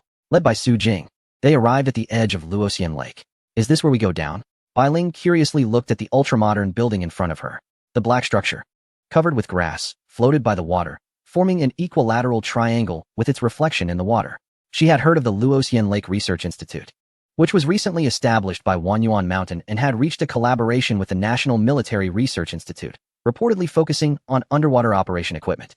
Hee. Bai Ling chuckled at the sudden thought that popped into her mind. Wanyuan Mountain, a scenic area, how could it have the capability for technical research? Could it be developed from the Luoxian Lake Research Institute? It seemed she was also influenced by the surroundings. Su Jing observed this elite beauty as she alternated between contemplation and laughter, scratching his head in confusion. It seemed that Wanyuan Mountain always attracted some strangely unconventional people. All right, everyone ready? Qian Yu answered eagerly with a nod. Ready. You said we could bring more people, so I brought along the camera crew. Director Qian Yu's attitude was completely different from yesterday. His aloofness was merely a protective facade. When he encountered things he liked, admiration and enthusiasm were his true nature. Can we really operate a submarine? Do we need to file a report? With so many of us and equipment, shouldn't we split into 2 vehicles? Will there be fish attacking us? Is that also high-tech? The Lost River mentioned online. Is it a natural wonder caused by geographical changes? Su Jing suddenly raised his hand, stopping his incessant chatter. Don't rush. You'll see once we get down there. The phrase get down there sounded a bit strange. Today's filming would primarily focus on scenic post-production dubbing, with teacher Zhang Zhuguang leading the shots, only needing to appear occasionally. Therefore, he was very relaxed, dressed casually, and somewhat impatient. Let us get started. Su Jing nodded, glanced at Zhao Long at the entrance, gave him a nod, and then led everyone inside. They passed through a deep corridor, passing by the Emerald Lake. The weather today was cloudy, with average lighting, making Luoxian Lake appear eerily green. So when everyone arrived at Luoxian Lake and saw the ancient and solemn underwater city, although they knew it was man-made, the thought of filming it still crossed their minds. Keep going. Su Jing did not stop, smiling as he led everyone toward the nearest tunnel on the left. We'll go down directly.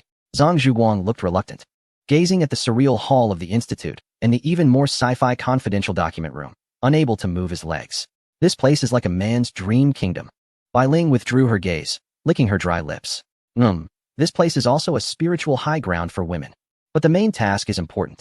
Let us finish the work first, and then come out. They suppressed their curiosity and followed Su Jing, stopping in front of the first hatch. Facial recognition passed. Highest authority holder, welcome to enter. The moment the electronic voice sounded, everyone got goosebumps. The second cameraman, holding the camera, secretly lowered the lens cover and pressed the power button. Everyone entered in batches.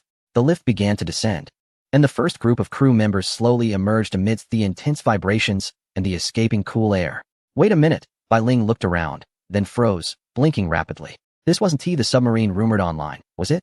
She surveyed her surroundings, gazing at the enormous cabin with its ultra-cool, silver-glossy, curved exterior and sci-fi interior featuring streamlined glass light strips.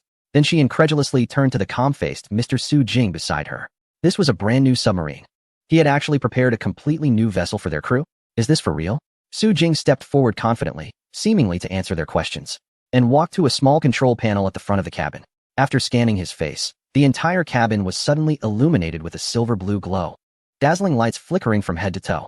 A steady male electronic voice echoed. Welcome back, Captain.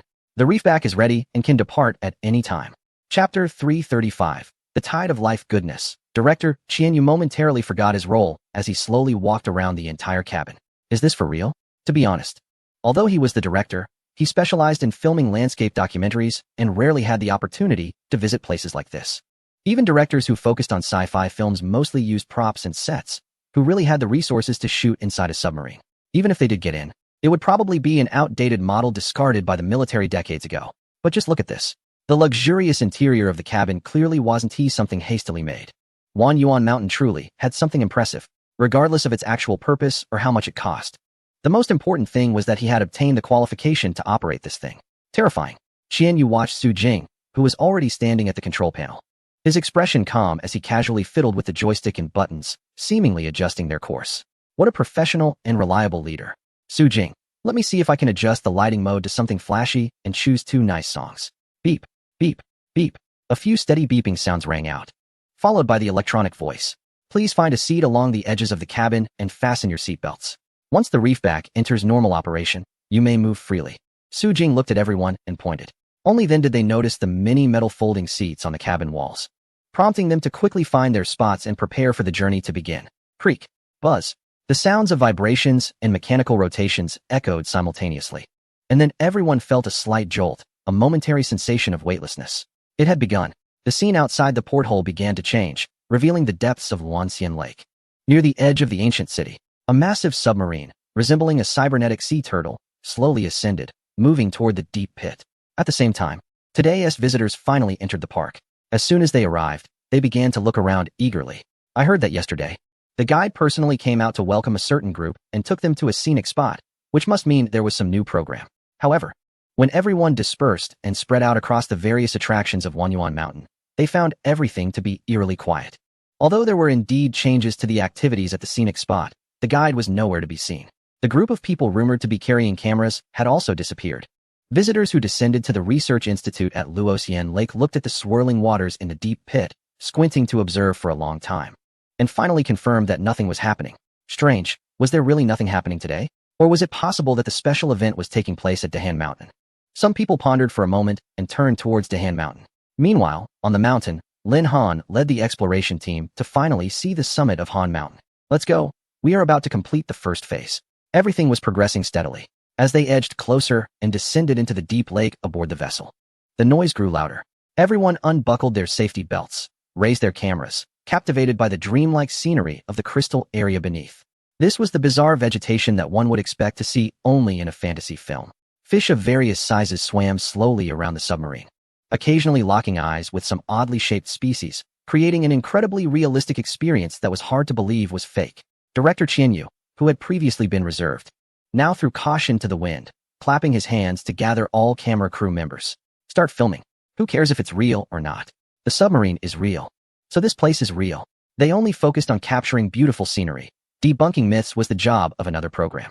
Let us just get it done. The submarine continued forward. Perhaps due to its large form or the fact that the giant thunder sharks had previously retreated, this time they faced no disturbances. Soon, they spotted at the end of their line of sight the vertically flowing, eerie green Lost River. Wow, what a feast. The photographers quickly steadied themselves, their lenses fixated ahead. The underwater cliffs' varying densities of river water glowed with microorganisms, and there were even some toxic gases present. All of this combined could potentially present the underwater marvel they were witnessing. The music inside the cabin shifted from upbeat to eerie, and Bai Ling, not indulging in any mischievousness, hurriedly directed her colleagues on where to shoot. The submarine slowly descended, contrary to the online strategies they had prepared. This time, the vessel plunged directly into the rippling green miasma, floating above the lost river and slowly advancing forward. There are indeed bones. What are those plants? Quick, capture this. If there are bones, it means someone has been here at this depth. How deep are we now? Can we get out? Su Jing quickly dismissed a certain individual's thoughts. The vessel had not yet been equipped with diving suits, so everyone should stay put inside the cabin. Sometimes, human curiosity is just so unreasonable. There are still a bunch of bodies outside, and they actually want to go out and take a look? Are they working without regard for their lives? So dedicated? Everyone burst into laughter, and without further discussion, they began to admire the strange sights on both sides of the lost river, accompanied by eerie music and mist. Smoothly arriving at the area of the Tree of Life. As the vehicle broke through the gray mist of the rock, entering the vast valley, everyone was once again shocked by the scene before them. Is this really happening? Bai Ling covered her mouth. The images online and the feeling of seeing it in person were completely different. Any living being facing the Tree of Life would feel their own fragility and insignificance. Don't ask, just take the picture. Su Jing had already left the control panel and stood beside Bai Ling, crossing his arms, admiring the gently swaying Tree of Life. Mother Water wouldn't show up today, no matter how much one brags. Appearing on a national television program without using an oxygen tank while moving underwater is a bit far-fetched. That is what he thought. But unfortunately, he forgot about the additional abilities of the source of life. Just as he was slowly maneuvering the submarine closer to the Tree of Life to show everyone the close-up view, he suddenly heard Bai Ling gasp. What are those fish doing? As her voice fell, another voice from Zhang Zhuguang came from the other side. This side is also very strange. All the photographers immediately turned their lenses to capture the phenomena outside the glass. It seemed that something was attracting them. Previously, the fish that were leisurely living next to the small plants growing at the bottom of the lake, far from the tree of life, were now slowly swimming up into the air, becoming increasingly agitated. In the distance, a few eels were entwined together, seemingly engaged in some indescribable intense behavior. Several hefty dolphins were swimming in circles, gradually approaching the area around the tree of life. On the muddy ground, strange eight-legged worms were also rushing towards the tree of life in groups. Small plants, similar to glowing fish eggs, were wildly swaying, and the ends that resembled fish eggs were slightly bulging, as if containing some unknown life within. Su Jing leaned closer to the window, observing for a while, then fell silent for a moment before looking at the tree of life. He suddenly realized. The life tide. He had forgotten about it. Wasn't it supposed to occur every 4 hours? So there was a wave before 10 o'clock? No wonder he didn't encounter it last time. It had just finished then. Oh no. Could there be any problems? Bai Ling noticed his strange expression and felt a bit worried. What happened, Su? Su Jing's expression was odd. It should be too late to leave now. Hopefully, nothing too outrageous would happen, especially with so many cameras recording here.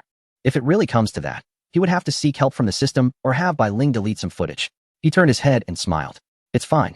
A geological wonder. So sudden? Bai Ling was taken aback. Before she could notify her colleagues, she was drawn to the enormous tree of life in her peripheral vision.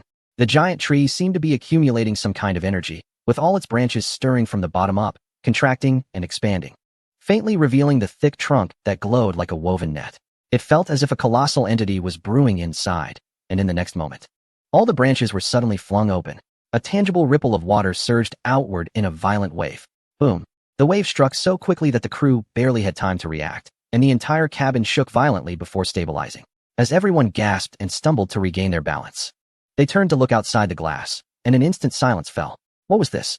Beneath the deep lake, around the tree of life, deep blue and green lights scattered throughout the water, filling their vision. It seemed as if a massive tide of life was surging beneath the lake. Among those twinkling points of light, schools of fish and other creatures twisted and turned, fully immersed in the moment. The staff members, who had been frantically filming just a second ago, now widened their eyes in disbelief. Su Zong. Zhang Zhuguang's small eyes turned into wide circles. In disbelief, he slowly reached out his hand and, along with the entire team, looked towards the air, or rather, towards the inside of their submarine. Those drifting points of light in the water had somehow appeared in the air. What was going on? They weren't fireflies, nor was it light refraction. How did these colorful lights get in here? Su Jing pursed his lips, watching the others hesitate to touch the lights, and sighed. This was going to be hard to explain. He hadn't expected the power of the life tide to be able to penetrate any material. What were those lights for? Would they mutate if touched? The intelligence system of the submarine remained quiet, seemingly unaware of the unknown intrusion, still executing Su Jing's command to approach. The system, sensing the host's caution, chuckled slyly in his mind. Ha! Foolish host, this is a good thing from the Faith Mall page. Do you understand what life is? Just enjoy the chance to be part of the life tide. It's all good for life, so feel free to touch it. With the system's assurance, Su Jing finally felt at ease, turning to smile at the crew. It was all technology and show effects. There was no need to worry. Bai Ling looked at him sideways, observing how he walked nonchalantly among the points of light, and then felt reassured enough to start directing the crew to film. The lake below was indeed a geographical wonder, and the fact that bioluminescent plants could grow underground, along with such a variety of life, was even more astonishing. That earlier scene of vibrant life could definitely be considered a visual spectacle. This was exactly what they wanted to film. Zhang Zhuguang approached Su Jing to discuss the local topography, environment, and folklore. Su Jing, unhurried, shared the official statements he had prepared in advance. Outside the porthole, the water spirit hid behind dense vines, quietly observing the new submarine and unfamiliar humans. After watching for a while with furrowed brows, it disappeared among the branches of the tree of life. These individuals did not bring her the answer she sought. The underwater scene remained quiet, and those glowing spots quickly disappeared, while the agitated schools of fish gradually calmed down. After finishing their footage, Su Jing restarted the submersible, continuing forward. What's next? Bai Ling glanced at the Gongye, saved on her phone. Previously, the capsule submarine had started its return journey after viewing the Tree of Life. She had heard from others that they encountered the Water Mother and received special instructions. However, this trip seemed to be quite different. Not only had the submersible been upgraded, but they had also successfully entered the area of the Lost River. Although they did not see the Water Mother, they experienced a unique disturbance of the Tree of Life. Now, looking out the porthole, the submersible slowly emerged from a narrow valley, once again revealing the winding lost river, and she squinted her eyes. It seemed they were going to continue forward. Where would they go next? The interior of the submersible grew quiet, as everyone noticed the change in their itinerary. Where was Su Jing taking them? Was there more to see beneath this deep lake? The faces of the group reflected the eerie green glow of the lost river. They observed the strange creatures gliding along the riverbanks, merely raising their eyebrows in surprise, without any further reaction. If Ping Ping and Zhu Shou were here, they would surely scold them for not appreciating their fortune. This was an opportunity to explore a new area, and they should be scanning like crazy. The place they were exploring was a dream destination for countless tourists. Unfortunately, Bai Ling and the others were unaware that what truly shocked them was the bizarre scenery they had never encountered before, especially when, with a whoosh, they broke through the green mist once again, revealing a massive, dark green pond before them. But what astonished everyone was not just the pond, but also the faint, indistinct wails that had appeared within the cabin, soft yet omnipresent. Outside the porthole, in the middle of the pond, lay a gigantic skeleton of a creature blocking their path. Just a single bone was larger than their submersible. What was that? Su Jing gazed at the scene, forcing a smile. It's all technology. We can skip the filming. Skip the filming? Director, Qian Yu's eyes lit up. Are you saying we don't need to film this mysterious giant creature skeleton? Haha, no way. I already said if there's an issue, let other departments handle it. They need their ratings too. Who knows what this thing is? Whether it's a legend or a truly extraordinary species, as long as it's beneath this deep lake, we're definitely filming it. Amidst the swirling green gas, the shutter clicked rapidly. Meanwhile, on Dahan Mountain, Lin Han and his exploration team of 5 finally arrived at the Lingbao Pavilion of Han Mountain. Following their usual routine, after exchanging supplies and equipment, they would donate the remaining energy points into the Divine Light Cave. Although that cave was like an endless pit, having taken their 100,000 energy points without a response, everyone had long since gotten used to it. Beep beep. Divine Light Cave, 111,089. Beep. Divine Light Cave, 111,103. Beep. Divine Light Cave, 111,107. Lin Han stepped forward. After a quick series of operations, he looked at the numbers on the screen and inexplicably donated only 4 energy points. Divine Light Cave, 111,111. The page was quiet. Nothing happened. Lin Han chuckled at his own speculation and prepared to invest all of the remaining 12 energy points. But the next second, the screen in front of him seemed to be locked, and clicking had no response. In the next moment, the entire Lingbao Pavilion erupted with a loud beeping sound from all the machines, which then turned into a ringing and finally into a buzzing sound. Lin Han's 5-person team gathered together, exchanging glances with each other, and stared blankly at the fireworks that suddenly exploded on the screen. Alongside the small text that appeared as if it were a joke, Divine Light Cave Energy Accumulation Complete, now open for entry. Chapter 337. Where is the cave? Inside the cold mountain Lingbao Pavilion, accompanied by a loud alert sound. All the lucky visitors who made it up the mountain today stood frozen for a moment before regaining their senses. Lin Han blinked, looking at the 6 stick-like numbers, puzzled as to why the activation value was this number. But turning his head, he immediately broke into a smile. He, Lin Han, the leading figure of the exploration faction, finally added another glorious achievement on top of past honors. He became the first and last visitor to successfully open the Divine Light Cave. Wanyuan Mountain. Glory. He clenched his right fist against his left chest, savoring the joy of fulfilling his exploratory desire, before turning to his comrades. Our team has successfully completed the exploration of a new attraction together. On the screen, the exchange page had one more entry. Traverse the Divine Light Cave. 100 energy points. Note, this route is a descent route. Free exchange on the first opening day. Seeing the first sentence, Lin Han and the others were still buzzing in their heads, regretting that they had already exchanged all their energy points. But when they saw the latter part, he couldn't help but clench his fist and break into a radiant smile. It's settled. Today's activity is definitely this. Because of the free exchange quota on the first opening day, there had to be a limit on the number of visitors today. Otherwise, everyone would rush over in a swarm. Let us go. He tapped the information on the display screen and then opened the Wanyuan app. On the map of the cold mountain, a small red dot was glowing. Clicking on it revealed the label Divine Light Cave Unlocked, along with a small map to reach this location. Lin Han and his group were the first to snap out of their surprise, quickly shouldering their bags and rushing out. Others quickly followed suit, eager to catch up. So today's surprise was the new map of Cold Mountain. No wonder there was a limit on visitors. Everyone felt they had grasped the truth, and fans who had been eagerly watching for news about Wanyuan Mountain but couldn't get in, those at work, at school, or lounging at home, received notifications from the Wanyuan app. What? Zhu Shoutxing suddenly sat up from his chair, looking bewildered. What happened so suddenly? He heard the coordinator mention a new event. He knew about the National Geographic matter and was aware of the new activities at Mingwe Village. But he didn't want to compete with the production team for opportunities, which is why he moved. But what on earth is the Xinguang Cave? Why was it suddenly unlocked? Who unlocked it? Those who managed to snag tickets today and still rush to Dahan Mountain must be die-hard fans of Wanyuan Mountain. He anxiously paced in the studio, realizing he had been too neglectful lately. The revenge plan could be wrapped up now. He had already found most of the issues to address and had made some connections. It was time to shift his focus back to Wanyuan Mountain. Otherwise, he wouldn't know when someone might forcibly take away his status as a top fan. Meanwhile, in the classroom, Pingping was focused on the lecture. You're a top fan? Then what am I? Comrade Meng Wanping had been busy preparing for exams these days, only having time to glance at the situation in Wanyuan Mountain late at night before bed. Thus, she was unaware of the crazy chat window in the app that was buzzing with activity. Chat in Dahan Mountain area. So hi, what is happening? I just got a notification that Xinguang Cave has been unlocked. Tao Huayan Master is my wife. Is this the event for today? Didn't they say there were changes in Mingwe Village yesterday? How come there's a new change today? National Climber, damn. What is going on? Why am I not there? Lazy fish, Xinguang Cave? Is that the one that keeps asking us to donate energy, but the requirement is a mystery? Jealousy drives progress. I just want to ask which hero unlocked it. Weak sister. 1. I want to know what the unlocking quota is. After over 100 comments scrolled by, a prominent golden name appeared on the screen. Everyone instantly stopped typing. They recognized this.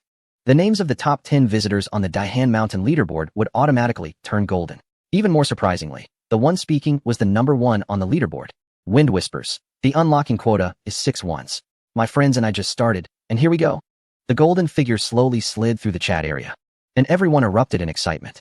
It was him again. This big shot. Just how deep is his affection for Dahan Mountain to explore so fervently? And he just happened to be the one to unlock it. People were buzzing with discussions, while Lin Han and the other visitors had already set off. Along with them, another group of staff members had also departed.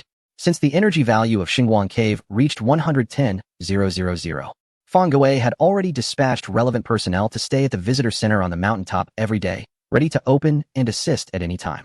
So besides Lin Han and the others seeking routes, the staff were also racing up the mountain. Chun-Li, a close and steady young aide of Fang Gui, was entrusted with the responsibility of the Xinguang Cave's opening. Li Gu, where's the Xinguang Cave? The other employees following him were curious. Except for a few longtime staff members, the others had never seen the full view of this mysterious site, and they had always imagined it to look like a cave. What magical things could be inside? What work were so many of us going to do here? Chun-Li stopped the chatter. You'll find out soon enough. Save some energy and walk faster. We need to arrive before the tourists do. Passing the wishing tree, walking through the misty path, and stepping onto the deer plain. Lin Han glanced at the route map on his phone and raised an eyebrow. The usual route would take them right ahead along the deer plain to the visitor center. But the Divine Light Cave was clearly not in that direction. Stay close, Lin Han said as he looked at the deep pine and cypress forest in front of him.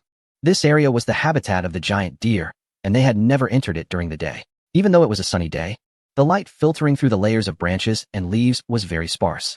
This is it. The marker for entering the pine and cypress forest was a tree tied with a golden ribbon. Next to the tree was a shaded path, the soil soft. Lin Han bent down to take a look and then turned to his companions. Someone has been here not long ago. There were many of them. His friend asked in confusion. Did someone get here before us? No, Lin Han shook his head, smiling. It must be the staff. He quickly brainstormed. If the staff had just entered, it indicated that the opening of the Divine Light Cave today was an unexpected event. This meant that today's activities at Wanyuan Mountain might not necessarily be related to the cave. Let's follow the route. According to the map, we're almost there. Chapter 338. Let's go down. Walking into the fragrant pine and cypress forest, everyone felt refreshed. The hot late summer was perfect for visiting Dahan Mountain. Once they passed the Tianmen of Hans Han, the temperature had dropped to a comfortable level, not much different from a summer retreat. Therefore, among the recent tourists, many wealthy individuals would book a few nights at the Deer Lodge to relax and escape the heat, spending a pleasant weekend.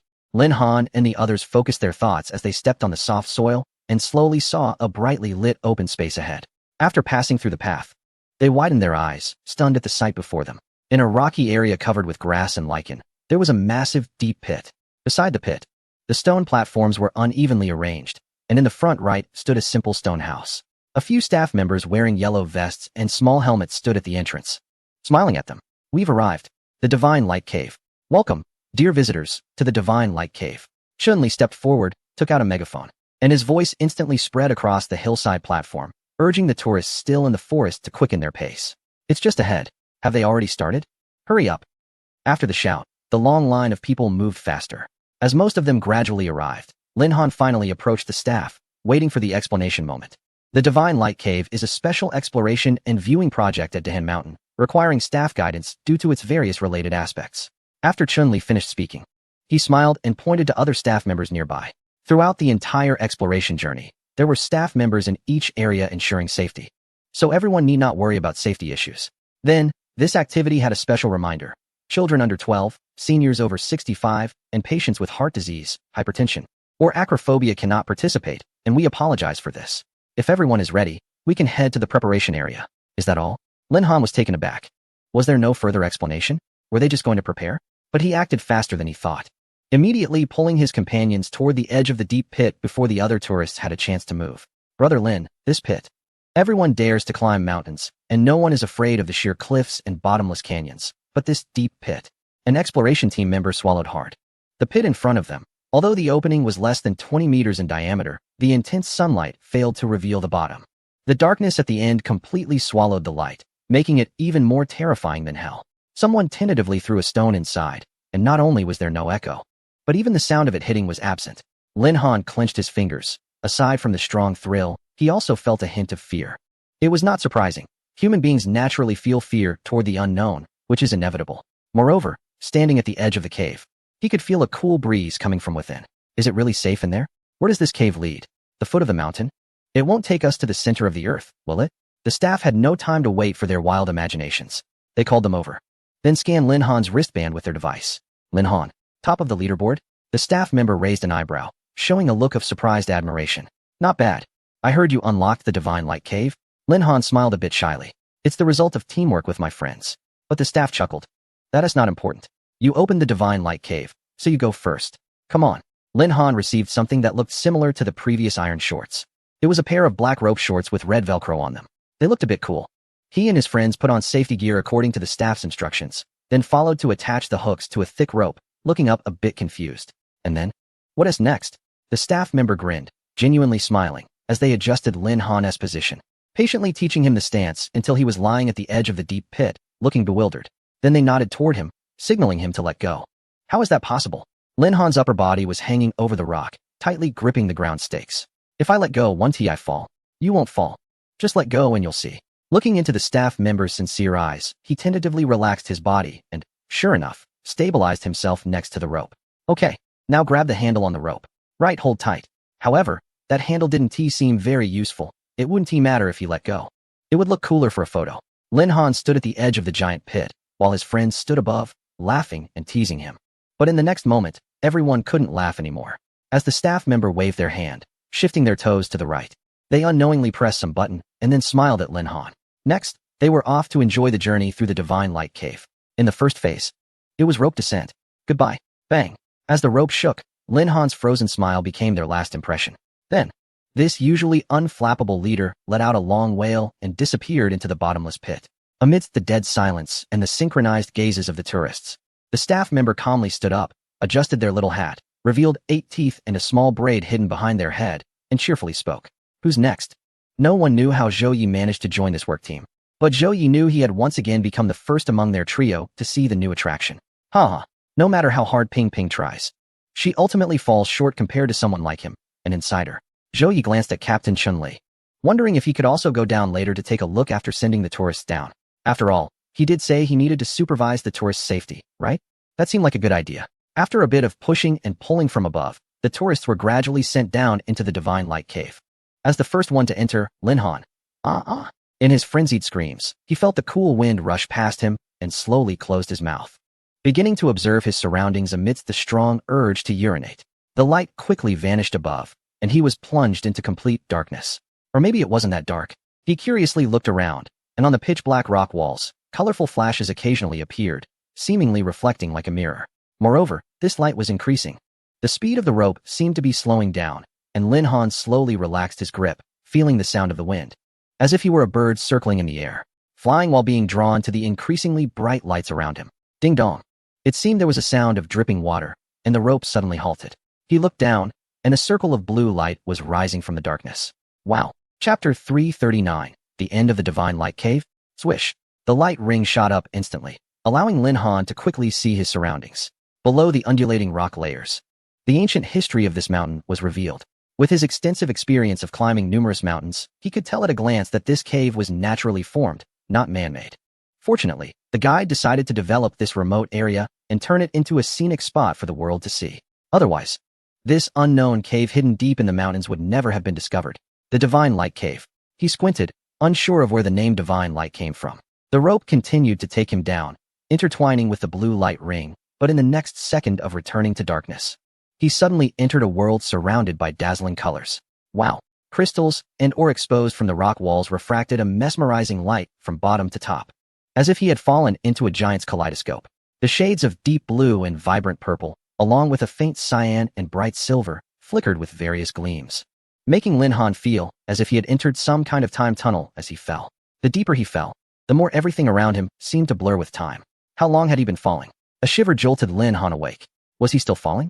How deep was this hole? The rapid descent even caused his eardrums to slightly bulge, forcing him to open his mouth or swallow to relieve the pressure. Just as he began to feel a bit dazed, light finally appeared again. Caw, caw.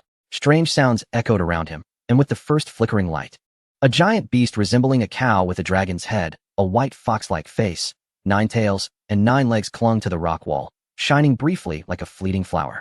In that moment, Lin Han locked eyes with the beast, struck speechless by its majesty. What on earth was this?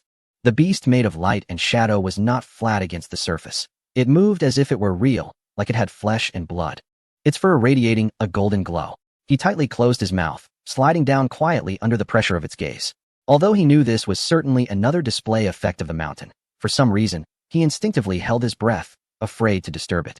Unfortunately, he thought, his friends descending behind him didn't share the same sentiment. Roar. Ha ha. So dazzling. It's beautiful. No wonder it's the Divine Light Cave. The distant shouts of 4 friends gradually descended above Lin Han, and he realized that he wasn't the only one on this descent. Ha ha ha, what is that? One of the laughing friends suddenly fell silent, staring at the beast on the rock wall that had turned to look at him, frozen on the rope. Lin, what is that?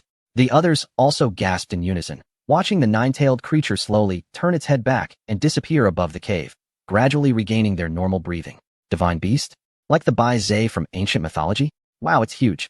Is this a light and shadow technology? One of them suddenly remembered something and clapped his hands. Do you all remember the underwater illusions in Luoshan village? Those people that looked so lifelike. I think they were probably created using the same 3D projection technology to be that realistic. I thought the divine light was just above us. But it turns out there's more. Shoo. The teammates' voices abruptly quieted as a blue halo spread beneath them, accompanied by a resonant humming sound. Another one. This time, everyone fell silent. In the darkness, the light grew brighter, and Lin Han, with a mournful expression, looked at a pair of enormous eyes slowly opening less than 5 meters away from him. Dad, great source, we are explorers, not horror enthusiasts. Could you please not come so close? Whoosh. 2 jets of steam with a burnt smell shot out towards his sides, and then from the darkness, a hint of blue light began to take shape, forming mysterious patterns, complemented by that pair of gigantic eyes. Roar. The face of the giant beast loomed right before Lin Han. A long horn jutted sharply into the sky, mysterious and ominous, making one wonder if someone were to fall. They would land right on its tip and surely meet a gruesome fate. What am I thinking? Lin Han forced a stiff smile and slowly slid down from the giant beast, disappearing from view. Hi-bye? The giant's eyes drooped, its body, covered in fur, resembled a small mountain protruding from the stone wall, instilling fear at first glance. With a roar, 2 jets of steam erupted once more as it watched several figures, some clawing and some as still as statues, vanish into the depths of the cave before gradually closing its eyes again. During the descent, 3 enormous birds resembling golden crows flew around, while the beast with a lion's head and a bull's body had its fur billowing, with a long neck coiling like a serpent emerging from the rock layers. What in the world? This isn't just a cave of divine light. It's practically a prehistoric myth come to life. Although they had no idea what these giant beasts were, just the sight of them left them breathless with shock. It should be ending soon, right? Lin Han hung suspended, continuing to slide down with several companions, exhaling a breath of stale air. He noticed that, for some reason, others had descended lower than him, and if this continued, he wouldn't be able to reach the ground first. Lin Han stared at the buckle around his waist, pondering for a moment, before giving himself a light slap on the face. What am I thinking? Is my life not worth anything? Lin Gu. New discovery. A friend's voice called from below. Lin Han shook his head and looked down, revealing his surprise. Is it the bottom? Below, a few yellow lights flickered, and a staff member in a yellow vest stood quietly on the ground. Without speaking, one might mistake them for a statue. Deep in the pit, the rocky surface was uneven, but each rope's landing point was a complete platform. One by one, they stepped down, finally feeling the solid ground beneath them, and couldn't help but let out a sigh of relief. Everyone can unbuckle and walk this way. Lin Han perked up, instantly showing joy. This path isn't over yet. Keep up. The exploration team quickly formed into a group of 5, following the staff members' lead to look ahead. On one side of the pit's bottom was a narrow passageway, where light flickered, and a faint breeze and moisture could be felt. There were also whispers that were barely audible. Where does this path lead? The rocky ground was tricky to navigate, if one wasn't careful. It was easy to twist an ankle or fall. They carefully supported each other, and at the staff member's suggestion, they turned on the searchlights above their heads. Wow. It felt even more like a secret adventure. The sounds of other visitors descending behind them urged the group to quicken their pace. Let's see what's ahead. Chapter 340. The Inn Beneath the Deep Lake? Stalactites hung down, and massive stones were piled up. In the cave, illuminated by blue and yellow halos, the 5-person team slowly made their way forward. A cool breeze blew from deep within the cave, carrying the scent of damp earth and ethereal sounds. Lin Han extended his right hand into a fist, and then turned to look at his companions behind him. Is there some sound? It seems like it. What are they saying? Someone scratched their head, looking puzzled. On the bed? On the ship? What? He received a slap on the back, earning a roll of the eyes from Lin Han. Think of something normal. Lin Han turned to look around, trying to find the speaker. But they didn't need to guess anymore. The voice continued to resonate. The Divine Light Cave is a strange passage born of heaven and earth, leading to 2 completely opposite magical regions. As everyone moved forward, the voice became clearer, and they all realized. The game CG was here. Let's listen. To prevent beings from both ends from freely traversing and causing chaos, a powerful being altered the geographical environment within the Divine Light Cave and sent ancient divine beasts to suppress it, thus restoring peace.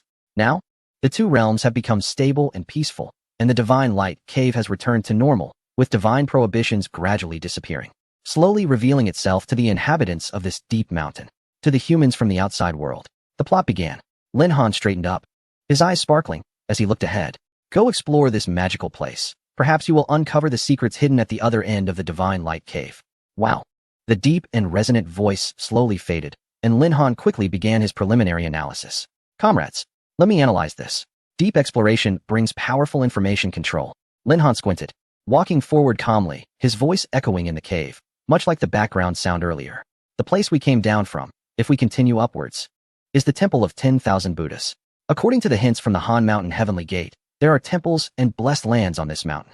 This aligns well with the idea that the 2 ends of the Divine Light Cave are magical regions. One end is divine beings, and the other end is something we can speculate about.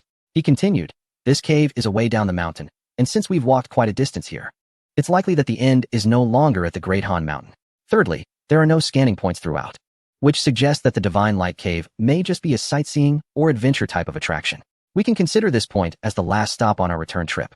He spoke confidently, while his companions looked on with admiration, finding it hard to surpass him. This was their exploration team's leader, truly deserving of the reputation. Lin Gu, what should we do next? Lin Han paused, looking at the concealed exit of the cave ahead.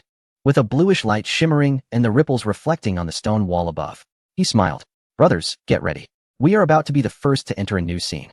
Above ground, Lin Han's team and other tourists were exploring the Divine Light Cave. Below ground, in a deep lake, a submarine shaped like a mechanical tortoise was slowly approaching the center of the lost river, quietly lurking among the gigantic bones in the poisonous miasma. Mr. Su, give me a straight answer. What is that thing? Director Qian Yu leaned in, looking eager. An ancient creature? A fossil? An extraterrestrial species? Look, the more you talk, the more ridiculous it gets. Su Jing turned his head, looking speechless. Do you believe me if I say it's an alien creature? If you dare to say it, I will dare to believe it. Can you believe I can't even say it? Su Jing smiled ambiguously. It's all just for the show. You can watch and talk as you like. True or false, they are after all a national program, and they will certainly think carefully about their wording. He believed them.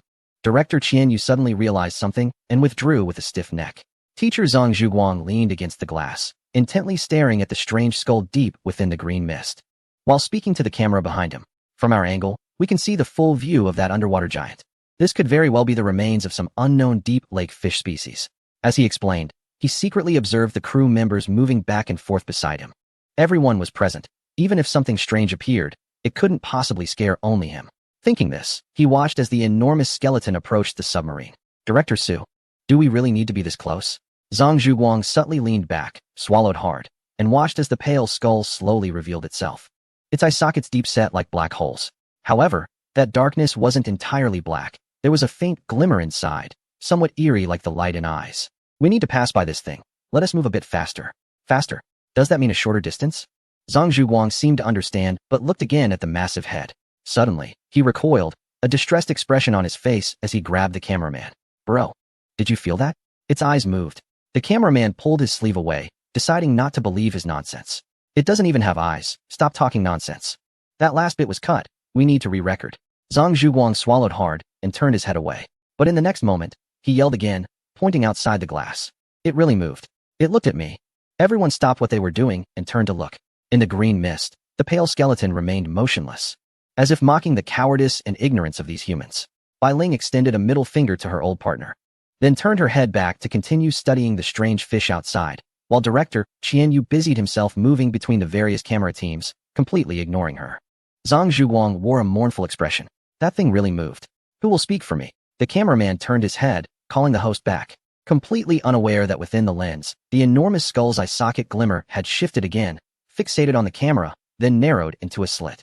National Geographic was only here to capture the scenery, and Su Jing didn't want to show them too much, so he quickly drove the submarine forward, soon leaving the Lost River area and re-entering the dark depths of the lake. Are we heading back now? Feeling the weight of gravity increase, everyone seemed to be slowly ascending. Bai Ling sighed in satisfaction, glancing at Su Jing beside her. No. Surprisingly, Su Jing continued to shake his head. We're heading to the destination to drop you off. Drop us off? Wait, what does that mean? So many meanings in one sentence. Where are we being sent? Is he not going with them? To the destination, not the starting point? Bai Ling held her breath as all the photographers quickly got to work, replacing the memory card and power supply. They then gazed at the deep lake ahead, where a faint light slowly began to emerge. Chapter 341. Two groups meet what lies ahead.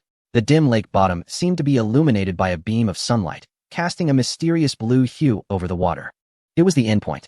Su Jing responded briefly and then ascended with the submarine, getting closer to that direction. Beside him were Bai Ling, Qian Yu, and Zhang Zhuguang, along with their most trusted team, all standing in a row, watching the increasingly bright light. Zhang Zhuguang opened his small eyes, his earlier panic dissipated by the beautiful scenery, and he exclaimed in excitement, "Is that an island ahead?" Su Jing shook his head. To be precise, it was part of a mountain. Massive stone pillars jutted down from above, piercing into the lake. Surrounding them were strange plants glowing with fluorescent colors and swimming fish. As they navigated around those pillars and continued to approach, they could see a water area formed by various sizes of stones, radiating a bluish glow, as if it were the heart of the mountain. Boss Su, can we stop the boat for a bit? We want to take some photos. Bai Ling, the editor-in-chief, made the request, and naturally, he had no objections. He slowly maneuvered the submarine, allowing them to take more beautiful pictures before choosing a larger blue hole at the edge and gradually ascending. Everyone get ready. We're going up. Looking from below, the massive silver metal submarine, like a giant beast lurking in the abyss, slowly broke through the lake's surface. But from above, the colorful water cave revealed various blue lakes connected by small rivers. From the hanging stalactites, several transparent little boats were gliding towards them. Lingu, it's so beautiful ahead. Wow, a big lake. This lake is so blue, but why does it feel like we can't see the bottom? So stunning. Is this the other end of the Divine Light Cave? I didn't expect it to be so beautiful. Everyone chattered excitedly, and in the distance, they could see small boats slowly approaching from behind. Lin Han remained silent, somewhat dazed, contemplating how many adventurers this beautiful scenery could attract from across the country while squinting at the vast lake ahead. Inside the cave, the various pools were interconnected by small rivers. If tourists wished, they could sit in the boats and travel from one end to the other. If they got tired and wanted to take photos, there were rocky platforms beside the pools where they could walk. Wooden stakes stood at the edge of the pools, with ropes holding several empty plastic boats, gently swaying on the clear waves. If they hadn't observed carefully, they might have missed seeing the staff in yellow vests waiting in a corner next to the stakes. Lin Han withdrew his gaze. Since the popularity of Wanyuan Mountain began, the visitor facilities and services inside had truly improved. It had become increasingly safe and convenient, which was why he dared to climb such wild mountains, even with simple gear. The light diffused as they walked inside the blue hole, looking at the fantastical patterns on the rocks overhead, resembling a galaxy within reach. This was the most beautiful scenery Lin Han had ever seen in his life. Even if he were to die, he thought to himself, that would definitely not be an option. The Wanyuan mountain cannot rest until it is fully developed. But wait, he suddenly raised his hand, signaling the small boat behind him to stop. Everyone leaned forward, puzzled. What's wrong, Lin? Are you going to take a picture? Up ahead is a big water pool. Lin Han spoke cautiously, his eyes fixed on the water below, hesitating before speaking. Don't you think there seems to be something rising from over there? The joking voices of his companions caught in their throats, their eyes bulging, their bodies swaying violently with the waves, tightly gripping the plastic boat. What the hell is that? They stared blankly ahead as a massive object slowly surfaced from the depths of the pool, its swirling waves almost capsizing them. Why does that look so much like a submarine? The iron body, resembling an ancient sea turtle, emerged more and more from the water until they saw figures slowly appearing in the boat's porthole, awkwardly locking eyes with them. Lin Han confirmed. That is definitely a submarine. What the heck is it doing here? With a hiss, pressure forced cold air to spread as the entrance above the submarine suddenly popped open, like uncorking a bottle of wine. And the familiar face of the guide emerged from inside. Hello? Lin Han's lips twitched. Do you think this is the right time to greet us? What on earth is going on? They had been happily engaged in a primitive, strong water cave exploration, and now a futuristic submarine suddenly appeared. Moreover, why were you inside it? Who were those people? Were you here to pick us up? In just a few seconds, countless thoughts raced through Lin Han's mind, ultimately condensing into one sentence. Beneath the blue pool of this water cave, it is very deep, and it's very possible that it connects to another scenic area of Wanyuan Mountain. Hee. Su Jing awkwardly smiled, looking at the few transparent small boats in front of him, also a bit confused. Aren't these props for the Divine Light Cave project? How did these people get here? Did the Divine Light Cave open? In the short time since I went down with the National Geographic team? Today. Guide. What is going on? Facing the questions from the few people opposite him, Su Jing thought for a long time and finally decided to be honest. What happened today was an accident. Just pretend you didn't see it and continue enjoying yourselves. Is that it? They will also continue to play with you later? Just like that? Su Jing leaned at the submarine entrance, looking at the blatantly demanding expressions in front of him, and weakly replied, yes. This is the submarine from Luoxian Lake. I can give you 5 spots, 1 for each of you, and if it opens up later, you'll have priority for free access. Great. Lin Han beamed with a big smile and immediately spoke up. The other tourists will be here soon. If you want to let us go, you need to hurry, or else others will see us. As soon as he finished speaking, the filming crew that had just been in the cabin was immediately asked to pack their belongings and come out. The staff nearby were shocked, but they were professionally trained and would never faint unless absolutely necessary. With tight schedules and heavy tasks, after they brought all the team members off the vessel, only a small exit remained above the water. Just follow the path out from here, and feel free to take photos however you like, Su Jing said, quickly retracting back as the hatch slammed shut. As the small boat slowly entered the cave, it immediately sank. The submarine's sinking created a suction. The surrounding small boats, carrying a bunch of tourists and photographers, began to crash towards the center, leaving the tourists who had just arrived quite puzzled. What is happening? Did we hit something? Were there so many people just now? Hey, move your rear ends out of the way, Lin Han said with a distressed expression. He didn't want to move. He and Zhang Zhuguang were clearly in different boats, yet their faces were almost touching. The terrifying suction beneath made their small boat unable to budge. Can you move away? Stop talking. We're going to kiss. Chapter 342, Connection of 3 Realms? The two groups stuck together until the submarine completely disappeared underwater. Then they hurriedly paddled away from each other.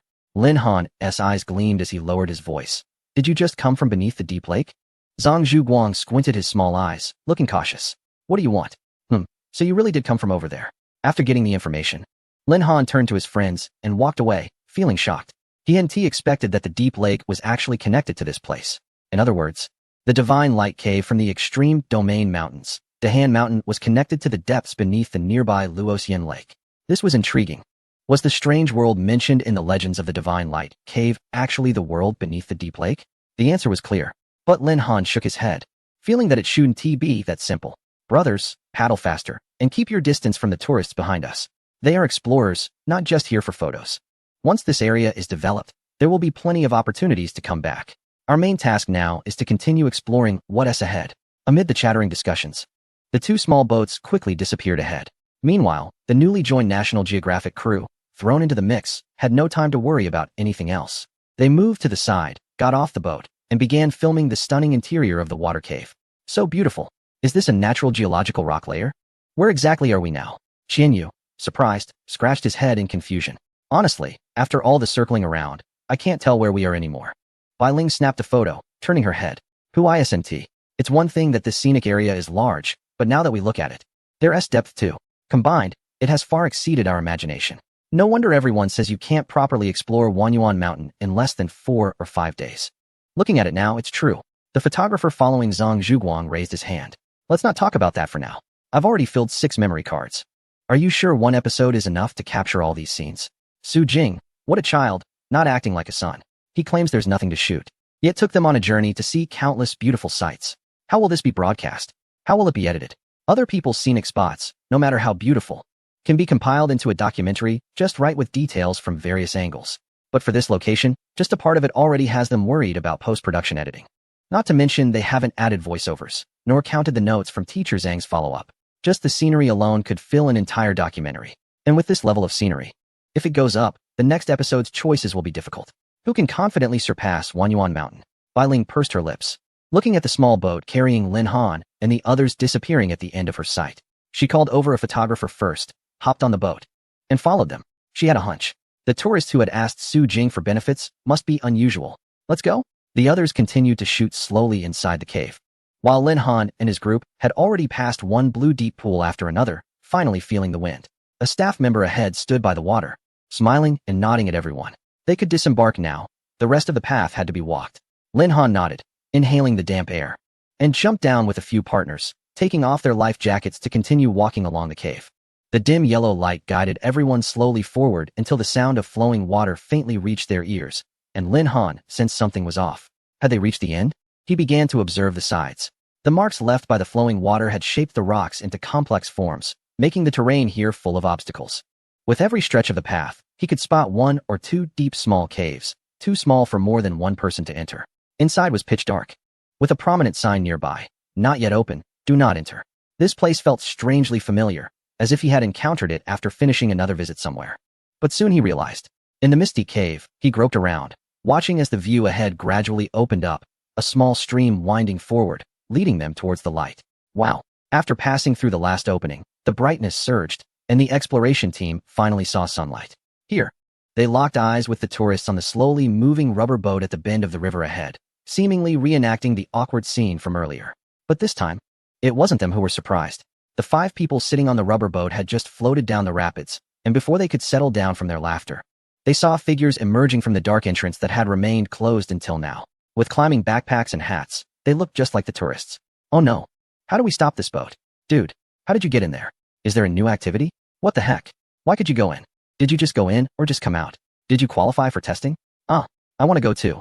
Damn it, the rubber boat won't stop. A few people shouted as the boat slowly disappeared from sight. Those standing by the riverbank, carrying their bags, exchanged glances, then turned to look behind them, glanced across the river, and finally looked up at the sky, instantly shocked. The elite explorers quickly pulled up the scenic map in their minds and exclaimed in unison, "We're in the middle mountain range." Wow, Lin Han was bewildered. The Divine Light Cave actually connects 2 mountains and a lake. These 3 places are actually linked? Could there be some deeper meaning behind this? He turned to his good brothers and said solemnly, "This secret is known only to us." The production team that came from the deep lake only knew that the cave under the deep lake led to the foot of the middle mountain range. Other tourists who came from the Divine Light Cave only knew that it connected to the opposite mountain range. But only the 5 of them had seen the submarine surfacing at the same time, realizing that these 3 areas were interconnected. Wow. Everyone looked up at the towering peaks surrounding them, goosebumps rising on their skin. Guide, is this strange sight something that existed originally? Or is it a result of development and transformation? How could such a peculiar place exist? Could it really be a deep pit connecting to another world? If so, are the legendary stories true? One end is divine, and what lies at the other end? They turned back to look at the deep cave behind them, recalling the small entrances that were marked as off-limits. They wondered if they had missed something. Could it really be another world inside? Chapter 343. Blue Hole. Lin Han marked this location, watching as the new landmark, Blue Hole, appeared on the Wanyuan app. Clicking on it, a line of small text appeared next to the icon. Blue Hole, a strange cave that seems to lead to peculiar places. The introduction didn't say much. But with this location illuminated, the previously dark middle mountain range on Lin Han's Wanyuan map lit up. Wow. Everyone gathered around to take screenshots of their phone screens and uploaded them to the exploration group's headquarters. At the same time, the mobile phone, which had regained network signal, finally lit up the chat window for the Daihan Mountain area. Big carp fish. I heard someone unlock the Divine Light Cave. Benefactor. Ping Ping has wonders. Is it you? Top of the list. Just one more draw, and I'm out. Wind is quiet. Has the big shot gone in? What's it like inside? Tease fish. Ha ha, don't shout. The big shot is exploring, probably having a blast on their first venture. Lin Han smiled, watching a boat slowly approach in the distance, with the staff waving at them. He called to his companions, typing a response as they walked. Wind is quiet. Just came out. There's no network inside. As for the Divine Light Cave, all I can say is it's quite marvelous. Everyone can check it out later. He left a vague message, put away his phone, and boarded the boat with his companions. Starting from 5 a.m., they climbed the mountain, descended into the pit, and explored the scenery inside the Blue Spring Cave. By the time they emerged, it was already past 1 p.m. This was just the right time to go to the village for lunch and then participate in a newly opened activity. Everything was arranged perfectly, and Lin Han and the others left satisfied. After a while, other tourists gradually began to come out.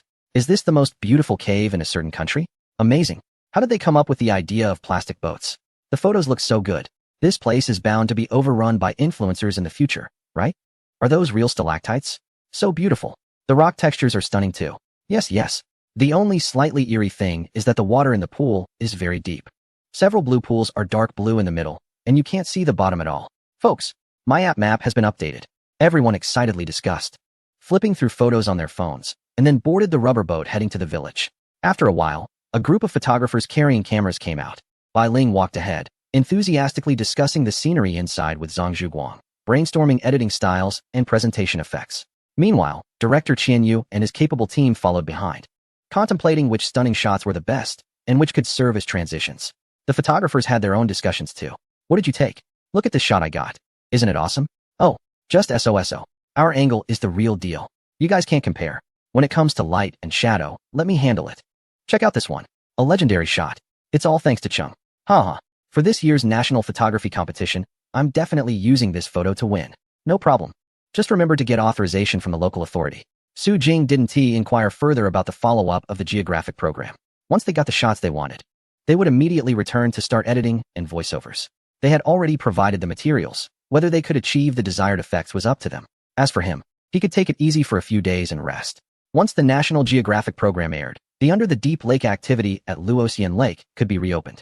Although he didn't often go online, he could still learn from the regular reports at Zhao University that the fan group had engaged in a complex strategy discussion regarding the Water Mother request. He even worried that on the day the activity reopened, these enthusiasts might overwhelm the entrance of his research institute. Well, prices will have to rise. First, let us hold them back. Under the Deep Lake, Su Jing drove the submarine back to the research institute for routine maintenance, and then sneaked home.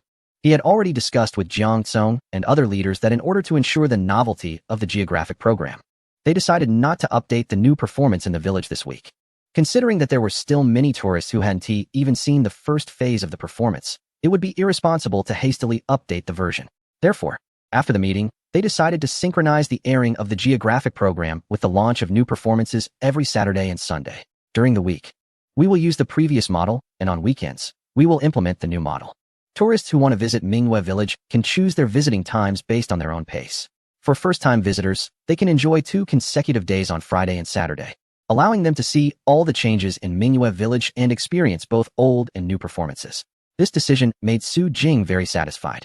On the same day, the National Geographic team, who booked their flights back to the capital, immediately dived into the office that evening to start the challenging editing task. They planned to cut a promotional video within the next 2 days to build up excitement. It's quite amusing. In the past, their documentaries carried promotional elements, and it was a big deal if anyone could get a chance to showcase their work. However, for Wanyuan Mountain, its reputation alone attracts crowds, and they were eager to promote it, almost facing rejection. Initially, the team was dissatisfied knowing that chief editor Bai Ling had been turned down, but after conducting an on-site survey, everyone became more humble. Being able to capture such beautiful scenery was a blessing for National Geographic. This was truly a site worthy of the national level. Not to mention Bai Ling.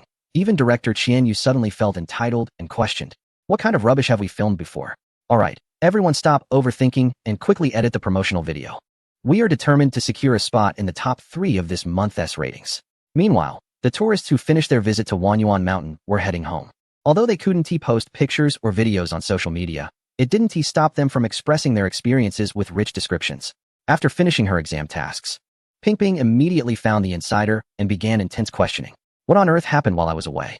Chapter 344. The 399 spots sold out quickly. Zhou Yu was lounging in the luxurious staff dormitory, listening to the frantic voice on the phone. shaking his head and chuckling. What's the rush? It's just missing out on 3 things. All right. Missing 1 thing is fine. Missing 3. The voice on the other end seemed calm, but was actually suppressing frustration and indignation. It was just 2 days. So much happened. Hurry up and tell me. Zhou no longer kept them guessing. First, National Geographic is filming at Wanyuan Mountain, and the promotion should be out soon. I only know one of the filming locations is Mingyue Village. I'm not sure about the other. Second, the activities at Mingyue Village have been updated, including changes in performances, interaction modes, and props. Third, the top of the Han Mountain Sky list has unlocked the Divine Light Cave. They went down yesterday, and I'm one of the staff members. Ping quickly gathered information and focused on the key points. You also went into the Divine Light Cave? What is it like? Buddha says, it cannot be spoken. Zhou shook his head and countered, why? The great Wanyuan Mountain's loyal fan, the 12 flower gods prop holder, has met all the deities more than 3 times. Shut up. The voice from Ping was cold, but Zhou could already imagine the flushed tips of her ears. I'll go see for myself. No need for you to explain. Just you wait. I'll surpass that top spot sooner or later. As the summer vacation came to an end and studies became busy again, Ping's exploration progress at Dahan Mountain ultimately stalled at the 12th position on the leaderboard, and she made no further advancements. But that's okay. Once this wave of classes is over, she will have some free time, especially with the upcoming national holiday. She would dive back into her endeavors with the Wanyuan Mountain Outsiders fan club, leading them forward with determination. Zhou couldn't help but chuckle at her monologue and slowly spoke up. The park had adjusted some program schedules, and an announcement would likely be made later. She should be able to find it on the Wanyuan app, so keep an eye out and don't miss out. Oh, and there's one major secret I can only share with you. The reply came immediately. Don't worry, I won't tell anyone. I heard that under Luoxian Lake, there seems to be a new submarine. The 2-day limit on visitor flow finally ended, and that evening, Wanyuan Mountain's official account released a new announcement. Wanyuan Mountain 5A Scenic Area. Official, the Mingyue Village activity has been completely upgraded, but is not yet open. The Divine Light Cave in the Jiu Mountains has been activated by visitors and is now part of the scenic activities. The deep lake activities under Luoxian Lake have reopened, with 1,000 reservation slots available daily at a ticket price of $399 per person.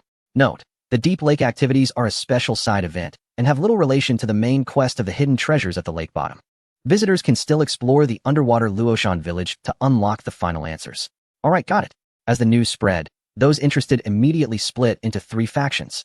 The first faction was focused on the Mingyue village activities. They had been eagerly anticipating the end of the visitor limit to rush in and experience the new performances. But to their surprise, it wasn't the opening? What? Why not? They had been waiting for so long. If it got delayed any longer, they'd be spoiled by spoilers. However, their voices were too quiet and quickly drowned out by the other factions. The largest faction, the players of Luoxian Lake, laughed heartily at the news of its reopening. But as they laughed, tears began to fall. Boo-hoo, the 50 yuan activity tickets were gone thanks to that group. Wanyuan Mountain even kindly reminded them, if you can't afford it, don't force it. They were being rather considerate. Were they just looking to complete a task? The task was secondary. They just wanted to ride the submarine. They simply wanted to see the underwater scenery. But $399. In a dormitory at a certain university in a city, a few passionate young men huddled together, staring at the screen and biting their nails, looking anxious. What should we do? This is too expensive. It's a week's worth of food money. Someone weakly suggested, how about not going? No way. The person next to him immediately frowned. Have you ever seen a submarine like that? Being able to sit in it once is worth it for a lifetime. Just $399. If it were somewhere else, $33.99, and you wouldn't even be able to get a spot. Wanyuan Mountain is terrifying, with deities, spirits, and high technology. Anyway, we don't have money, so why not look for a part-time job during this time? Let's go to that Western restaurant later, and then we can go next weekend. Inside the restaurant, a man and a woman are enjoying a romantic dinner. The woman suddenly raises her phone to show the man across from her. Brother, I want to go here. I heard the underwater scenery is beautiful. We can even ride a submarine. Sure, as long as you like it. The man confidently pulls out his phone to book tickets, only to find that they are already sold out online, with a message saying, currently, 383 people are waiting for tickets to be released tomorrow. Are you kidding me? 70,000 people trying to grab tickets? What is this, a concert? He awkwardly smiles at the hopeful look on her face. Don't worry, babe. Tomorrow I'll take you shopping for clothes, and we'll dress up beautifully before we go. While saying this, he quickly messages his assistant. Find out if there are any tickets available for the Luoxian Lake event at Wanyuan Mountain. I'm willing to pay a high price for a few. Is $399 expensive? Of course it is. When he first took over Wanyuan Mountain, $399 was equivalent to half a month's living expenses for a laborer in the county. even though Qingshan County has now shed its title as a poverty-stricken area under his leadership. $3.99 is still not an amount that ordinary people are willing to spend easily for entertainment. But there's no choice. The allure of riding a submarine and seeing the mysteries of the deep lake is too great. It makes people feel that $399 isn't a big deal. Getting a reservation ticket would be good enough. So the majority of tourists are frantically making reservations, eagerly anticipating the moment they can dive in again. As for the last group of people, although they are drowned out by the discussions, they persist in speaking up. Everyone, wake up. A new attraction has opened. Where is the Divine Light Cave? It's not showing up on my map. Our top performer from Hans Sky ranking has actually been nominated by the official. What an honor. Is Feng Xiaoxiao here? He disappeared from the regional chat for about 2 hours today. It means the Divine Light Cave is huge. For those who have been there today, here's a spoiler. The Divine Light Cave requires 100 energy points to exchange. Everyone should save up. Spoiler 1. I saw a divine beast. Where did you see it? No way. We can't get into Luoxian Lake, but going to the Divine Light Cave for a round is also fine. Spoiler 1. I suggest going to the Divine Light Cave after returning from the Wanfo Temple Cave. Otherwise, you'll go straight down the mountain. The spoilers are vague, but they have already made those who haven't gone excited beyond words, wishing they could become the god of time and fast forward to the next day. In a studio within Yong'an City, a chubby man named Zhu Shou is diligently writing at his desk. The updates on Luoxian Lake and the changes in the Divine Light Cave. He opens the calendar, squinting and frowning. It's September 5th. The celebration on the lake is coming soon. Wow, it seems the guides will be busy. Chapter 345, Open Day. The next day, when Wanyuan Mountain reopens. Combined with the arrival of the weekend, the number of visitors exceeds 10,000 within 3 hours of opening. Among the main groups of people, one group rushed up to the Great Cold Mountain, seriously trying to break through challenges and collect energy points. The newly opened Divine Light Cave seemingly had no restrictions on the flow of people, but there was a prerequisite.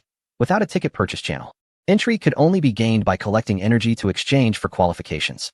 This led to those who were too lazy to complete tasks finally becoming serious. Alright. The world respects us spenders. Your Wanyuan Mountain money doesn't count.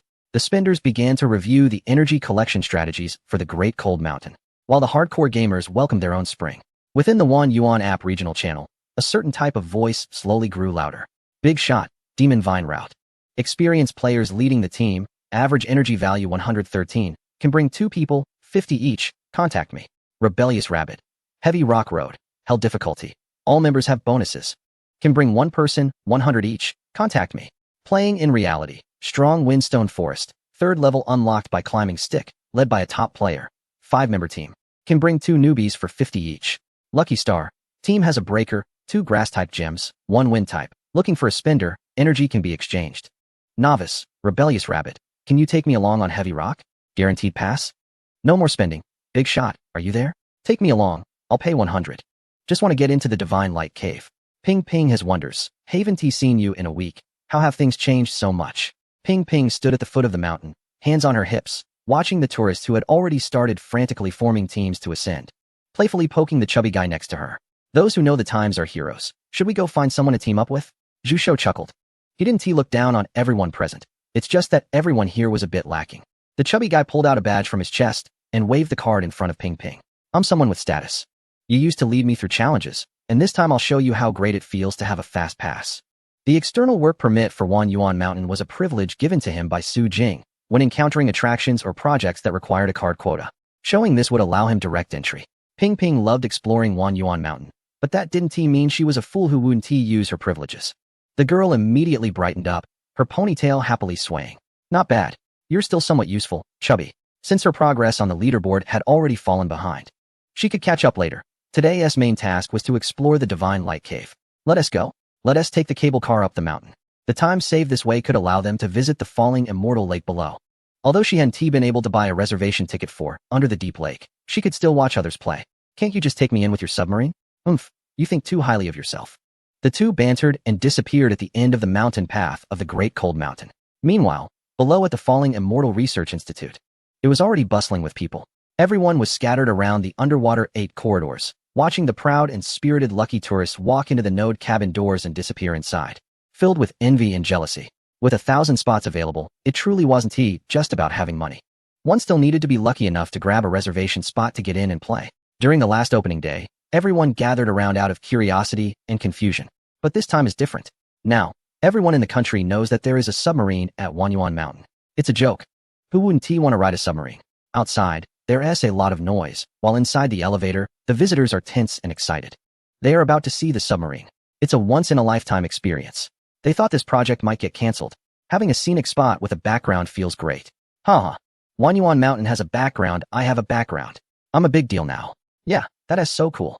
As the discussions quieted down, everyone turned to look behind them. In the bright elevator, a foreigner with blonde hair and a big nose stood out, looking like a pillar at the door. Wait, how did a foreigner get in here? Although it was baffling, everyone in the elevator instinctively became wary. This is their country's submarine. How could they let a foreigner in? They can't be stealing technology, right? The foreigner scanned the room, noticing everyone's guarded expressions, and showed a sad look. Come on, don't be like this. I grew up in your country. He spoke in a dialect that no one could place, dramatically clutching his heart. I'm also a fan of Wanyuan Mountain. I waited just like you all to get a ticket. Perhaps there are too few foreigners who can speak the local language. Or perhaps everyone was out for fun and didn't want to spoil the mood. The crowd hesitated, and when they saw the side hatch open, they finally managed to smile, turned around, and walked out to start exploring the submarine's interior. Wanyuan Mountain is getting better. Even foreigners have to queue up to buy tickets to come here. After calming the local tourists, the foreigner watched as people streamed out, his smile fading a bit. Simple and kind-hearted locals. As long as a foreigner can speak their language and shows appreciation for their culture, they'll believe he is a good person. But he isn't. Eric looked at the submarine's interior with fervor, a grin spreading across his face as he stepped out confidently. A few days ago, during a maritime activity, they discovered that the other side's strength had changed once again. After various investigations, the target that had everyone in a tizzy turned out to be a scenic spot. Can a scenic spot really manufacture submarines? Are they treating them like a joke? No one believed it. Everyone thought it was just a smokescreen. But for an excellent spy like him, it was essential to ensure everything was foolproof. So today, Eric is here. He wants to see if this so-called submarine is real or not. He also wants to check out the exaggerated beauty of this place that drives tourists so crazy. He even enlisted the help of a top-level hacker to break into the system and help him secure a reservation ticket. However, while Eric smiled brightly, he didn't slow down, quickly circling the submarine, with a mini camera on his glasses swiftly capturing images. This submarine really looks like a submarine. This small scenic spot has done a pretty good job. He listened to the smart voice above his head, standing last in front of the control stick, hands gripping it. His expression casual, guessing what kind of images would appear on the screen to fool them. But in the next second, boom, the metal floor beneath him shook violently, followed by a slight feeling of weightlessness, and the water plants in front of them parted, slowly revealing the underwater corridors and ancient city in their sight. Looking at the group behind the glass with expressions of surprise, envy, confusion, and jealousy, Eric snickered. Is the camera projection connected in real time? Interesting. Chapter 346, National Geographic Preview issued. The submarine, regardless of who was inside, descended into the deep pit one after another with other capsule submarine fleets, bringing tourists along. In the increasingly dark pit, Eric thought, the scene projection transition is quite natural. As they entered the crystal area, watching strange plants and fish swimming outside the submarine, Eric remarked, they must have spent a lot on special effects. This thing could be used to make a movie. Discovering the lost river, the submarine plunged down. Eric noted, weightlessness. I didn't expect the scenic area would consider this. Rushing into the rocky gray, dust scattered. Eric chuckled. The impact sensation is quite obvious. I can even feel the tremor inside. When he saw the tree of life standing in the center, with light tubes and willow branches dancing in the air, and the water spirit appearing to speak, Eric finally couldn't sit still. What the heck is going on? He dashed to the glass, staring wide-eyed, pressing against it, trying to see the electronic imaging film inside. Impossible. Absolutely impossible. This must all be fake. He noticed the peculiar looks from the nearby tourists and quickly composed himself, smiling at the guy next to him. Brother, the special effects here are quite realistic, huh? The guy across frowned with a look of disdain. What special effects? Our water spirit is real. Eric was a bit stunned. Is this guy out of his mind?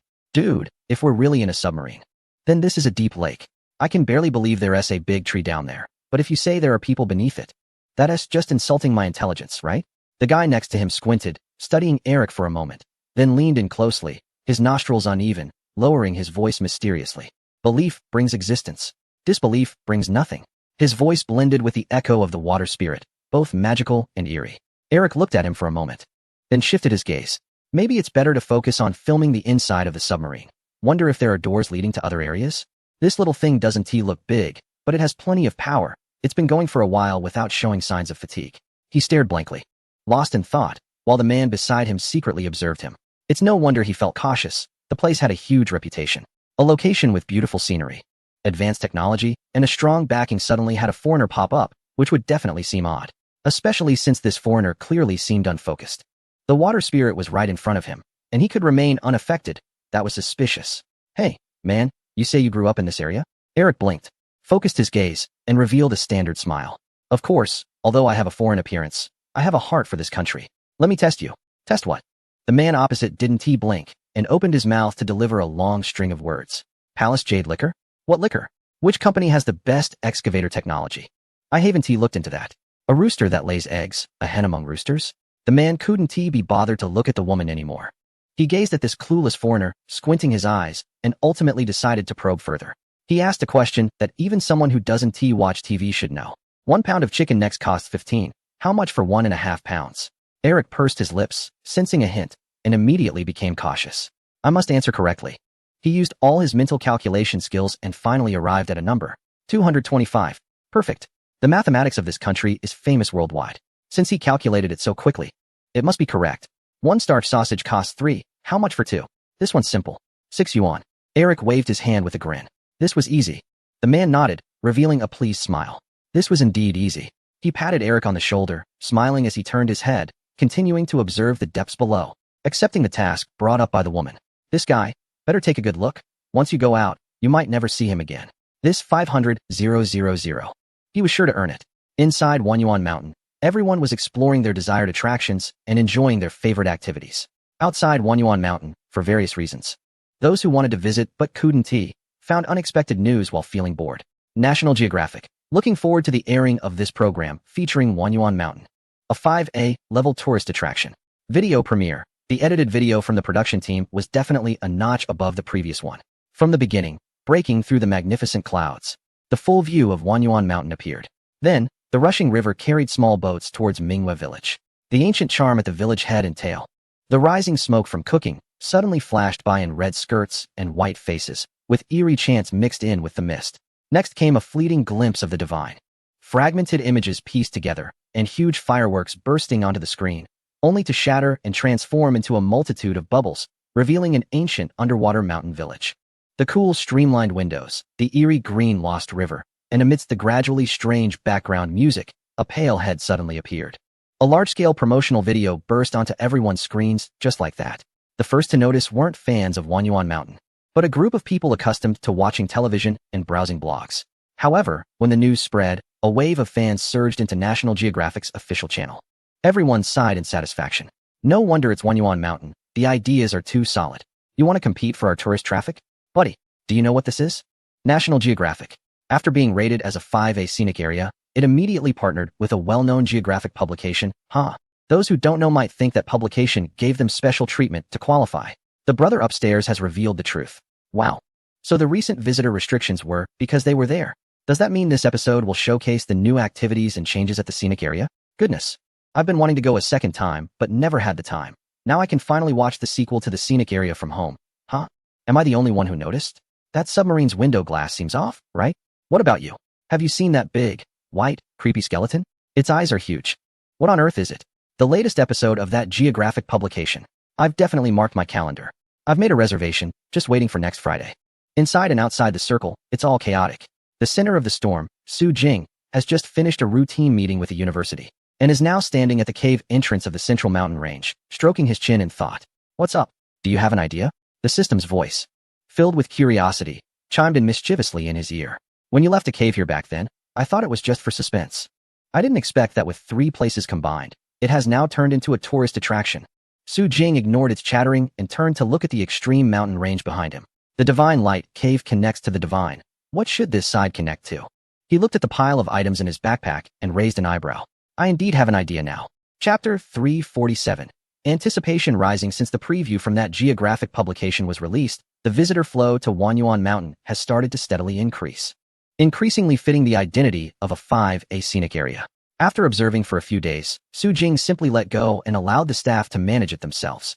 After a long period of training, whether it was the cold closure due to being framed or the bustling crowds leading to visitor restrictions, they have experienced various situations.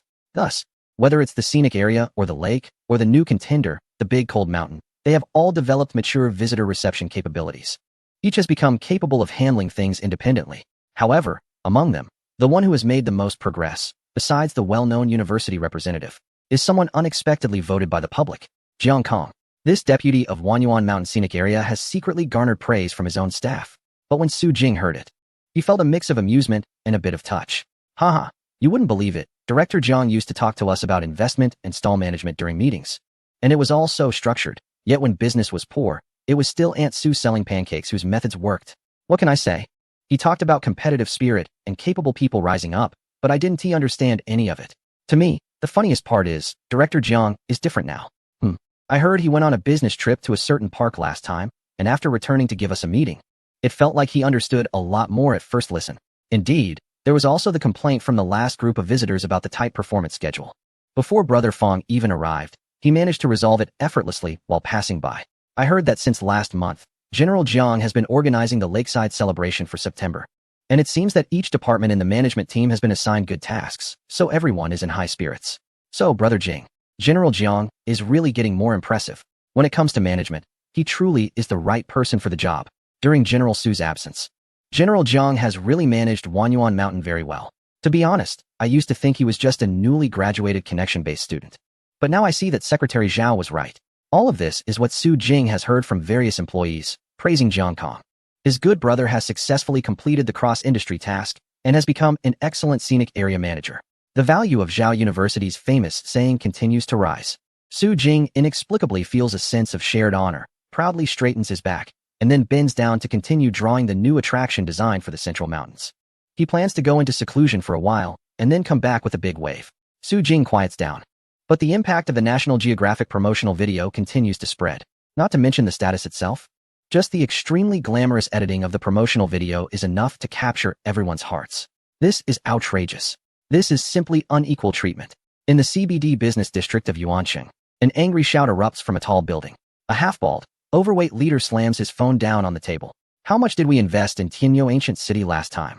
And it was edited like that. Why is Wanyuan Mountain's video so well done? Subordinate. Dude, you just slammed my phone. The leader moves his hand away, presses his beer belly on the table, and angrily continues, you bunch of useless people. Paying you is simply a waste. The National Day holiday is coming up. Has the promotional department not prepared the plan yet? How's the budget looking? The event planning department shows me a pile of garbage every day. No wonder we can't compete with Wanyuan Mountain. It's all because of you. The subordinate glances at the leader, who is spewing nonsense, and secretly reaches for his phone. It's funny, the planning department could submit 20 good proposals, and he would likely reject 19 of them, and then turn the one remaining into a pile of garbage. The only reason Tianyo Ancient City still has so many visitors is entirely due to its 5A rating and the historical heritage of the ancient city itself. If it were another scenic area, it would have long been done for. Sighing, the subordinate, who has been trying to get his finger in for a while, sits back in his place, feeling frustrated. I really want to change jobs. If only Wanyuan Mountain were not in the county. The same meeting is happening in multiple scenic area operating companies. It's not just private companies. Some scenic areas operated by government departments are also struggling to lift their heads due to the promotional video from Wanyuan Mountain by National Geographic. Although they are also 5A rated, why do they appear so high-end, luxurious, and stylish? When compared, it either looks like an undeveloped primitive mountain or a backyard of a rural home. If this continues, this year's GDP for the National Day may not meet expectations. When that happens, the pressure will fall on the leaders. Of course, some will celebrate while others will worry. While the executives of these scenic spots are feeling stressed, smaller attractions that previously benefited from the revenge plan are now quietly showcasing their strengths and gaining attention. Lujin River Scenic Area. Congratulations to Wanyuan Mountain for becoming a 5A level tourist attraction and successfully collaborating with National Geographic. Excellent scenic spots are always worth learning from, and Wanyuan Mountain's excellence is our model. The Lujin River Scenic Area will also study hard to strive for excellence like Wanyuan Mountain. We would rather have one person visit 100 times than have 100 people visit for nothing. Changshan Ancient Town Scenic Area, truly the newest star among the scenic spots. We are following the operational model of Wanyuan Mountain closely. We will also strive for excellence. Lushan 3A Scenic Area. Wanyuan Mountain is the leader among 5A tourist attractions. Amazing. Impressive. Donghu Wildlife Park. Who says young scenic spots can't succeed? Wanyuan Mountain has surpassed many established attractions and become a leader. Songhu Park Scenic Area. We feel honored to be in the same city as Wanyuan Mountain. As a ticket partnership, we will continue to provide the best travel experience for all visitors. Although these smaller attractions may seem to be riding on the coattails of popularity, Their praise is hard to deny. A scenic spot that has only been reopened for more than 6 months, achieving this level, is truly remarkable. In no time, the hype around these smaller attractions supporting Wanyuan Mountain has increased. After a few days of this buzz, in a modest office over 1,000 kilometers away in Chang'an City, an energetic elder put down the report in his hand and asked his secretary curiously, "So now the public believes Wanyuan Mountain can enter the top 20 scenic spots in the country?" The secretary smiled gently, appearing relaxed while speaking to the elder, but was actually quite cautious with their body language. Currently, there are only some murmurs on social networks, with no formal media involvement, just minor chatter. The elder chuckled, neither confirming nor denying. "Can you guess who called me this morning? Anyone who can call you must be a person of status. I really can't guess, haha." It was Old Sway, the vice president of the Scenic Spot Evaluation Committee. The secretary raised an eyebrow, a hint of curiosity in their heart. But the elder had no intention of keeping them in suspense. "That's right. Old Sway called this morning to ask for my opinion. They are preparing for this year's top scenic spot evaluation competition and want to include Wanyuan Mountain." Chapter 348 National Geographic Broadcast, Recent Updates. I originally didn't want to post this because it's better read together with the following chapters, haha. But since everyone is genuinely concerned about me, I'll share an update. So soon. The secretary was a bit stunned. The annual review usually begins after the National Day holiday, with around 50 scenic spots making it to the shortlist. The top 20 selected essentially represent the level of scenic spots in the country and showcase them to the world. This not only creates a significant gap with other locations, but also indicates that their facilities, attractions, visitor services, and various aspects have reached an impressive level of perfection.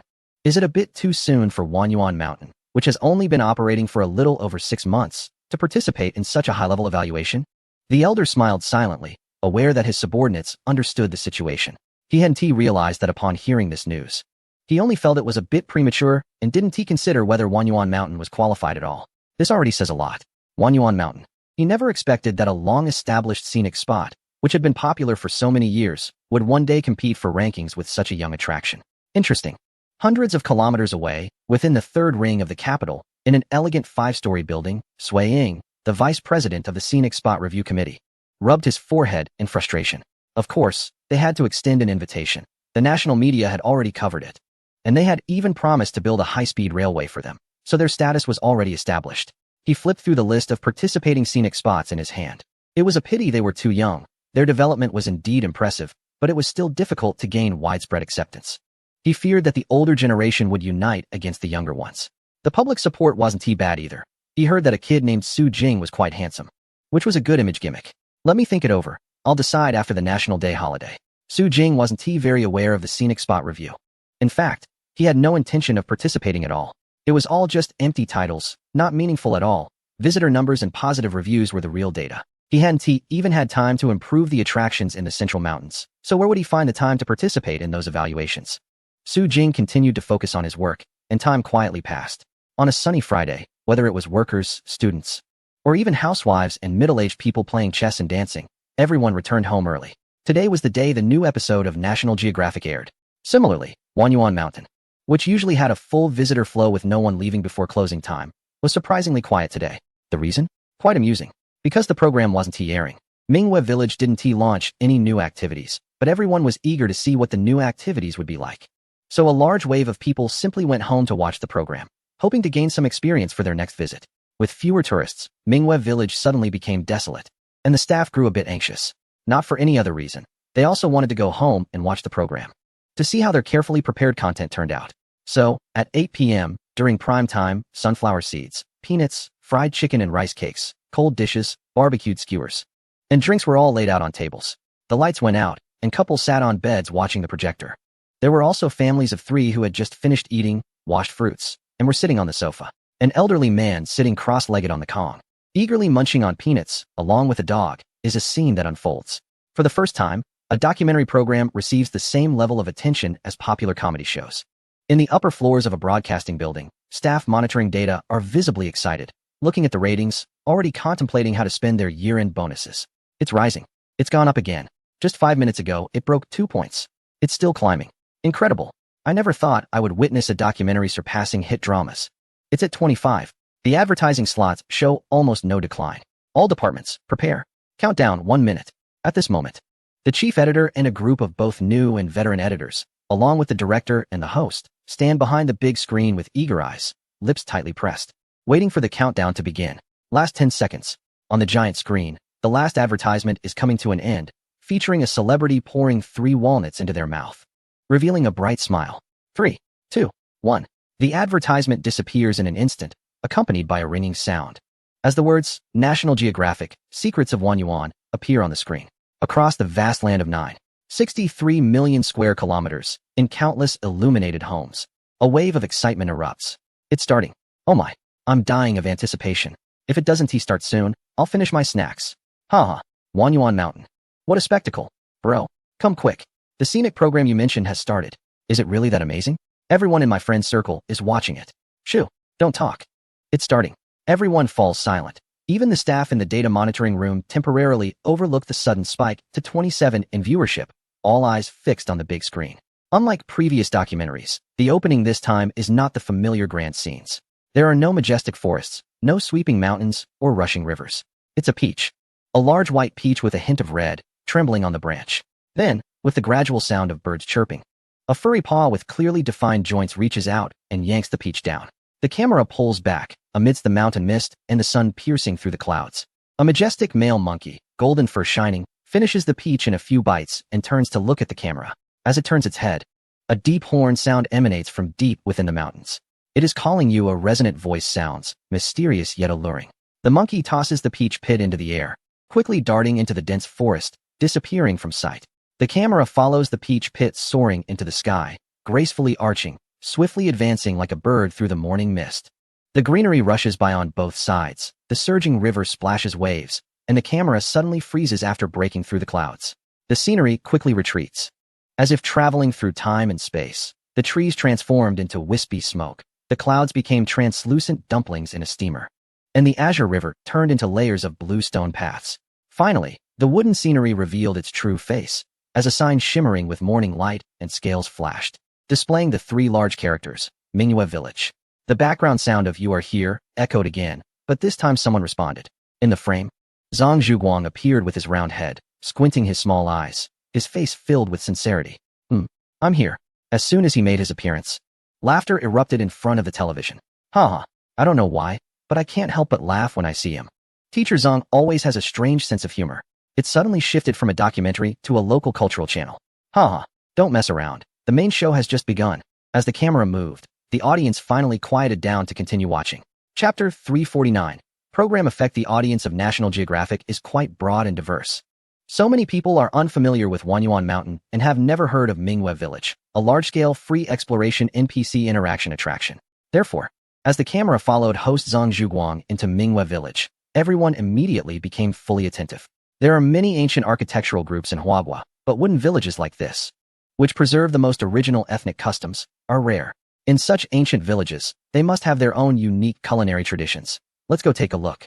Previously, National Geographic mainly showcased close-ups of various landscapes and creatures. Although it was a documentary, it felt more like a collection of beautiful snippets. However, this time, they adopted a follow-shot approach, which made many longtime viewers feel refreshed. Yet, while they found it novel, the familiar tourists and viewers of Wan Yuan Mountain instantly smiled. This is hilarious. The official channel has directly changed its format for Wan Yuan Mountain. It really has become a documentary. Ha ha ha, I get it. Probably when they went to edit the footage afterward, they found nothing to cut, so they included everything. Who would have thought they could see the perspective of their own tourists on a national program?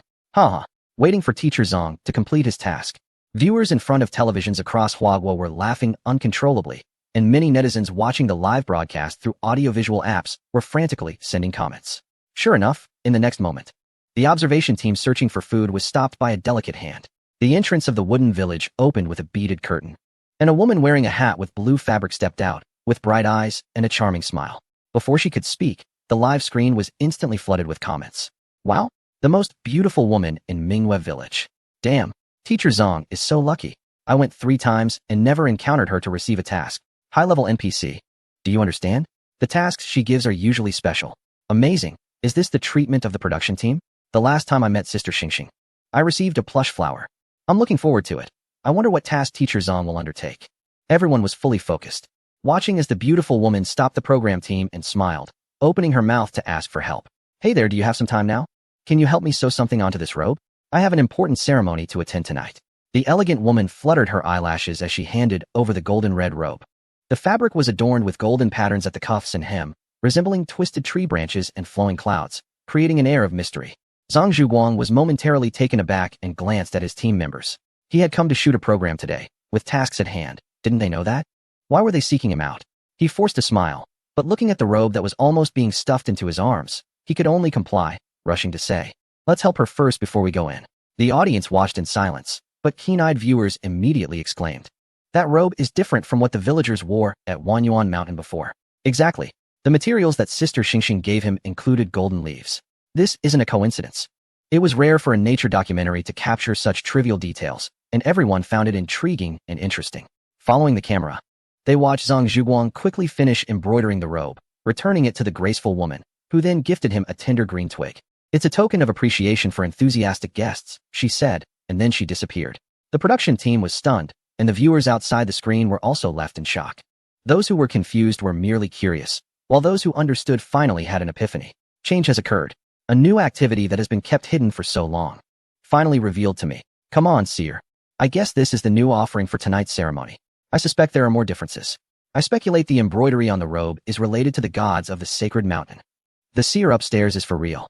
But no matter how everyone guessed, the program continued to play. On the cobblestone path, the coolness of late summer swept through the rising smoke, bringing the production crew into the ancient village's morning. The aroma of fire-cooked meals and the sweetness of osmanthus cakes hooked the crew as they wandered through the ancient village. As time passed, the number of tourists in the footage gradually increased. Everyone began to notice the changes in the sacrificial activities, excitement and curiosity evident on their faces.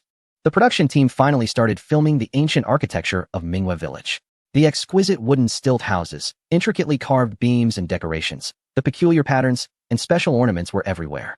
An elderly man selling bamboo crafts squinted his eyes, recounting legendary stories. The occasional sounds of birds and gibbons echoed from the sacred mountain behind. Everything made the program increasingly captivating. When the camera switched to the sunset, the glow illuminated the ancient village, and the background music that had been absent for a long time reemerged. As evening approaches, this extraordinary ancient village filled with legends seems to reveal something special. In the footage, Zhang Zhuguang squinted, hiding in the corners of the alleys, eavesdropping on the tourist conversations while explaining to the audience without looking back. The cameraman's shots were steady and meticulous, switching between close-ups and wide angles under Zhang Zhuguang's direction. The viewers sat in front of their televisions, biting their lips in curiosity. Meanwhile, the familiar group of tourists was wildly sending comments. "Teacher Xiaoguang, you are foolish. It's dark. Don't hide there. It's over. The flag has been raised. NPCs won't let such tourists go. Laughing to death. I can't bear to look. I've already started to guess the appearance location of the ghost tiger. Damn, the music changed. Bullet comments protect me. Damn it. Even after watching many times, I'm still panicking. What are the front row people saying? I can't understand. You'll know soon." Indeed. A few seconds later, the glow covering the production team disappeared, and darkness engulfed them. The host with small eyes muttered, "It's getting dark so early," while turning his head. Then all the viewers saw the host's largest eyes in history. A pair of eyes filled with terror, his mouth slightly open. He made a hissing sound but couldn't say a word. The camera shook slightly, then slowly turned amidst everyone's gaze. Darkness, fluffy and eerie darkness. The camera moved upward inch by inch, leading all the viewers to look up. The eerie music stopped for a few seconds, then erupted into a low, buzzing sound. A pair of fierce, bright red eyes instantly filled the entire screen. Roar. What the? Oh my god. At the same time, screams erupted from various residential areas, dormitories, and universities across the region. Damn it. National Geographic has turned into a horror film. My eyes. I hate you. What is that? What the hell is that? The bullet comments instantly filled the screen. Amidst the screams and fear, everyone couldn't help but continue to watch. But then the screen changed, and a female star with 8 white teeth appeared, holding a certain brand of toothpaste. In a graduate dormitory at a university, a refined-looking student suddenly leaped up, slamming his slippers on the ground, cursing loudly. Are you kidding me with an ad at this time? Are you even human? Chapter 350. Audience expectations. The first ad received the most criticism, but black and red are still colors, and the slogan for the whitening toothpaste quickly resonated with the audience. Other brands looked regretful and remorseful. If they had known, they would have spent a bit more on the first ad. Damn it. A brand selling stinky toothpaste actually invested so much. Who would have thought the program would cut off here? I have to say, it's really thrilling. For the first time, I want to curse an advertisement. Those giant scarlet eyes lingered in the audience's minds, unable to dissipate for a long time. No one knew how long the ad would play, but no one dared to change the channel. So inside the broadcasting building, The cheers grew even more joyous. The ratings held steady. Still 28. No drop. So stable. So strong. Give the editor a bonus. Incredible. I almost want to smash my keyboard. The collaborating video platform just called, saying their servers had exploded twice, and the bullet comments had already overloaded the screen, pretending to complain on the surface. But secretly enjoying it, right? This wave is stable. Everyone keep watching. The following will only get more exciting. The production team of the documentary show is thrilled, while other programs airing at the same time are facing grim faces. Minister, our ratings dropped by 7 points tonight. Editor-in-Chief, the ratings for the drama The Great Tang Dynasty have halved tonight. The subordinates felt uneasy, glancing at their leader behind the desk, whose expression fluctuated between moods, not daring to speak.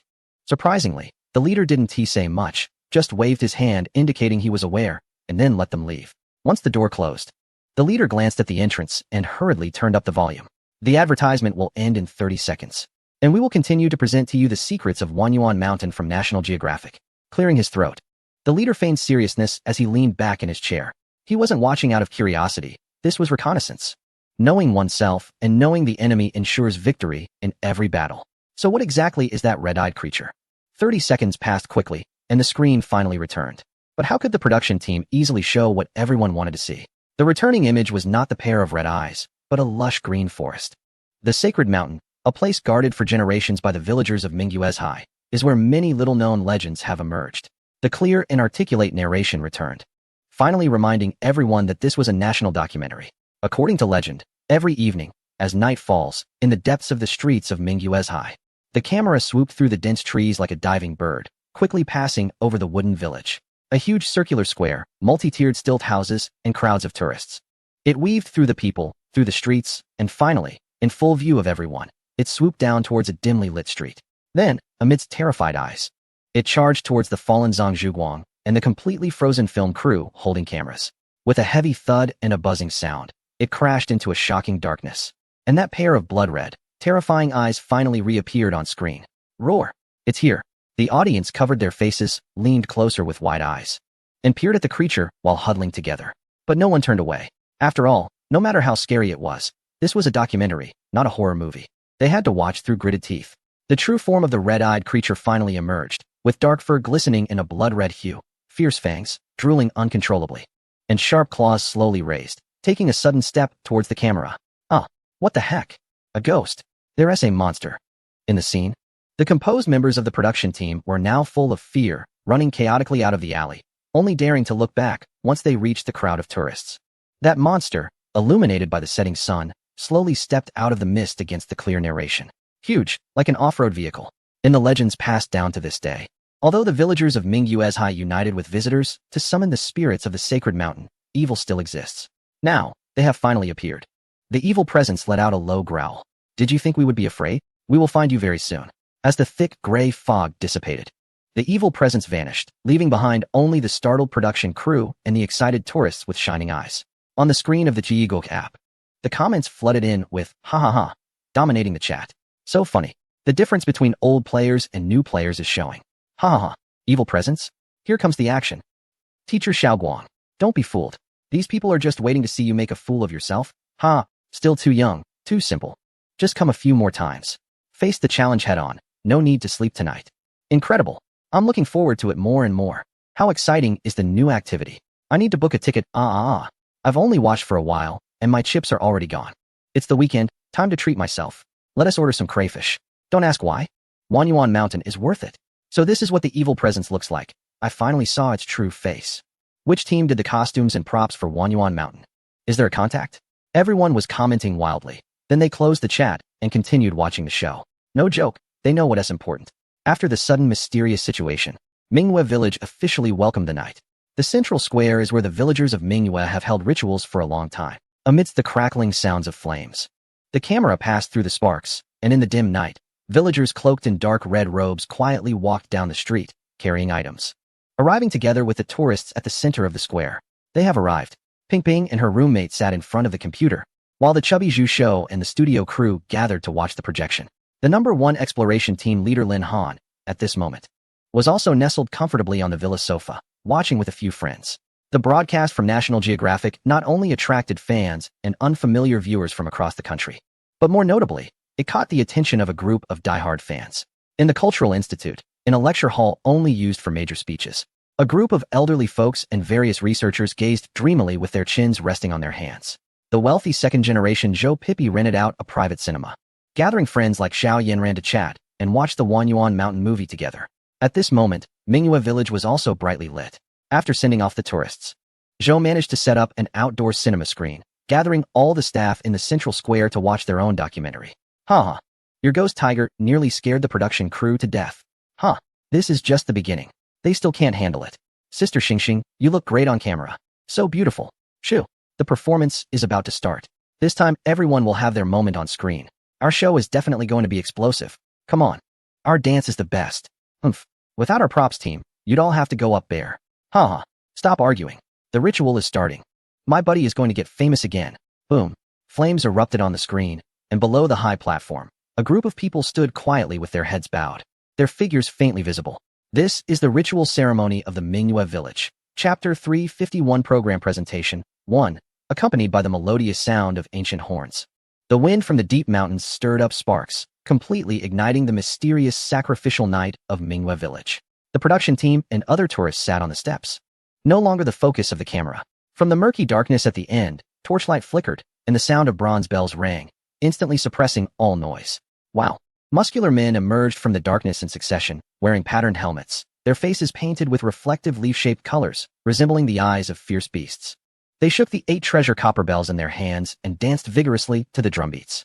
Having become accustomed to epic documentaries filled with grandiosity and delicate scenery, the audience, unfamiliar with Wanyuan Mountain, was suddenly captivated by this exciting, passionate dance of strong men. Each one couldn't help but feel exhilarated. Hey, huh. The bells trembled. The drums were passionate, and the horns sounded in succession. The camera switched constantly, moving in front of, beside, and behind those strong men. In the footage, beads of sweat flew, faces smeared with paint, and those bright, spirited eyes. All made one's blood boil. Evil spirits disperse. The gods emerge. The fire of the moon will never extinguish. The dance of praise will never cease. The charcoal fire blazed, almost leaping out of the screen and onto the audience's faces. Zhou Pa sat closest to the giant screen, his eyes shining. This is absolutely amazing. Recently, he had been dragged by his father to participate in company matters and hadn't had much time to visit Wanyuan Mountain. But unexpectedly, in less than a month, everything here had changed dramatically. Zhao Yanran was even more bewildered. It hadn't been long since she last came, and the version had already changed? What is going on? She hadn't even completed the last version. They continued to be confused, while in the university dormitory where Ping Ping was, a wave of girl screams erupted. Allah, male bodhisattvas. Wanyuan Mountain understands us so well. Amazing. This is what a man should be. Wow. I was dazzled by those muscular guys. This dance is incredible. The group dance was so synchronized that nobody would doubt it was a new talent from a dance troupe. Every time Wanyuan Mountain releases a program, it's done so well, I can't bear to watch the shoddy productions of other tourist spots anymore. Exciting. It must be even more thrilling to watch live. A girl turned to the silent Ping Ping. Ping Ping, why aren't you speaking? The girl who was called upon remained silent, her eyes quickly scanning the footage, then jotting down notes in a small notebook. I'm organizing the content for the new activities, show. The girls exchanged silent glances. This superfan was at it again. Who knows what use these notes will have? Nobody reads them anyway. Ping Ping continued to focus intently on the screen, her mind rapidly analyzing what this dance represented. Nobody reads them? Heh. If they knew her account had 100,000 followers and that each post could earn her a decent income, they probably wouldn't think that way. However, she was really excited and curious about what the new version of the Mingyue Village would be like. The show was still ongoing, and the usual practice of editing segments to showcase highlights was being followed by a certain nature-focused organization. For the first time, there was a full-length recording. People said they were watching a documentary, but it felt no different from watching a movie or a performance. It was exhilarating, especially when she saw those strong men, like swords and giant axes, splitting the air with their momentum, shouting divine arrival. Even more excitement surged, and when the shouting suddenly stopped, amidst the fading sound of silver bells, they saw the proxy priest and learned about the new story of Mingyue Village and the Holy Mountain. The ritual officially began, and as offerings were placed one after another, the audience familiar with the Wanyuan Mountain experience gasped in surprise. What is this? Wow, this is truly a brand new offering. He had previously mentioned that the gods of the Holy Mountain were awakening one after another, so it couldn't be what I thought. Right? Visitors and fans were paying attention, and the staff of Wanyuan Mountain were also focused. But aside from that, there was a special group of people closely watching the program, not even blinking. Did the kids see that? That dance just now. The most qualified teacher from the Central and Southern Dance Association frowned. During the previous exchange, the folk dance troupe got ahead of them. And none of the official representatives got in, but I heard that one Yuan Mountain's performance team only had one group. The others were just acrobats. He paused, looking at the dancers who were now serious, and continued. If it's what I think, then that dance just now was probably performed by a group of acrobats who managed to pull this off. How powerful must the choreographer be behind this? The dance exchange at One Yuan Mountain. We must find a way to start it again. The Western Frontier Dance Association, a group of men and women with exotic appearances, sat on the ground, watching the screen with sparkling eyes. The last exchange didn't succeed, but I'm sure I'll try again. There are too many talents at One Yuan Mountain. If non-professional dancers can achieve this effect, just imagine what the professionals will do when they take the stage. So impressive. So much to learn. The teacher will eventually send you all in. The president of the Western Frontier Dance Association, who had previously failed in an attempt to learn from the performances, was now sitting in front of a group of young, outstanding dancers, passionately speaking. I don't believe it. They can't possibly refuse to accept money and send their employees. The various official dance associations were itching to get started. Meanwhile, the folk dance troupes that gained benefits were chatting excitedly in their group. Haha, since there's a new show, we definitely have our people performing later. Last time, when we asked them to showcase their skills, they were reluctant to come back. I wonder what kind of charm One Yuan Mountain used on them. If the first program is this impressive, the later ones will surely be even better.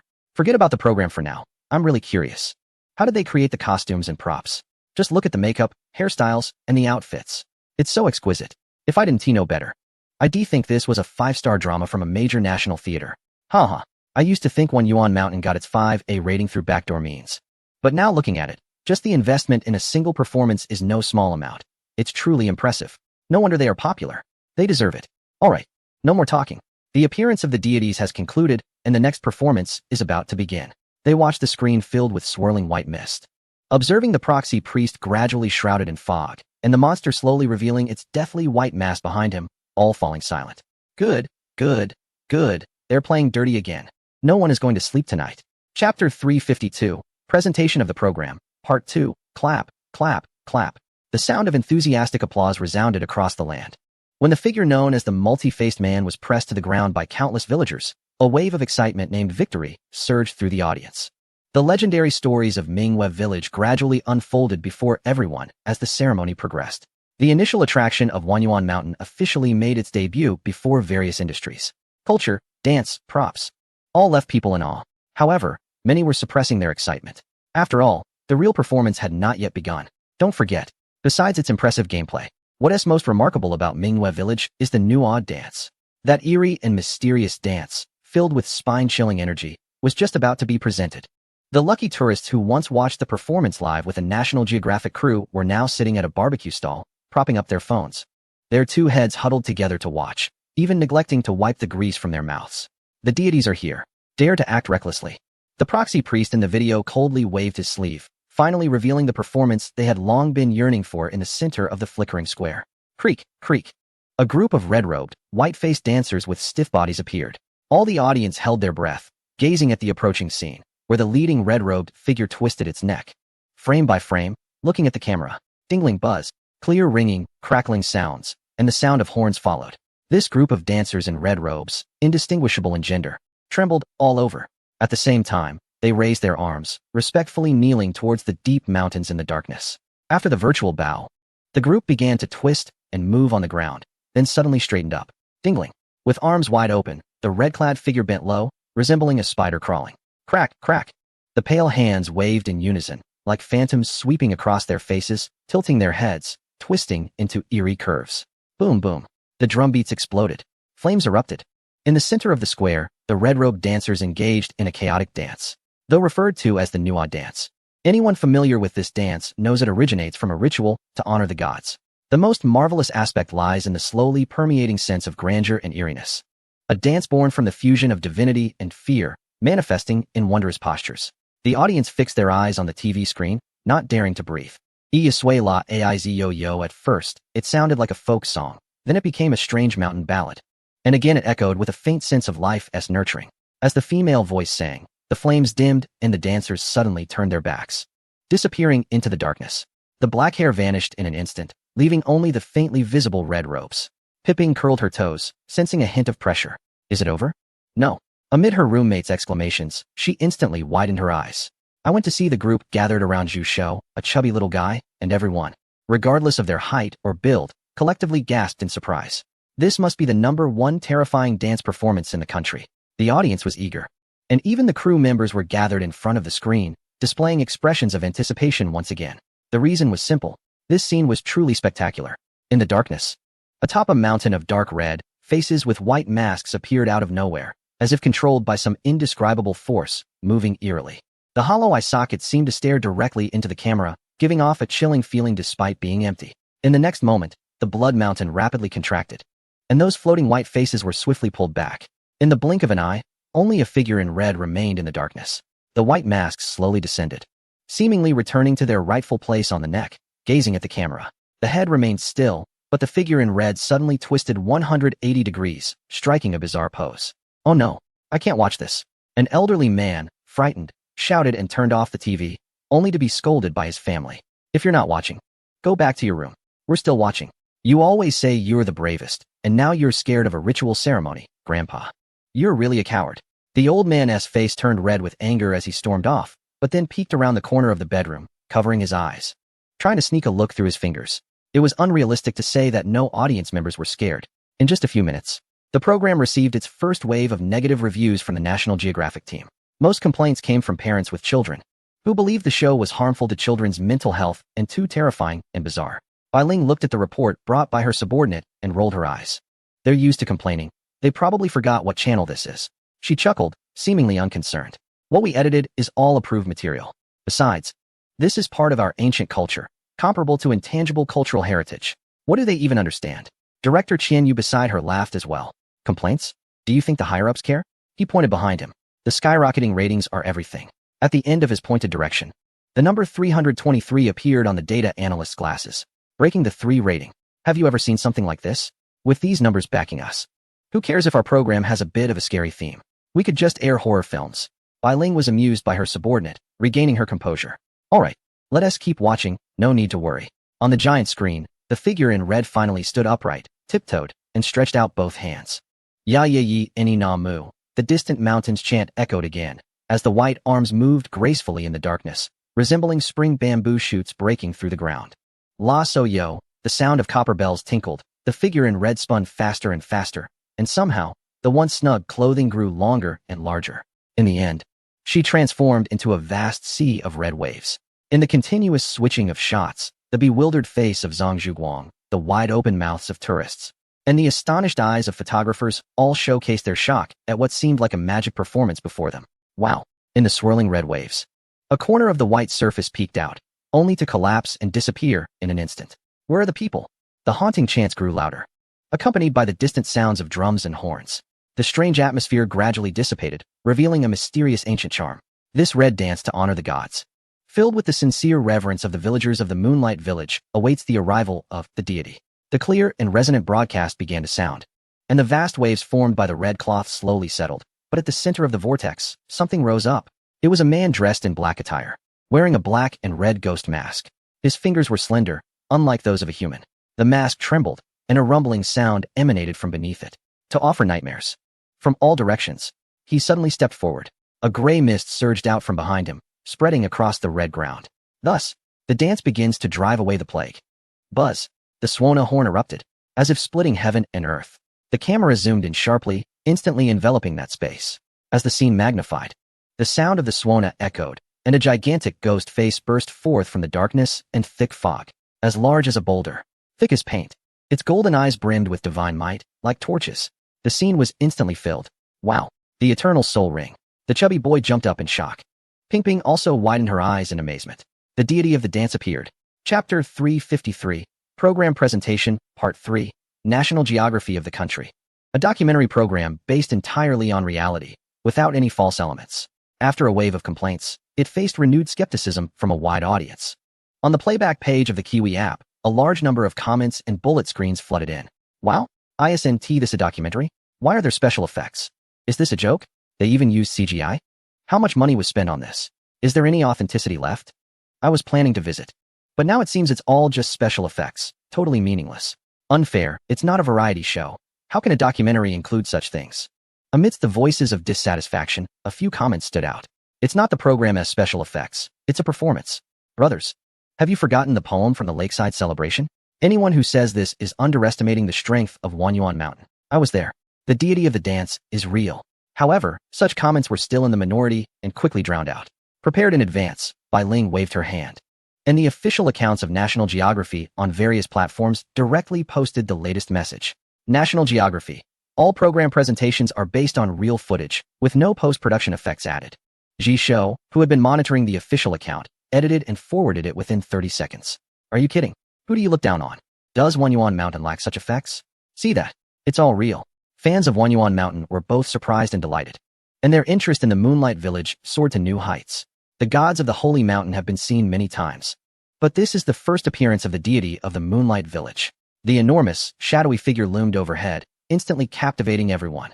They excitedly pounded the keyboards. But the performance on the show was far from over. The figure in the black robe twisted and turned above the red cloth, dancing dramatically, as if performing a ritual.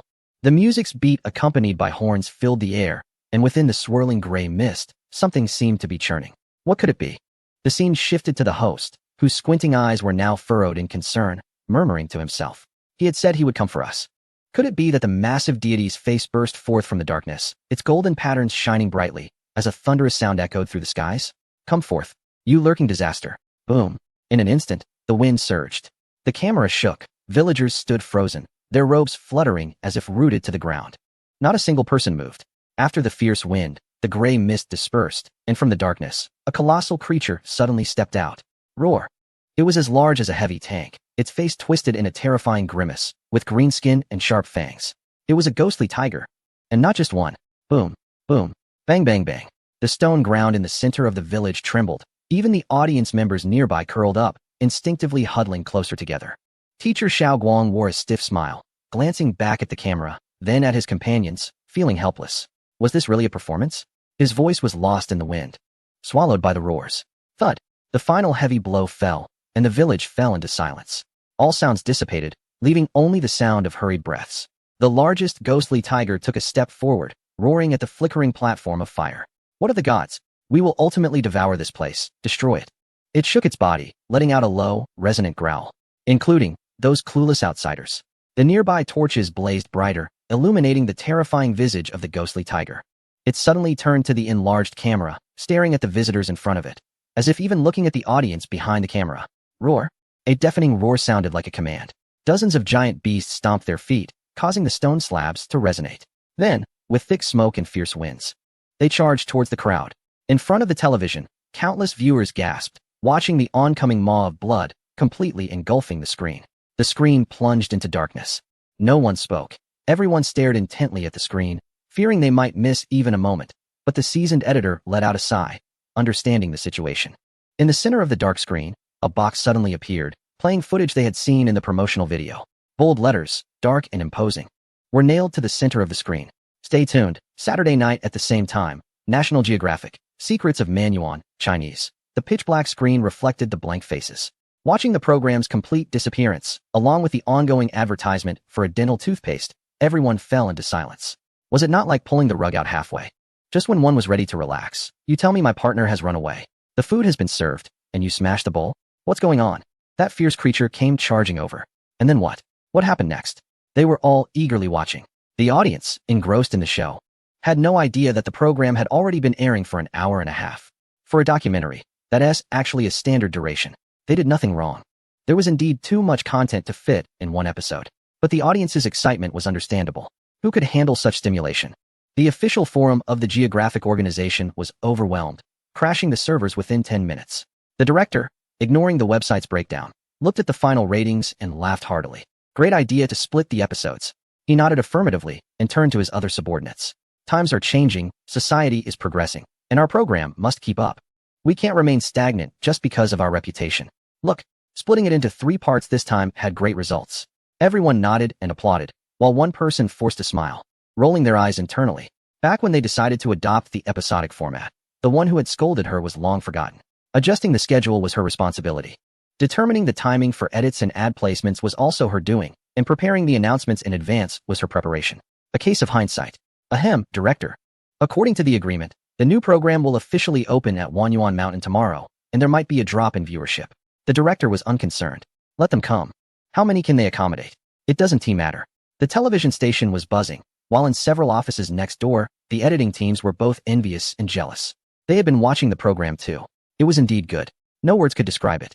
Especially the added note of on-site filming without special effects, which really grabbed attention. Editor Fong, do you think their ratings can hold up in the next couple of days? Yeah, with such a cliffhanger, could it turn the audience off? There should be a drop tomorrow. The leading senior editor, smoking a cigarette, snorted coldly by the window. Half envy, half lament. Being seasoned veterans, they could see the trend, right? It would continue to rise. Chapter 354, Double Launch Rise? He was right. The primetime slot was completely over. And this group of viewers and netizens directly pushed the geographic organization and Wanyuan Mountain to the top of the headlines. The top 10 trending blog topics were filled with familiar terms. Meanwhile, under Jiang Tsung's leadership, Wanyuan Mountain's official site stealthily released new information amid the online chaos. Wanyuan Mountain 5A tourist area. Starting tomorrow, the activities at Wanyuan Mountain, Mingyue Village will switch to an advanced mode every Wednesday and Saturday. The rest of the time will remain normal to facilitate both new and returning visitors. Initially, no one noticed. After 2 weeks of refinement, everyone understood the rules. If the program wasn't airing, the attractions wouldn't open for the new version. So they didn't pay much attention to the news there. But it wasn't that no one cared at all. Some fans are curious about the appearance of the deity, wondering whether it is special effects or real. So they secretly sneaked into the official venue to find out, only to discover the latest announcement. Wow. Fans widened their eyes and immediately shared the news. Great. Netizens who had just been played by a certain media outlet found it funny. Are you two just messing with us? You perform, then I take the stage? Just kidding. Even if you open a new event tomorrow, they want to go, because they can see all the performances on the show in the next couple of days. Why spend money on tickets when they can enjoy it for free? While thinking this, netizens proudly opened their streaming app. Ahem. Watching TV and being there in person are definitely different experiences. If that certain media outlet isn't lying, and the deity isn't just a special effect, then if they go, wouldn't they get to see the real thing? This is the most mysterious one since the opening of the venue. Worst case, they could take a train at midnight or catch a high-speed train in the morning. Even if they arrive at the scenic area in the afternoon, it would still be worth it. Enthusiastic netizens and audience members opened the app, only to be stunned by the ticket sales page for Wanyuan Mountain. Tomorrow's tickets are sold out. What? What has sold out? That SA5A scenic spot. Come on, a natural scenic area that can hold thousands of visitors. How can it be sold out? Amidst the furious outrage of the crowd, someone smirked, put down their phone, and felt satisfied. Just kidding. You ordinary tourists and fans can't compare to those hardcore fans who have downloaded the Wanyuan app, right? The official news and app notifications were released simultaneously. Those who had turned on notification alerts would have booked tickets right away, as long as the distance is close enough. Anyone with time tomorrow who doesn't go to see it live would be foolish. After all, the show airs at 8 p.m.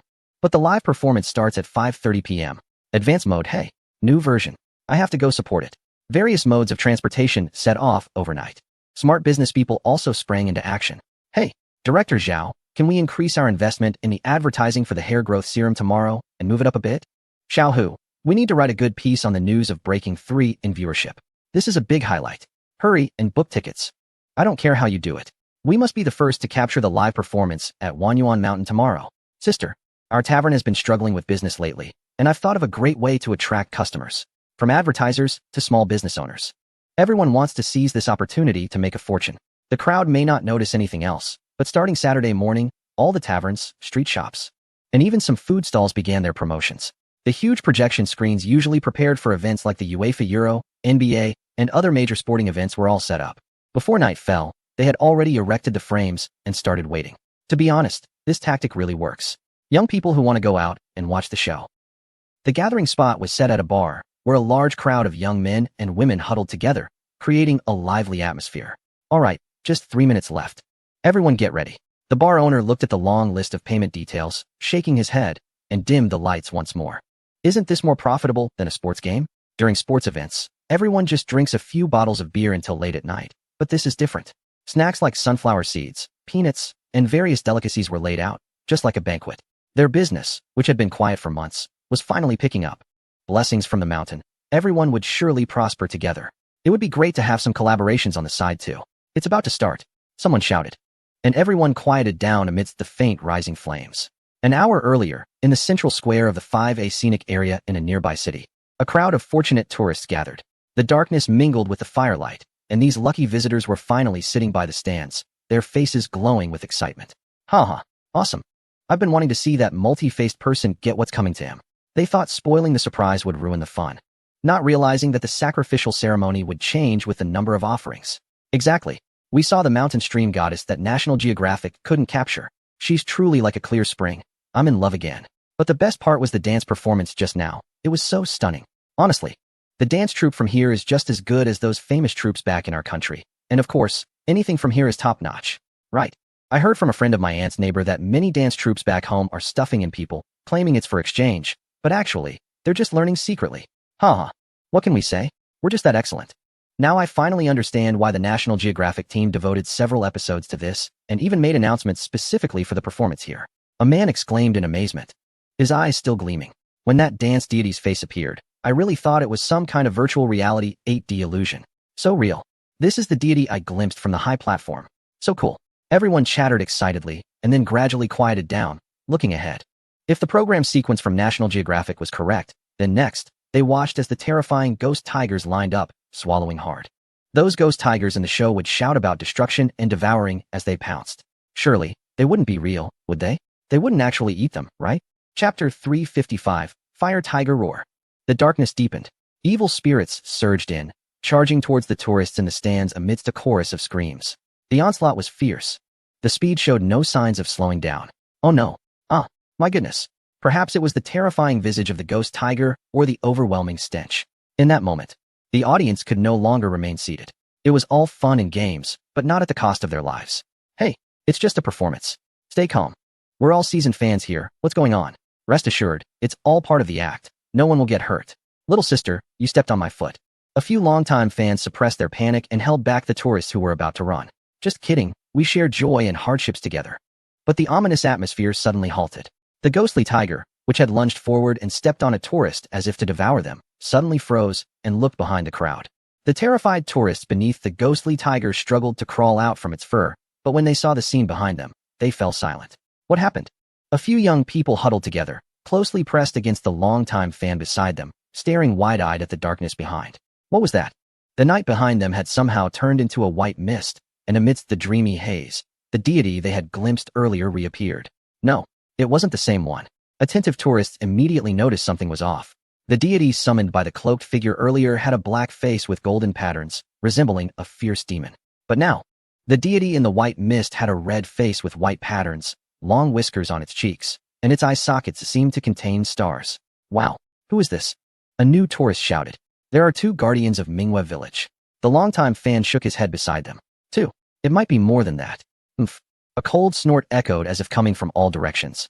The white mist stirred, releasing a faint heat, and the massive red-faced deity scolded in the darkness. You petty evil spirits, dare to act so recklessly. Since this firelight cannot drive you away. The red face trembled fiercely amidst the darkness and white mist. A heat wave sweeping in like a true deity, descending. Then let me burn you all. Boom. Everyone stood in shock. What does it mean to burn them all? Behind them, in the center of the square, below the high platform, the villagers and the ritual agents bowed their heads. Their expressions solemn, as if they had never known fear. The deity they had worshipped for generations, the protector of Mingwe village, had not let them down. Boom boom. The group of ghostly tigers seemed to be frightened. They quickly turned away from the audience and ran towards the gray mist they had come from. Thump thump. Hum. The sound of war drums faintly echoed, and the horns in the deep mountains roared once more, the chants quietly following.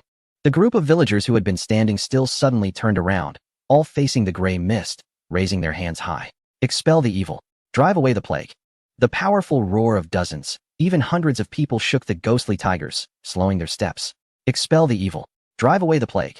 The tourists stood frozen in the stands, with ghostly tigers in front and the deity behind.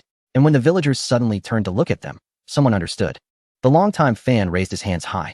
Expel the evil. Drive away the plague. They got it. In the next moment, in the central square, everyone raised their hands high, their eyes fixated on the ghostly tigers, and amidst the surging heat wave, they shouted in unison. Expel the evil. Drive away the plague. The heat wave reached its peak, and the red-faced deity let out a cold snort.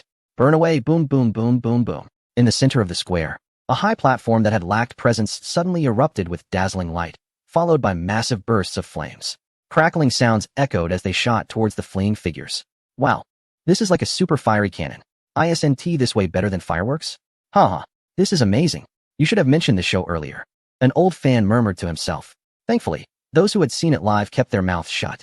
The fiery projectiles struck the figures, exploding with a roar and igniting fiercely.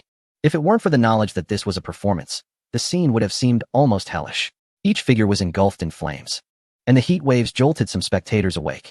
If I'm not mistaken, those figures must be played by people, right? With such a burning spectacle? Are the people below really safe? The dark red fur was quickly engulfed by the towering flames, accompanied by crackling sounds, leaving nothing behind. Are they dead? A visitor wiped the sweat from their face, murmuring. It seemed like the man next to him squinted in disbelief. The figures were burnt, yet no harmful smoke emerged. Instead, it appeared as if their fur was charred away, revealing skeletal frames beneath.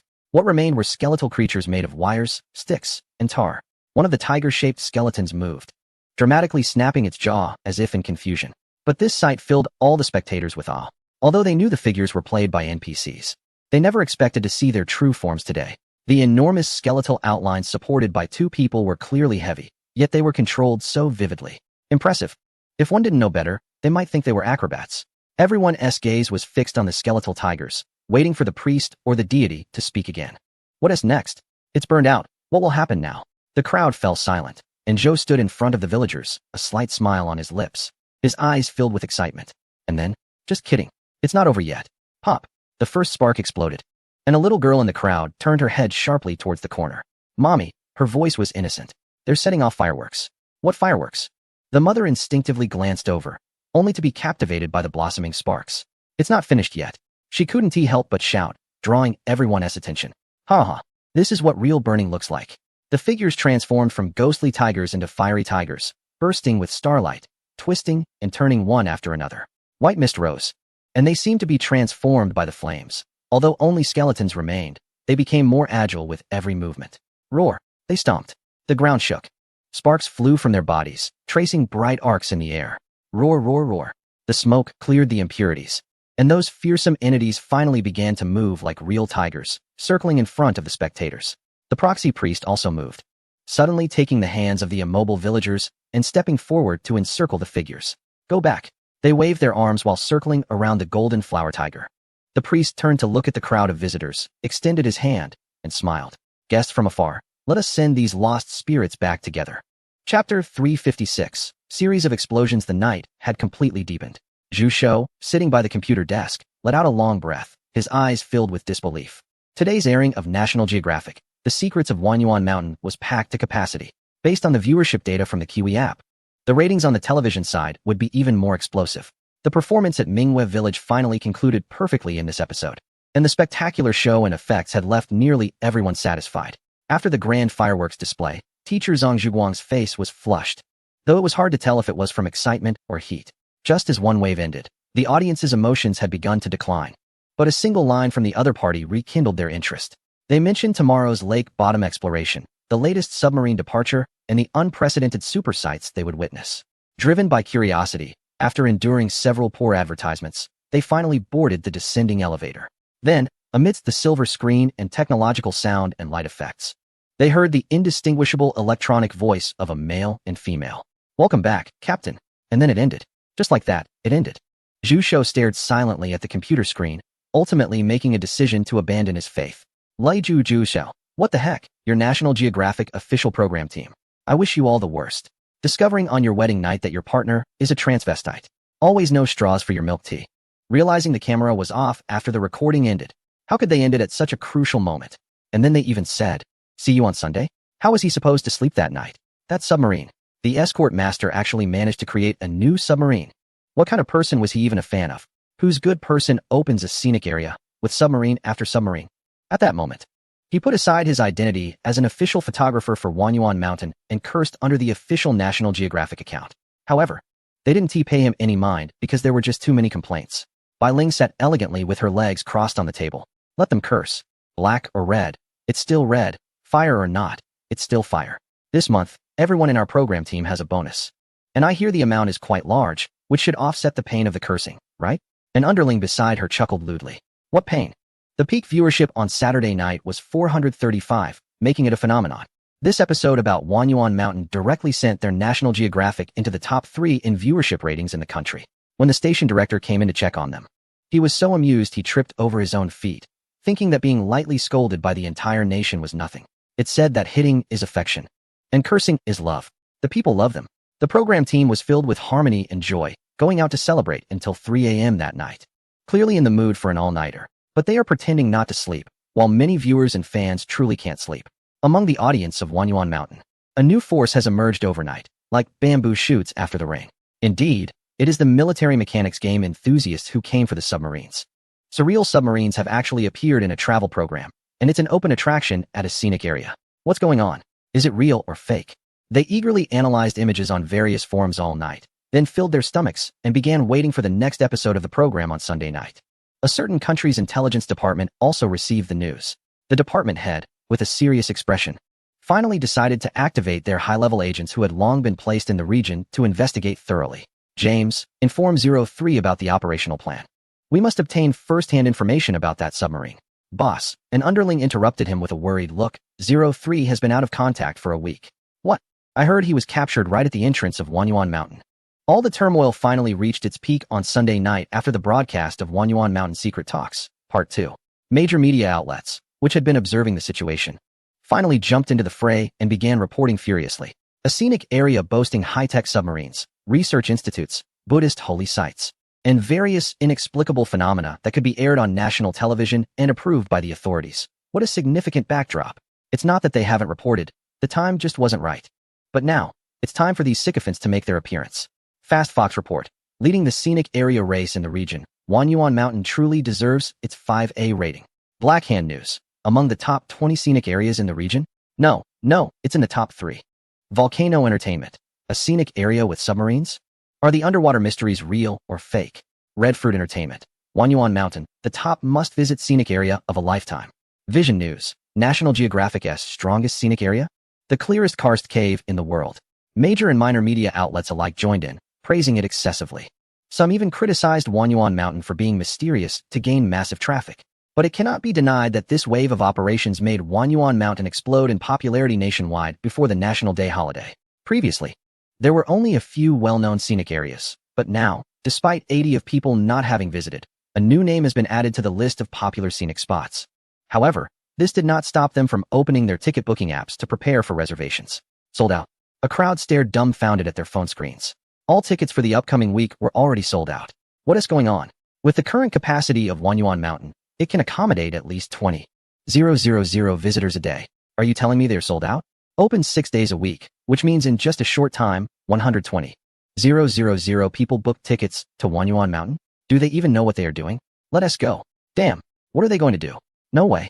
Find scalpers. A wealthy individual immediately thought of the old trick. Money can make things happen, and if necessary, they would just spend a little more. Unfortunately, a few minutes later, the veteran scalper awkwardly returned the call. Bro, it's not that I don't want to help you, but their tickets all require real name verification. And one account can only buy 1 ticket per day. Why not look for a travel group? At this moment, Zhao Meng was sitting in the office with all his subordinates around him. Everyone has seen the business of Brother Jing, right? Now is the time to get our spirits up.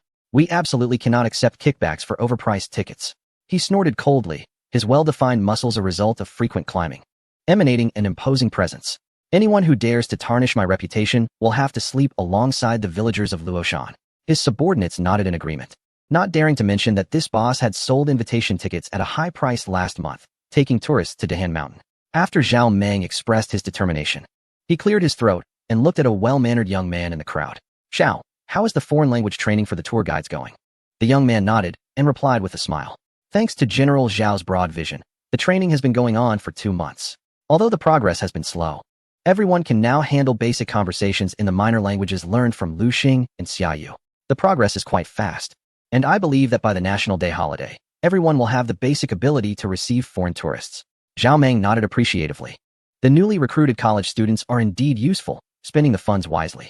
Shan Meng also found several experienced foreign language guides, but his own core team must not fall behind. The future of Shan Meng is not only in Yong'an, but also on a global scale.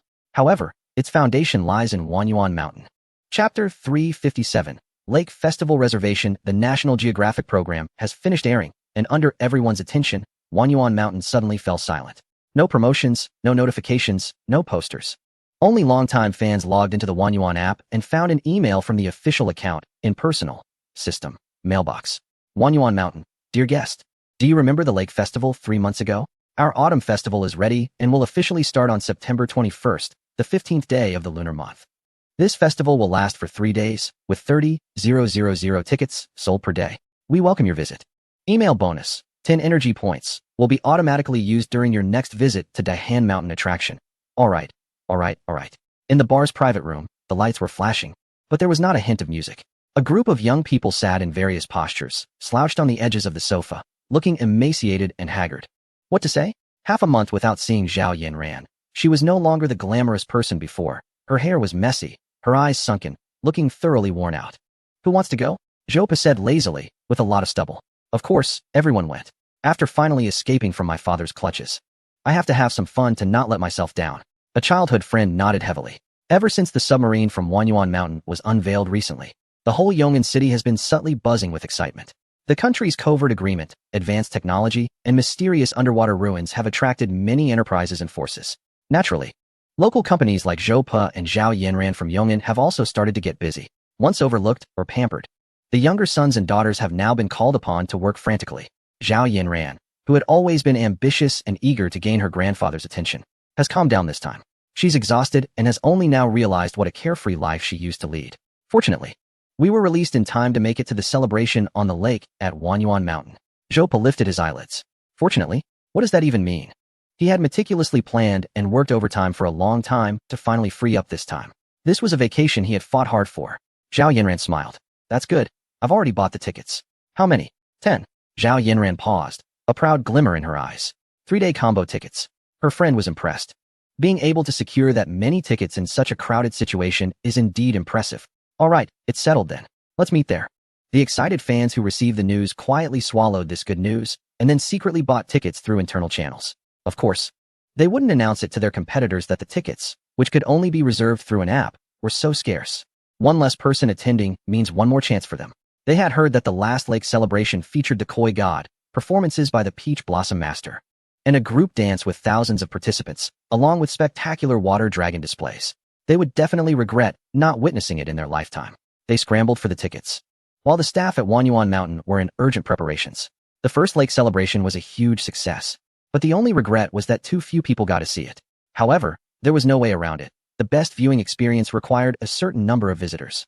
This time, it would still be limited to 30,000 visitors per day, including fishing tickets, so there wouldn't be any loopholes like last time. As for the performances, the overall rhythm would remain unchanged, but some individual programs would be optimized. New elements would also be added, which was the result of plans from key employees like Jiang Tsong and Zhou Yi. Su Jing had no objections to this. Rapid updates to the performances in the scenic area could be detrimental. Many acts and shows hadn't even been seen before the next batch was introduced, which was a pity for some visitors. He only added one new program, which he would oversee entirely. But that was a secret matter. What Wanyuan Mountain was truly presenting publicly was not this. As the leader of the Wanyuan exploration team, Lin Han, known as the first communicator, not only saw the ticketing information for the lake celebration, but also noticed something he had been yearning for in the map icon of the Wanyuan app. Wanyuan Exploration Team, National Group 1. Wine Xiao Xiao. Comrades, have you all seen the news? It's time for us to take action. Wandering Beetle, what news? ISNT, just the pre-sale tickets for the lake celebration? The day after the announcement was released. Big girl, how foolish. Always just looking at the surface. Yishui Han, click on the icon for Luoxian Lake. Check the announcement under the deep lake. The task from Mother Water has begun. Someone pointed the way, and everyone immediately widened their eyes. Lin Han nestled on the sofa, slowly sliding the interface, looking at the announcement above. The private task of Mother Water, which they had been exploring and pondering, was finally open. Previously, when they were in the submarine, that stunning goddess beneath the deep lake had entrusted them with a task. If possible, I want to know if they ever blamed me. After you complete my request and return, I will give you a gift. At that time, everyone was excited. But they were still clueless about how to solve the problem. The villagers of Luoshan village had long been dead, and the underwater was just illusions. Where could they ask for answers? Besides, if they really answered, wouldn't that make them water ghosts?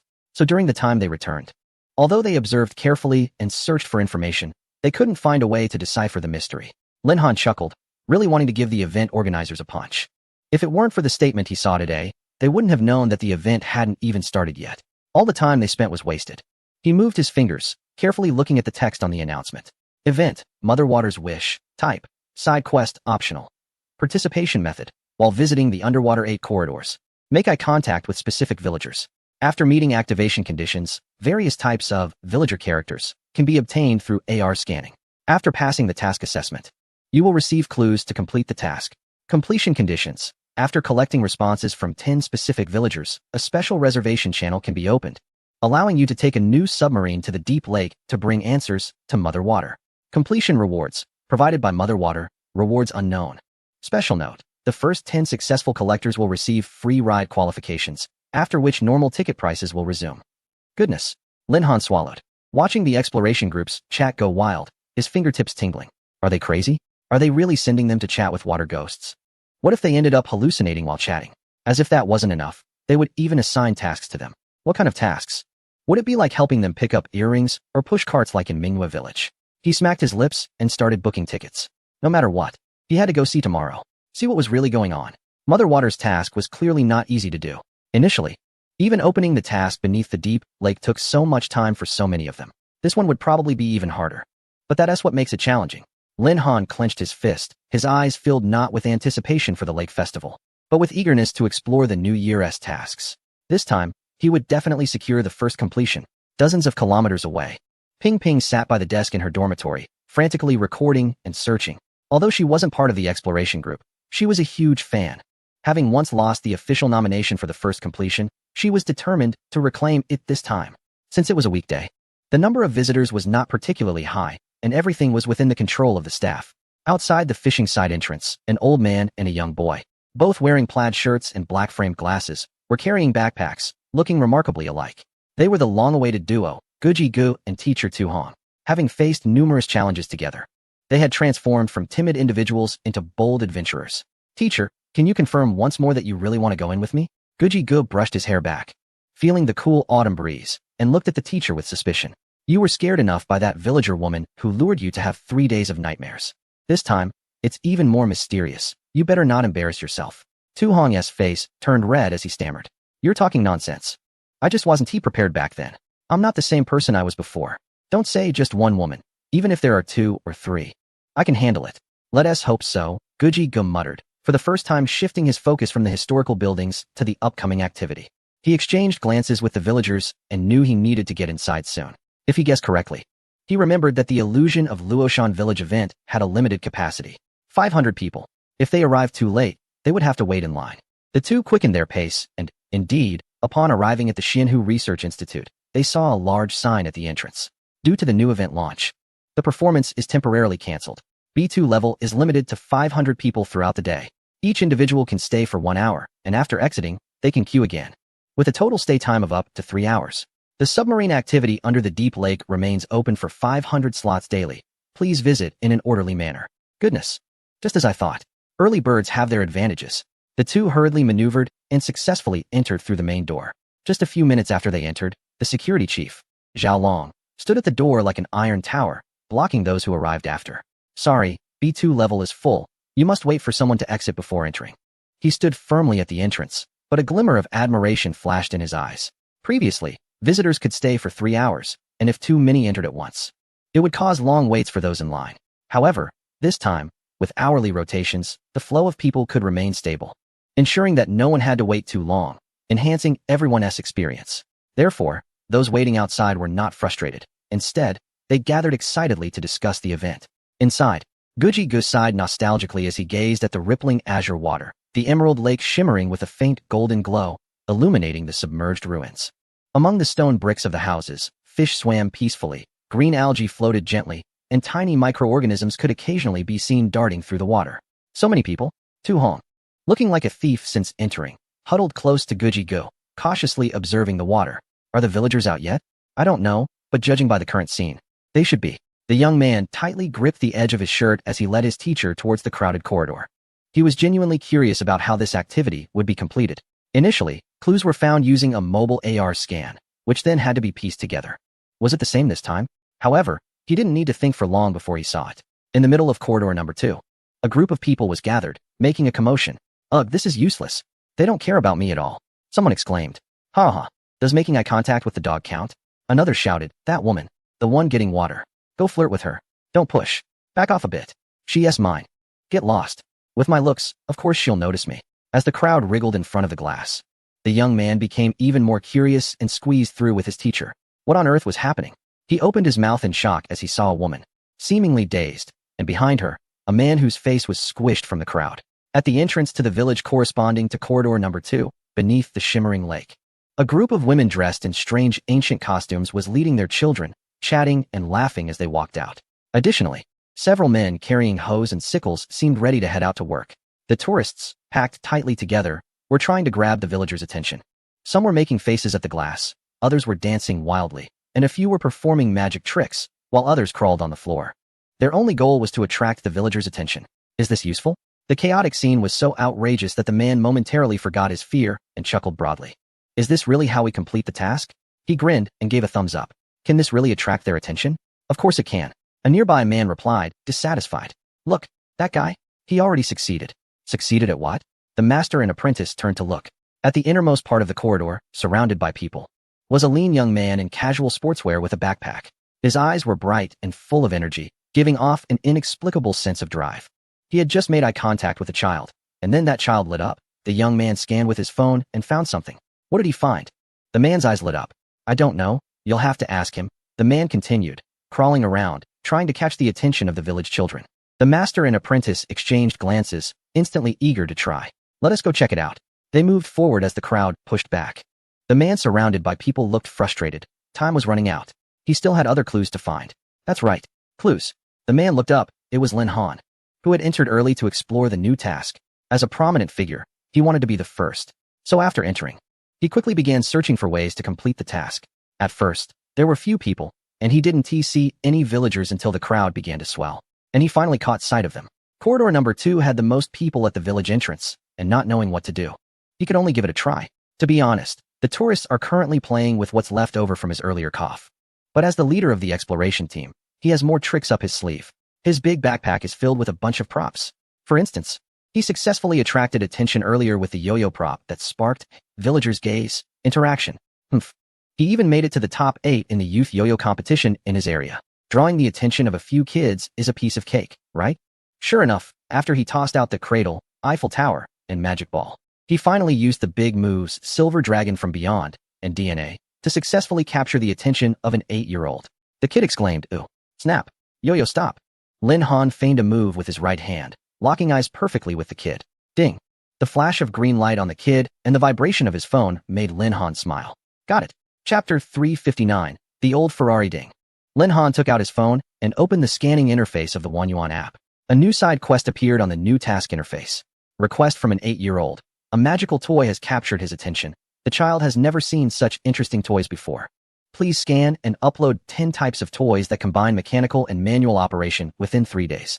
Upon success, a chance to converse with the child will be granted. Wow! Lin Han's eyes widened.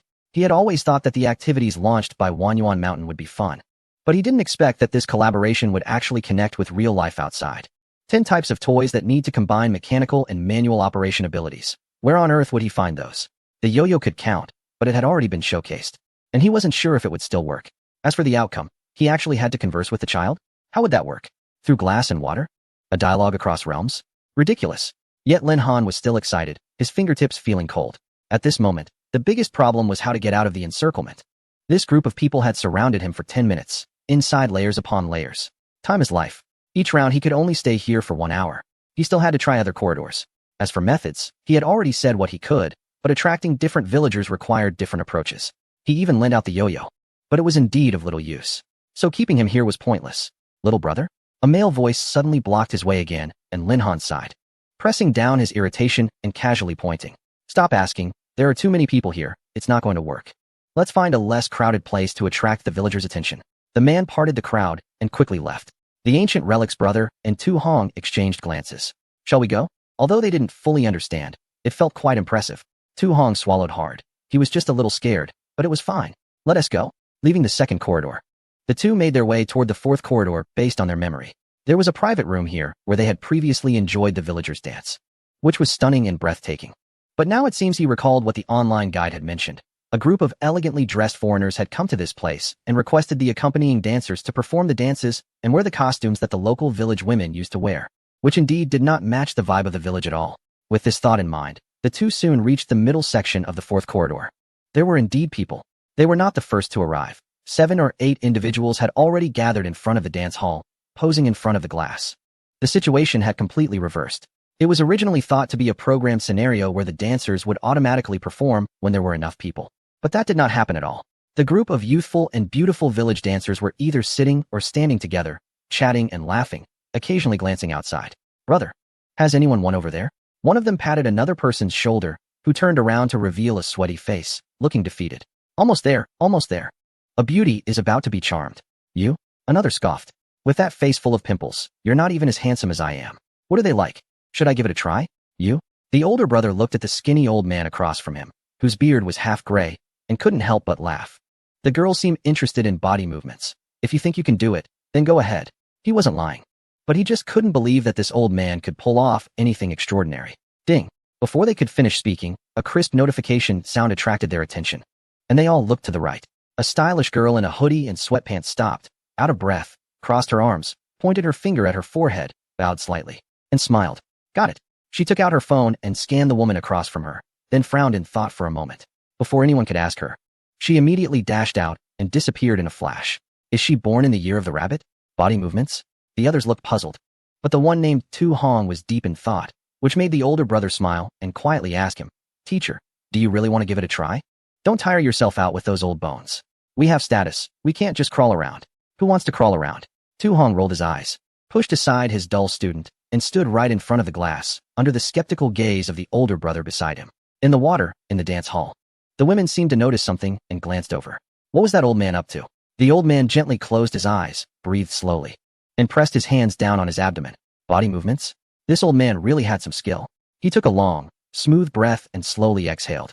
Then his left hand cradled an imaginary ball, stepping to the left, bowing and splitting his hands, instantly giving off an ethereal vibe. "Wild horse parts its mane." The skeptical older brother gaped, looking dazed. "You old man, are you really using Tai Chi learned in the square? Do you even understand what you're doing?" "And wild horse parts its mane. Why not white crane spreads its wings?" The others laughed as well. Although the old man's movements seemed somewhat decent, they were still there to watch the spectacle. Only the student named Guji began to light up. "Square dancing? Looking down on his teacher? Don't forget, his teacher has a side job. It's common to frequent those places where the boundaries of yin and yang meet. Without a bit of strength, how can one manage? So, this Tai Chi, he really knows how to do it." Bang! After the wild horse splits its mane and the white crane spreads its wings, he stands firm like a steady cloth, his palms drawing circles with great force as he delivers a punch. His sleeves carry the wind. With a whoosh, it sounds explosive. The spectators are not pleased. Many in white practice outfits have been hitting trees since morning, but it's rare to see someone move like this, flowing with grace. Could he be a practitioner? The old man keeps his eyes fixed ahead, and from the corner of his vision, he notices the dancing maidens in the Emerald Lake have also paused their movements. The elder is meticulous, his attention fully returned to himself. If they are dancing, then he will show them the modern dance. Whoosh, crash, bang bang. He punches and sweeps his palms with ease. Despite being a small and slender old man, dressed in mismatched casual sportswear, he commands the attention of all the tourists around him. A maiden has stepped out. A maiden is looking over. Shoo, what a surprise. Isn't this more interesting than a task? The crowd hushes the later noisy tourists, secretly pulling out their phones to capture the scene. Originally a place to appreciate the maiden's dance, it has now transformed, separated by a grand glass barrier, into a display of an old man practicing Tai Chi, while a group of brightly dressed, curious maidens have turned into spectators. Even across the lake and the glass, they can sense the maidens excitedly discussing the old man's peculiar yet graceful movements. Whoosh! His sleeves flutter, arms press down again, and the old man is sweating, raising his head to meet the gazes of the maidens. Wow, so many maidens. When he entered, he vowed that he wouldn't be scared even if 2 or 3 villagers watched him. But this is a whole group. Ding ding ding ding. Before he could even get scared and feel his legs turn to jelly, the notifications on his phone keep ringing, and the green lights on the women's outfits are flashing in unison. The old man quickly strides over, grabbing his teacher's shoulder, laughing excitedly. That man only managed one. You got 4 at once. He shakes the old man, who can barely stand, and grins at the brother who had just doubted him, nostrils flared. See, even an old Ferrari is still a Ferrari. Chapter 360. The answers from 10 villagers. The old man, shaken to his core, takes a while to recover. Ignoring the maiden's amused gazes and the admiring looks from other tourists, and hurriedly drags his disciple out. He feels a lot of pressure and wants to throw up. After a frantic run to a less populated area, the old man, spurred on by his disciple, finally pulls out his phone. 3 maidens have issued him tasks. Interestingly, the tasks they provided are quite simple. Please capture 3 poses that match the shadow patterns from your earlier movements and upload them. Please select the options that are not related to dance. A. Jazz. B. Bullfighting. Dance. C. Standard. Please upload 3 videos of dance styles similar to those just demonstrated, each lasting more than 30 seconds. The master and apprentice stared at the questions on their phone page, feeling a bit confused, but they quietly made gestures while taking photos and searching online for answers. Those 2 looked quite familiar. Across the lake and buildings, through the half-collapsed wall, Ping Ping looked over with a puzzled expression at an old man and a young boy. They were acting strangely, making all sorts of odd movements. She wondered what they were doing. However, today there were too many bizarre people under the lake. An ambulance from the local mental hospital had come by, and it seemed like they would have to take at least 3 individuals away. So she didn't pay much attention to them and focused on the treehouse in front of her. This was a place she had carefully observed for a long time. The village was entirely built of stone, and wood was extremely precious, almost considered a forbidden item. Yet, near the foot of the mountain by the village, there were a few peculiar trees. If one stepped away from the crowd of tourists and got a bit closer, they would discover that there was a vine-covered area with wooden tables and chairs in the middle. Indeed, this was discovered by fans from their group, Wanyuan Mountain Visitors National Group 1, who had explored the area. So after discussing it, everyone speculated that there might be someone living inside, and the person might hold a significant status. Wasn't this task about finding answers from the villagers? She felt that, given the nature of Wanyuan Mountain, even if they were supposed to find answers, the villagers wouldn't easily disclose them. With so many villagers, it was unlikely that everyone would have crucial answers. They would have to find something special. The girl, with her ponytail tied high, adjusted her glasses and focused intently on the treehouse. No one was there. That shouldn't be the case. They all said there must be someone living inside. In such a remote place, it could either be a madman who knows great secrets, a homeless person, or a mysterious guardian of the village. Surely there must be some NPC here. She thought to herself, slowly pacing, and after about 10 seconds, 20 seconds, nearly a minute passed. She finally saw a figure moving behind the trees. Here it comes. Ping Ping smiled brightly, then watched as an old man with disheveled hair and tattered clothes, holding a mysteriously shaped wooden staff, staggered out of the tree hole. Her smile froze on her face. No, they were just guessing. But how did it turn into a 3-in-1? The old man leaned on his cane, swayed his long hair, and began to draw with a small stick in front of the tree hole. Ping Ping thought, what should I do? I found the person. But he doesn't look like he can communicate. But giving up isn't her style. The old man living at the corner of the village used wooden items that no one else dared to use casually and carried a wooden staff. His background must be extraordinary. What could attract him? Singing? Movements? Drawing? She set down her backpack and began to dig through it. Meanwhile, the master and apprentice finally completed all the tasks and stared blankly at the phone page. Congratulations. You answered the questions of 3 villagers correctly and received patterns of grass, flowers, and dresses. Next, please bring 3 icons and find the leader of the dancers. She will give you the answers you seek. It's out. The excitement of the ancient relic enthusiast surpassed even that of his mentor, his face beaming with joy. Let's go. There's actually a leader of the dancers? It seems we've only completed the preliminary requirements. This information must be crucial, but he glanced at his watch, realizing that less than 5 minutes remained in the 1-hour time frame. The 2 exchanged a look and decided to step outside for a discussion before lining up to complete the task. The crowd at the Xianhu Research Institute was bustling and lively, with people coming and going. Everyone orderly moved outside as the time approached, and those waiting in line couldn't help but ask, what's it like? Did you get any answers? Is it scary? Have you discovered the secret? How many ghostly figures are there? The older brother being questioned looked speechless, wanting to give the questioner a piece of his mind. Show some respect. Be careful, or the guardian spirit might bring you eternal sleep. As for the clues, you all should search thoroughly. Attracting the villagers' attention isn't easy. Even if you manage to attract it. I just heard someone say that the clues provided aren't crucial. This activity isn't that simple. If Su Jing were here, he would certainly raise his eyebrows and smile in triumph. It's a joke. When has the side quest at Luoxian Lake ever been easy? This is a special reward linked to the new submarine slots, so it won't be straightforward. However, he still underestimated the tenacity of the fans. With 10 days left until the lake celebration, the villagers' tasks were open. By the 7th day, strategy posts had already spread online. Although not comprehensive, they were already impressive. Ping Ping has wonders. Side quest. The Guardian Spirit's Wish. Based on the unlocking levels of several visitors, the following information has been compiled. 1. 10 special villagers. 410 the village guardian, dancer, village child, shopkeeper. 2. Information received. The village guardian, the water spirit, was harmed by outsiders. She couldn't protect us. But please don't blame yourself. Dancer, do you remember the dance we learned from the outsiders? We have also created a dance belonging to Luoshan village. And when we meet again, we will perform it for you. Village child, guardian spirit, I saw you in the water. I came to find you. Shopkeeper, I should have been the messenger of your grace, but I brought you disaster. I deserve to die. 3. The triggering methods for the above special characters include, but are not limited to, physical contact, interesting toys, precious items, and sculptures telling interesting stories. Zhou was sitting in the office, slowly browsing the webpage, revealing an admiring smile.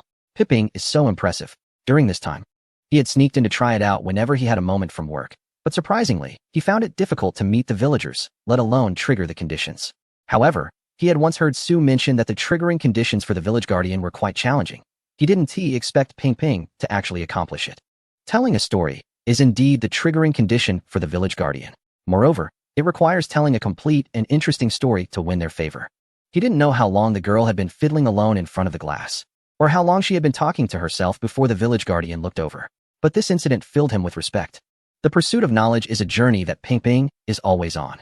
Chapter 361. The change of the Dharma assembly and the Buddha statue at the same time. Su Jing also saw the post and couldn't help but marvel.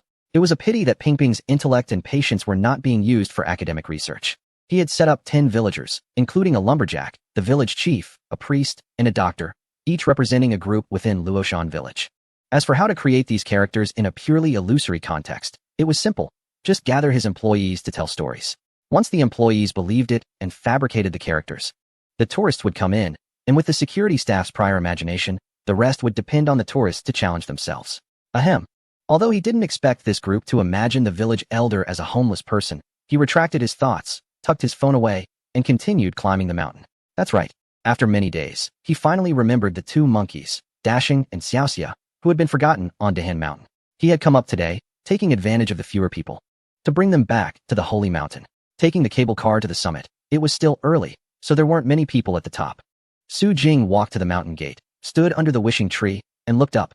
It was truly spectacular.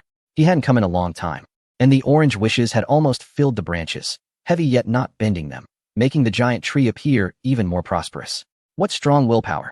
The system exclaimed sharply, unsure if it was in awe or envy. I didn't expect that a regular scenic spot could accumulate such powerful will in such a short time. It's a pity it can't be exchanged. Think of all the good things that could be traded for. Regular scenic spot? Su Jing was taken aback and turned to look at his Wanyuan mountain. Is this called regular? The system had clearly raised its standards after going back once. He secretly complained in his heart, and then watched the increasing flow of people, quickly stepping into the mist. Xiaoxia's hometown was still up ahead, where he couldn't see them. Upon reaching Liyuan, the deer house stretched out peacefully ahead. The noise of the decoding event or the upcoming lakeside celebration had not disturbed this tranquility. The further he walked in, the colder the air became, yet the number of tourists continued to increase. Hurry up, or we'll miss it. Will it really change? The app shows it's enough. It definitely will. It doesn't matter whether it changes or not. I have to go up once. My lighting wooden plaque is about to expire. I need to renew it for another month. Ha ha ha, fellow traveler. Without the plaque, I feel like my recent decisions haven't been calm enough. Quick, we might still see those monks. Su Jing pressed down his hat, wore a mask, and quickly walked into the crowd, listening quietly. What monks? What happened? He hasn't been paying much attention to the matters of Dahan Mountain and Wanfo Temple recently. The group has tasted the joy of incense offerings and felt the happiness of Buddhist teachings being spread, so they sincerely took on the responsibilities, managing visitor-related affairs meticulously.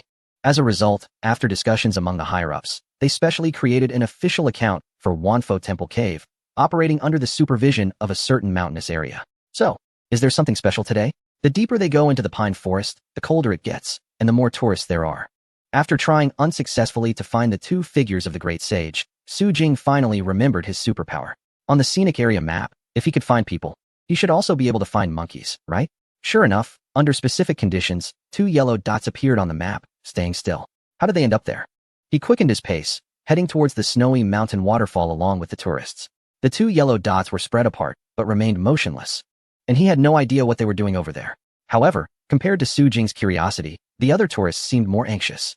They hurried along, murmuring to each other. Their hands slightly reddened from the cold, yet they still typed away on their phones. Oh, right. Su Jing slapped his forehead. They have a regional chat channel. He was still playing eavesdropper old school. He opened the app, and a flood of chat messages filled the screen. Big boss, are you sure you can see? Sketching the brothel. Shoo. Don't spread it. If you keep sharing, it'll be crowded, and you won't even see the Buddha statue. Absolutely, mommy. If you don't believe it, we don't dare to believe it either. We only found out at 4 a.m. that the progress bar was full. Today, 99 of the people can't come. Indigenous people of Liyuan. If it weren't for us staying in Liyuan the day before. Do you think we could catch this early batch? Child of the Storm. From now on, we should change the name to Lucky Child. King's Man. I just saw someone say that they spotted many monks on the road ahead. I wonder what day it is? Calm mind. Don't you get it? A while back, Wanfo Temple announced they would hold their first formal Dharma assembly, inviting many monks from the surrounding areas to participate. This period should be when they are coming here. Underarm hair of the guide. So that group of monks coincided with our activities? Su Jing raised an eyebrow as he listened to the murmurs from the crowd. The group was holding a Dharma assembly? He wasn't aware of that. But what piqued his curiosity even more was the progress bar that the tourists mentioned. He took out his phone, opened the app, and entered the Great Compassion Universe. On either side of the suspended stone bridge, different degrees of glowing Buddha statues flickered. And surprisingly, one of them had indeed lit up permanently. 1-2-36. It was the sixth statue on the left. The man's eyes widened slightly. If he remembered correctly, that was the one chosen by Ping Ping when she first entered the Wanfo cave. The suffering of craving leads to it.